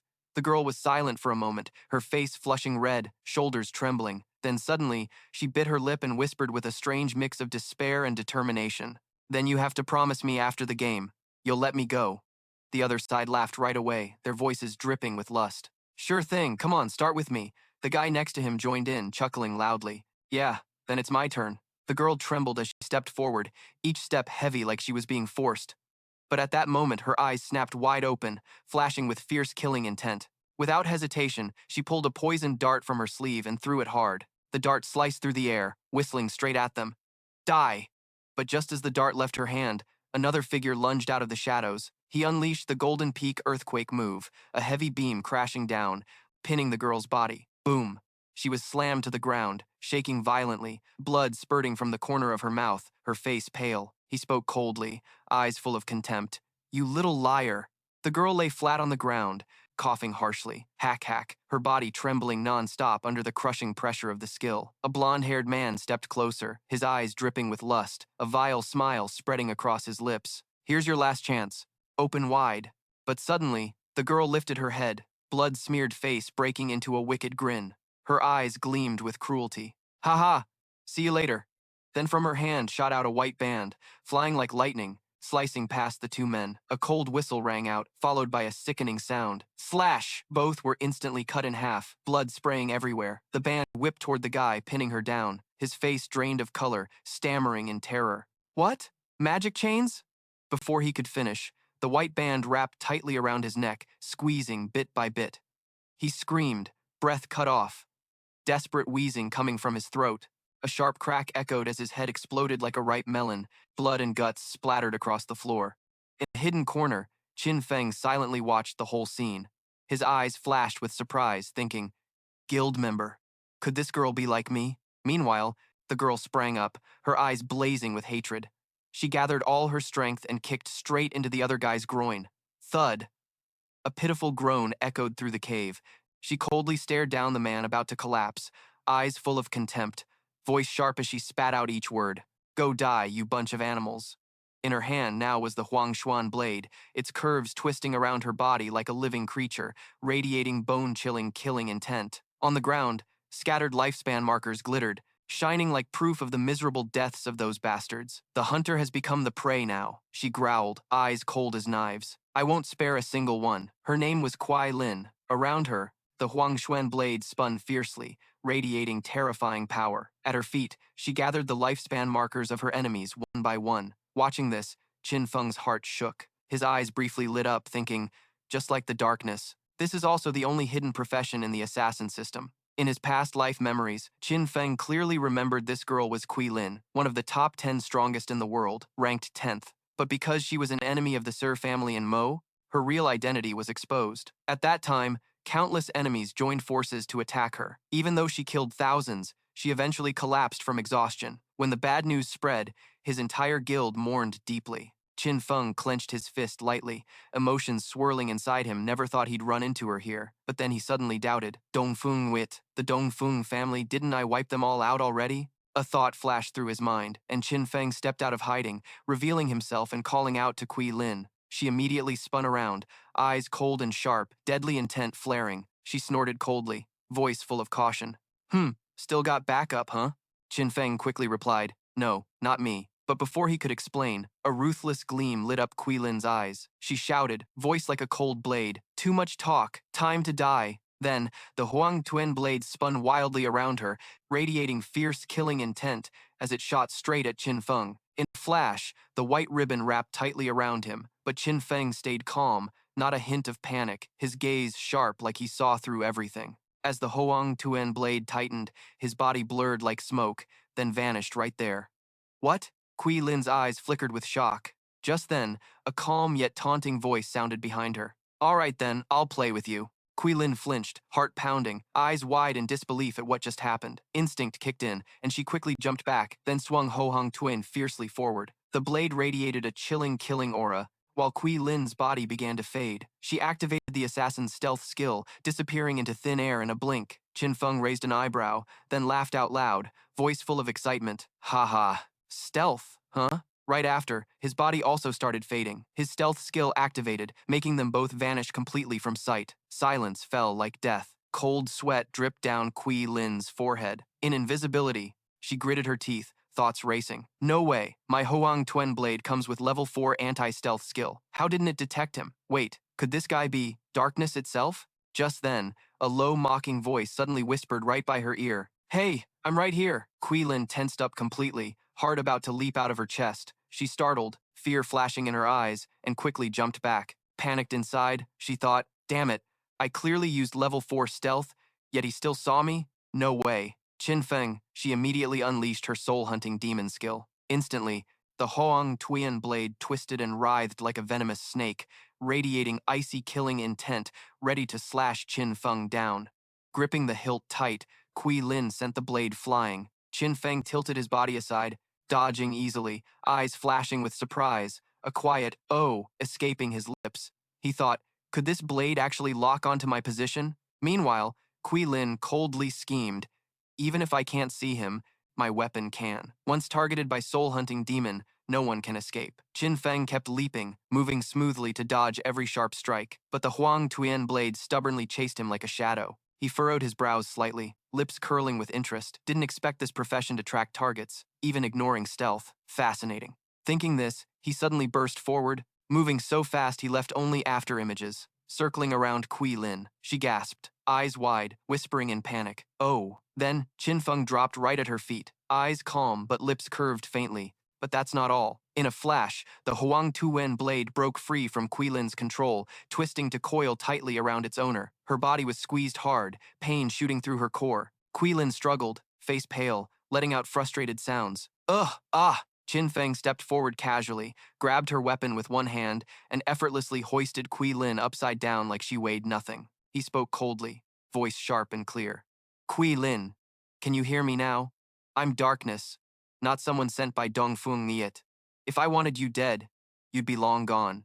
Lin's face drained of color, heart racing wildly. She panicked and shouted, I believe you, I believe. Just put me down. Qin Feng stayed calm, eyes half-lidded, staring straight at her. Tell me, is this Dongfeng Nuet you mentioned from the Dongfeng clan in Zhanghai City? Hanging upside down, Lin trembled, voice choking out. Yeah, but she was married into the Sir family, so her ties with Dongfeng aren't that close anymore. Qin Feng's eyes darkened, a bloody memory flashing through his mind of when he personally wiped out the Dongfeng clan. He muttered low, voice full of killing intent, so I missed one fish slipping through the net. Looks like when I killed the Dongfeng clan, Dongfeng Wait wasn't there. Lin's eyes widened, shocked. What? You wiped out the Dongfeng clan? Then, she burst out laughing, a mix of joy and hatred in her voice. Perfect. So Dongfeng Nuet and darkness are enemies too. Put me down. The enemy of my enemy is my friend. We can work together. Qin Feng said nothing, just coldly released his grip. Thud. Lin dropped straight to the ground, the impact making her wince, and let out a choked cry. He stood watching, calm eyes but firm voice. Cooperation comes later. First, tell me why you want to kill Dongfeng Weet. Lin propped herself up, face twisted in pain but eyes burning with hatred. She gritted her teeth, voice hoarse. To avenge my father. She took a deep breath, hands trembling as she clenched them, then began to tell her story. Before the god game appeared, Dongfeng Wei drank, drove, and killed someone. But she still walked free, because the Sir family found someone else to take the fall. My father couldn't accept it, so he risked everything to find evidence to convict her. But the next day, my father was pulled up from the river bottom, Back then, the authorities concluded he had a nervous breakdown and took his own life. Kui Lin's voice caught, her eyes red-rimmed, but then a fierce blaze of hatred flared up. I went straight to Dong Feng Miet demanding answers, but all I got was nearly beaten to death by the Sir family's bodyguards. At that time, I was desperate, had even thought about ending it all, but then this game showed up. The first thing I wanted to do after stepping in was to kill Dong Feng Miet. Her eyes burned like fire, but in the game, to kill that bitch for good, I had to drain her lifespan completely. After she revived, she hired countless people to hunt me down. And what happened next, you've seen it yourself. Big boss of darkness, I beg you, help me kill Dong Feng Miet. The air went still for a moment. Tun Feng was silent, his eyes deep like he was weighing something. After a bit, he spoke firmly. I refuse. Kui Lin froze, her face going pale, then hurriedly said, her voice urgent and worried. Don't worry, I'm not asking for free. What do you want? If I have it, I'll give it all to you. I'll be your damn beast of burden, give you every bit of lifespan I earn.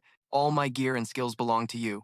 Just help me kill Dong Feng Miet. Even if you want me to be your slave, I'll do it willingly. Tun Feng quietly glanced at Kui Lin, a flicker of thought crossing his eyes. Then he slowly spoke, calm but resolute. No, I can't help you kill her. This enemy can only be ended by your own hands. But before that, I'll help you. Whether you can get that far depends on your own fate. Hearing that, Kui Lin looked up, her face showing confusion, her voice trembling. Help me? How exactly will you help me? The corner of Tun Feng's mouth twitched. He looked straight into her eyes and said, Join my guild, become one of mine, and then I'll help you get your revenge. Ping, Darkness has invited you to join the guild. Kui Lin stared at the notification in front of her, her brows furrowing slightly, surprised inside. The Darkness Guild only had him so far. Just joining the guild was enough? After a moment's hesitation, she took a deep breath and clicked, accept. Ping, Kui Lin has joined the guild. Ping, you have accepted Kui Lin's friend request. Tun Feng nodded slightly, a satisfied gleam in his eyes. Looks like she agreed. Now all she has to do is advance her class rank. He paused, his voice slow but commanding. What advancing class rank means and how to do it, she'll have to figure out on her own. Once she succeeds, she's to come find me. If she can't even do that, then she might as well give up on revenge. Saying that, Tun Feng turned and disappeared deeper into the cave, leaving behind Kui Lin's stunned but determined gaze. She clenched her fists tight, a fierce flame rising inside her. I will do this. I have to advance so I can kill that woman with my own hands. Meanwhile, Tun Feng walked on, silently thinking. The potential of the Huang Tuian blade was nearly limitless, just a little guidance, and her future would be bright. When Kui Lin grows stronger, she might even become a powerful ally for me. His figure faded as he entered the deepest part of the Aklin Academy. There, a terrifying aura suddenly appeared. The level 15 platinum-grade demonic fire witch, Sana. Tun Feng narrowed his eyes, staring at the monstrous creature before him, thinking, is this really the guardian of Aklin Academy? Then, he vanished on the spot. Boom. Tun Feng used Shadow Knight Harmony, a precise strike aimed straight at the boss. Critical hit, dealing 26,338 damage, hitting its weak spot. A smirk crept onto Tun Feng's lips, a spark of interest in his eyes. Early stage, only one of the boss's 4 heads was active, and it was immune to physical damage. So I have to use elemental skills, less damage, but enough to take it down. Tun Feng took a deep breath, eyes calm but mind calculating. He gripped the blade's hilt tight, muttering to himself, using shadow recognition and calculating, plus the forest bone blade to speed up. After a critical hit, cooldown resets, letting me keep up the attack rhythm. Thinking this, Tun Feng struck immediately. The shadow blades in his hands radiated cold, killing intent, each phantom slash flying like shooting stars straight into the boss's massive body. Slash, slash, slash. Precise hits kept striking the weak spot, the boss's health dropping fast. Its huge body trembled, covered in deep wounds left by Tun Feng's blade shadows. A cold smile tugged at Tun Feng's lips, his eyes sharp. Right, transform into a mobile spirit guard right here, force it into phase 2. Sure enough, the boss's body shook violently, all 3 heads snapping up at once, blood-red eyes glaring at Tun Feng, full of hatred.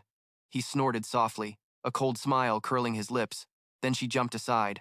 A furious roar echoed, the boss enraged, attacking wildly, heavy blows smashing the surroundings.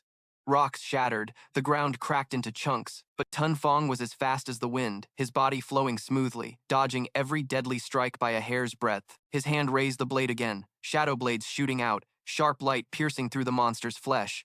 The boss howled, spewing black blood from its wide mouth, its breath growing weaker. Tun Feng stood firm in the battlefield, eyes full of confidence. He gripped the hilt tight, his voice ringing out, decisive like a death sentence. Disco dance, end it here. Instantly, the shadow blades shot from his hand, cold light tearing through space. Boom! The boss's body shook hard, then exploded on the spot, shards flying everywhere. System sound rang out. Friend Tong Feng has slain the level 15 demonic fire witch Sana, earned 50,000 experience points, received the key to the Platinum Aklin Academy hideout. You can now advance your class rank. Tong Feng smirked lightly. His eyes sparkled with battle intent as he whispered, "Advance." The cold voice echoed again. Your class rank advancement has progressed. Now you've leveled up from first to second rank, all stats boosted sharply. Power 927, Stamina 927, Agility 2472, Spirit 1545, Level 15. Lines of text flooded his vision, announcing insane numbers. Power 129,147, Stamina 184,202, Agility 268,316, Spirit 10,131, Health 2,608, Physical damage 535, Cooldown reduction 85%, Damage resistance 77, Physical defense 300, Physical damage reduction 24.8%, Lightning elemental resistance 458, Reduction 31. 4% lightning damage. Dark element resistance 304 reduces dark damage by 23.3%. Ice element resistance 278 reduces ice damage by 21.7%. Fire element resistance 278 reduces fire damage by 21.7%. A new passive skill just popped up. When attacking while invisible, you won't get knocked out of stealth. Attacks that break stealth still work. Reading that, Qin Feng couldn't help but be shocked. A powerful wave stirred inside him. The bonus stats had tripled, and on top of that, attacks didn't break stealth anymore. Phase 2, Obsession. This was a real game changer. A rush of excitement mixed with joy swelled in his chest. A faint smile tugged at his lips, his eyes shining brightly as the scene outside the Demon Spirit Academy shifted. Seeing that group turn back, Kui Lin flinched slightly, her lashes trembling. They still dare to come here? The group of perverts opposite burst into loud, mocking laughter, their tone dripping with provocation. Heh, last time I didn't know you still had that chain blade, my bad for underestimating you. But this time's different. I've brought the whole Shura Hall guild crew. Let's see where you can run now. With that, the leader charged forward, eyes bloodshot, shouting, "This time, I'm not holding back like before." In his hands, a heavy staff slammed hard into the ground, triggering a massive, earth-shattering shockwave. The ground trembled violently, dust swirling everywhere. Kui Lin quickly leapt back, her body moving gracefully out of the attack's range. Without hesitation, she activated her shadow step, vanishing into a misty veil. But suddenly, a blinding bomb was hurled straight at where she'd just disappeared. Boom! A flash of light exploded, forcing Kui Lin out of invisibility, her body blasted by the shockwave, staggering off balance. Before she could steady herself, a brutal flying kick slammed into her stomach, sending her crashing backward onto the ground. The blonde guy stepped up, eyes full of contempt, brutally stomping on Kui Lin while sneering, "You rotten bitch, I'm gonna teach you a lesson you won't forget." Kui Lin's slender body trembled in pain, blood trickling from the corner of her mouth. She shut her eyes, pale-faced, but still holding a small vial in her hand. Her voice was hoarse but proud. "Humph, don't mess this up." Before she could finish, his foot violently crushed the vial, knocking it from her grasp. The blonde picked it up, inspecting it before bursting out laughing, dripping with sarcasm. "Self-poisoning, huh? Ha! Planning to lose half your lifespan and respawn at the checkpoint? This bitch has got some nerve." He bent down, his face twisted with lust. His long, slimy tongue slid out as he grinned wickedly. "But I gotta say, I like it." Then he licked her pale face. Kui Lin felt a wave of disgust rise, but her battered body had no strength left to fight back. Suddenly, the system's voice echoed through the air. "Ding! The platinum-level hideout, Demon Spirit Academy, now belongs to the Shadow Guild." The barrier opened.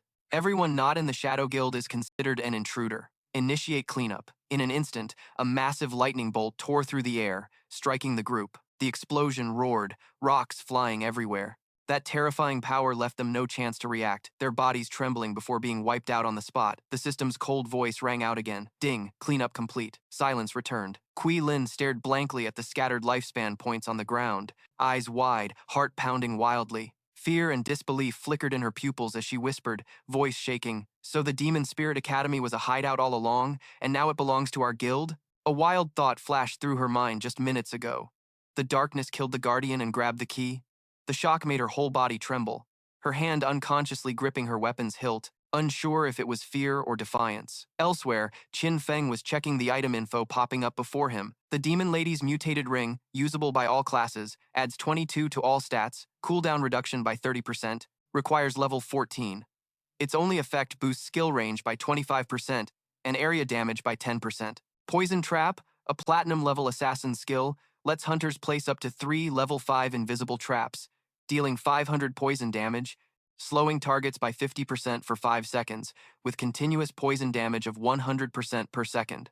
Cooldown is 10.46 seconds, lasting up to 3,600 seconds. Qin Feng's eyes lit up, a satisfied smile curling his lips. He nodded, mumbling, "Finally, 2 usable items for assassins. This ring's not bad at all. Both Shadow Slash and Dark Knight Bloom are area skills, so this is a huge boost for me." His fingers gently brushed the stats panel, eyes shining with excitement. Plus, I still have 363 evolution points, just enough to upgrade Backstab to legendary level. The system's voice rang rapidly. "Ding, you've spent 340 evolution points.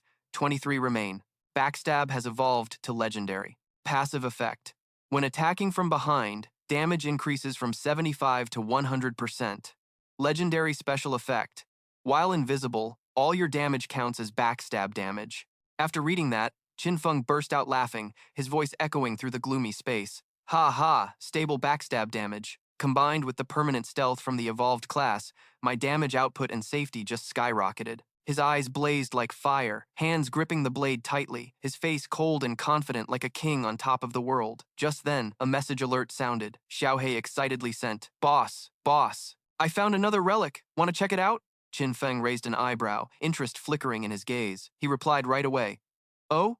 Where at?" Xiaohei's excited voice crackled through. "Around the stone slabs at the entrance of the temple ruins in Duinak High City, there are some murals that look a lot like the ones in the Xintu town ruins." Hearing that, Qin Feng smirked faintly, his deep eyes flashing sharp. "Then why don't you guys explore it yourselves? With your skills, you should be able to handle a platinum boss by now, right?" Xiaohei hurriedly explained, voice panicked. "Well, we wanted to fight, but while clearing monsters, a teleport orb suddenly appeared. When we touched it, nothing happened. It just said, 'Only those destined can enter.' So, boss, do you know who's the chosen one?" Qin Feng's lips twitched, his voice calm but firm. "All right, everyone wait for me." He paused briefly, eyes narrowing with a teasing tone. "Oh, and by the way, I just found some more gear. You better get your lifespan ready. I'll bring it back for you guys." Inside, Qin Feng was quietly calculating. Both hideouts showed signs of teleportation. Traveling from the ruins of Ma Dou to the ruins of Zhanghai would be way easier. Meanwhile, Xiaohei eagerly replied, "Hung, but the lifespan in Zhanghai's government isn't enough.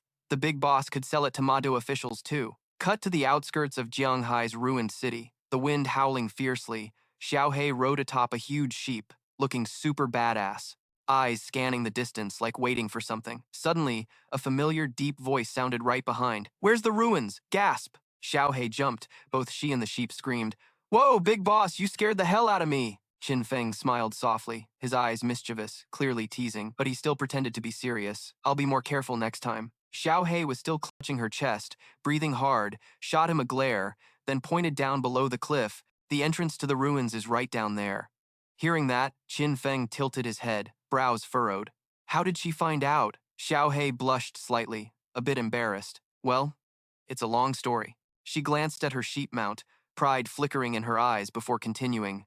"I've got another ride here, this little sheep." She told the story with a mix of embarrassment and amusement. "That day, I was playing with it when suddenly a silver boss appeared. It startled me so bad I freaked out and accidentally fell off the cliff. Luckily, I got stuck in a tree down there, and that's how I spotted this cave." Then, Xiaohei nimbly climbed down the cliff, her hands gripping every jagged rock. Once she stood steady at the cliff base, she looked up and smiled. "Right here. Watch out, or you'll slip and die." She clicked her tongue, recalling the past. "After I fell and barely survived, I called Captain An and Vung Man to come explore with me." Qin Feng stood still above for a moment, eyes narrowing as if measuring distance, then leapt down, landing so smoothly. That dust barely kicked up beneath his feet. He nodded slightly, a smirk of approval curling his lips. "Not bad at all, you really can find a spot anywhere." Xiaohei looked up, eyes sparkling bright but couldn't resist teasing. "Big boss's moves are slick. Even big bro Vung Man jumped down like you but slipped and died." She pointed ahead, voice turning serious. "There's a maze up front. We cleared out all the monsters and mapped the whole path. Qin Feng reminded as he walked, his voice low but commanding. If you can avoid dying, then don't. Don't let your lifespan drop, that's dangerous. Hearing this, Xiaohei chuckled softly, a mischievous grin playing on her lips but eyes shining with confidence. Got it. I know a skill that can absorb others' lifespan. If mine gets too low, I can just absorb directly. We've already set up countermeasures to restore lifespan that can't be traded. Qin Feng glanced sideways, a spark of interest flashing in his eyes. Oh, you guys even have a steady supply? Xiaohei smirked proudly. We lured a bunch of monsters that absorb non-tradable lifespan, hiding in a corner of the city ruins. After killing them, we keep all the lifespan they drop, just grab more whenever we need. Qin Feng chuckled lightly, voice full of praise. Not bad at all. That was smart thinking by An Yu. Xiaohei's eyes widened in surprise, almost dropping her sheep's reins. Whoa! Big Boss guessed right, that's An Yu herself. Inside, Qin Feng was quietly thoughtful, a flicker of contemplation in his gaze. Sure enough, she was the one who came up with this method in their past life. Eventually, everyone copied it. Arriving there, Xiaohei pointed upward, where a glowing orb floated, casting faint shimmering rays that made the cave look mystical. She stepped forward, hand gently touching the sparkling surface. Instantly, words appeared before her eyes. You are not the destined one. Mechanism will not activate. Xiaohei spun around, voice tinged with helplessness but eyes gleaming with excitement. See? There's a message. I'm not the destined one. Big Boss, did you try? We all guess this shrine is connected to the one in town. Qin Feng nodded slightly, eyes burning with determination. Yeah. He slowly placed his hand on the teleport orb. The moment he touched it, the orb exploded with a blinding white light, like the whole cave was ripped apart by lightning. Xiaohei flinched, reflexively covering her eyes with both hands, shouting, "Ouch!" As the light faded, she hurriedly lowered her hands. Only emptiness remained. No sign of Qin Feng or the teleport orb. Xiaohei stood dumbfounded, lips trembling as she muttered, eyes full of confusion and disbelief. Big Boss and the orb disappeared. No doubt, he's the destined one. On Qin Feng's side, the system notification rang coldly. Tin, you have entered the Ice Dimension Cave. Your remote communication will be blocked. Without hesitation, Qin Feng activated his stealth aura, his figure vanishing into the cold, bone-chilling mist. His eyes narrowed, wondering, Ice Dimension Cave. Suddenly, a glowing scroll appeared above his head, words clear as day. Your mission, protect the ice-tide crystal. Qin Feng let out a soft "oh," lips curling slightly, voice low and steady in the silent space. Oh, the ice-tide crystal. I remember, if it's attacked, it unleashes a freezing tidal wave. So that's how it works. The thought sparked in his mind, his gaze growing more serious. Monsters will definitely flood out from surrounding caves. They'll risk everything to destroy the crystal. If they succeed, I'm dead. He took a deep breath, fists clenched, unafraid of death. What worried him more was, if he failed, he'd never return here, and the reward would slip away. His resolve hardened. Qin Feng quickly pulled out a toxic trap. His voice rang out decisively, blending with the cave's cold breath. Then I'll just have to upgrade the toxic traps. System notifications sounded one after another. Tin, you've used 6 evolution points, 17 points remaining. Toxic trap, Platinum Serpent Diamond Corpse. Trap stats are constantly evolving. Capture level rising from 5 to 7, then 8. Toxic damage increased from 500 to 700, 900, finally reaching 1,200 points with poison effect. Slow effect duration extended from 5 seconds to 8 seconds. Each poison thread corrodes enemies with double damage. Trap quantity deployable jumped from 3 to 9, lasting up to 3,600 seconds. Without hesitation, Qin Feng swung his arm. Tre jian lam chum kung tunam jiai vun len tam jiai. Moi dai dokto on mon kedich vai suksatung tang gopdoi. Solung bei kote datu ba tang votan chin chiek ton tai toida den bang in sautram jiai. Kong tron tru. Ton fong vong tai. Deadly traps were tossed out one after another, hidden right at the entrances of pitch-black caves. An invisible poisonous mist spread, slithering through the darkness like venomous snakes waiting for prey. At that very moment, the system chimed in. Ding! The corrupted witch's ring effect activated, boosting the range by 25%. Qin Feng silently told himself, eyes flashing. Nice. The trap's range after the buff now covered the entire path. Any monster daring to step out would definitely get caught. Not long after, deep in the cave's shadows, pairs of blazing red eyes appeared like hellish flames. Killing intent and snarls echoed, choking the air. Qin Feng gripped his blade tight, voice low and steady. They're here. Right after, countless monsters poured out from every cave entrance. They came in all kinds of twisted forms, some covered in sharp spikes, others with slimy fangs, and some long and snake-like. But the moment they crossed the threshold, the deadly traps flared with an eerie blue glow. Sizzle!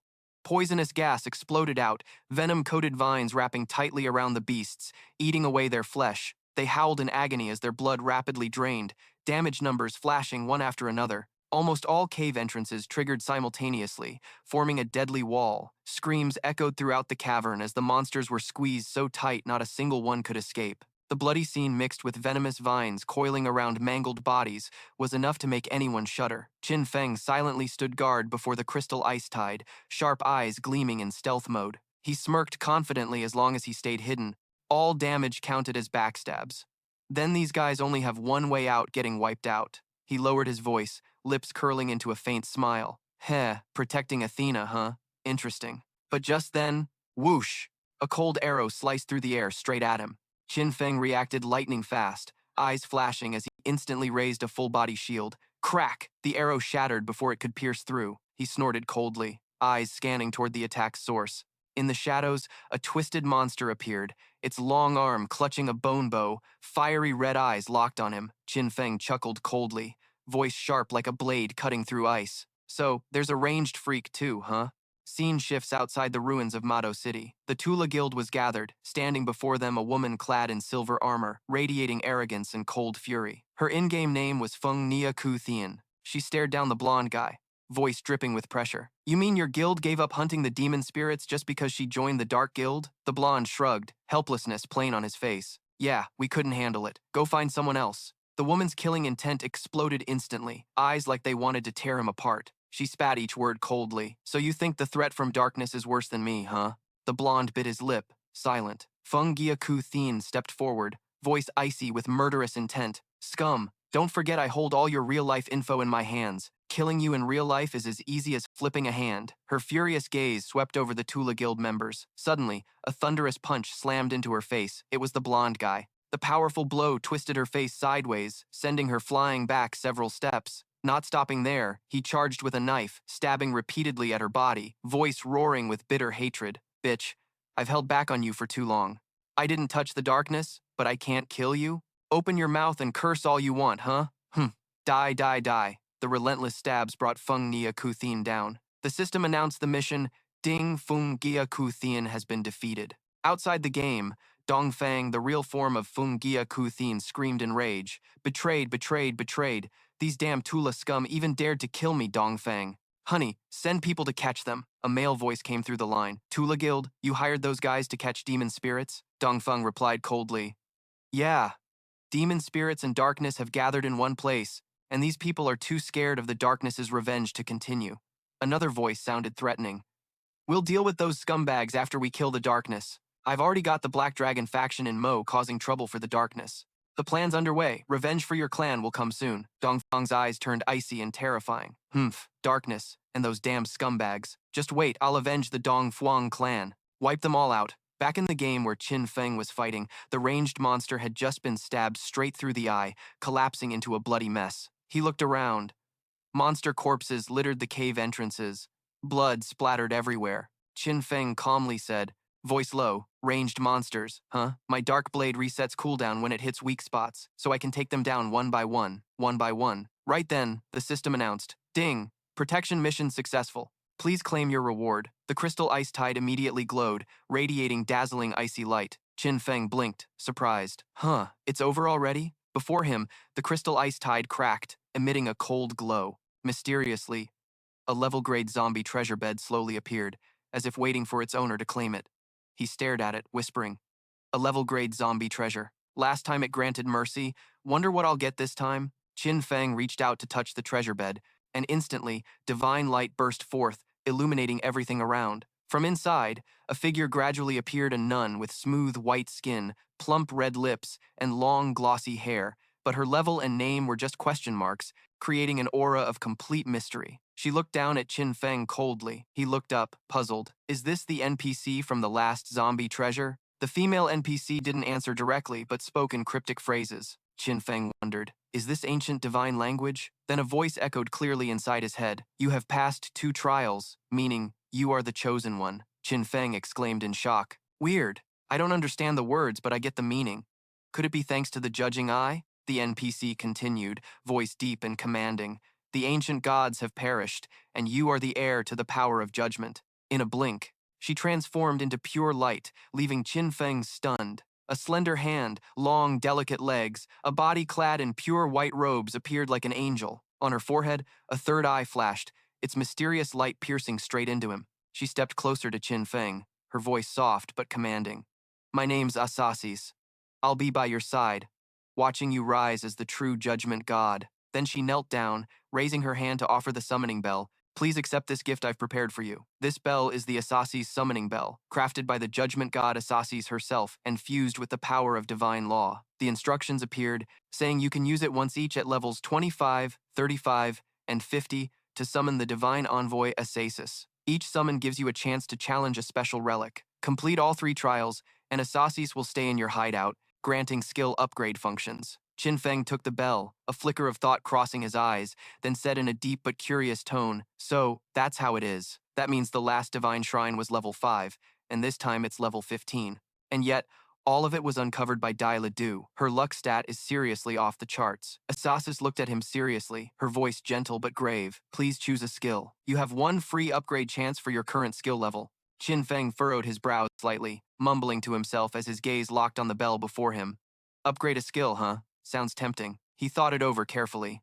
In the game, the power of skill books is judged by 2 things: quality and required level. The quality of each skill book is fixed, can't be changed, but with infinite evolution, he could force an upgrade in skill quality, even turning the most basic hidden skills into legendary ones. The required level, on the other hand, is the player's level needed to use the skill, which also determines the skill's overall strength. Level 5 hidden skills and level 50 hidden skills? Totally different leagues. He pressed his lips together, furrowing his brows before breaking into a faint but determined smile. High-quality skills are hard to come by, and high-level skills are even tougher. But in the future, none of that will matter. As long as he spends lifespan, he can upgrade skill levels. With that thought settled, Qin Feng raised his hand, voice low and firm. I choose to upgrade the Liberation Blessing to the highest quality. Asasis smiled, eyes sparkling, then bent down to place a kiss on his hand. It will be as you wish. Instantly, the Liberation Blessing, a level 10 legendary skill, blazed brightly, its level soaring to 16. The attack bonus against weak points jumped from 300% to 440%. The multiplier for attacking weak spots doubled. When used actively, the next strike causes a throat cut effect, dealing 200 to 370% damage per second for 3 seconds, with cooldown down to 6.97 seconds. With everything done, Asasis stood tall, wearing a gentle but mysterious smile. I look forward to seeing you again next time.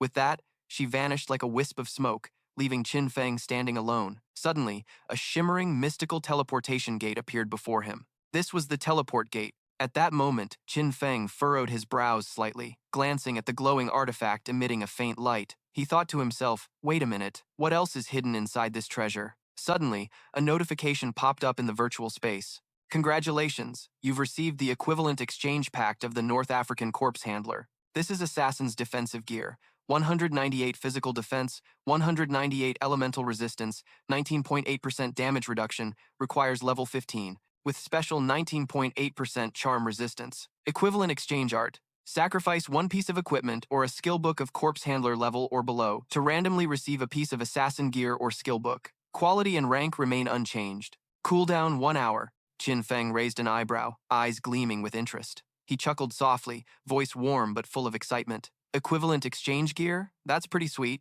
I still have plenty of Fee Thui level gear and skill books at home. All of it can be converted into assassin gear. This really is a jackpot. I gotta thank Dai Ledoux for being so thoughtful. Saying that, he took a deep breath and stepped steadily into the teleport gate, leaving behind the faint glowing light. Meanwhile, Xiaohei stood outside the cave entrance, arms crossed, back leaning casually against the wall. She yawned softly, eyes drifting but still intently watching the exit. As soon as Qin Feng stepped out, his gaze immediately caught sight of that familiar petite figure. He looked surprised for a moment, then smiled and spoke. You didn't run off to level up but waited here for me? Hearing that familiar voice, Xiaohei instantly turned around, her eyes lighting up, face showing pure joy. She hurried over, voice bright. Big boss, you're back already. I thought I should keep watch here to make sure you don't get ambushed right after stepping out. Qin Feng paused briefly. In that moment, a complex feeling rose inside him, both touched and warm. He nodded gently, eyes soft, then handed Xiaohei a skill book he'd just picked up in the relic. Here, this is for you. The skill book's cover glowed faintly, silver gold letters clearly engraved, platinum magic disguise level. Xiaohei's eyes immediately sparkled like twin stars, clutching the book to her chest, exclaiming excitedly, "Wow, platinum magic disguise, level 13 skill. Thanks, big boss.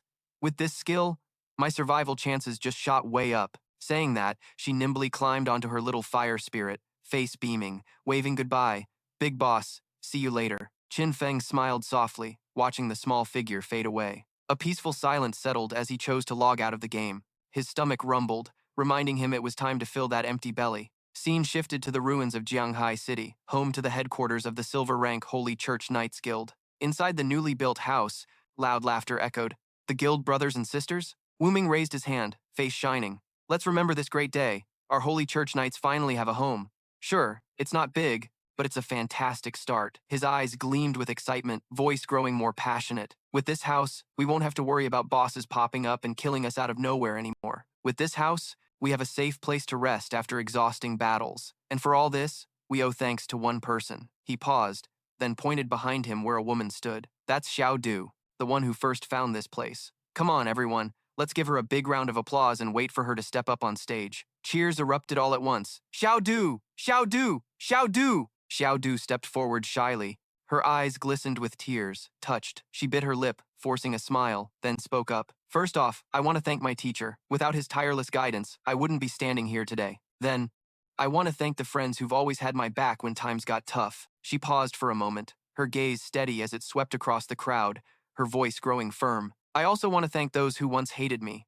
Their mockery and insults pushed me to become stronger." Finally, Xiao Du choked up and continued. "And last, I want to thank my parents." Her voice trembled as she spoke. Tears slipped down her cheeks, her hands clenched tightly, heart aching. If only they were still alive, then they could see the exceptional Xiao Du I am now. I'm sure they'd be so proud. She wiped away the lingering tears and tried to smile softly to carry on. "Wow, turns out there are a lot of people to thank, huh?" Chen Wuming chuckled, then asked in a low voice, eyes curious. "Xiao Du, tell everyone how you overcame all those struggles to find this hideout." Xiao Du took a deep breath, her eyes shining with honesty. "Before this, I had a dream. In that dream, a powerful warrior led me here and showed me this place. It was vague but felt so real. So I decided to come here, just to try. And somehow, I really found it." As she finished, laughter erupted throughout the hall, mixed with doubt. "Ha ha, dreaming, huh? This girl's hilarious. Is she serious?" Even Chen Wuming couldn't help but burst out laughing. After a moment, he cleared his throat, composed himself, then said cheerfully, "Hey, thanks for that awesome speech, Xiao Du. But did you dream of anything last night?" Xiao Du nodded. Her eyes suddenly lit up like she was seeing it all again. "Yeah, I dreamed of a huge hideout packed with people inside. It was so dazzling it blew me away. I'm sure it's a platinum-level hideout." This time, the laughter exploded even louder. "Ha ha ha, what a dreamer. Looks like we're about to move into a bigger place." Chen Wuming smiled and nodded. "What a fantastic dream." He stepped forward, holding out a reward. "Here, this is the prize you deserve." Xiao Du bowed respectfully. "Thank you, Guild Leader Tin. I've received a tradable 1-year lifespan." Without hesitation, Chen Wuming wrapped his arms around Xiao Du, his voice ringing clearly across the hall. "I hope everyone can learn from Xiao Du. Follow her spirit of selfless dedication. As long as we all work together, the Holy Church Knight Guild will stand strong through these tough times and grow even stronger." Then he clapped his hands to signal, "All right, meeting's over. Anyone who wants to level up, go ahead. Anyone curious, explore away." As for Xiao Du, his gaze was serious but hopeful. "Keep searching for that hideout. Hang in there. Everyone's counting on you." Xiao Du blushed deeply at the praise, heart pounding. She bowed her head, voice trembling but excited. "Yes, Guild Leader." Sometime later, inside the ruins of Jianghai City, Xiao Du glanced around cautiously, stepping carefully forward. In the cold, desolate space, her footsteps echoed lonely. She whispered, "I followed the feeling from my dream. It has to be close. But why? Why haven't I found it yet?" In the distance, hidden in shadows, a guild group silently watched. One whispered low, eyes flickering with suspicion. Since the meeting ended, she went straight here, like she's searching for something. Could it be the platinum-level hideout from that dream she mentioned? Another frowned, pointing ahead. "Look, she's about to enter the building. Let's follow closely." Xiao Du pushed open the heavy door. Stepping inside, her heart tightening at the sight. The space was chilling and gloomy, with faintly drifting bones twisting the scene into something warped. Her whole body trembled slightly. So creepy, just like the dream, but with some differences, she whispered, feeling invisible eyes stalking her, making her skin crawl. She clenched her fists, steadying herself. Xiao Du, you got this. You're a life priest by trade, nothing can hurt you. Suddenly, a low growl shook the air. From the shadows, a giant boss appeared, grotesque body, blood-red eyes, and a long, terrifying tongue flicking right in front of her. She screamed in panic. Ah! Before she could react, fear overwhelmed her mind. Her body went limp and collapsed backward, unconscious. The boss lunged, but missed. Even it paused, surprised the prey fainted so easily. Meanwhile, the hidden watchers nearby turned pale. What the hell is that monster? Gross. This isn't good. Charge. Kill it now. But before they could move, the boss's huge tentacles shot out like lightning, wrapping tightly around a girl in the group. Screams pierced the air, barely finished before the boss's nasty tongue plunged into her mouth. In an instant, the girl's lifespan was sucked dry. Her eyes went from despair to empty, body collapsing into a soulless shell. Ah, run. That monster can suck the life right out of you. No, don't get near it. Panic screams echoed wildly, chaos at its peak. At that moment, Xiao Du snapped awake from the horrible sounds. Her eyes flew open, breath ragged. The scene before her froze her in place. The boss was wrapping up several people, its disgusting tongue digging deep to drain their lifespans. They fell in seconds. No, no way, she whispered, trembling all over, survival instinct kicking in. Xiao Du spun around and bolted deeper inside, but before she could get far, the ground beneath her suddenly gave way. Ah! She screamed, losing balance and falling straight down a deep pit below. Xiao Du tumbled, rolling side to side until with a thud, she hit the cold ground hard. Ouch! That hurts. Her face twisted in pain, eyes red and tears spilling out. She sobbed, voice choked. Huh. Where the hell is this place? In her panic, she froze. Right ahead, a massive door appeared, majestic and mysterious, glowing faintly. Xiao Du's eyes lit up instantly, her face bursting with joy. She shouted out loud, voice trembling with excitement. Here it is, the entrance to the dream. Finally, I found it. This has got to be the platinum-level hideout. I have to tell the guild leader right away. She trembled as she opened the interface, hurriedly typing a message to Wu Ming. Guild leader, I found it. I found the platinum-level hideout. The reply came fast, full of doubt. What? Don't go anywhere. I'm sending people over right now. Join my group so I can track your location. Teodu's heart was pounding, but she typed back, okay, I'll wait here for everyone. She quickly joined the group, but then, crack crack, a sharp sound echoed through the quiet space, making Teodu jump. She spun around, eyes wide. Through the misty haze, a twisted shadow slowly approached. A massive boss emerged from the darkness, its long, crooked neck stretching straight out. Its eyes burned red like evil flames, locked onto Teodu without blinking. That cold stare sent chills down her spine. No, no way. Her whole body shook, her hand clutching the staff trembling, tears of fear spilling from the corners of her eyes. She bit her lip, gritting her teeth, forcing out a quiet yell to herself. Don't be scared, Teodu. You can do this. You times will times beat it. Her small frame stood firm before the mysterious door. Facing the terrifying boss, her eyes flickered with both fear and fierce determination. Teodu took a deep breath, trying to calm herself, her gaze burning with resolve. She told herself, Teodu, you got this. You times will times beat it.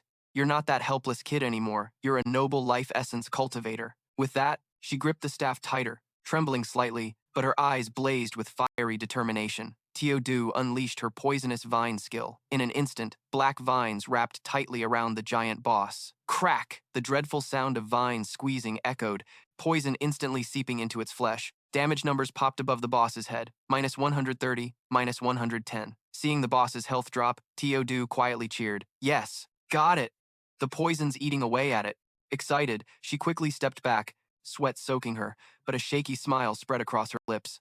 Not stopping, she swung her arm to cast the middle-level toxic smoke skill. A thick black smoke burst from her staff, engulfing the boss. Immediately, big numbers appeared above it. -160, -170. This poison was way stronger than normal, making the boss scream, its huge body trembling. But then, Teodu's smile froze. The toxic smoke didn't just surround the boss, it started creeping toward her. No, this isn't good. She quickly covered her nose, face pale, heart pounding wildly. This place is sealed tight, the poison spreading everywhere. Teodu coughed dryly, trying to back away, flailing her limbs, her mind screaming, I'm dead, I can't hold on anymore. In the middle of despair, her eyes suddenly lit up like she just remembered something. That's right, I'm a life essence cultivator, I have a detox skill. Wasting no time, she raised her staff high, trembling all over, spinning to cast the detox skill. But the moment the light burst out, Teodu's face froze. The skill didn't affect her, but shot straight at the boss. No. No way. The boss froze too, its whole body going still like it was stunned. Teodu immediately collapsed, blood pouring from 7 orifices, foam bubbling at her lips, her eyes dimming, not even understanding what just happened. A cold system sound rang out. Player Teodu has self-destructed, her body vanished, returning to the respawn point. Light swallowed her figure, leaving only an eerie silence behind. Just then, a message alert rang. Wooming hurriedly sent, Teodu, where are you? Why did you return to the hiding spot? Panicked, Teodu quickly replied, Guild leader, there was a monster inside. It killed me. On the other end, Wooming frowned, suspicious. A monster? I already killed the boss. Are you talking about that platinum-level soul-sucking witch? He knit his brows, doubtful. No, that one's slow and weak. But if it catches you, it drains your lifespan. Then why are you still alive and back? Hearing this, Teodu stiffened, fear turning to shock, then trembling joy. What? Hearing Teodu's story, Wooming raised an eyebrow, surprise flashing in his eyes before bursting into approving laughter. Teodu, you're seriously amazing. You found the only way to survive. Teodu proudly lifted her head, a bright smile spreading across her face, her voice shaking with excitement but full of confidence. Guild leader, I knew if it caught me I'd die, so I smartly killed myself first. That stunned Wooming. His eyes widened, mouth hanging open. After a moment, he exclaimed, Damn, Teodu, you're a damn genius. Teodu beamed, cheeks flushed. She tilted her head slightly, voice full of excitement. Thanks for the compliment, guild leader. I'll come over to join you guys right away. Inside, Teodu smirked coldly, her eyes flashing with cruelty. Ha! Looks like those 3 creeps watching me are dead for good now. That's what happens to anyone who dares cross me. Not long after, Teodu returned to the meeting point. She pointed straight at the towering stone door ahead, voice full of excitement like she was bragging about a victory. Guild leader, behind this door is the platinum-level hideout. Wooming's eyes lit up like fire. He smiled with satisfaction, voice deep and commanding. Well done. Securing this hideout means I'll definitely reward you. Teodu bowed slightly, voice sweet but filled with pride. Thank you, guild leader. Then Wooming turned, his cold gaze sweeping over the henchmen. He waved his hand, ordering a tall guy. Big Head, you lead the team to clear the area around here. Make sure no one dares cause trouble. Big Head pounded his chest, roaring like thunder. Don't worry, guild leader. Anyone who tries to mess with us, I'll take care of them, even if it's the shadows themselves. Hearing this, Wooming laughed heartily, then suddenly shouted, voice full of excitement echoing through the squad. All right, brothers, charge in and kill the guards inside. This hideout will be ours.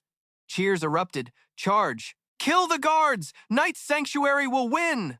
Their fighting spirits soared as they all surged toward the door, shoulder to shoulder, pushing hard. Let's go. Get inside. What's the holdup? Move it. Move it! Just as their momentum peaked, a henchman came running up, panicked, gasping. He reported to the guild leader. The stone gate won't budge. Wooming furrowed his brow, lost in thought for a moment, stroking his chin as his eyes drilled into that towering door. A theory sparked in his mind. In this game, every hideout has a guardian. Could it be? A sly grin tugged at Wooming's lips as he looked up and called out clearly, This stone gate is the guardian. One of his underlings nodded quickly, hoisting a massive axe and charging forward with a roar. Then let me show you all how it's done. Bam! The axe blade slammed hard against the door. Immediately, the number -320 flashed clearly. Another guy saw it and cheered, eyes blazing. Damage! Yeah, the stone gate really is the guardian. Smart move, guild leader. Wooming crossed his arms with a triumphant smile, his voice ringing out full of excitement. Haha, this platinum-level hideout is basically a freebie for us. Guys, grab it for me. His crew shouted back in unison, rushing forward together. Roars of skill attacks echoed like thunder, beams of light, flames, and energy swords slammed one after another against the stone door. Meanwhile, somewhere else, in front of Qin Feng, the system kept spitting out urgent alerts. The Spirit Purity Land hideout is under attack. The current gate durability is 99.3%, damage is ongoing, and the magic barrier's durability is at 100%. Qin Feng let out a soft, frowning, quietly scanning the messages with cold eyes. The system asked again. Instant teleport to the hideout is locked. Do you want to use war teleport? 1 war teleport left for today. Qin Feng nodded slightly, voice low. Someone found the entrance to Spirit Purity Land and is attacking our hideout. He smirked faintly, eyes flashing with contempt. With their attack power, it'll probably take them a year to break the gate. Guess I'll ride the wolf over there and see. Saying that, Qin Feng leapt onto the back of the dark spirit Nightwalker, a shadowy figure shooting forward like an arrow, leaving trails of faint blue light behind. After a while, outside Spirit Purity Land, Qin Feng and the Nightwalker arrived. The moment he got there, his eyes locked onto the chaotic scene ahead. A group of shiny armored guys were yelling, chasing a petite girl who looked exhausted, breathing hard, stumbling as if about to collapse. "Stop! Don't even think about running. One more step and we'll kill her," a fierce shout echoed. Suddenly, a burly guy wielding a spiked mace the size of a pillar jumped out to block her path. He sneered, voice rough, "Where do you think you're running off to?" The girl froze, heart pounding wildly, but before she could react, he swung the mace straight at her. Bam! The blow hit like a thunderclap, sending her flying backward, her body rolling on the ground several times, dust and sand kicking up thick clouds. A pained groan escaped her slender throat. Not stopping there, another guy quickly unleashed a skill. From thin air, countless glowing swords appeared, flying straight into her limbs. "Ah!" She screamed in agony, voice hoarse and cracking, face pale as tears streamed down. One of the group sneered coldly, arrogance dripping from his expression. "Yeah, like we said, this area belongs to us. Holy Order Knights run this place, and you still dare barge in?" The girl trembled, eyes red-rimmed, trying to plead with a choked voice. I, I was just passing through, not trying to invade. Clearly, they were just looking for an excuse to loot. Qin Feng caught a quick glimpse and recognized her as Duang Tunya, a co-worker from the company, the same kind soul who had once kindly warned him. His heart sank briefly. The group was still acting arrogantly, shouting, "We say you invaded, so you invaded." Qin Feng frowned, eyes scanning them, thinking to himself that these Holy Order Knights were the real attackers of Spirit Purity Land. One of them laughed and boldly declared, "Old rules. I go first." The big-faced leader burst out laughing, full of contempt. "Ha ha, then I'll follow." But before his laughter could fade, a smile still on his lips, his head was severed, blood spraying everywhere in an instant. The entire group fell, none left alive. Qin Feng moved past them lightly, his motion as gentle as a breeze, yet not a single head remained. His gaze was ice-cold, dripping with deadly intent, no longer hiding his identity. Duang Tunya was stunned, eyes wide, voice trembling. That's the power of darkness. But when her eyes met that sharp, cold stare, she suddenly recognized something familiar, the determination, the calmness. There was no mistaking it. "No, wait," she muttered, whispering his name, Qin Feng. After wiping out all those perverts, Qin Feng snapped his fingers, a dark light spreading out as the cursed blossom skill enveloped their bodies. Blood-red flowers slowly bloomed on their skin, petals swaying mysteriously, blooming while draining their life away. In that deadly atmosphere, Qin Feng's eyes were cold as ice, fixed on Duang Tunya. That look made her heart race wildly. She blurted out, voice shaking, "Qin Feng, is that you?" But he didn't answer, lips pressed tight, eyes flickering with complexity. Then he activated stealth, his figure fading into the shadows, leaving only cold silence behind. Duang Tunya stood frozen, hesitatingly looking around as if trying to hold on to that fading figure. But no one was left. A forced smile flickered on her lips, her voice lost in the emptiness. Inside, turmoil stirred. That was definitely darkness, but why did those eyes look exactly like Qin Feng's? No, it must be a coincidence. If Qin Feng really was darkness, he'd never let Tan Tu, his girl, become a black necromancer. Outside the Spirit Purity hideout, Wu Ming and his underlings all dropped to their knees, shouting loudly, their voices echoing everywhere. "Hail the Dark Boss! The Dark Boss forever rules the world!" Wu Ming immediately kicked one of his underlings hard, scolding, "These idiots dared to steal from others on the road. They deserve to die 1,000 times. It's my fault for not teaching them better. Thanks to the Dark Boss for teaching them a lesson for me." At that moment, Qin Feng appeared, standing tall and imposing before everyone, his cold but overwhelming aura forcing them to bow their heads, barely daring to breathe. Wu Ming pounded his chest, face beaming like a kid meeting his idol, and said excitedly, "Ever since the Dark Boss saved us from that headless Hala, everyone in the guild sees him as #1 idol. We always follow the Dark Boss's positive energy values and are determined to be the happiest guild in this game. Absolutely no messing around with dirty stuff." The little brothers immediately jumped in, shouting and laughing. "No doubt about it, Darkness, we love you. Darkness, slow down, we'll follow you forever." The atmosphere was electric, their cheers echoing all the way to the sky. Wu Ming bowed respectfully and asked, "Big bro, what brings you here this time?" Qin Feng glanced sharply, his voice low but commanding. "Nothing major. I heard you guys are attacking a hideout." Wu Ming froze for a moment, eyes wide with shock. "Wait, how does the big boss know? Could it be he's already seen that hideout?" Qin Feng's gaze suddenly turned bone-chilling cold, like ice covering the whole sky. His voice dropped heavy, each word like a blade cutting into the listener's heart. That hideout belongs to me. The moment he said it, the whole place seemed to freeze. Wu Ming stood motionless, his face drained of color like he'd just seen a demon. The knights from the Holy Guild trembled all over, sweat pouring down like rain, all shouting in panic. What? Wu Ming's face quickly drenched in sweat, each drop soaking his shirt. He trembled, voice cracking, not like the big boss at all. Rumor has it your hideout is in Ma Do, right? Doesn't a person only get one hideout? The little brother beside him stammered softly, trying to save the situation. Guild leader, if we make a guild, we can own another hideout under the guild's name. Hearing that, Wu Ming felt like he'd fallen into a deep pit. His eyes widened, voice breaking with terror. Wah, what? Qin Feng squinted, his cold gaze sweeping over them, voice sharp like a hammer blow.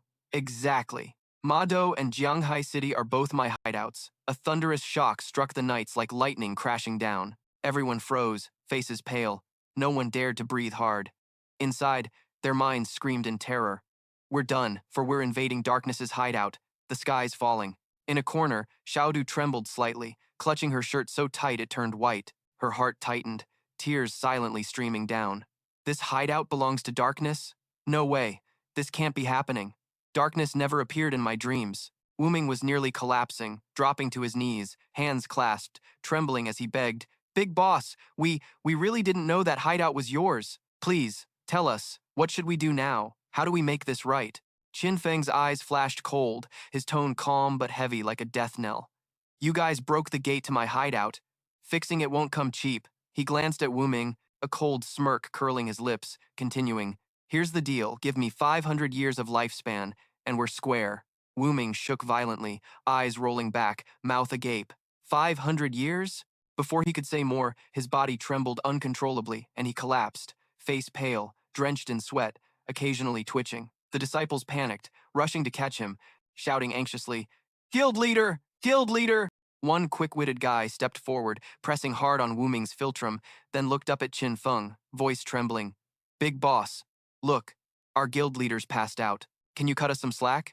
Qin Feng's gaze drilled into him, his pupils full of deadly coldness, voice dropping like thunder crashing in the ear. Do you even know how much it costs to fix this gate? The little brother swallowed hard, face drained of color. Lin Yi answered, No, I don't. Instantly, Qin Feng shouted, his voice slicing the air like a blade. Then shut your mouth. Wu Ming slowly came to, trembling all over, eyes glazed like a lost soul, mumbling non-stop in a hoarse, desperate voice. 500 years? Oh God, what curse have I brought on myself? In his panic, he suddenly grabbed Xiaodu's collar, yanking her down before she could react. His bloodshot eyes pressed close to her face, breath ragged, screaming madly, It's all your fault. Xiaodu, you want to ruin me? Destroy our holy knights, don't you? Xiaodu froze, eyes shimmering with tears ready to fall. Instead of fighting back, she trembled and bowed her head, voice choked. Yes, it's all my fault. I dragged everyone into this. Those words made Wu Ming hesitate, his hand clutching her collar trembling. He didn't expect this girl to take all the blame. Xiaodu lifted her tear-streaked face, staring straight at Qin Feng, eyes blazing with fierce resolve. Whoever did it should take the fall. Big bro, darkness. If you want to punish someone, punish me. Tell me to do whatever you want. Her voice shook, but was firm, like a faint but brilliant light piercing through the darkness. Wu Ming's eyes burned so bright he instinctively raised his hand to shield them. Xiaodu kept going, tears streaming, but her gaze stayed strong. I'm willing to be your beast of burden, your servant for life. All the lifespan I earn from now on, I'll give it all to you, until it's enough to pay for your losses. You can hit me, scold me, even mistreat me, whatever you want. Just please spare the guild, spare everyone else. After she finished, she bowed deeply, body trembling but radiating rare determination. Qin Feng stood silent, cold eyes fixed on her, a flicker of disdain crossing his mind. To him, this emotional act was nothing but a cheap performance. Yet Xiaodu's words choked everyone in the guild. Many eyes reddened, hearts overwhelmed with emotion. Someone whispered shakily, Xiaodu's unexpected. Qin Feng's deep voice cut through the tension. Wu Ming. Hearing his real name, Wu Ming's whole body shook violently, cold sweat pouring out. He stammered in panic. You actually know my real name? Qin Feng raised an eyebrow, a cold smirk on his lips. You really think she's worth 500 years? The murderous aura blasting from Qin Feng made Wu Ming's heart nearly stop. He instinctively stepped back, legs shaking, stammering broken words. I. In his fear, He suddenly spun around, channeling all his rage into a punch that hit Xiaodu, sending her flying backward. "Get lost, you useless piece of trash," the heavy thud echoed. Xiaodu collapsed flat on the ground, body aching, head slammed against the cold floor. Wuming's face twisted in rage, voice full of hatred. "You got us to accidentally invade the big boss's hideout, and now you're playing the martyr? Clearly, you're just trying to suck up to the big boss, wanting to be his servant, right? You seriously think something good like this would happen to you? Dream on." The shout shook the whole crew silent. Not a single soul dared to breathe loud. Xiaodu lay there, shoulders trembling slightly, tears streaming down nonstop. She bit her lip, quietly sobbing. Ugh. My plan to approach the darkness failed again. The helplessness and sadness were written all over her face, her small frame shrinking in the tense air. Nearby, Chen Vodan kept begging, voice trembling with worry. "Big boss, we're just a small guild. We really can't spare 500 years. Please, be flexible. Anything you can do, we're all on board."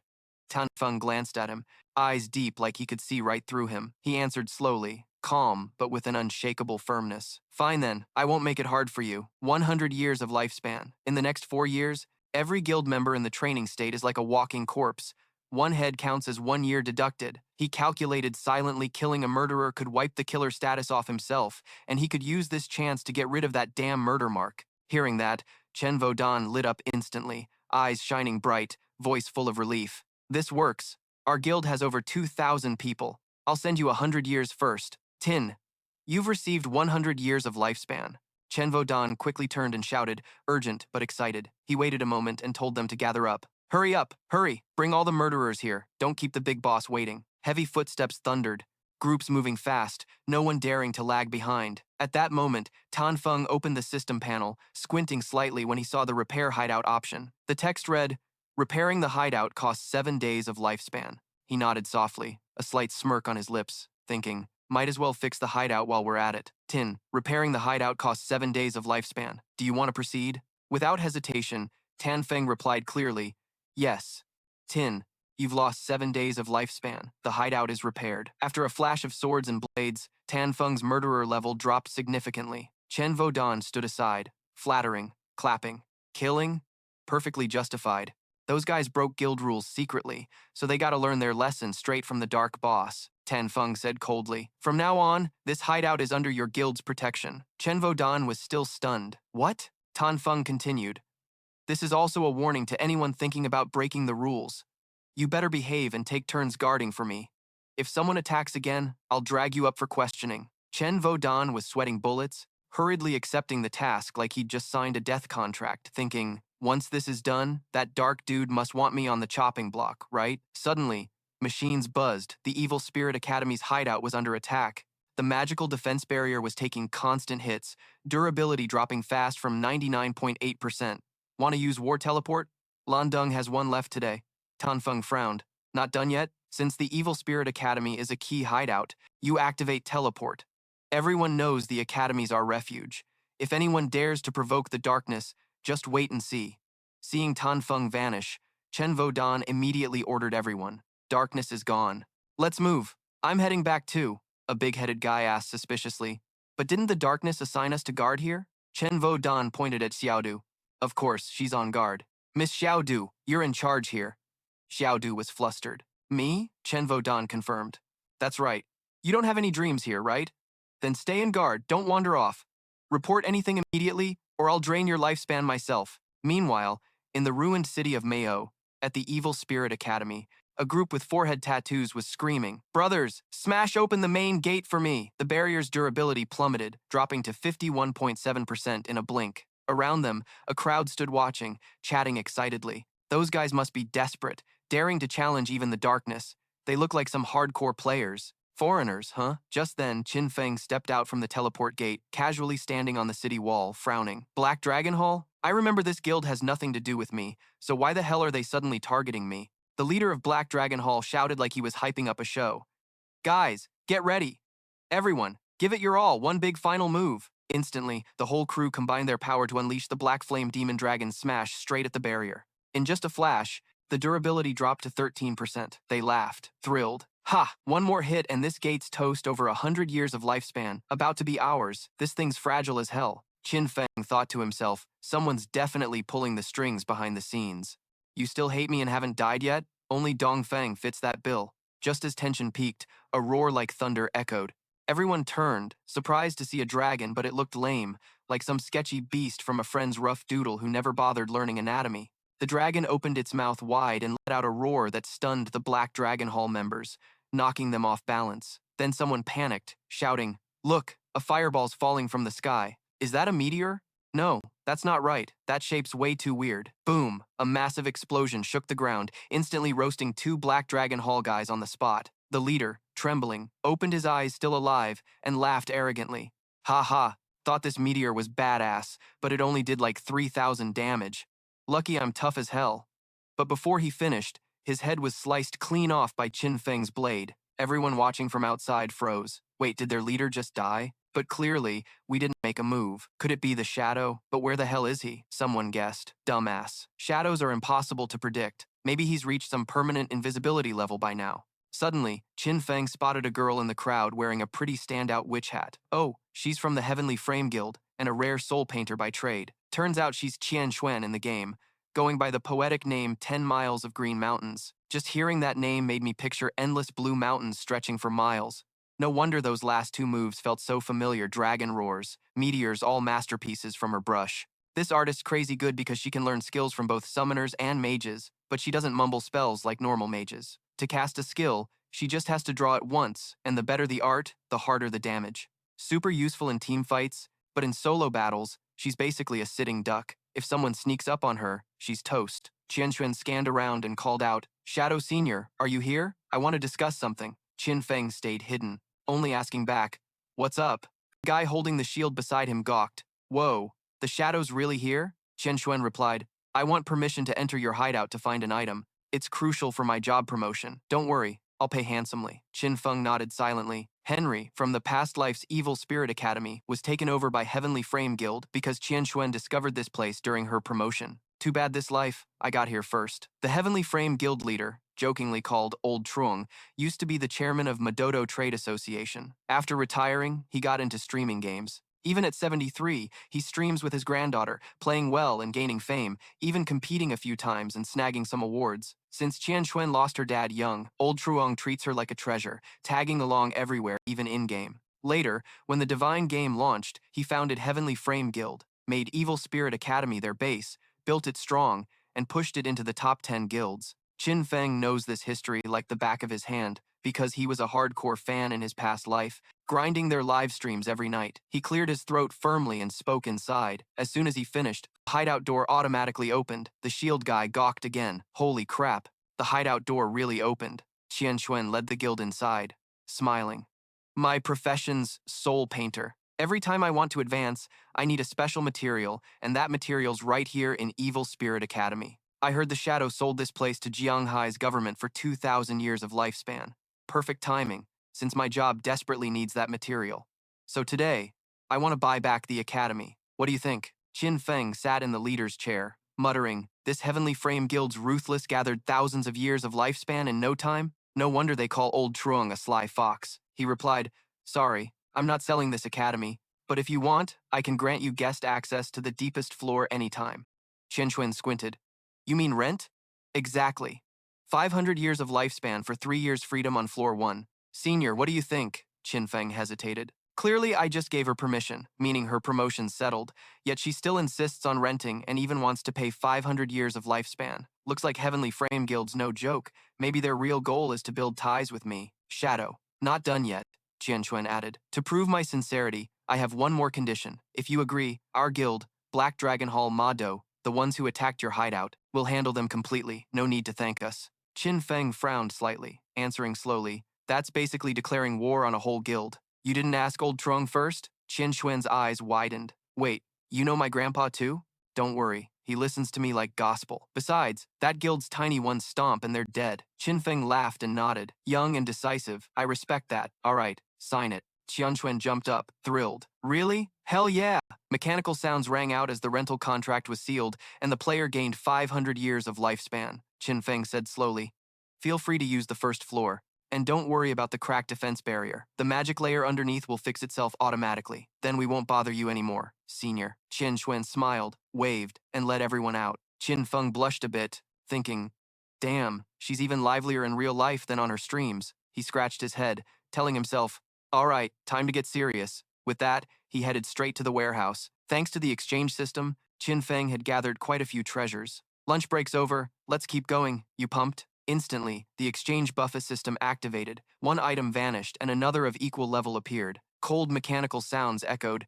You just lost your training willpower. You got the Crimson Spirit Blade, the finishing move of the assassin class. This blade condenses from red blood, and when it closes in on the target, it adds a whopping 4,800 elemental attack points. Plus, the less health the enemy has, the more damage it deals, exploding up to 200% damage. If the enemy's health drops below 30%, this slash also heals you for double the damage dealt, and any leftover healing turns into a shield. Qin Feng was stunned. Whoa, isn't this the dream critical limit break finisher? This skill builds power throughout the fight, and when unleashed, it can flip the whole battle in a blink. He laughed with satisfaction. Ha ha, the Crimson Spirit Blade is truly a farewell slash. At the rarest level, adding 4,800 damage makes it even stronger than my legendary corpse handling skill. The cold mechanical voice sounded again. You just spent 1 plus 2C, 30 evolution points, leaving 55 points left. The Crimson Spirit Blade upgraded fast from legendary diamond level. Elemental blood damage adds 4,800, 6,000, 79,000. Healing effects, 200%, 300%, 400%, 600%, health. And if you overheal, no worries, it turns into an elemental blood shield. Think about it, if you add a few damage buffs, hitting over 100,000 damage in one shot wouldn't be a dream. You still have 55 points left to evolve another mythic skill. The mechanical voice sounded again. 500 evolution points spent, 55 left. Deep Shadow skill, legendary, passive, adds stealth level 2 plus 3, max 5 plus 7. Reduces cooldown when breaking invisibility. Each stealth level adds 200 to 300 damage to break stealth. Mythic version reduces life drain while stealthed by 90%. In short, entering the zone with brawlers is no longer stressful. You're now level 17, perfect for rocking the new Assassin Spirit gear you just swapped. Assassin Spirit gear set. Sharp blindfold adds 20 stamina, 20 spirit, stealth resistance level 2. Critical hit rate adjusted to 88%. Activates plus 133% critical hit rate for 30 seconds. Cooldown 120 seconds. Thin Spirit Gloves adds 75 defense, 60 elemental resistance, 25 strength, 20 agility. Effect reduces 12% HP to boost base damage by 30%. Thick Spirit Armor adds 18 to all attributes. Increases running speed. Stealth level 2. Activating stealth removes collisions for 3 seconds. Cooldown 60 seconds. Wet Spirit Ring, just the name sounds damp. All attributes plus 15. Water resistance 88. Special bonus. All damage also adds 179 water elemental attack points, basically soaking everything around you. Current gear toggled on. Sharp blindfold spirit, bone piercer white spirit weapon. Right ring is the wet ring spot on. The coat's like a gift of dark flame armor, mysterious just by the name, perfect for the spirit bone lover. Heart fade pendant, delicate white spirit gloves. Left ring is the eerie demon lady's ring, mutated spirit. The whole set looks bulky and kinda invisible, meaning confusing, except for the shin guards. Honestly, I've already maxed out spirit gear, but the low-level stuff in this game looks like junk from a flea market. Better to switch back to the Obsession class outfit. It fits way better. Time to conquer the next hidden zone. In the real world outside Omato, a proud group waited by their car. How many did we bring back this time? Just 4? Sounds stingy. Who's gonna sell their lifespan that easily nowadays? Another group just arrived, stepping out with an "I've got cash, so I'm boss" vibe. They even assigned 4 people to stand guard. I'm gonna report this to Mrs. Dongfuang. The newcomers grumbled.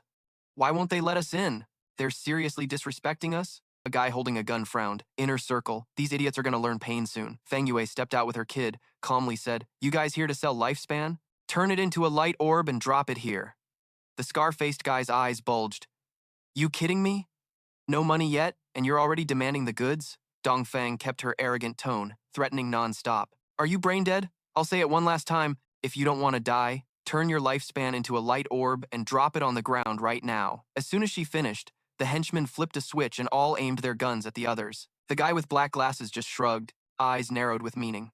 Oh wow, ma'am, what are you planning? You want to rob us too? Before he finished, the scar-faced guy struck lightning fast, slicing off the heads of two gunmen, blood spraying everywhere. The girl turned pale seeing that, immediately hiding behind Dong Feng like a scared cat. Right then, the black glasses guy released a swarm of creepy insects. He revealed himself as a hidden bug master. Controlling just one insect could level him up, and he could even turn them into fierce mutant beasts. Clearly, this time he spotted a fat sheep to fleece. The enemy numbers were like ants. Wiping them all out in one shot was just a dream. The big guy activated a shiny silver shield, raising a wall-like barrier. Damn, the bullets couldn't even scratch it. Not giving up, he jumped high, unleashed the Golden Peak earth-shattering shield, smashing down like a mace, crushing a whole group of gunmen.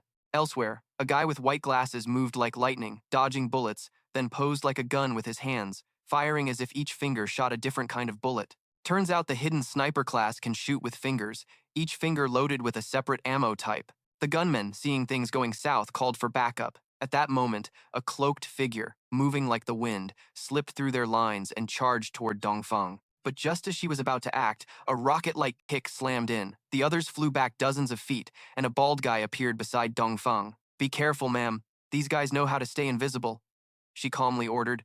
"Capture them alive. I want slaves for life, to get lifespan for my son," the bald guy replied. "They're strong. Success rate's only about 50%. The big guy frowned. "Look, they've got professionals, too." The bald guy stepped forward slowly, confident with his one-hit kill skill and weapon defense gear. Turns out these guys specialize in targeting the rich and have pulled off many jobs. Great. Hope those guys already withdrew their levels, gear, and skills, or this fight's gonna be as dull as cold tea. The black glasses guy frowned. "This brat's way too cocky. The fight's on time to meet the dirt." Saying that, the bug flying in the air lunged to attack. But the bald guy's reflexes were insane. He ducked, flipped, then trapped the bug between his legs like a snack. The black glasses guy was stunned. Seriously? Trapped? That bug flies at 200 kilometers per hour. Then the bald guy curled up, flicked his tail, and white smoke puffed out like a flare. Little Hu Yen just collapsed right there. Froze the whole crowd like statues. "Ha, I already set up a barrier all around here. No little ant's gonna wiggle past my sight. I'm the source of this damn plague, and you humans eating, training, spreading it? You're just tools for me." His eyes flashed cold as death itself. Without another word, he shot forward like lightning, kicking high. The big guy hurriedly raised a steel wall, a shield in front of him. "Yeah. Come at me now." Too bad. A sharp kick cracked the shield all out of shape. Before he could even catch his breath, the second kick turned his head into a smashed, scarred watermelon. "Shit, he's almost here. Shoot him, quick." The guy in black shades was sweating bullets, while his white shade buddies gritted their teeth. "Don't let him get close. I'll blow him to bits." But damn, the guy's moves were ghost fast, no way to aim. Suddenly, he leapt into the air. White shades sneered. "Idiot, jumping up in front of a shooter? Might as well hand me your head. Die." The shot rang out, and he screamed like thunder. The blast shook everything. White shades didn't even get what hit him before his face shattered, soul ripped away. The kicker crossed his arms, smirking. Weaklings shooting back? Pathetic. Black shades trembled, cold sweat pouring, and immediately turned to run, but before he could get far, the kicker yanked him back by the hair. No escape. The guy dropped to his knees, begging, "Boss, please, spare me." The kicker sneered. "Relax.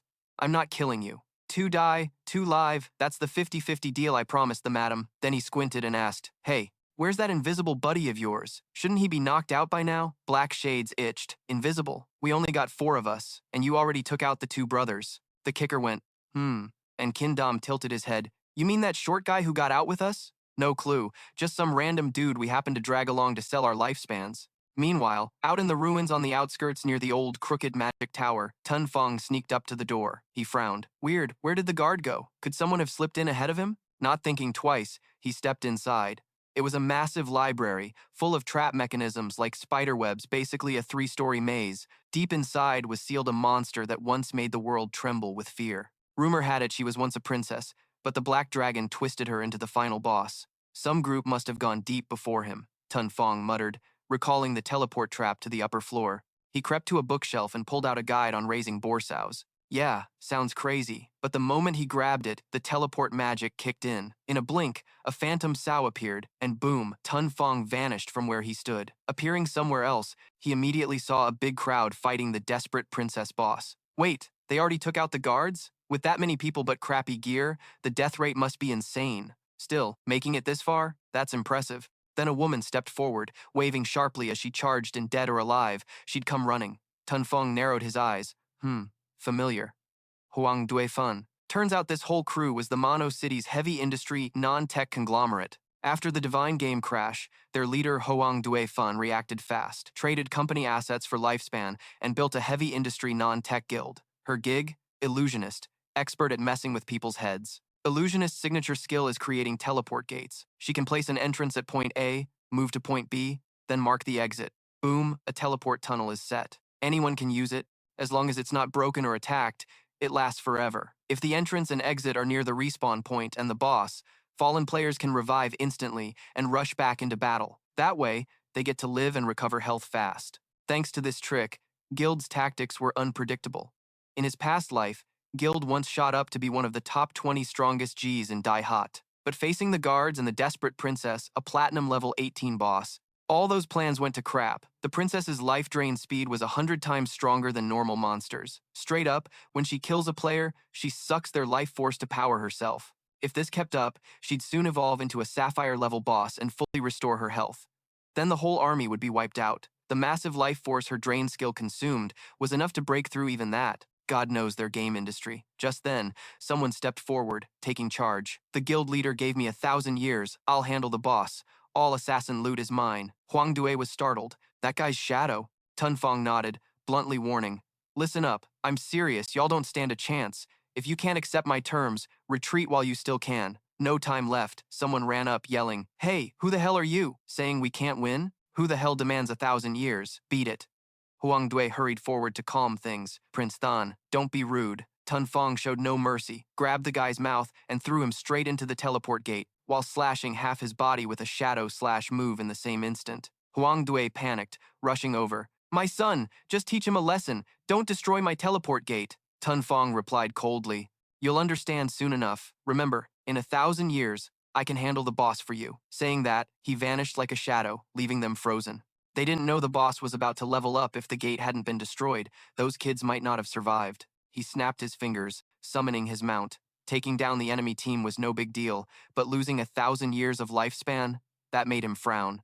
His prediction was spot on. The survivors could sacrifice their last bit of lifespan to help the boss level up. A flash of light showed the boss evolving. When it hit Sapphire level, he'd strike and kill it, scoring even better rewards. Right then, Kui Lin messaged, Senior, I found Dongfeng Yit. Turns out she was hiding in a mansion at the foot of Funyan Mountain, but guarded by a super strong fake official. Last time I almost died at his hands, Kui Lin said. Tun Feng replied, Meet me at the dry bone graveyard. He silently admired Ma Dou's big, yet someone managed to find Kui Lin, not ordinary. Soon after, at the graveyard, Kui Lin detailed the guard's features. Close combat, you'll understand soon enough. Just remember this, I can take down the boss for you guys even 1,000 years from now. With that, he vanished like a shadow, leaving them frozen in place. They had no idea the boss was about to level up, and if the gate hadn't been destroyed, those kids probably wouldn't have had a chance to survive. He snapped his fingers, summoning his mount. Crushing the enemy's formation was nothing, but losing 1,000 years of his lifespan, that's what made him frown. Turns out, his prediction was spot on. The survivors could sacrifice their remaining lifespan to help the boss level up. A flash of light signaled the boss was evolving. Once it reached the Emerald Beast stage, he'd strike it down and claim an even bigger reward. Right then, Gui Ling messaged him, Senpai, I found Dong Feng. She'd been hiding out in a mansion at the foot of Fan Nan Mountain, but was guarded by a ridiculously strong fake official. I almost died at his hands last time, Gui Ling said. Qin Feng replied, Meet me at the bone graveyard. He thought to himself, even in a place like Ma Dou, someone finding Gui Ling like this is no small feat. Not long after, at the graveyard, Gui Ling described the guard in detail, close combat. Damn, the speed and power are terrifying. His fighting style's sneaky as hell. And his main move? Fart attacks. She said it so casually it shut everyone up. He could even see right through my mark, surrounded by smoke and fog for like 30 feet. Qin Feng smirked, not surprised at all, then threw out a sarcastic jab. Oh, so that nasty smell was his secret weapon all along? Turns out that guy's some kind of special hidden pro, the root of the plague. Right now he's only level 10, just barely started. But the polluted aura around him's enough to sense movement and totally mess with your invisibility. Plus, he can use the disease to boost his strength and heal so fast it's almost sickening. People say if a plague origin reaches its peak, it might hit some immortal, indestructible level. Hearing that, Kui Lin's eyes went wide, mouth hanging open. Immortal and indestructible? So he's got no weak spots? Does that mean I'm screwed for revenge this lifetime? Qin Feng shook his head. Serious. Not exactly. The disease makes his body tougher and his lust stronger, but it eats away at his mind. In other words, he's got a steel body but a fragile head. The fatal weakness for this type is a weak spirit. As for you, when your Hellblade profession hits stage 2, you'll unlock a whole new form, the Hellblade Demon. Then that so-called immortal will finally know what real death means. Qin Feng spoke softly. You gotta level up your profession to stage 2, fast, that's the key to beating him. Hearing that, Kui Lin snapped awake. So, that's how it is. Still confused, she asked. Senior, how do you know so much about my profession? Qin Feng casually picked up the tombstone in front of him, smiling as he said, Gods may abandon us, but my knowledge is as vast as the ocean. Think back when you were grinding levels before. Did you ever really put your heart into researching? Only by grinding hard, building solid foundations, step by step, can you make it big someday. His words were like honey in her ears, making Kui Lin clench her fists, feeling encouraged by him, silently vowing, Yeah, I get it now. The old master's strength came from real effort, Qin Feng went on, and this dry bone graveyard is the perfect spot for you to level up. The monsters here respawn crazy fast. Killing them not only levels you up, but gives you a chance to upgrade your weapon into the Hellblade Scythe. Of course, the catch is these monsters are elites, thick-skinned, tough as hell, and hit 3 times harder than regular mobs. No sooner had he finished than monsters started rising from the graves all around. Qin Feng just chuckled softly, then in a flash, jumped off the tombstone. One slick move, and the whole horde turned to dust. His figure stepped out, majestic like a war god, just hit their weak spots, and they go down fast, no sweat. Seeing that, Kui Lin's face flushed red as she muttered, Seriously, insanely strong. Qin Feng stepped closer, patted her shoulder, voice calm. You gotta go all in. Give it everything you've got. Bet it all if you want to walk the path of revenge. With that, he faded into thin air. Kui Lin stood frozen, a vague feeling stirring inside her. When he mentioned revenge, at that moment, somewhere in the ruined city of Jianghai, Xiaohei was slumped against her pet sheep, looking miserable and whining. God, I'm so wiped out, but my stomach's growling like crazy, and I haven't finished grinding this area yet. Might as well push a little more. She pulled out a crumpled map, propping her chin, staring like she was solving a tough math problem. Suddenly, thud, a strange object dropped right in front of her. What the hell? Fruit?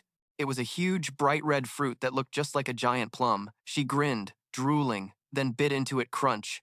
Juicy sweetness flooding her mouth. This is the bomb. The system chimed, awarding 50 experience points. Xiaohei's eyes lit up.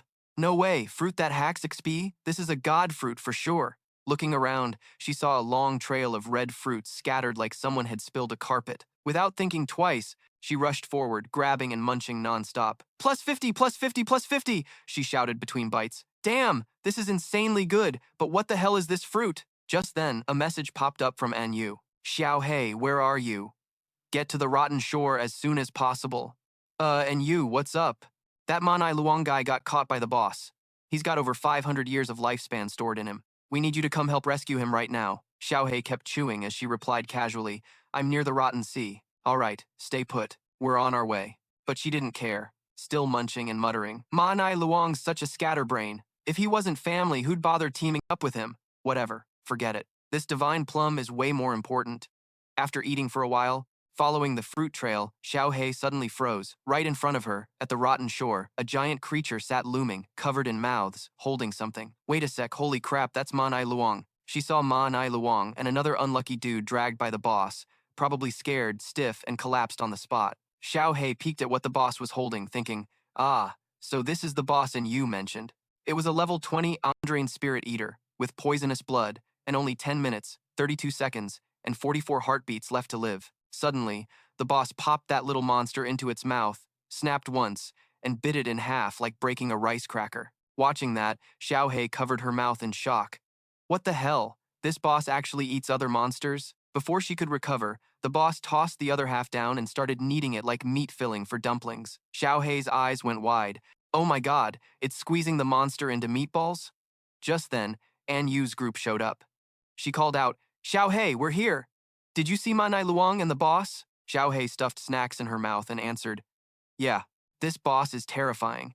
It eats other monsters, but hasn't touched players yet. An Yu and Vuong Man stared at the boss, chills running down their spines. No way that's a poisonous level boss, right? An Yu said, Hold on, let's watch a bit more. Don't rush in.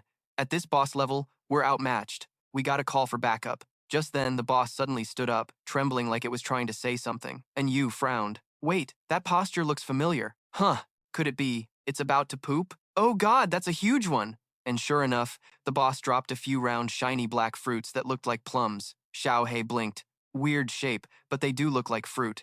Turning back, she saw An Yu and Vuong Man staring wide-eyed at Xiao Hei, happily munching a few while clutching a big pile. They froze for a few seconds, faces pale, then An Yu screamed, "Ah, no! What did you just eat?" And Yu was scared her friend might attract the boss's attention. Turning back, he saw An Yu and Vuong Man staring wide-eyed at Xiao Hei, who was happily munching on a few fruits, arms full of more. She froze for a few seconds, her face going pale before she screamed in horror. Ah, no. What did I just eat? And Yu feared her making a scene might attract the boss, hurriedly grabbing Tio Hak. Hey, chill out, calm down, Xiao Hei. But it was too late. The boss whipped around, eyes blazing red, staring down the whole group, and Vu freaked out. Shit, it's triggered. Right away, the boss opened its mouth and roared, unleashing the ancient beast's hypnotic charm skill. Tio Hak's eyes went wide, cold sweat dripping. We're screwed. This time we're definitely dead. Before long, and Vu's whole crew was hit by the boss's weird energy. Their eyes turned bloodshot like they were about to burst into flames, mouths non-stop screaming. So hungry. Starving. Only Tio Hak stayed clear-headed.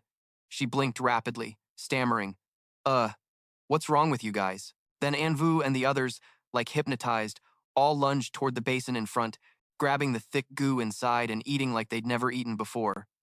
I'm starving. I'm about to pass out, one yelled while chewing. Even though their bellies swelled like balloons ready to pop, no one stopped. Watching this, Tio Hak just buried her head in despair. Oh my god, they've lost it. Eating so much they're about to blow up. Then she wondered, wait, why am I not affected? Am I immune to this hunger freak? Before she could figure it out, the boss swung its arm, snatched a chunk of that goo, and threw it straight into its mouth. Tio Hak screamed, "This is bad. It's targeting the fattest one. Gotta call for backup." But thinking of the rest of the team, sweat dripped down her face. If even the elite squad goes down, who else can we count on? With no other choice, she sent out a distress signal. Big Boss of Darkness, help us out. On the other end, Tun Feng was busy hunting monsters when he got the message, blinking in surprise. What now? Tio Hak causing trouble again? She replied immediately. We ran into a rare-level boss, the soul-devouring beast Andrain. Tree An and Captain Vung Man are about to get swallowed. Tun Feng frowned but then chuckled softly. The Soul Devourer? Isn't that the bloodline creature I've been hunting all along? Tio Hak, you really are my lucky star. Send me the coordinates. I'm on my way. After getting the location, Tun Feng took off immediately. Besides casting his shadow magic, he'd also unlocked keys to 3 other platinum-level hideouts in the demon realm. Conveniently, he planned to take care of this bloodline beast too, while the desperate princess was nearly ready to level up. Soon enough, Tun Feng appeared on the battlefield. Big boss, you finally showed up. Tio Hak cheered happily. Where's the boss? It's up ahead. Tri An and Vung Man got swallowed. Hurry and save them. Tun Feng raised an eyebrow, scanning around. Wait, where's the boss? Why's it so quiet? Tio Hak pointed far away, hesitating. Probably off handling some personal stuff. Then the boss tensed up and spat out a huge chunk. Looking closer, it was the head of the goo. Tio Hak almost burst into tears, her face drained of color. In its mind, the boss thought only one thing. I swallowed the goo once, now am I about to puke it out? Damn. Tun Feng calmly explained, sounding like a teacher breaking down game mechanics. The soul-devouring Andrain is a minion of the ancient beast. It swallows every living creature without caring about species. It emits the ancient beast's charm, driving players insane, forcing them into an endless eating frenzy.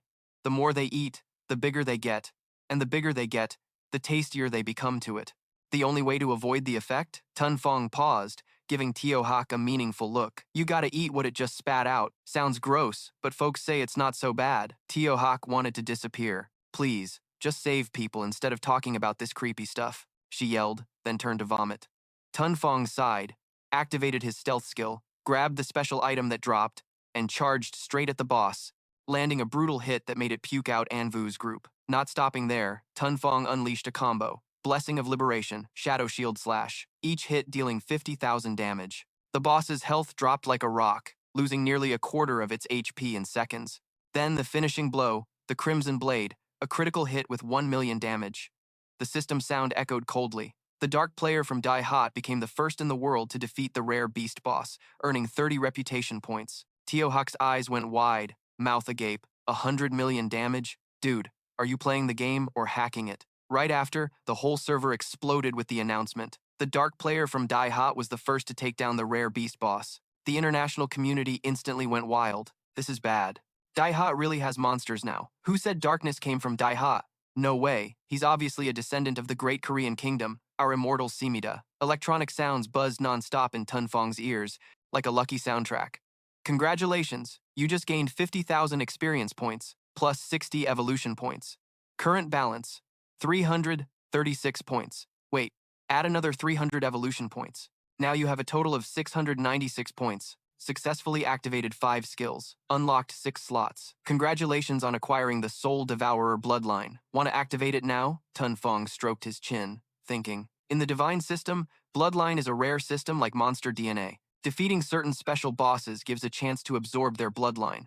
If you find one that fits your class, your combat power explodes like a power-up. When he nodded to activate, the system immediately popped up a fresh notification. Soul Devourer bloodline is starting up, stats refreshed. 1 point equals 3 physical attack points. Stamina refreshed. 10 stamina points equal 50 HP. 1 point equals 35 physical defense. Agility upgraded, running speed, attack, and spellcasting increased by 32%. Spirit refreshed.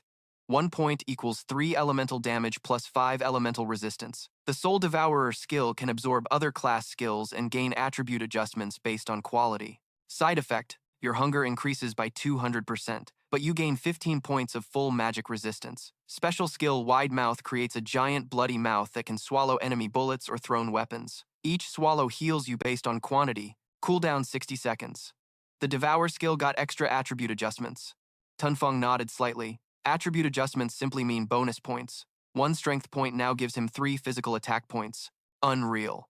At that moment, he picked up from the S-rank boss a poisoned bronze blade. Just the name sounded deadly. This weapon can poison, but it was useless for him. Let's try swallowing it. As soon as he said that, the system sound rang out again. You use Soul Devour on the poisoned bronze blade skill. Power upgraded. Each strength point now equals 3.3 physical attack. Tun Feng smirked. This game really is all about eating your way to power. He was silent for a moment and muttered, "Wait, a bronze level skill only gets a 3/10 boost? That's kinda stingy. Hold up, the swallowed skill became passive, so it can still evolve, right?" Qin Feng was silent for a moment, then muttered, "Wait, a bronze level skill only increasing by 0.3? That's kinda stingy, huh? Hold on, the swallowed skill turned into a passive skill, so it can still evolve, right? This is insane." Without hesitation, he burned through 242 evolution points, and the deadly bronze blade instantly transformed into a legendary poison blade. At the same time, his enhancement ability shifted. Now every point of strength counted as 5 points of physical attack. Qin Feng laughed out loud, feeling great. "Ah, I knew it. If I keep devouring like this until mid or late game, my stats will probably blow everyone else out of the water by hundreds, even thousands. Back on top, baby." Boom. Meanwhile, the Anyu squad just woke up. "Big bro, thanks for saving us. Without you, we'd have been recycled as some lame NPCs by now." Xiao Hei ran over and hugged Anyu tight, grinning ear to ear. "It's okay, sis. Ain, gaining a little weight just means you're still alive, looking good in that undefinable way." And Yu blushed and said, "Big bro, we're in the Jianghai area now, but there's no lifespan level yet. So, what's the reward for this mission?" Qin Feng waved him off, cutting in, "No need for that. You guys just need to help me gather a few assassin skill books. Got it, I'm out." Saying that, he vanished into invisibility like he'd never been there. Only then did Anyu finally breathe a sigh of relief. The mission was basically done. She turned to her team. "Let's head back. And remember, not a word about today to anyone. Got it?" Xiao Hei nodded eagerly. "Got it. Yes, sis on." The mage tilted the Tower of Power. Meanwhile, Qin Feng, just leaping off the tower, the boss's health bar was down to just a third. Huang Zifan shouted, "Come on, guys! The boss is about to go down. Only a third of its health left." Little Tui quickly activated the Tree of Life, responding clearly, "Everyone stick close to me." A green light spread across the battlefield, healing teammates' health non-stop. The teleport gate was shattered by darkness. No one's allowed to die. Give it everything you've got, win this, and we're out. Cheers erupted as the team braced themselves, charging in with wild attacks, skill effects exploding everywhere. The fight hit its most intense moment. Huang Zifan breathed out, impressed. "Thank God for Little Tui's life-sacrificing skill, or we'd never have cracked this nest." Little Tui smiled proudly. "Heh, of course, duh." But before she could enjoy it, the boss suddenly roared, swinging its tentacles hard at Yuang, vaporizing him on the spot. His blood and life force got sucked up, turning into evolution energy. In a flash, the boss's whole body lit up, power exploding violently, sweeping Huang Zifan's group into a deadly tornado, blasting light and smoke everywhere, becoming a perfect storm of destruction. The boss's health fully restored as if it had never been hurt. Despair filled the air. Level 30, Jade quality, 10 million HP. Just seeing those numbers made everyone want to quit the game. Right after, Huang Zifan's group respawned at the hidden white-silver level of the industrial Phi Koa. The human-shaped tree in the yard trembled softly. Huang Zicheng greeted, "What's going on? Why's the whole team wiped? Is the boss down yet?" Huang Zifan replied, exhausted, "Not yet. We fought it down to a sliver of health, but suddenly it healed fully, turned into an egg, then exploded, wiping us out in seconds." What? Fully healed? Only evolution stage can make a boss recover all its health. Could it be she hesitated because of what Qin Feng said? That shadow guy predicted the boss would evolve, which is why he stopped us from using the swarm tactic. A platinum boss evolving into jade quality is a nightmare. Maybe the only way is to call on him. Meanwhile, at the tilted tower where Qin Feng hid invisible, he quietly watched the desperate jade boss. "Strange," he muttered. "It just evolved but barely changed form. More like a giant egg than a high-level creature." He suspected it was incubating an even more terrifying version. Without hesitation, he unleashed 2 critical strikes with his hidden blade. Total damage 20,000, 10 million HP, more than a zombie-level boss. He couldn't let it hatch. He immediately kept swinging his hidden blade relentlessly. That boss's thick health was scary looking, but honestly, handling it wasn't that hard. It had 0 stealth detection, basically blind to his presence. As long as he stayed invisible, kept spamming skills, and finished with his ultimate, no matter how many health bars it had, it was only a matter of time before it hit the scoreboard. After just 3 or 4 consecutive Crimson Blade strikes, each dealing over 1,000,000 damage, that boss egg exploded like a soap bubble. But surprisingly, inside wasn't loot, it was a girl lying unconscious.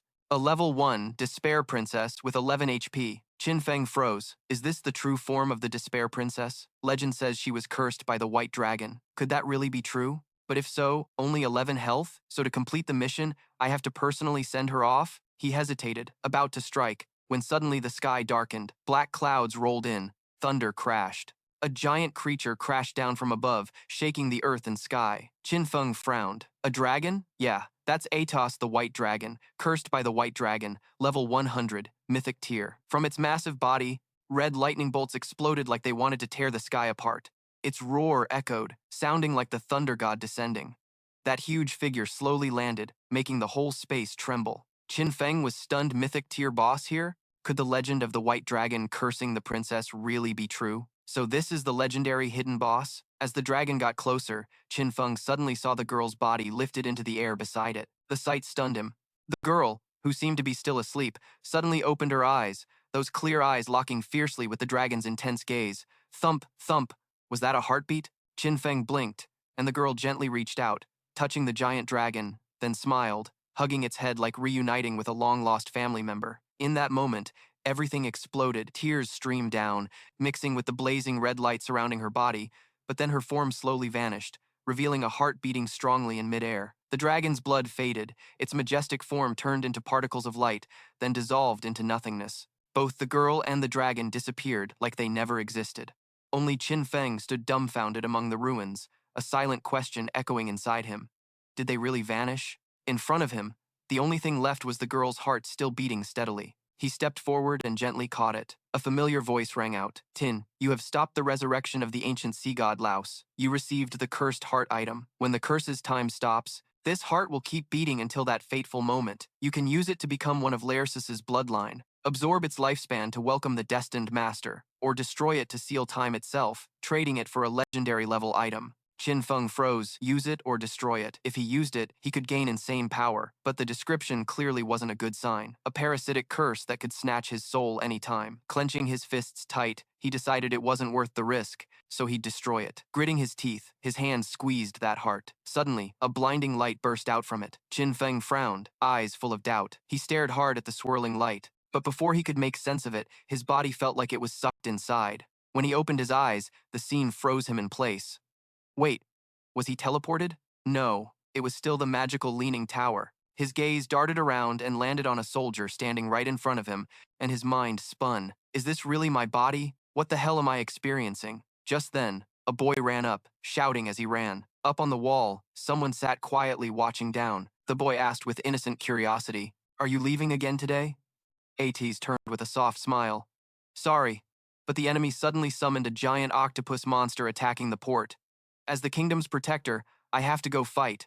The little princess's face fell, stomping her foot. Stop lying. You promised to teach me wind control today. Ates quickly waved his hand, voice gentle.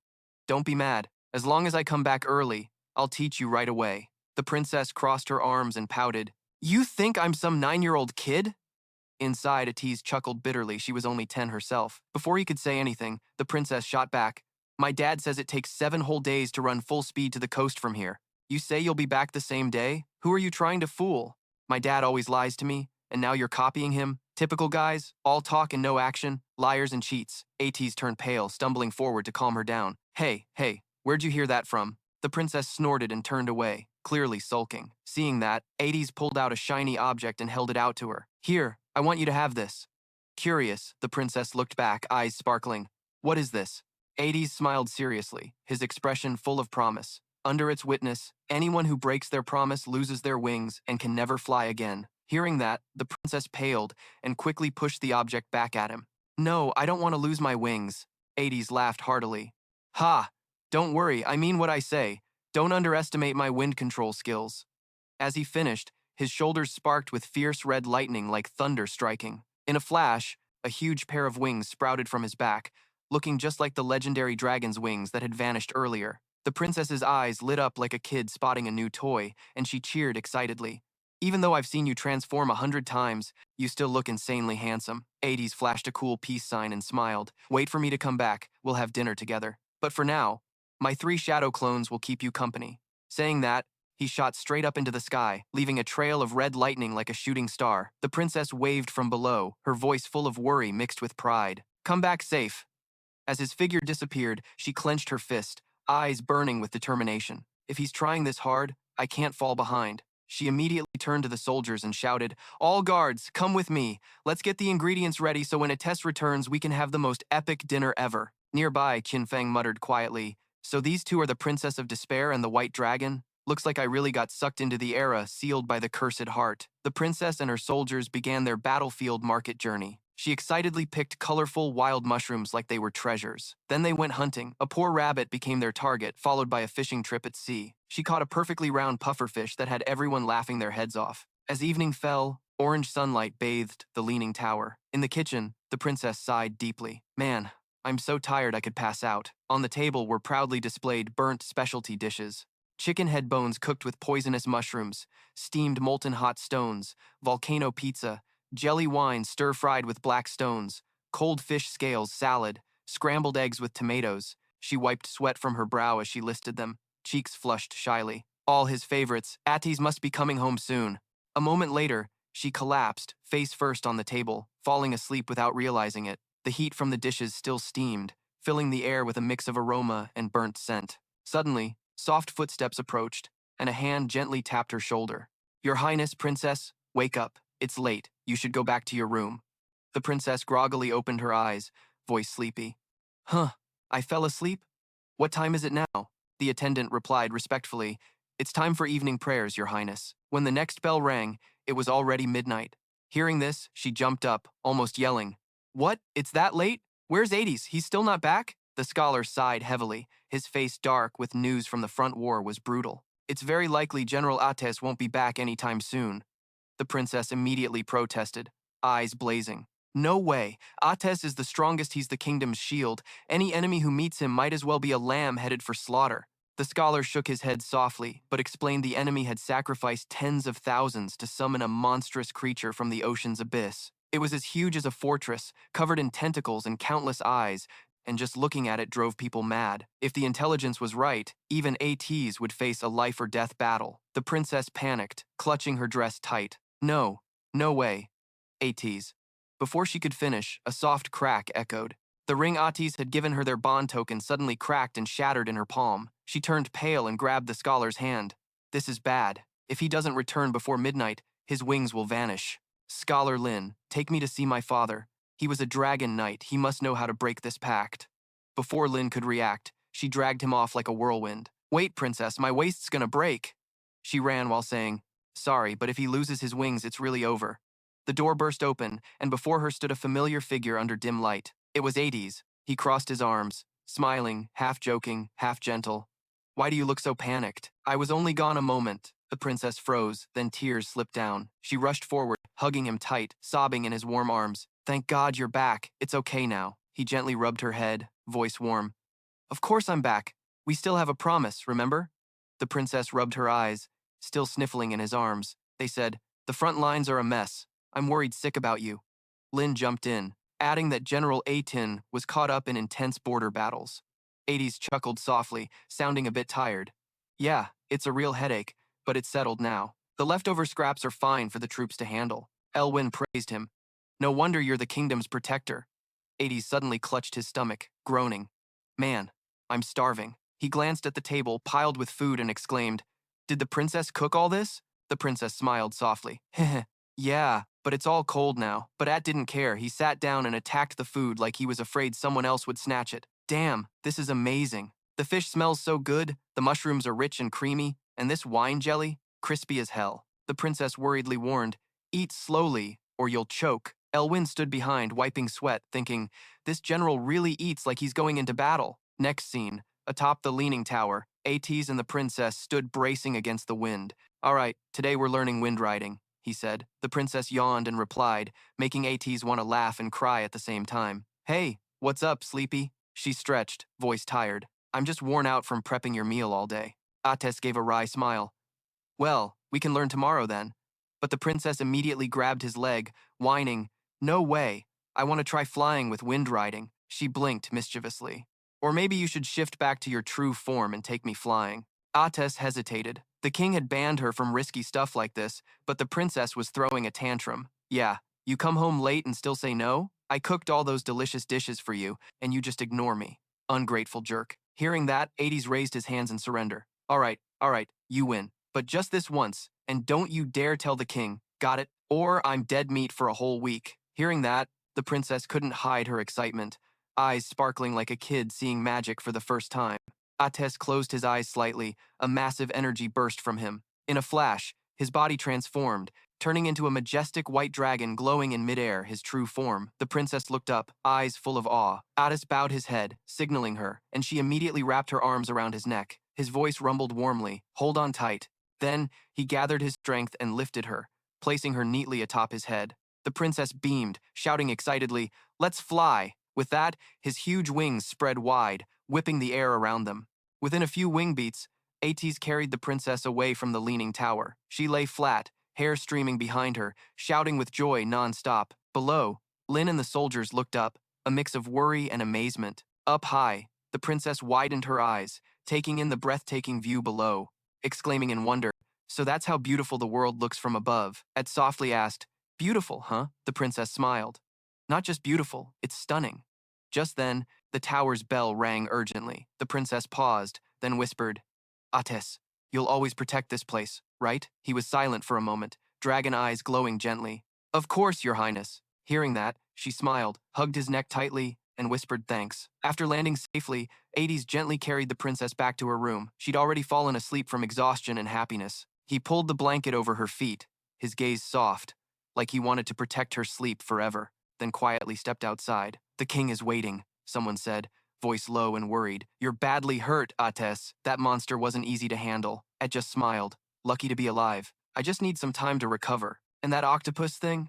I burned it with dragon fire. The king fell silent, eyes distant. The demon empire seemed to be performing some weird ritual. That monster must be the result of it. I feel a dark wave about to engulf the entire continent. We have to prepare your dragon. Clan will get caught up in this too. At nodded firmly. I'll follow all your orders, your majesty. Darkness fell, swallowing the leaning tower like it wanted to devour the last light. Inside, the clatter of falling metal echoed, shattered armor pieces scattered across the floor mixed with dark red blood. Hades covered his mouth, trying to hold back the blood, but failed. Every cough sent blood spraying like a fountain. Inside his chest, a strange red glow flared, spreading like a living flame. He clutched his chest, pain so intense sweat poured down, breath ragged. It was like a bloodthirsty parasite clinging to him, draining his life bit by bit. 5 years later, screams echoed across the sky as waves of monsters crashed against the city walls like a raging storm. Each hit felt like a hammer from the heavens, shattering stone and shaking the earth. The alarm horns blared. Guards shouted, "Enemy attack! Monsters incoming! Get ready to defend!" Across the city, people panicked and scattered. Some fell, some cried. Someone was just screaming for help. A giant monster lifted its foot, ready to crush a bunch of kids like they were ants. Others charged in, still swinging the unlucky victims they'd grabbed. Upstairs, the king looked down, his face heavy with worry. "God, the Mariga Empire has totally lost it," he muttered. "Are they trying to drag the whole world down with them?" Outside, the horde of monsters kept pouring in like it would never end. Inside the city, the princess rushed up to the city wall, panting and yelling, "Atos, the enemy's broken through the gate!" When she got there, she saw Atos standing in the smoky haze, wind whipping his hair, his face strangely calm amid the chaos. "Their army's full of monsters. Regular soldiers can't hold them off. What are you just standing there for? The kingdom needs me," Atos said, turning to the princess with a serious look. After a long pause, he spoke slowly. "Your Highness, I was actually looking for you. The magic tower is still the safest place. Please don't leave." The princess replied right away. "Okay, I'll stay here." "Ah, then go push back the enemy," someone else urged. Atos shook his head firmly. "No, Your Highness, I'll stay and protect you." The princess frowned, curious. "Wait, what are you talking about? You're the kingdom's shield. Your job is to protect the land, right? Now the capital's about to fall, and the people and soldiers are suffering. What you need to do is turn into a dragon and burn every invader to ashes," she shouted at Atos. "I just need your back to watch over me, like you always do, right?" Atos was silent for a long moment, then spoke in a deep voice. "5 years ago, we found out the Mariga Empire was performing some mysterious ritual. They called it the Divine Abandonment. Basically, this ceremony trades lifespan to summon a non-human creature. The more life you sacrifice, the more terrifying the monster that appears. It's an ancient ritual. Barely anyone dares to use it. Who'd be dumb enough to trade their life for some ugly monster? But for Mariga, it was hope. That empire sits in the heart of the archipelago, surrounded by powerful forces. They have rich resources and, more importantly, a strange plant called the blood flower. This plant only grows on Mariga soil, radiating magic that extends the lifespan of its people. On average, a Marigan lives up to 700 years. That's the root of a millennium-long struggle with Mariga at the center, spreading across the continent. To end the conflict and seize power, Mariga started sending envoys with overwhelming power to other nations, forcing them to sign contracts, binding the envoys' loyalty to the throne. The weaker factions, after receiving these envoys, suddenly turned the tide.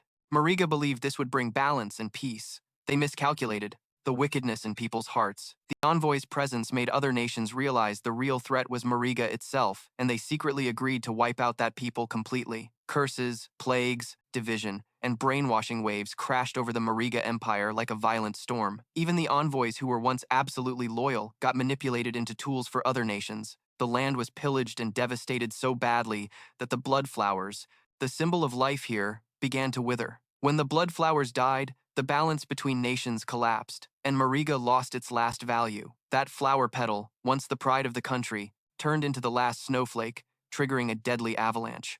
The Mariga Empire faced the fiercest attack in human history.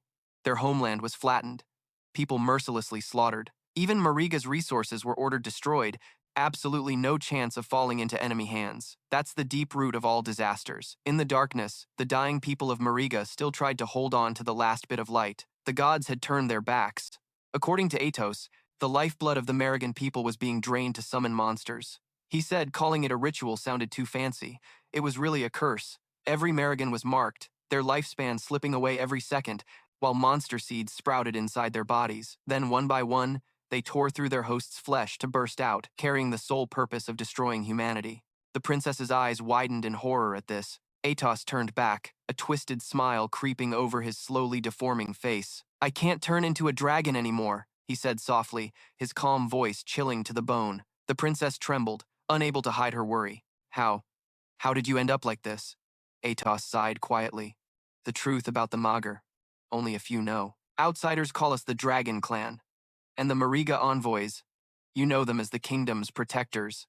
The princess was stunned, eyes wide in disbelief. Atos stared into the distance, his voice dropping low. "The black tide has already swept across the continent. Your Highness, the end of humanity is here, and I just want to protect you alone." Chaos now ruled the fortress. Monsters screamed wildly, rampaging and slaughtering every living thing left. On the ground, soldier and civilian corpses lay scattered, blood soaking every stone red. The monsters, with senses sharp like predators, crept into every corner, dragging survivors from their hiding spots. Wave after wave of monsters poured in like a dark tide. "Your Majesty," Win shouted over the screams and clashing weapons. "There are more and more monsters. The capital's about to fall. Aren't you gonna retreat?" The king just shook his head, eyes firm, no way out now. The magic tower is one of the pillars holding magic across the continent. If this place falls, all the mages will lose their fighting strength. Then, no one will be able to stop the strike. His voice grew heavy, his gaze sharp as a sword cutting through snow. Then the king drew his blade and charged into the roaring monsters. One slash, a monster split in two. The second, the third each strike a flash of light in the desperate night. But his old body couldn't keep up with the brutal pace, his breath growing heavier. Amid the blood rain, he let out a hoarse laugh. "Time's a real bastard. Oss, I remember when we first met, looked like we were the same age, but damn, you're already 100, and for your kind, 100's probably just leaving kindergarten, huh?" Memories flooded back of days they fought side by side, downing drinks after life or death battles. Suddenly, a sharp claw tore through the air, slashing across his face, blood spilling out. Still, his mind was only on Athos, the friend who never aged, forever stuck as a teenager, never understanding the burden of a king. He couldn't understand humans, and humans couldn't understand him. He sighed, looking at the swaying tower, his hand trembling, the blade slipping from his grasp. In that moment between life and death, the princess's image appeared. The day she was born, Athos holding her in his arms, smiling gentle as morning sun.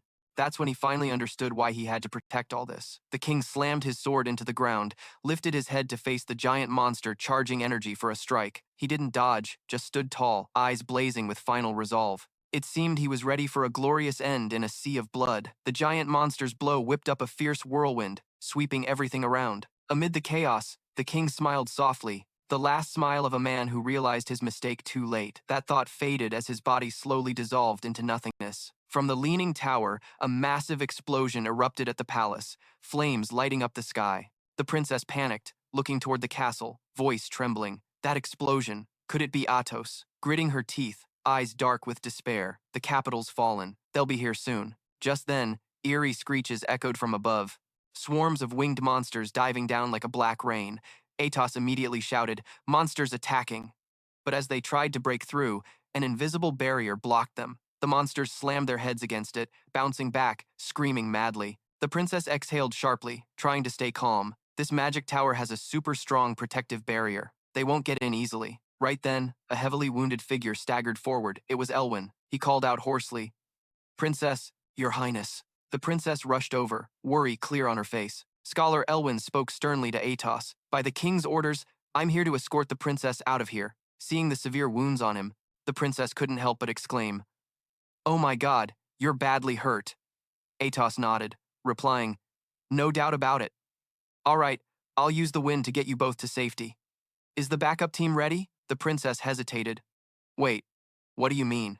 Elwyn clenched his fist tightly, his voice dropping low. "His Majesty has passed away." The space suddenly fell silent. The princess was frozen, whispering softly, "No way." Elwyn looked at her with heavy eyes. "Everything's been arranged already. When the capital falls, my mission is to get your highness to a neighboring country to escape." The princess turned to Athos, tears welling up. "And you? You're not coming with us?" Athos smiled, a smile both proud and bitter. "If I leave this place, where else would I go? Those monsters share my bloodline. Humans already see me as the enemy. No matter where I go, there's nowhere I belong." He sat down by the city wall, staring into the distance. "The place where the knights fell is the dragon's tomb. I belong here, and I'll guard it until my last breath fades." The princess's eyes widened, staring hard at Athos. Suddenly, she leapt into the air, wind swirling around her small frame as she flew before him. Her clear voice rang out, "Then let me be your dragon knight. Don't forget, I was born here. This is my home. I'll protect it with you. Don't underestimate me. My wind control has reached the pure flame level. Come on, let's seal the pact. How about it?" Athos was stunned, briefly surprised, then laughed as he looked at her. He reached out his hand, and they clasped tightly in that moment. He gave her a softly glowing scale. She was impossible to resist. Fine. The old tradition, the pact scale. The princess gripped the scale, eyes sparkling. "So it's really that simple? From now on, we're together forever." Athos chuckled softly, but his voice dropped low. "Forever. Without ever seeing each other again." She froze. "What?" Before she could grasp it, Athos suddenly used wind magic, a strong gust pushing the princess toward Lewin. "Scholar Lin, I entrust the princess to you." She screamed in panic, tears streaming, unable to believe what was happening. Atos's voice echoed, "Go, Your Highness. You don't belong with dragons. Your place is with the human world." No sooner had the words faded than tragedy struck. Behind Lewin, his eyes turned blood red, his hand stabbed straight at the princess. A chilling thunk times echoed as her heart was ripped out, bright red blood splattering everywhere. Atos was stunned, eyes wide, his body frozen like stone. The princess collapsed, lips trembling, her eyes slowly losing their light. Elwin's voice rang out, hoarse and twisted. "General Atos, be careful. The Thunder Origin has begun." His body convulsed, his face distorted as a giant monster tore through his flesh and emerged. It clenched the princess's heart, grinning grotesquely. "Fresh meat, so tasty. Your lifespan's running out fast. So, Atos, killing the one you love, does that satisfy your thirst for revenge in the fire that once burned me?" Ha ha. Atos's eyes darkened, cold and terrifying. The monster still squeezed the princess's body, laughing and growling. "Does killing your beloved make you feel fulfilled, White Dragon?" On the monster's bloodied hand, the princess's heart still beat weakly, dripping bright red drops. Suddenly, its eyes flashed madly. Its muscular hand crushed the fragile heart, shattering it like bubbles. At that very moment, Atos's night clones seemed to lose control all at once, their eyes blazing with murderous intent, darting like black lightning. They all unleashed the death shadow step, their forms blurring then vanishing, leaving only the sound of rushing wind. In a flash, the monster's disgusting tentacles were severed, falling scattered on the ground. A bone-chilling roar echoed everywhere, sounding like the very space was being torn apart. But instead of pain, it laughed with twisted delight, its hoarse voice terrifying. "Haha, useless. It's all useless." One of Atos's clones rushed forward, catching the princess's limp body, his eyes full of sorrow. She whispered his name softly, lips curling into a weak smile, a clear tear rolling down over the gaping wound still bleeding on her chest. She said no more, falling silent as if the whole world had stopped. The monster burst into a long laugh, its voice dripping with arrogance. "Proud White Dragon, your tribe is nothing but sacrifices for me. The body you see is just one of my countless clones. My seeds have spread everywhere, parasitizing life, sucking blood, devouring flesh, and when the time comes, they'll break free from their cocoons. Just like that crippled old man." It bared its teeth in a wild grin. "Ha ha ha! Your whole tribe will turn into vengeful monsters, ravaging every land. And you, Hero Atos, you're slowly being swallowed by the curse. One day, you might even kill the princess you love with your own hands." Every word stabbed deep into Atos's heart. Inside him, pent-up emotions exploded. Rage, pain, regret, burning hatred. Dark, cursed energy swirled around him, his eyes glowing fiery red, colder and more terrifying than death itself. The monster's voice dropped low. "But what if I told you I could change all this?" Atos's eyes widened, breath caught in surprise. The monster curled its lips into a twisted smile that thickened the air around it. "Heh heh, I hear your heart pounding out of control. I'm Sidus, once the absolute ruler of the old world, a god once worshipped." It stepped closer, voice whispering into his ear. "I can help you crush the beasts, protect this kingdom, even bring the princess back to life, so you two never have to be apart again. Just accept one small condition. Give me your heart, and that's all." Atos remained silent, staring into nothingness, struggling to stand, legs trembling with inner conflict. Sidus spoke again, his voice low and hypnotic. "You have two choices, White Dragon. Die here with the princess in this tower, your bodies torn apart by monsters, or give me your heart, and in return, she becomes your dragon knight. Then you'll protect this kingdom together, never separated again. But hurry, my body's fading fast, and your time's running out too." As he finished, blood suddenly spurted, staining the space deep red. Sidus froze. Atos had ripped out his own heart, holding it up before him. From afar, Atos's clone, Qin Feng, still holding the princess, stood frozen, unable to believe what he was seeing. Sidus chuckled hoarsely. "Ha ha, damn good, my White Dragon. Looks like you've chosen the right path." The heart in Atos's hand still thumped, each beat echoing like a battle drum. Sidus raised his hand, and black light spread out from him, engulfing the heart. "I grant this heart the ultimate blessing. It will never stop beating. The one you love most will receive it, awaken, and come back to life." The heart slowly floated to the princess's chest, the light merging into her body. Sidus smirked, his voice chilling like a cold wind. "You won't die, nor turn into a monster. Your heart is now one with hers. From now on, you'll become a dragon, the immortal White Dragon, forever guarding that girl." A brilliant light suddenly burst from the top of the leaning tower, lighting up the whole sky. Atos's body began to shift violently, waves of radiant energy surging like ocean tides. In the blink of an eye, he fully transformed into a massive white dragon, wings spread wide, roaring so loud the earth and sky trembled. Standing atop the tower, Atos let out powerful roars, his presence ready to crush the heavens. Spirals of energy swirled around him. With a soft whoosh, he vanished and reappeared in the blazing battlefield. Without hesitation, Atos opened his mouth, unleashing scorching dragon fire so hot it warped the air. The flames spread wildly, burning the screaming monsters below. Wherever he flew, only ashes and smoke remained. The entire capital quickly turned into a sea of blazing red fire, like hell on earth. The screams, the thunderous flapping of wings, and the sounds of explosions blended into a chaotic yet epic symphony. From afar, Sidus's voice echoed with a cold laugh. Enough. That power's strong enough to cleanse this entire kingdom. Atos kept spewing waves of fire, wiping out every last monster. Meanwhile, from the tower's peak, streaks of deadly lightning flashed, shooting in all directions, as if the sky itself was enraged. At the summit, the princess's eyes grew vacant, dark energy seeping into her body, making her tremble, racked with pain. Below, her flesh twisted and black tentacles sprouted, wrapping around her frail form. In an instant, she was no longer human, but a half-beast creature, completely swallowed by darkness. A low voice echoed inside her mind. Everything will belong to me. He was the mastermind behind it all, though sadly not strong enough to transform into a dragon lord himself, so he had to borrow a human body for now. But that didn't matter. As long as he controlled the white dragon, gathering souls would be no problem. Yet suddenly, he froze, a creeping unease rising. Strange, this kingdom was burned to ashes, so why hadn't the white dragon returned? Before him, two glowing scales appeared, emitting a soft light seeming like the princess's last flicker of consciousness. She struggled to control her body, hands clasped in prayer. Cuss froze, staring at the destined scale, the one Atos gave the princess in their last meeting. One symbolized a vow never to meet again, the other a promise to protect the kingdom's tower forever. Sidus frowned. Is that the white dragon's oath? Has he figured out my plan? Gritting his teeth, he snarled, that damn dragon would rather roam free in the magic tower than be used by me.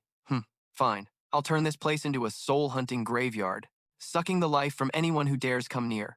One day, this Sidus will rise again and rule the world once more. Time slipped away like sand through fingers. Stars shifted, blue seas turned to deserts, countless eras passed quietly. Back in the present, inside the magic-leaning tower, Qin Feng held the princess's heart tightly, more precisely. The heart of the white dragon Atis. He stared at it a moment, murmuring, is this the story behind this game? But no, it felt too real. Every detail, every image, vivid like a memory. He felt like he'd just touched the origin of the monsters in the game, something tied to history. Suddenly, dark energy burst out, swallowing the surrounding light. The heart in Qin Feng's hand vanished, and before he could react, the system announced, congratulations, player. You've acquired the mythic skill, Shadow Strike Clone. Creates 3 clones lasting 7 seconds. Each clone can use skills identical to the original, dealing 100% damage. Cooldown, 60 seconds.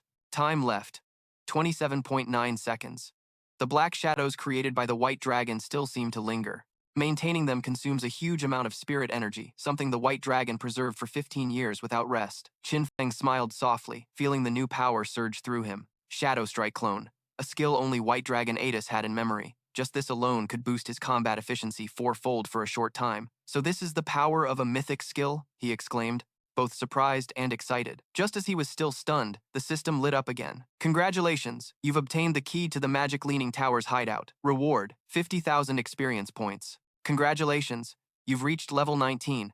You received 360 evolution points, 7 pieces of equipment, and 3 skill books, plus the key to the Skull City Ruins gate and a level 20 map of the Skull City Ruins. Qin Feng curiously lifted the map, eyes gleaming. Skull City is a new map? I haven't heard a thing about it. Where is it? On the map, a red circle marked the city's location. Qin Feng flipped the map, realizing it looked like an island in an inland sea. Could it have once belonged to the Magyar Empire?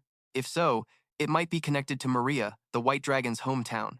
That place definitely hides many secrets, maybe even rare treasures. To get there, you need level 20. But Min's only 19, almost there. But first, I gotta sell this key. Saying that, he pulled the key from its hiding spot beneath the magic leaning tower. Cut to the base, the hideout nestled in a heavy industrial zone where trees grew tangled with rusty rooftops. Huang Zifan stood among the drill gang, asking, Guild leader, what now? We can't take down that level boss beast or contact the darkness for help. Huang Zifan sighed. Fine, I'll reach out to some contacts in Jianghai City. They have good ties with the dark side. I'll ask them to pass the message. Suddenly, Qin Feng appeared beside Huang Zifan, still invisible, his voice ringing out, "Guild leader, no need to negotiate directly." Everyone in the guild jumped, turning to look at him. When did he get here? What's this dark guy up to now? Qin Feng smirked teasingly. Relax. If I had bad intentions, you'd all be dead by now. The system only opens the barrier for friendly people at the hideout. Not just anyone can get in like I did. Huang Zifan frowned and asked, "Darkness, what deal did you just mention?" Qin Feng casually pulled out a faintly glowing key and smiled. "What else? Of course, it's the deal for the magic-tilted hideout." He tilted his head at guild leader Huang, half joking. "So? Not interested, Leader Huang?" Everyone in the guild was stunned. "What? The hideout key? Darkness killed a boss-level phantom jade? No way." Huang Zifan's face showed shock, but she quickly regained composure and said, "Interested? Name your price." Qin Feng smiled calmly, voice like a 1,000-year-old forest. "Same old price. 1,000 years." Huang Zifan smiled. "All right, thanks." But before we finish, a hot-headed guy in the team suddenly jumped up, yelling, "Darkness, you're shameless! So it was all your plan, huh?" he shouted, pointing at Qin Feng like he was playing the hero. "First you attacked me, then used the chaos to break the teleport gate, making our team lose fighting power and get wiped out. Now you're pretending to be honest, selling stuff for 1,000 years? You're the lowest scum ever." Huang Zifan frowned, hearing her son talk like that, and snapped, "Prince Thon, back off right now." But he was stubborn. "Mom, you're being fooled. That key belongs to us. The guild worked hard and shed blood to get it. How could we just lose it?" Qin Feng glanced at him coldly. "Oh, yeah? What do you want then?" Prince Thon sneered, full of scheming. "Simple. Give us the key back and pay compensation. I'll pretend the 1,800 years of lifespan never happened." Qin Feng looked at Huang Zifan, smirked. "Leader Huang, you've got yourself a real gem of a kid." Then he folded his arms and nodded. "Fine, let's do as he says." Hearing that, Prince Thon lifted his head proudly, grinning like he'd won, while Huang Zifan's face turned pale as death. Then Qin Feng calmly dropped this line, 100 years, not a day less. Prince Thon thought he agreed and laughed triumphantly. "See, Mom? You gotta be tough with people like this." But when he caught the meaning behind Qin Feng's words, he froze, face going ghostly pale. "Wait, what did you say?" At this point, Huang Zifan's face was as dark as a bottomless pit. Qin Feng stayed calm, voice light but cold. "I came here to do serious business with you, yet you insult me. I'm holding back for everyone's sake, but the price is non-negotiable. 1,800 years of lifespan, not a day less." Prince Than clenched his teeth in fury, but before he could retort, a slap like thunder from his own mother sent blood flying from his mouth. He could only stare dumbfounded. Huang Zifan's voice was cold. "Tu Tui, take Prince Than's team to train right now. They can only come back when they meet the requirements." Tu Tui immediately replied clearly. "Aunt Huang, Prince Than is so frustrated." "Wait, I haven't finished yet. Why did you hit me?" But Huang Zifan didn't care, just turned to Qin Feng with a forced smile. "Sorry, Darkness. I really raised a strict kid, making you laugh." Before she could finish, Qin Feng cut in. 1,800 years? Want me to repeat?" The mood dropped. Huang Zifan was silent for a moment, then said, 100 years is fine. I heard you sold another hideout in Jianghai for 2,000 years, but our guild is badly hurt now, can't pay all at once. Can we do installments?" Qin Feng nodded. "Sure, pay 1,000 years up front. The rest 800 years, I'll come back in 10 days to collect." Huang Zifan sighed in relief. "Grateful. Thank you. I agree." Right after an announcement rang out, "You lost the key to the Magic Tilted Tower hideout. You received 1,000 years of lifespan tradable. Transaction complete." Qin Feng smiled. "I'm off." Saying that, he vanished into thin air, leaving behind a group still stunned. In his heart, he thought, this heavy industry guild really has potential. If we cooperate long-term, maybe they'll become a major force in the big market. After Qin Feng left, Huang Zifan took a deep breath and declared, "From now on, the Heavy Industry Guild will take the platinum-level Magic Tilted Tower as its main base. To repay the debt, the guild will tax 50% of lifespan. Sounds high, but it's an investment for the future." Everyone in the guild responded in unison, voices echoing through the hall. "Leader, we'll definitely stand united as one." Cut to outside, in a dense forest shrouded in misty bones. Tu Tui looked at Prince Thon, voice soft but full of reproach. "Si Cheng, don't be mad, but honestly, you messed up today." Prince Thon was still sulking, face flushed with anger. He shoved her hand away, snapping, "Don't butt into my business. That damn Darkness, sooner or later I'll make him kneel and beg for mercy." Someone ahead suddenly shouted, "Watch out!" A silver boss was about to fight. The whole team instantly went on alert. "Nurse, get over here quick!" Little Tui dashed forward, her hand gripping a glowing magic staff. Prince Thon stood behind, snorting coldly. Watch out, the boss is poisoned, make sure to detox, came a voice from the front lines. Got it, no worries. Little Tui replied, eyes steely.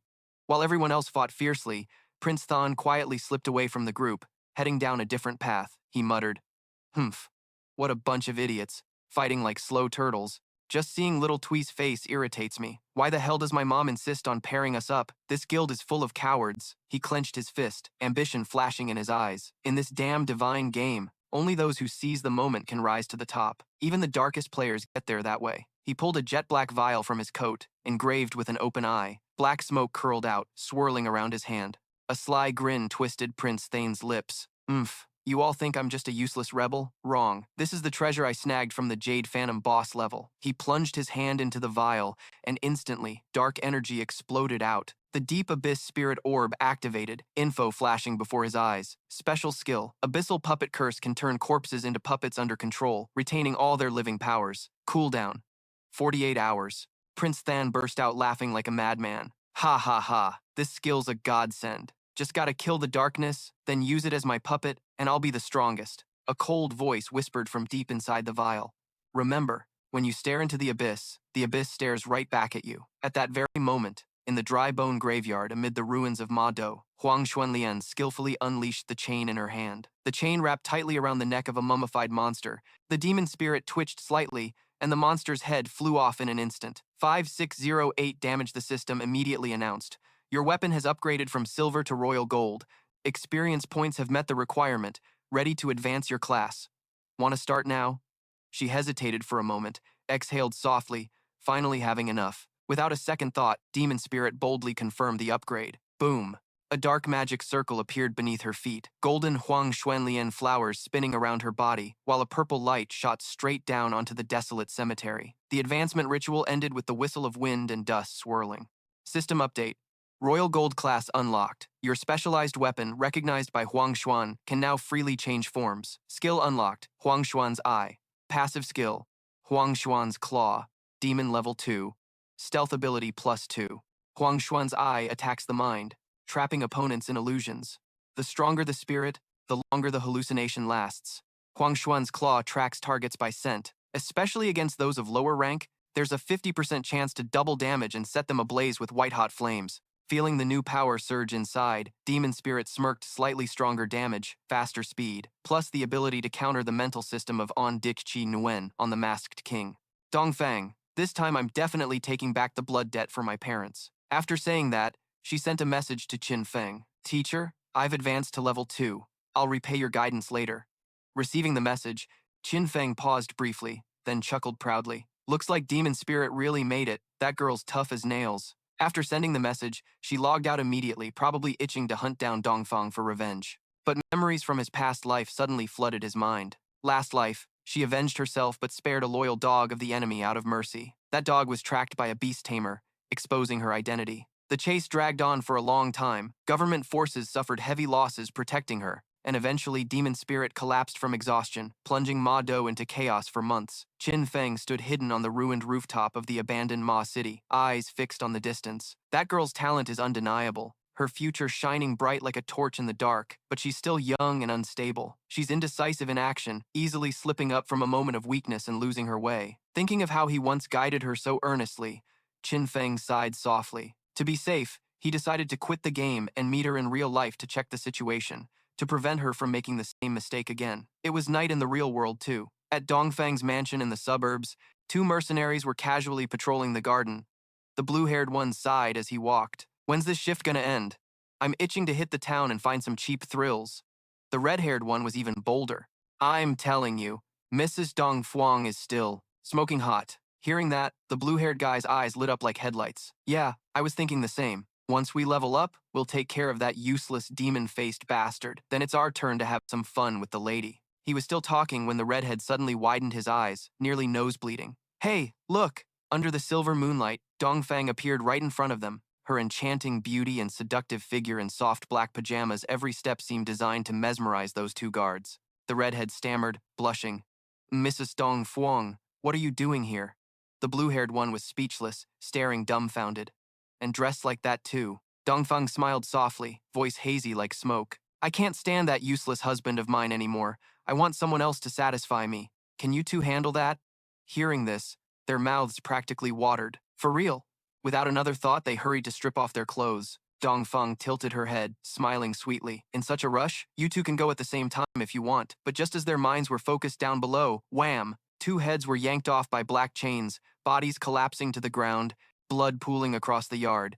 Dong Fang's alluring figure vanished like smoke. The one who struck was Demon Spirit. After swiftly taking out the two guards, she slipped inside, cold as ice. Meanwhile, the masked king lounged arrogantly in his hammock, legs crossed, looking like he was enjoying a vacation amid his signature stinky pestilence. Suddenly, he cracked one eye open, chuckling, "Oh, a little rat sneaking in here?" His entire mansion was shrouded in his pestilence aura.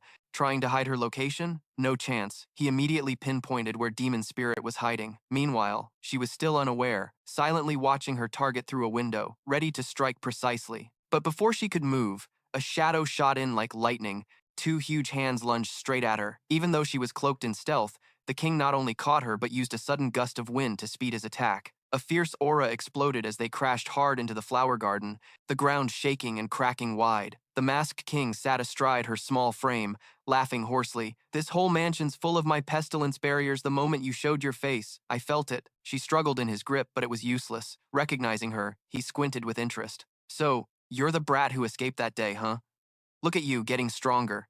If you grow any more, maybe you'll be a worthy opponent to get me fired up." He spoke while playing out the emotions himself. "Damn, this is exciting. I really want to snap your neck right now, but gotta hold back so you get a little stronger first. But no, I can't take it anymore." It was like he was arguing with himself, torn between killing or sparing her, while his grip on her neck tightened. Demon Spirit's breath grew weaker, then stopped completely. Her head lolled to the side, lifeless. The masked king jerked. "Shit. Did I just choke her out?" He panicked, dropping her, blaming himself like a guy who just lost his insurance. But at that moment, his chest was pierced by a sharp claw. Demon Spirit's body on the ground dissolved into smoky mist. She was actually standing right behind him, eyes steady, hand plunged deep into his chest. In the brief moment before his consciousness faded, the masked king's eyes widened in disbelief. "Wait, what? Didn't you just die?" Demon Spirit's eyes suddenly flared with a blood-red glow, the Huang Xuan's eye. She didn't even bother hiding it, calmly telling the masked king, "By now, you should realize, right? You've been trapped in my illusion all along. You're so damn stupid. The only thing left is to go meet your ancestors." Shi Wang exhaled weakly, his voice hoarse to the point of fading out. "When did the illusion magic start?" Guilin smirked coldly, like she was stating an unchangeable fact. "From the moment you dared to look me straight in the eye, that very second, your fate was sealed." Only then did he remember the scene where she grabbed his collar earlier. Turns out, from that moment on, he was already the loser, though, knowing it was useless since his fate was already set. Shi Wang collapsed to the ground, the corner of his mouth twitching as if to give a bitter laugh. "I lost. You're definitely an opponent I can't underestimate." Just then, the upstairs window slammed open, and Dongfang poked her head out, shouting, "What's all that noise outside?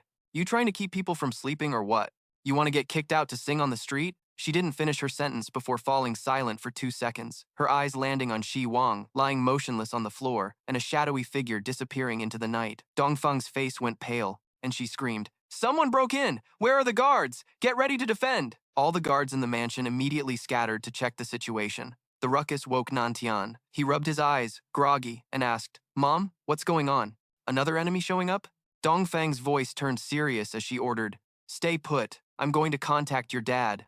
Nantian clenched his fists, trying to sound tough. "I'm grown now. I'm a profession user too. I can protect you." She sat down, hugging her son, her voice trembling with emotion, but still throwing shade at her husband. "My son's amazing. Too bad that useless husband of mine isn't half as good as you." Bang! The door was kicked open. Nantian Huanghun pulled the blanket over his head.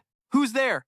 Who is it?" he called out, only to be met with a bloodied corpse collapsing right in front of him. Dongfang stepped back, her voice shaking. "All the guards are dead? No way. Could he have known our plan?" Just then, Guilin slowly appeared behind her, voice dripping with amusement. "Oh, what's this secret plan you're talking about?" Panicked, Dongfang spun around and yelled, "Who are you? We have no grudge against you. Why attack us?" Guilin laughed coldly, finding it all hilarious inside. She pulled down her hood, no hatred or resentment, and stared straight at Dongfang. "Don't recognize me? Look closely. See who I really am." Her eyes suddenly glowed with a bloodthirsty red, an unnamed fear crawling through every pore. She finally realized it's that damn brat. Didn't expect you to still be alive. Huang Xuanlian obeyed Guilin's command, piercing straight through her body, leaving no chance to escape. Guilin was like a judge from hell, cold and decisive. "Accept death, demon," Dongfang groaned on the bed, a fierce dog barking a few times. Nantian curled up, eyes full of hatred staring at Guilin. "You killed my parents. Now I'm gonna kill you right in front of your son." She clutched her head, begging in pain. "I lost. Just one request, don't hurt my son." Guilin used Huang Xuanlian to lift her up, laughing mockingly, the sarcastic laugh making the dog bark even louder. Nantian trembled, calling out, "Mom," Guilin replied coldly. "What right do you have to set terms with me?" Dongfang weakly muttered, "This is our grudge, my son's innocent." That sentence pulled Guilin back to the image of her deceased parents, a few tears sparkling before she asked evenly, "When you hurt my parents, did you ever think this day would come?" Before waiting for an answer, she ordered Huang Xuanlian to crush her insides. "Die," she whispered. Nantian and the dog curled up in fear on the bed. When it was over, the house was shaken like it had just been through a storm. Guilin panted, her fiery eyes glancing at the two lying on the bed. Nantian looked pale, pulling the blanket over himself and letting out a soft sigh of relief. Guilin stepped forward again, but instead of finishing them off, she turned and left, sparing both him and the dog. Under the blanket, Nantian stifled a laugh he'd just escaped death. His gaze shifted, cold like a hunter who just dodged becoming prey. "I've long been sick of my mom's endless control," he whispered inside, a sly smile of relief crossing his lips.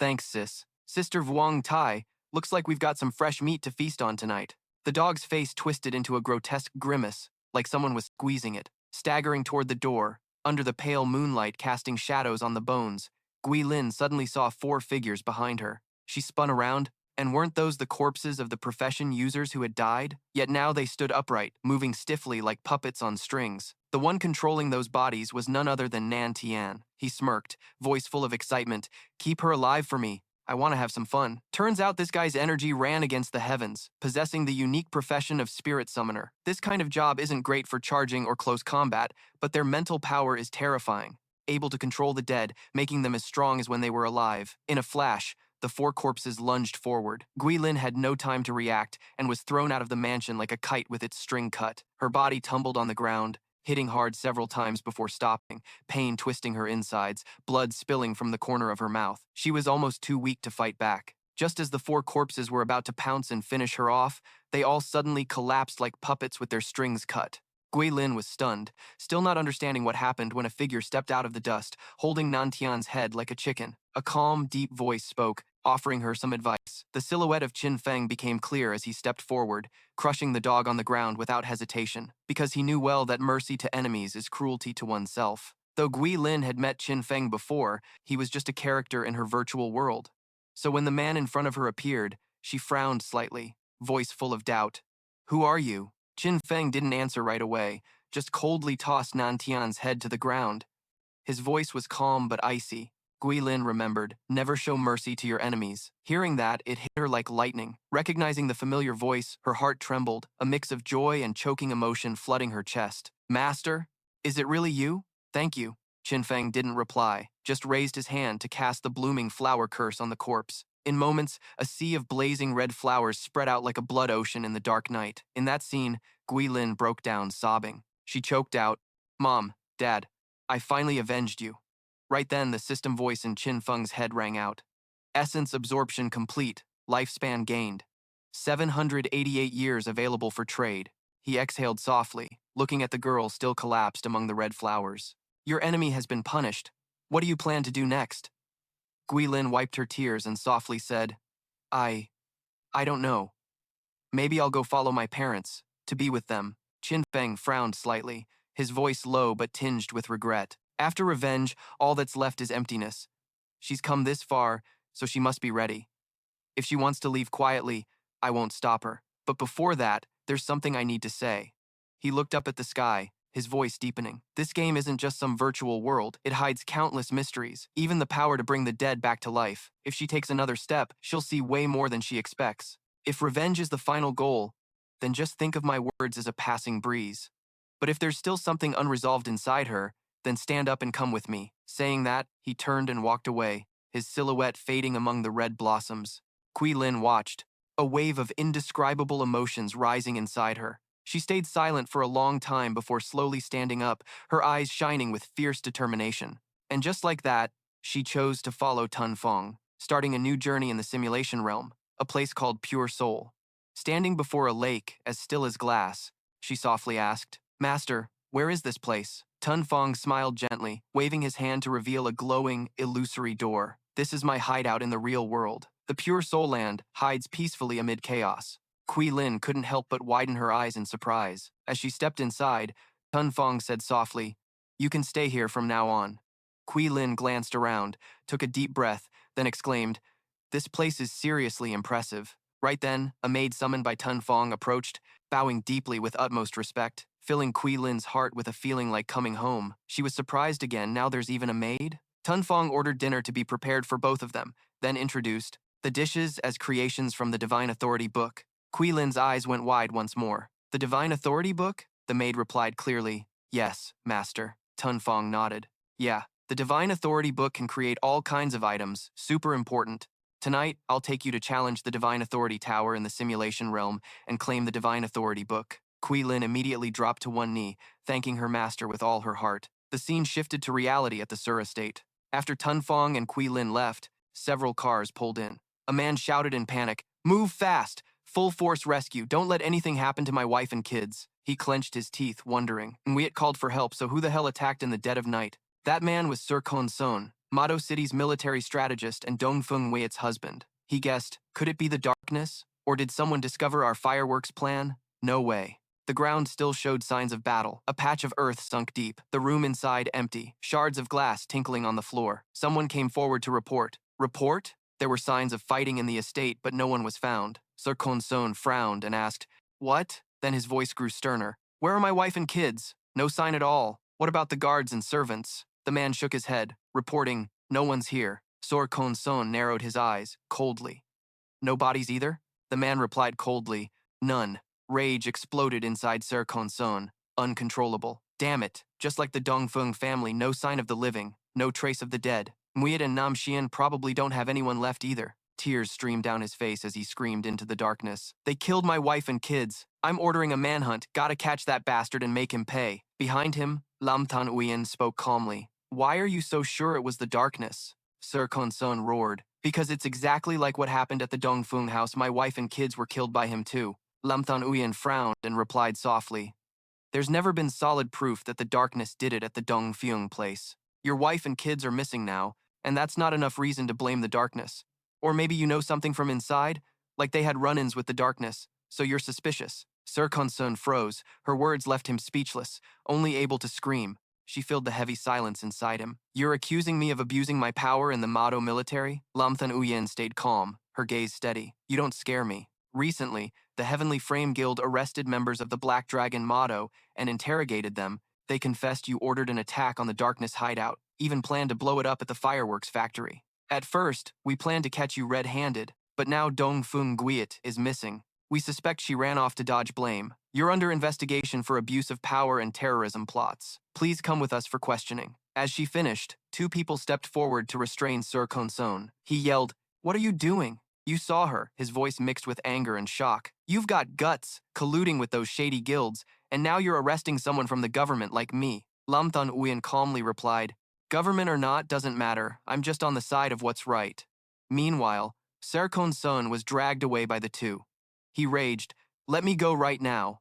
Lam Tan Uyen said coldly, "Commander sir, you'd better cooperate. If you're innocent, you can stir up trouble with me anytime. But for now, we're taking you to Mado prison for questioning. Time there moves 100 times faster. You better be ready." Sir Son screamed, furious, "Damn it, no way, you can't do this. I'll report to my superiors." No matter how loud he yelled, he was forced into the car. At that moment, figures appeared in the tall trees around. A lookout called out, "Target acquired, the noisy guy is definitely our mark, right?" The girl beside him nodded. "Yep, that's Sor Son, the Mado military strategist." The group quickly prepared to strike. Under the cover of night, the car carrying Sir Son sped down the road as he kept shouting, "Lam Than Uyen! I'll report this, you can't just arrest me like that." Lam Than Uyen sat up front, her voice calm but firm. "The arrest was ordered from above. Save your breath, stop yelling." Sir Son grumbled and fell silent. Suddenly, something whizzed by, Startling the driver, a deadly arrow shot straight at them. The car skidded out of control, crashing onto the roadside, windows shattering. Lam Than Uyen screamed in pain. Damn it, what the hell? The driver, Gong Min, replied in chaos. We're stuck, can't move. Lam Than Uyen looked up, eyes wide open. In front of her, a big hand grabbed Sir Conson, pulling him out of the car. It was the group from before. The curly-haired guy yanked his sword with a smirk, like it was a piece of cake. Mission complete. The cops inside the car shouted, "Let him go! Hands up, or we shoot!" The curly-haired guy laughed out loud, mocking, "These government dogs don't even get it yet." The girl beside him grinned wickedly, her laugh sharp like a blade. Heh. Suddenly, the cops froze as a tall figure appeared from behind. Both hands swung up, gripping two hammers as he charged forward. He unleashed the meteor fire water strike. Two hammer blows slammed down, crushing the vehicle's body. Before anyone could even react, the car suddenly exploded. Screams echoed everywhere. The curly-haired guy's eyes went wide. Whoa! That much power? The dark-skinned man behind him replied, Lord Xiao Duo never lies. The hammer wielder stepped forward, grinning ear to ear with pure satisfaction. Ha ha, this feels damn good killing these government dogs. Lord Xian's card boosts my power 5 times from level 10, enough to reach level 50 strength. Too bad those mutts won't live long combined. They probably don't have 100 years left. Another guy cut in. That's just fly shit.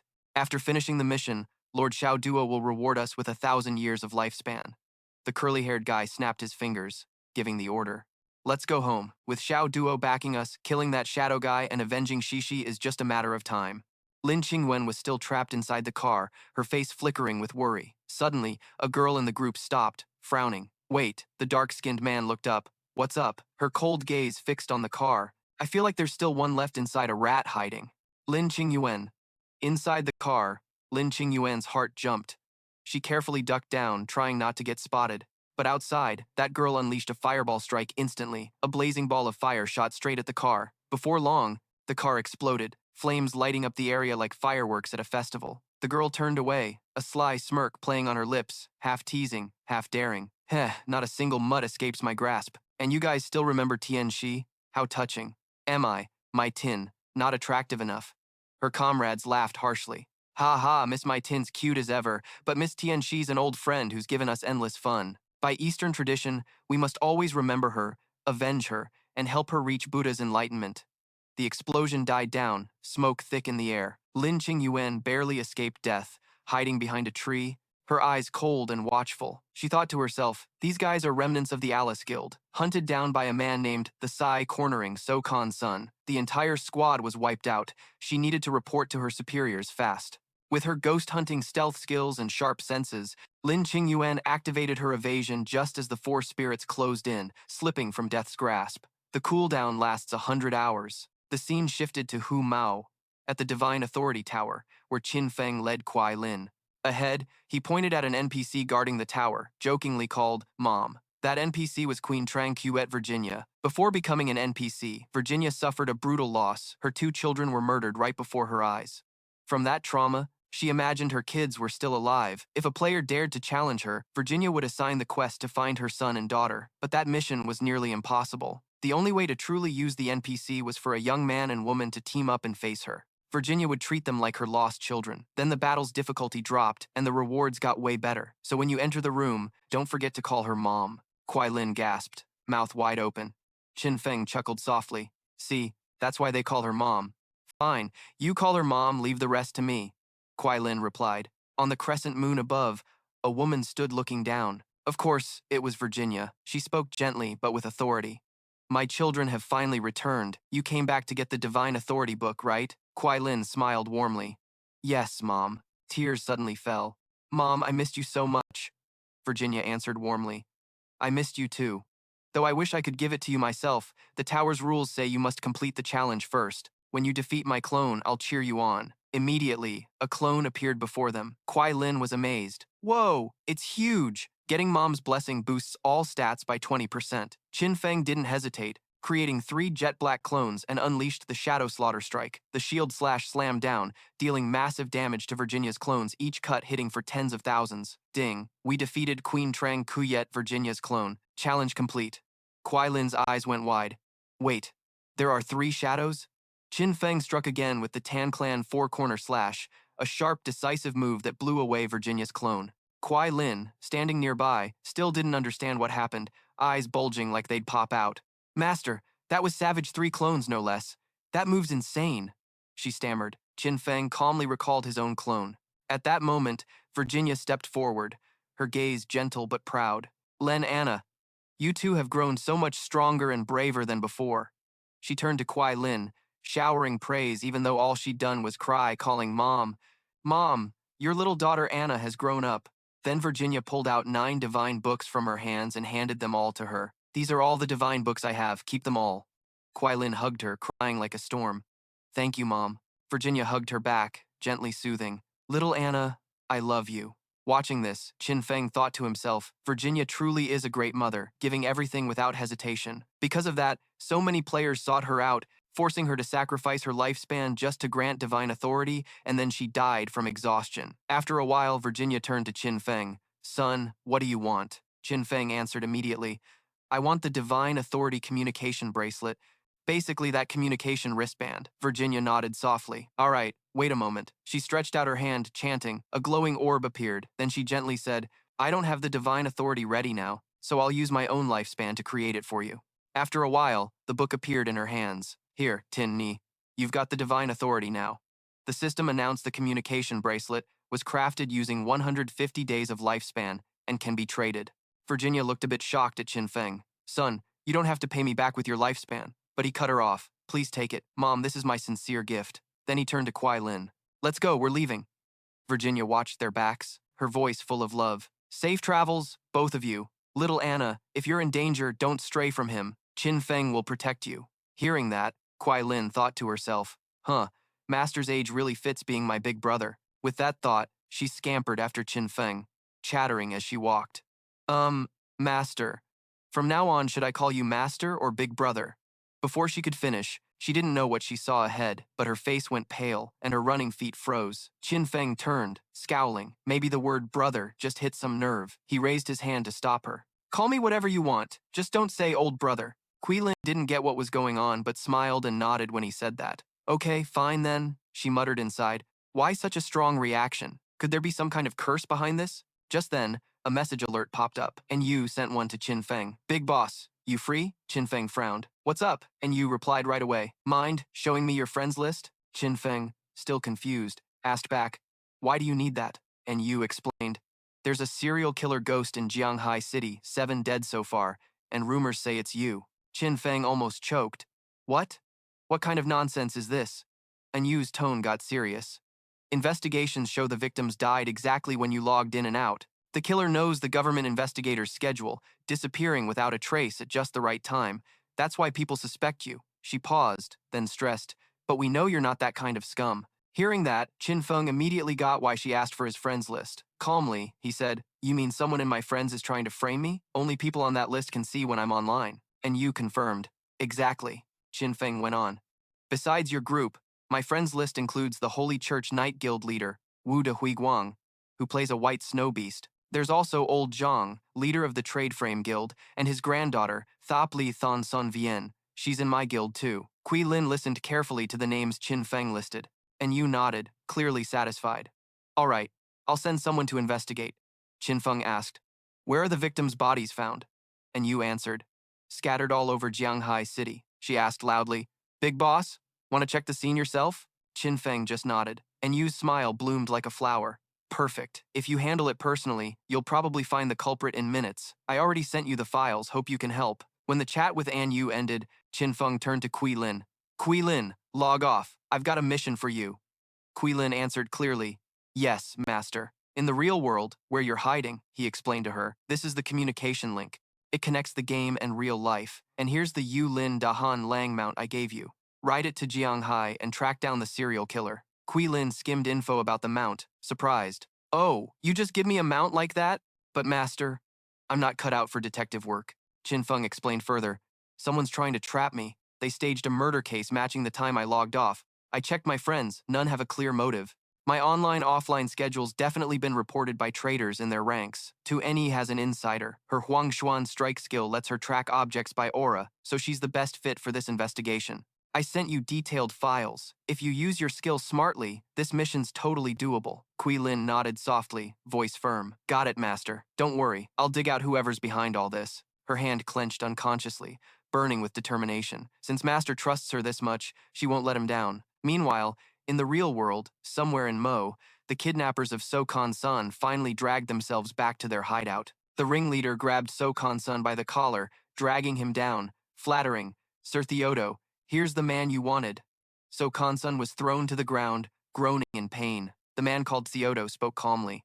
Good job, Tony. Hearing that familiar voice, So Kansun immediately grew suspicious. Theodo? Could it be you? Turning around, still holding a cigar in his mouth, he looked like he just stepped out of a mafia movie. Dear So, looks like you haven't forgotten me. We had a great chat at the embassy party last time. Seeing you suffer injustice broke my heart, so I asked some friends to handle things and bring you here. So Kansan recognized him and blurted out, so it really is you, Theodo from the embassy. But wait, these guys all look like wanted criminals from the lower city, even tied to the money trade. Are you fighting the darkness or messing with the government itself? Theodo laughed out loud. What's the difference? Everyone knows officials and the underground are like best buddies. So Kansan frowned, voice full of bitterness. My wife and kid were brutally killed. They should be hunting the underground, but instead, they're chasing a loyal officer like me. You're saving me for a reason. Spill it, what do you want? Theodo acted like he was just chatting over tea. I'm a fortune teller, and the reading pointed straight at you. It says you can help me find what I'm looking for. Mr. So, what's your profession? So, Kansan chuckled. Looking for stuff, huh? Well, you came to the right guy. I'm the one and only hidden profession, a pastor/feng shui master. Skill 1, Yin-Yang Harmony, flips the enemy's emotions on a dime, plus it deals extra damage to all kinds of monsters. Skill 2, Earth Vein Sense, helps track down treasure, hunt monsters, check feng shui vibes, super versatile. Too bad it's just a support skill, so soloing the darkness? Yeah, not gonna happen. Suddenly, his eyes flared red like they caught fire. Without a word, he activated Yin-Yang Harmony. In a flash, Tony and the black guy next to him started blushing like crazy, looking like two roosters doused in gasoline. Where the hell is your head? Mr. Shi clearly told him to help us find the stuff. The black guy shouted, pissed off enough to blow a fuse. Keep talking trash if you want. I want to see what you'll do. He growled. Tony wasn't scared at all. He played right into it. If it weren't for that cash, I'd have smashed your skull by now. Just that, and these two giants, like walking refrigerators, charged at each other, fists flying everywhere. Damn it. I'm gonna stomp your face flat right now. You want to taste my fists? I'll give you a full serving. So Kansun didn't even bother turning around. He calmly told Shi, that's my skill. Once it hits, they fight till one's down. But heads up, it doesn't work on anyone 5 levels above me. Hearing this, Xian clapped loudly, laughing, ha ha, awesome, just awesome, totally worth the trip to find you. He pulled out another card. All right, enough fighting. Our real enemies are the government and the dark forces, not each other. He tossed the card up. A crescent-shaped light spiraled out, purifying the moon god, and instantly a beam shot straight at the two guys still throwing punches. Within seconds, the negative effects vanished, and the two snapped back to reality, staring at each other like they just woke up. The only girl on the team burst out laughing. Ha ha, So's skill is seriously OP. Those two got wrecked hard. Xian turned to her. Miss Anne, please heal those two. Got it, Mr. Xian, she replied and stepped forward. She then looked at So Kan-sun. Tonight, everyone rests first. Once they recover, we start moving. So Kan-sun whispered, startled. Weird. My skill shouldn't be broken by some basic purification. What exactly is Xian's profession? Xian smiled confidently at him. From now on, you're officially part of our team. I'm Xian, the only hidden profession in the pastor system. Fortune teller here, I can pull out different cards for divination, purification, or teleportation. And some cards can even be used once by others. In Jianghai City, Guiling gently reached out, sensing every pulse of energy around her. She used her special ability to confirm the Huangquan checkpoint, and immediately, a bright smile lit up her face. Found it. This is the culprit's aura. She followed the remaining energy trail, guessing the direction the guy went. Next to her, the Guiling corridor appeared just like Qin Feng described, and without hesitation, she hopped on it and said, all right, Guiling corridor, let's roll. Scene shifts to Jianghai City. At Qin Feng's old house, persistent knocking echoed. Tap, tap, tap. A small hand kept knocking non-stop. Xiaodu opened the door, smiling. Nian Nian. You're here? Standing before her was Suran waving his hand, and beside him, an older man with silver hair. Xiaodu's eyes lit up. Oh, is this the buyer for the house? Nian, you're really something. Just yesterday I was thinking about selling, and today you've already found someone to buy it? Suran hurried to explain. No, Xiaodu, this is the fortune teller I hired for you. I want him to help find your brother's whereabouts. The silver-haired man spoke seriously but politely. Hello, I'm fortune teller Nhando. Xiaodu frowned. You're telling my brother's fortune? Yeah? What's up? Suran looked a bit down, explaining, I have to move out in 2 days, won't be living with you anymore, and I'm worried about you being alone. Xiaodu jumped up, surprised. What? Why the sudden move? Where are you going? Suran stayed thoughtful, sighed. The Jianghai government just uncovered a platinum-level hideout, the holy church near the stadium. The Saha Guild is involved, and I'm going with them. But don't worry, fortune teller Nam's predictions are legit. He'll help you find your brother. So Kanson added, that'd be me. Suran nodded, reassuring, Qin Feng's trustworthy. Just pray sincerely, and he'll help. Xiaodu crossed her arms, acting all high and mighty. Nian, I get your heart's in the right place, but honestly I don't need it. Our brotherhood's almost 20 years old, and if he said no, then no. Even if you dug him out from some hole, what good would it do? I'm watching the gateway to the dark lair every day. I see him all the time. The darkness will definitely notice my super hidden power and invite me into his gang. Suran sighed deeply. Do. The dark forces are outsiders, no matter what. Your brother still knows you best. I trust him with this, so you should try again. I'm heading back now. Haven't even finished packing my junk. After saying that, Suran left. Xiaodu stood behind, calling after him, but before she could say anything, Nihando spoke up. Miss Tan, do you have any belongings of your brother's? I need them for the reading. Xiaodu immediately rolled her eyes. I told you, no readings. I don't care about him. Nando ignored her and walked straight inside, casually saying, I heard from Miss Yan Ran that you two lived together for a long time. So this house must have been his place too, right? Hey, wait, that's enough. Xiaodu panicked and rushed to block him. Who gave you permission to barge into my house? Like I said, I'm not here for fortune-telling. Nando stayed calm like he was just at the market. Miss Tan, I think we're destined, so this time I'll do it for free. Saying that, he pulled out a card, glanced at her. Whatever the results show, that's what it is. Believe it or not, no big deal. He tossed the card up, it flashed, then showed a blurry scene of a figure lying motionless at the bottom of a dark sea. Xiaodu froze. Curious.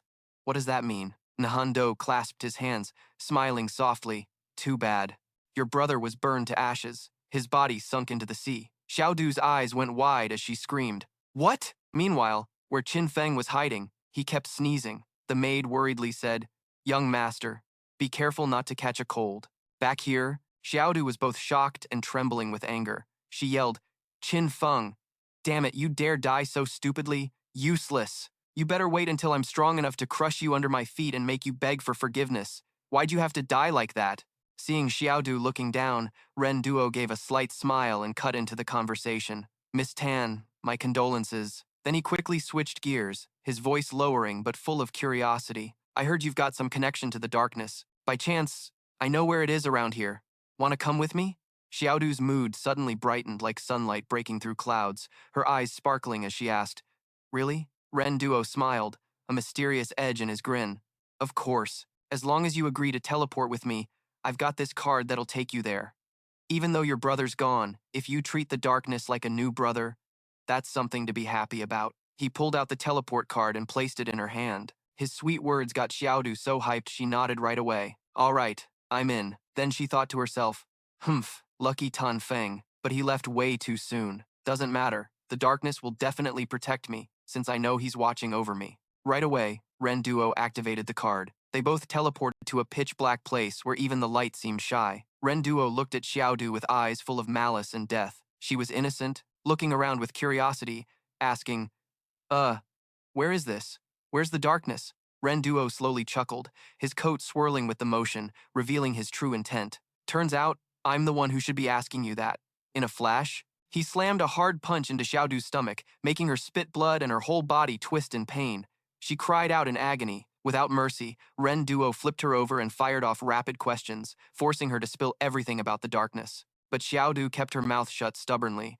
Only when pushed to the edge did she stammer, I don't know him. Tears mixed with snot ran down her face, looking both pitiful and heartbreaking. It was like all the weight of the world was on her tiny shoulders, but she stayed tough, just enduring it. Not getting the answer he wanted, his face darkened. Without a word, he threw a punch like a thunderbolt straight into Xiaodu's gut. Still denying it? Wasn't it you who said you kept watch so he could meet him all the time? He growled. The second punch knocked Xiaodu limp. She went soft like a doll with the batteries pulled out. He shoved his hands in his pockets, bent down to look at her, muttering with disappointment. Already out cold, huh? Can't even pull a little power from the game? He grabbed Xiaodu's lifeless body, dragged Legu over to a freezing metal table, and pulled out his phone to call. Hey, the goods are ready. When do we move?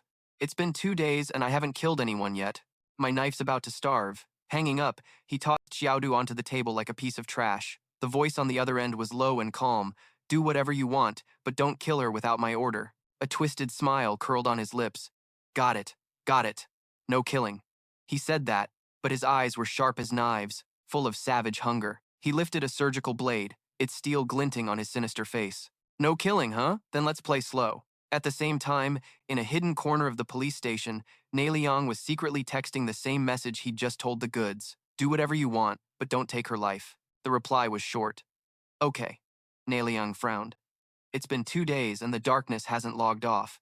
If the game data turned real, basic needs like hunger and thirst would definitely exist. There's no way someone can survive without eating or drinking like a game character. Only one possibility, and you didn't report it. Or worse, they found out someone's setting a trap. That thought gnawed at him, and he hurried outside, feeling like his chest was on fire. This is bad. Gotta speed things up. Just as he stepped out, someone spotted him and waved. Captain Ma. He just nodded slightly in response. Yeah. Inside, his anger toward Tan Feng burned hotter than ever. Darkness, if the whole city believes you're a crazy killer, how the hell are you gonna fight back? When rumors explode and society goes wild, even the government can't cover it up. Thinking that, he let out a small, cruel laugh. Ha, it won't be long now. Elsewhere, Gui Ling was riding the Dark Soul, gliding softly down the hallway, tracking the serial killer's trail. When she sensed the thickening murderous aura, she immediately knew the culprit was close. Looking toward a house ahead, the killing intent grew stronger. Focused on a single room, she detached from the Dark Soul, used her stealth vision, then quietly jumped down. Like a ghost, she crept to the window, detecting the killer's presence. Approaching, a laugh rang out. Ha ha, this is perfect, dead bones. Curious, Guiling peeked inside, eyes widening in horror. Xiaodu was hanging suspended, arms spread out, eyes blank, legs gone, blood dripping onto the floor. And the killer was none other than the goods, tilting his head back to drink every drop from the victim's body with a mad grin. It had been a long time since he'd felt this good. Xiaodu slowly opened her eyes, looking confused like she'd just woken up in a battlefield.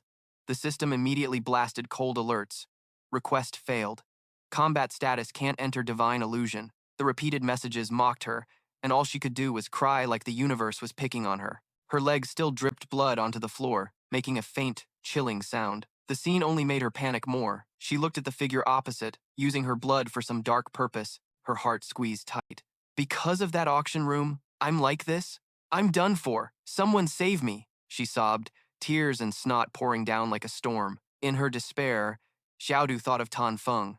As long as he's alive, as long as he's here, I wouldn't be suffering like this. Damn, Tan Feng, why did you have to die at the worst time? You were supposed to protect me, right? Just as she thought she was about to meet her maker, her body suddenly started healing. The bleeding stopped, wounds closing up. She gasped, someone saved me? But the truth hit like a kick to her pride. It was that goods guy using the priest skill to heal her. He grinned wickedly. Beautiful little sister, let me reintroduce myself. In this game, I'm the priest. My job is to keep the prey alive long enough to make the game more fun. He said it with a smile that made anyone want to run 3 miles away. Haha, that's why I picked priest. He stepped closer, voice dark. Baby, you won't like the next part of the game. He yanked her shirt hard like he wanted to shove her into total despair. Overwhelmed, Xiaodu collapsed again, foaming at the mouth from sheer terror. The goods laughed with delight. Passed out already? So weak. At that moment, Gui Ling's Huang Quan blade flashed like lightning. The goods didn't react in time before the blade pierced straight through his belly. Gui Ling slowly emerged from stealth, her eyes burning with fury. The goods hung suspended, screaming in agony. From below, Gui Ling's cold voice cut through like ice. Why do you kill? And why blame the darkness? Her gaze was like it could shred him to pieces. While the goods trembled, desperately using his healing skill to save himself. Trying to run? Gui Ling yanked the blade back hard, making him arch in pain. She slammed his head down with a thud, Blood sprayed like a busted hose, and the ground beneath him dented. Her voice was icy cold. Spill everything, or I'll let you feel what it's like to have your legs chopped off. The goods was scared to death, stammering, don't do that. I'll talk. I'll tell you everything. Meanwhile, in the ruins of Jianghai City, where Anyu's crew gathered, the atmosphere was tense. Since we stopped announcing the darkness's online and offline times, there haven't been any murders, someone said. Wang Mang nodded. That proves someone's setting him up. Xiaohei was visibly pissed. I told you, the boss can't be some twisted killer. If he really did it, there wouldn't be a whole body left, let alone all this fake crap. And you spoke up. We all know the boss isn't the culprit, but the public doesn't. They freak out just hearing rumors. And chaos is exactly what the killer wants. Once things spiral out of control, even if the darkness is innocent, the government had no choice but to take him out to calm the public down. Xiaohei blinked, confused. Do you really think the government can take down the darkness? And Yu chuckled. No way. If they push too hard, the government's the one who'll get crushed. Then, the neighboring countries will jump in to stir the pot, and the whole region will be in deep trouble. Wang Man nodded too, saying they had to quickly clear out all the suspicions around the darkness. Now, it was almost certain that the one trying to trap the darkness was hiding right inside Jianghai City's government. And Yu propped her chin, thinking. Jianghai City had clashed with the darkness more than once before. If she had to name a suspect, there was only one person she had in mind. Elsewhere, Neliang was scrolling his phone, fuming like a kettle about to blow. Why hadn't the darkness gone offline yet? It's been 2 days. Thinking about that killer maybe getting impatient and offing the prey, he got even more restless. Could it be Anyu and her crew already caught wind of it? And you, is that darkness the only thing you see? If you don't deal with it, I'll never have a chance with you. I'm willing to go against the whole region just for you. Han pulled out a card as he thought this. Just then, his phone buzzed with a message. Could it be the darkness finally showed up? But when he opened it, he nearly threw his phone in rage. The prey got away. I need 3 years of lifespan to unlock tracking skills. Bring the lifespan to this address. Nei Liang was shaking with anger. God damn it, can't even keep the prey. If this leaks, I'm done for. Fine, I gotta handle this myself. He headed to the abandoned house where the package was supposed to be and where Xiaodu was held, grumbling as he entered. Hey, you killer, I'm here. What the hell are you playing at? How did the prey get away? But as soon as he stepped fully inside, he froze. Xiaodu and Rendu were both hanging upside down from the ceiling, blood dripping from the girl's feet onto the cold floor. Nei Liang screamed in horror. What the hell? Where did the underworld blade of Guiling come from? Before he finished, the blade wrapped tightly around him, squeezing hard, hoisting him up next to the two. Guiling stepped out of the shadows, voice icy cold. So you're the one trying to hurt my master, huh? Nei Liang's eyes went wide. Master, put me down. Do you even know who I am? Guiling's gaze was ice cold, no hint of joking. I know everything. She smiled faintly, but it wasn't really a smile. Rendu spilled everything to me. Nei Liang, the Mayor Ma Gang's golden boy, you're the one who sent him to kill, waiting for the darkness to go offline so you could pin it on him and get some benefit, right? After saying that, Guiling flicked her hand, dropping Rendu to the ground with a mocking tone. Here's your last chance. Go on, deal with Nei Liang however you like. Rendu stepped forward with a sinister grimace, chuckling darkly. Heh, thanks, miss. Behind Nei Liang, his face went pale. Green Bean Rendu stopped right there. But telling him was like talking to the wind, none of them cared. Rendu charged forward, muttering, Sorry, Boss Ma, I'm just being forced. The surgical knife gleamed as it sliced just inches from Nei Liang's face, making him widen his eyes in terror. In that life or death moment, Nei Liang activated his skill, flinging Rendu and the barrier away. A loud bang echoed as Rendu's head snapped back, dead on the spot, and the lifespan orb dropped, rolling on the floor. Nei Liang quickly used a card to boost his agility, standing amid the flames and shouting, You think I came empty-handed? You little bastard, you're a disciple of the darkness, right? Fine. I'll set an example. I'm gonna crush every last one of you. Darkness and all your puppets. Solar power surged around him, his body suddenly enhanced for 3 minutes. He leapt up, firing a barrage of rocket arrows at Guiling. While shooting, he cursed, Die already! Take this rapid fire! But Guiling just shifted her foot slightly, lightly leapt up, then activated invisibility. She vanished before his eyes like she was never there. Nei Liang frantically scanned around, face full of confusion. This one really was a pro-assassin, just like the name Darkness. In a flash, Guiling's underworld blade whipped out, wrapping tightly around Nei Liang. The blade pierced straight through his arm, pain so sharp he screamed like he was being skinned alive. Hey, down there. Guiling's gaze is the kind that kills on sight. She glanced at him coldly. Weaklings like you should know your fate. That skill card isn't yours, I can tell just by looking. Spill it, who's backing you? Both arms riddled with holes like a beehive. Ne Liang trembled in pain, face pale as death. Ah, it hurts so bad. Don't kill me, I'll confess. I'll tell everything. Unable to take it anymore, he started spilling. It's those foreign guys and the money-hungry fools. They found me, told me to cooperate to kill the darkness or whatever. Guiling growled. That card was given to you by them too. Ne Liang nodded quickly. Yeah. They said there's a big shot backing them. Told me not to worry. Who's this big shot? Ne Liang's tears and snot streamed like a river. I really don't know. Please spare me. I'm dying here. I'll have my dad thank you. Guiling stared silently, then he yelled, You know it! My dad's the mayor. Whatever you want, he can handle it. Hearing that, Guiling lost all patience. She waved her hand gently, and dozens of holes appeared on Ne Liang's body, blood gushing like a fountain. She said coldly, Noisy. Die. Her master once told her, No mercy for enemies. In a blink, Ne Liang was reduced to a few fragments of shattered lifespan. Gui Ling looked up at Xiaodu hanging above. Oh right, this girl, she's already lost a leg. It's so brutal it hurts just to look at. Call the authorities to rescue her. Whether she lives or dies is up to fate. Soon after, Jianghai city officials got an anonymous tip and rushed to the scene. The police found 2 bodies and Xiaodu unconscious. 2 dead, one was Ne Liang from our agency, the other unidentified. The injured girl was unconscious but stable. Suddenly, a cop shouted like he'd found treasure. Captain, someone left this info here. The twisted serial killer case was actually a collab between 2 people. Not only that, they purposely framed the darkness. All the evidence is on their phones, plus a witness, a kind-hearted girl who wants to stay anonymous. Another cop flipped through the phone, confidently saying, There's real audio recordings. Ne Liang conspired with Ren Du to kill, then framed others. Someone inside even tipped him off about the darkness's online and offline times. Send people to catch that traitor right away. Meanwhile, Tan Feng was casually gnawing on a huge roasted drumstick when his phone buzzed wildly. It was An Yu texting the big boss of the darkness, saying the serial killer case just had a major breakthrough. Hurry and send someone to catch that traitor right now. Meanwhile, Tan Feng was chilling, gnawing on a huge roasted leg when his phone suddenly buzzed. It was An Yu texting the big boss of the darkness, saying they'd made a major breakthrough in the murder case. Qin Feng asked again, Oh, so you found the culprit already? An Yu replied, Yeah, for now it's looking like Ma Nai Luang and some guy named Ren Du. Qin Feng frowned. For now? What do you mean? An Yu sighed and explained, Both of them were on edge, but we've gathered enough evidence, plus there's a girl who got hurt.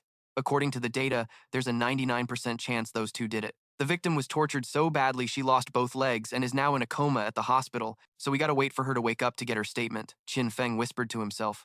Looks like Kuai Lin cleaned up the mess pretty well. And Yu then messaged again, sounding like he was apologizing and trying to sweet talk at the same time. Boss, sorry to bother you with this, but to make it up, I've got some top secret info for you. Then he went on. In the newbie town of Jianghai City, some weird stuff's going down. There are 5 ghostly creatures flying around, stalking players.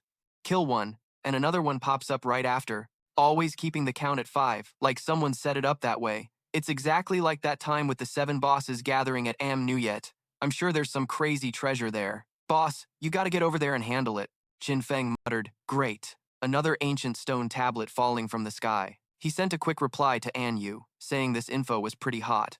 After thinking it over, he figured, based on An Yu's story, that stone tablet must be way up high. Regular players can forget about climbing up there. Only those who can fly in the late game stages can reach it. Bottom line, I gotta find a flying mount no matter what. Last time, when exploring the magic leaning tower, I got the key to the Skull Castle, which used to belong to the Mariga Empire, and is also the homeland of the Demon Clan. Thinking about that, Qin Feng's eyes lit up. Maybe there's a flying mount there. To get into that area, you need to be level 20, and he's only at 19. One more level and he's good.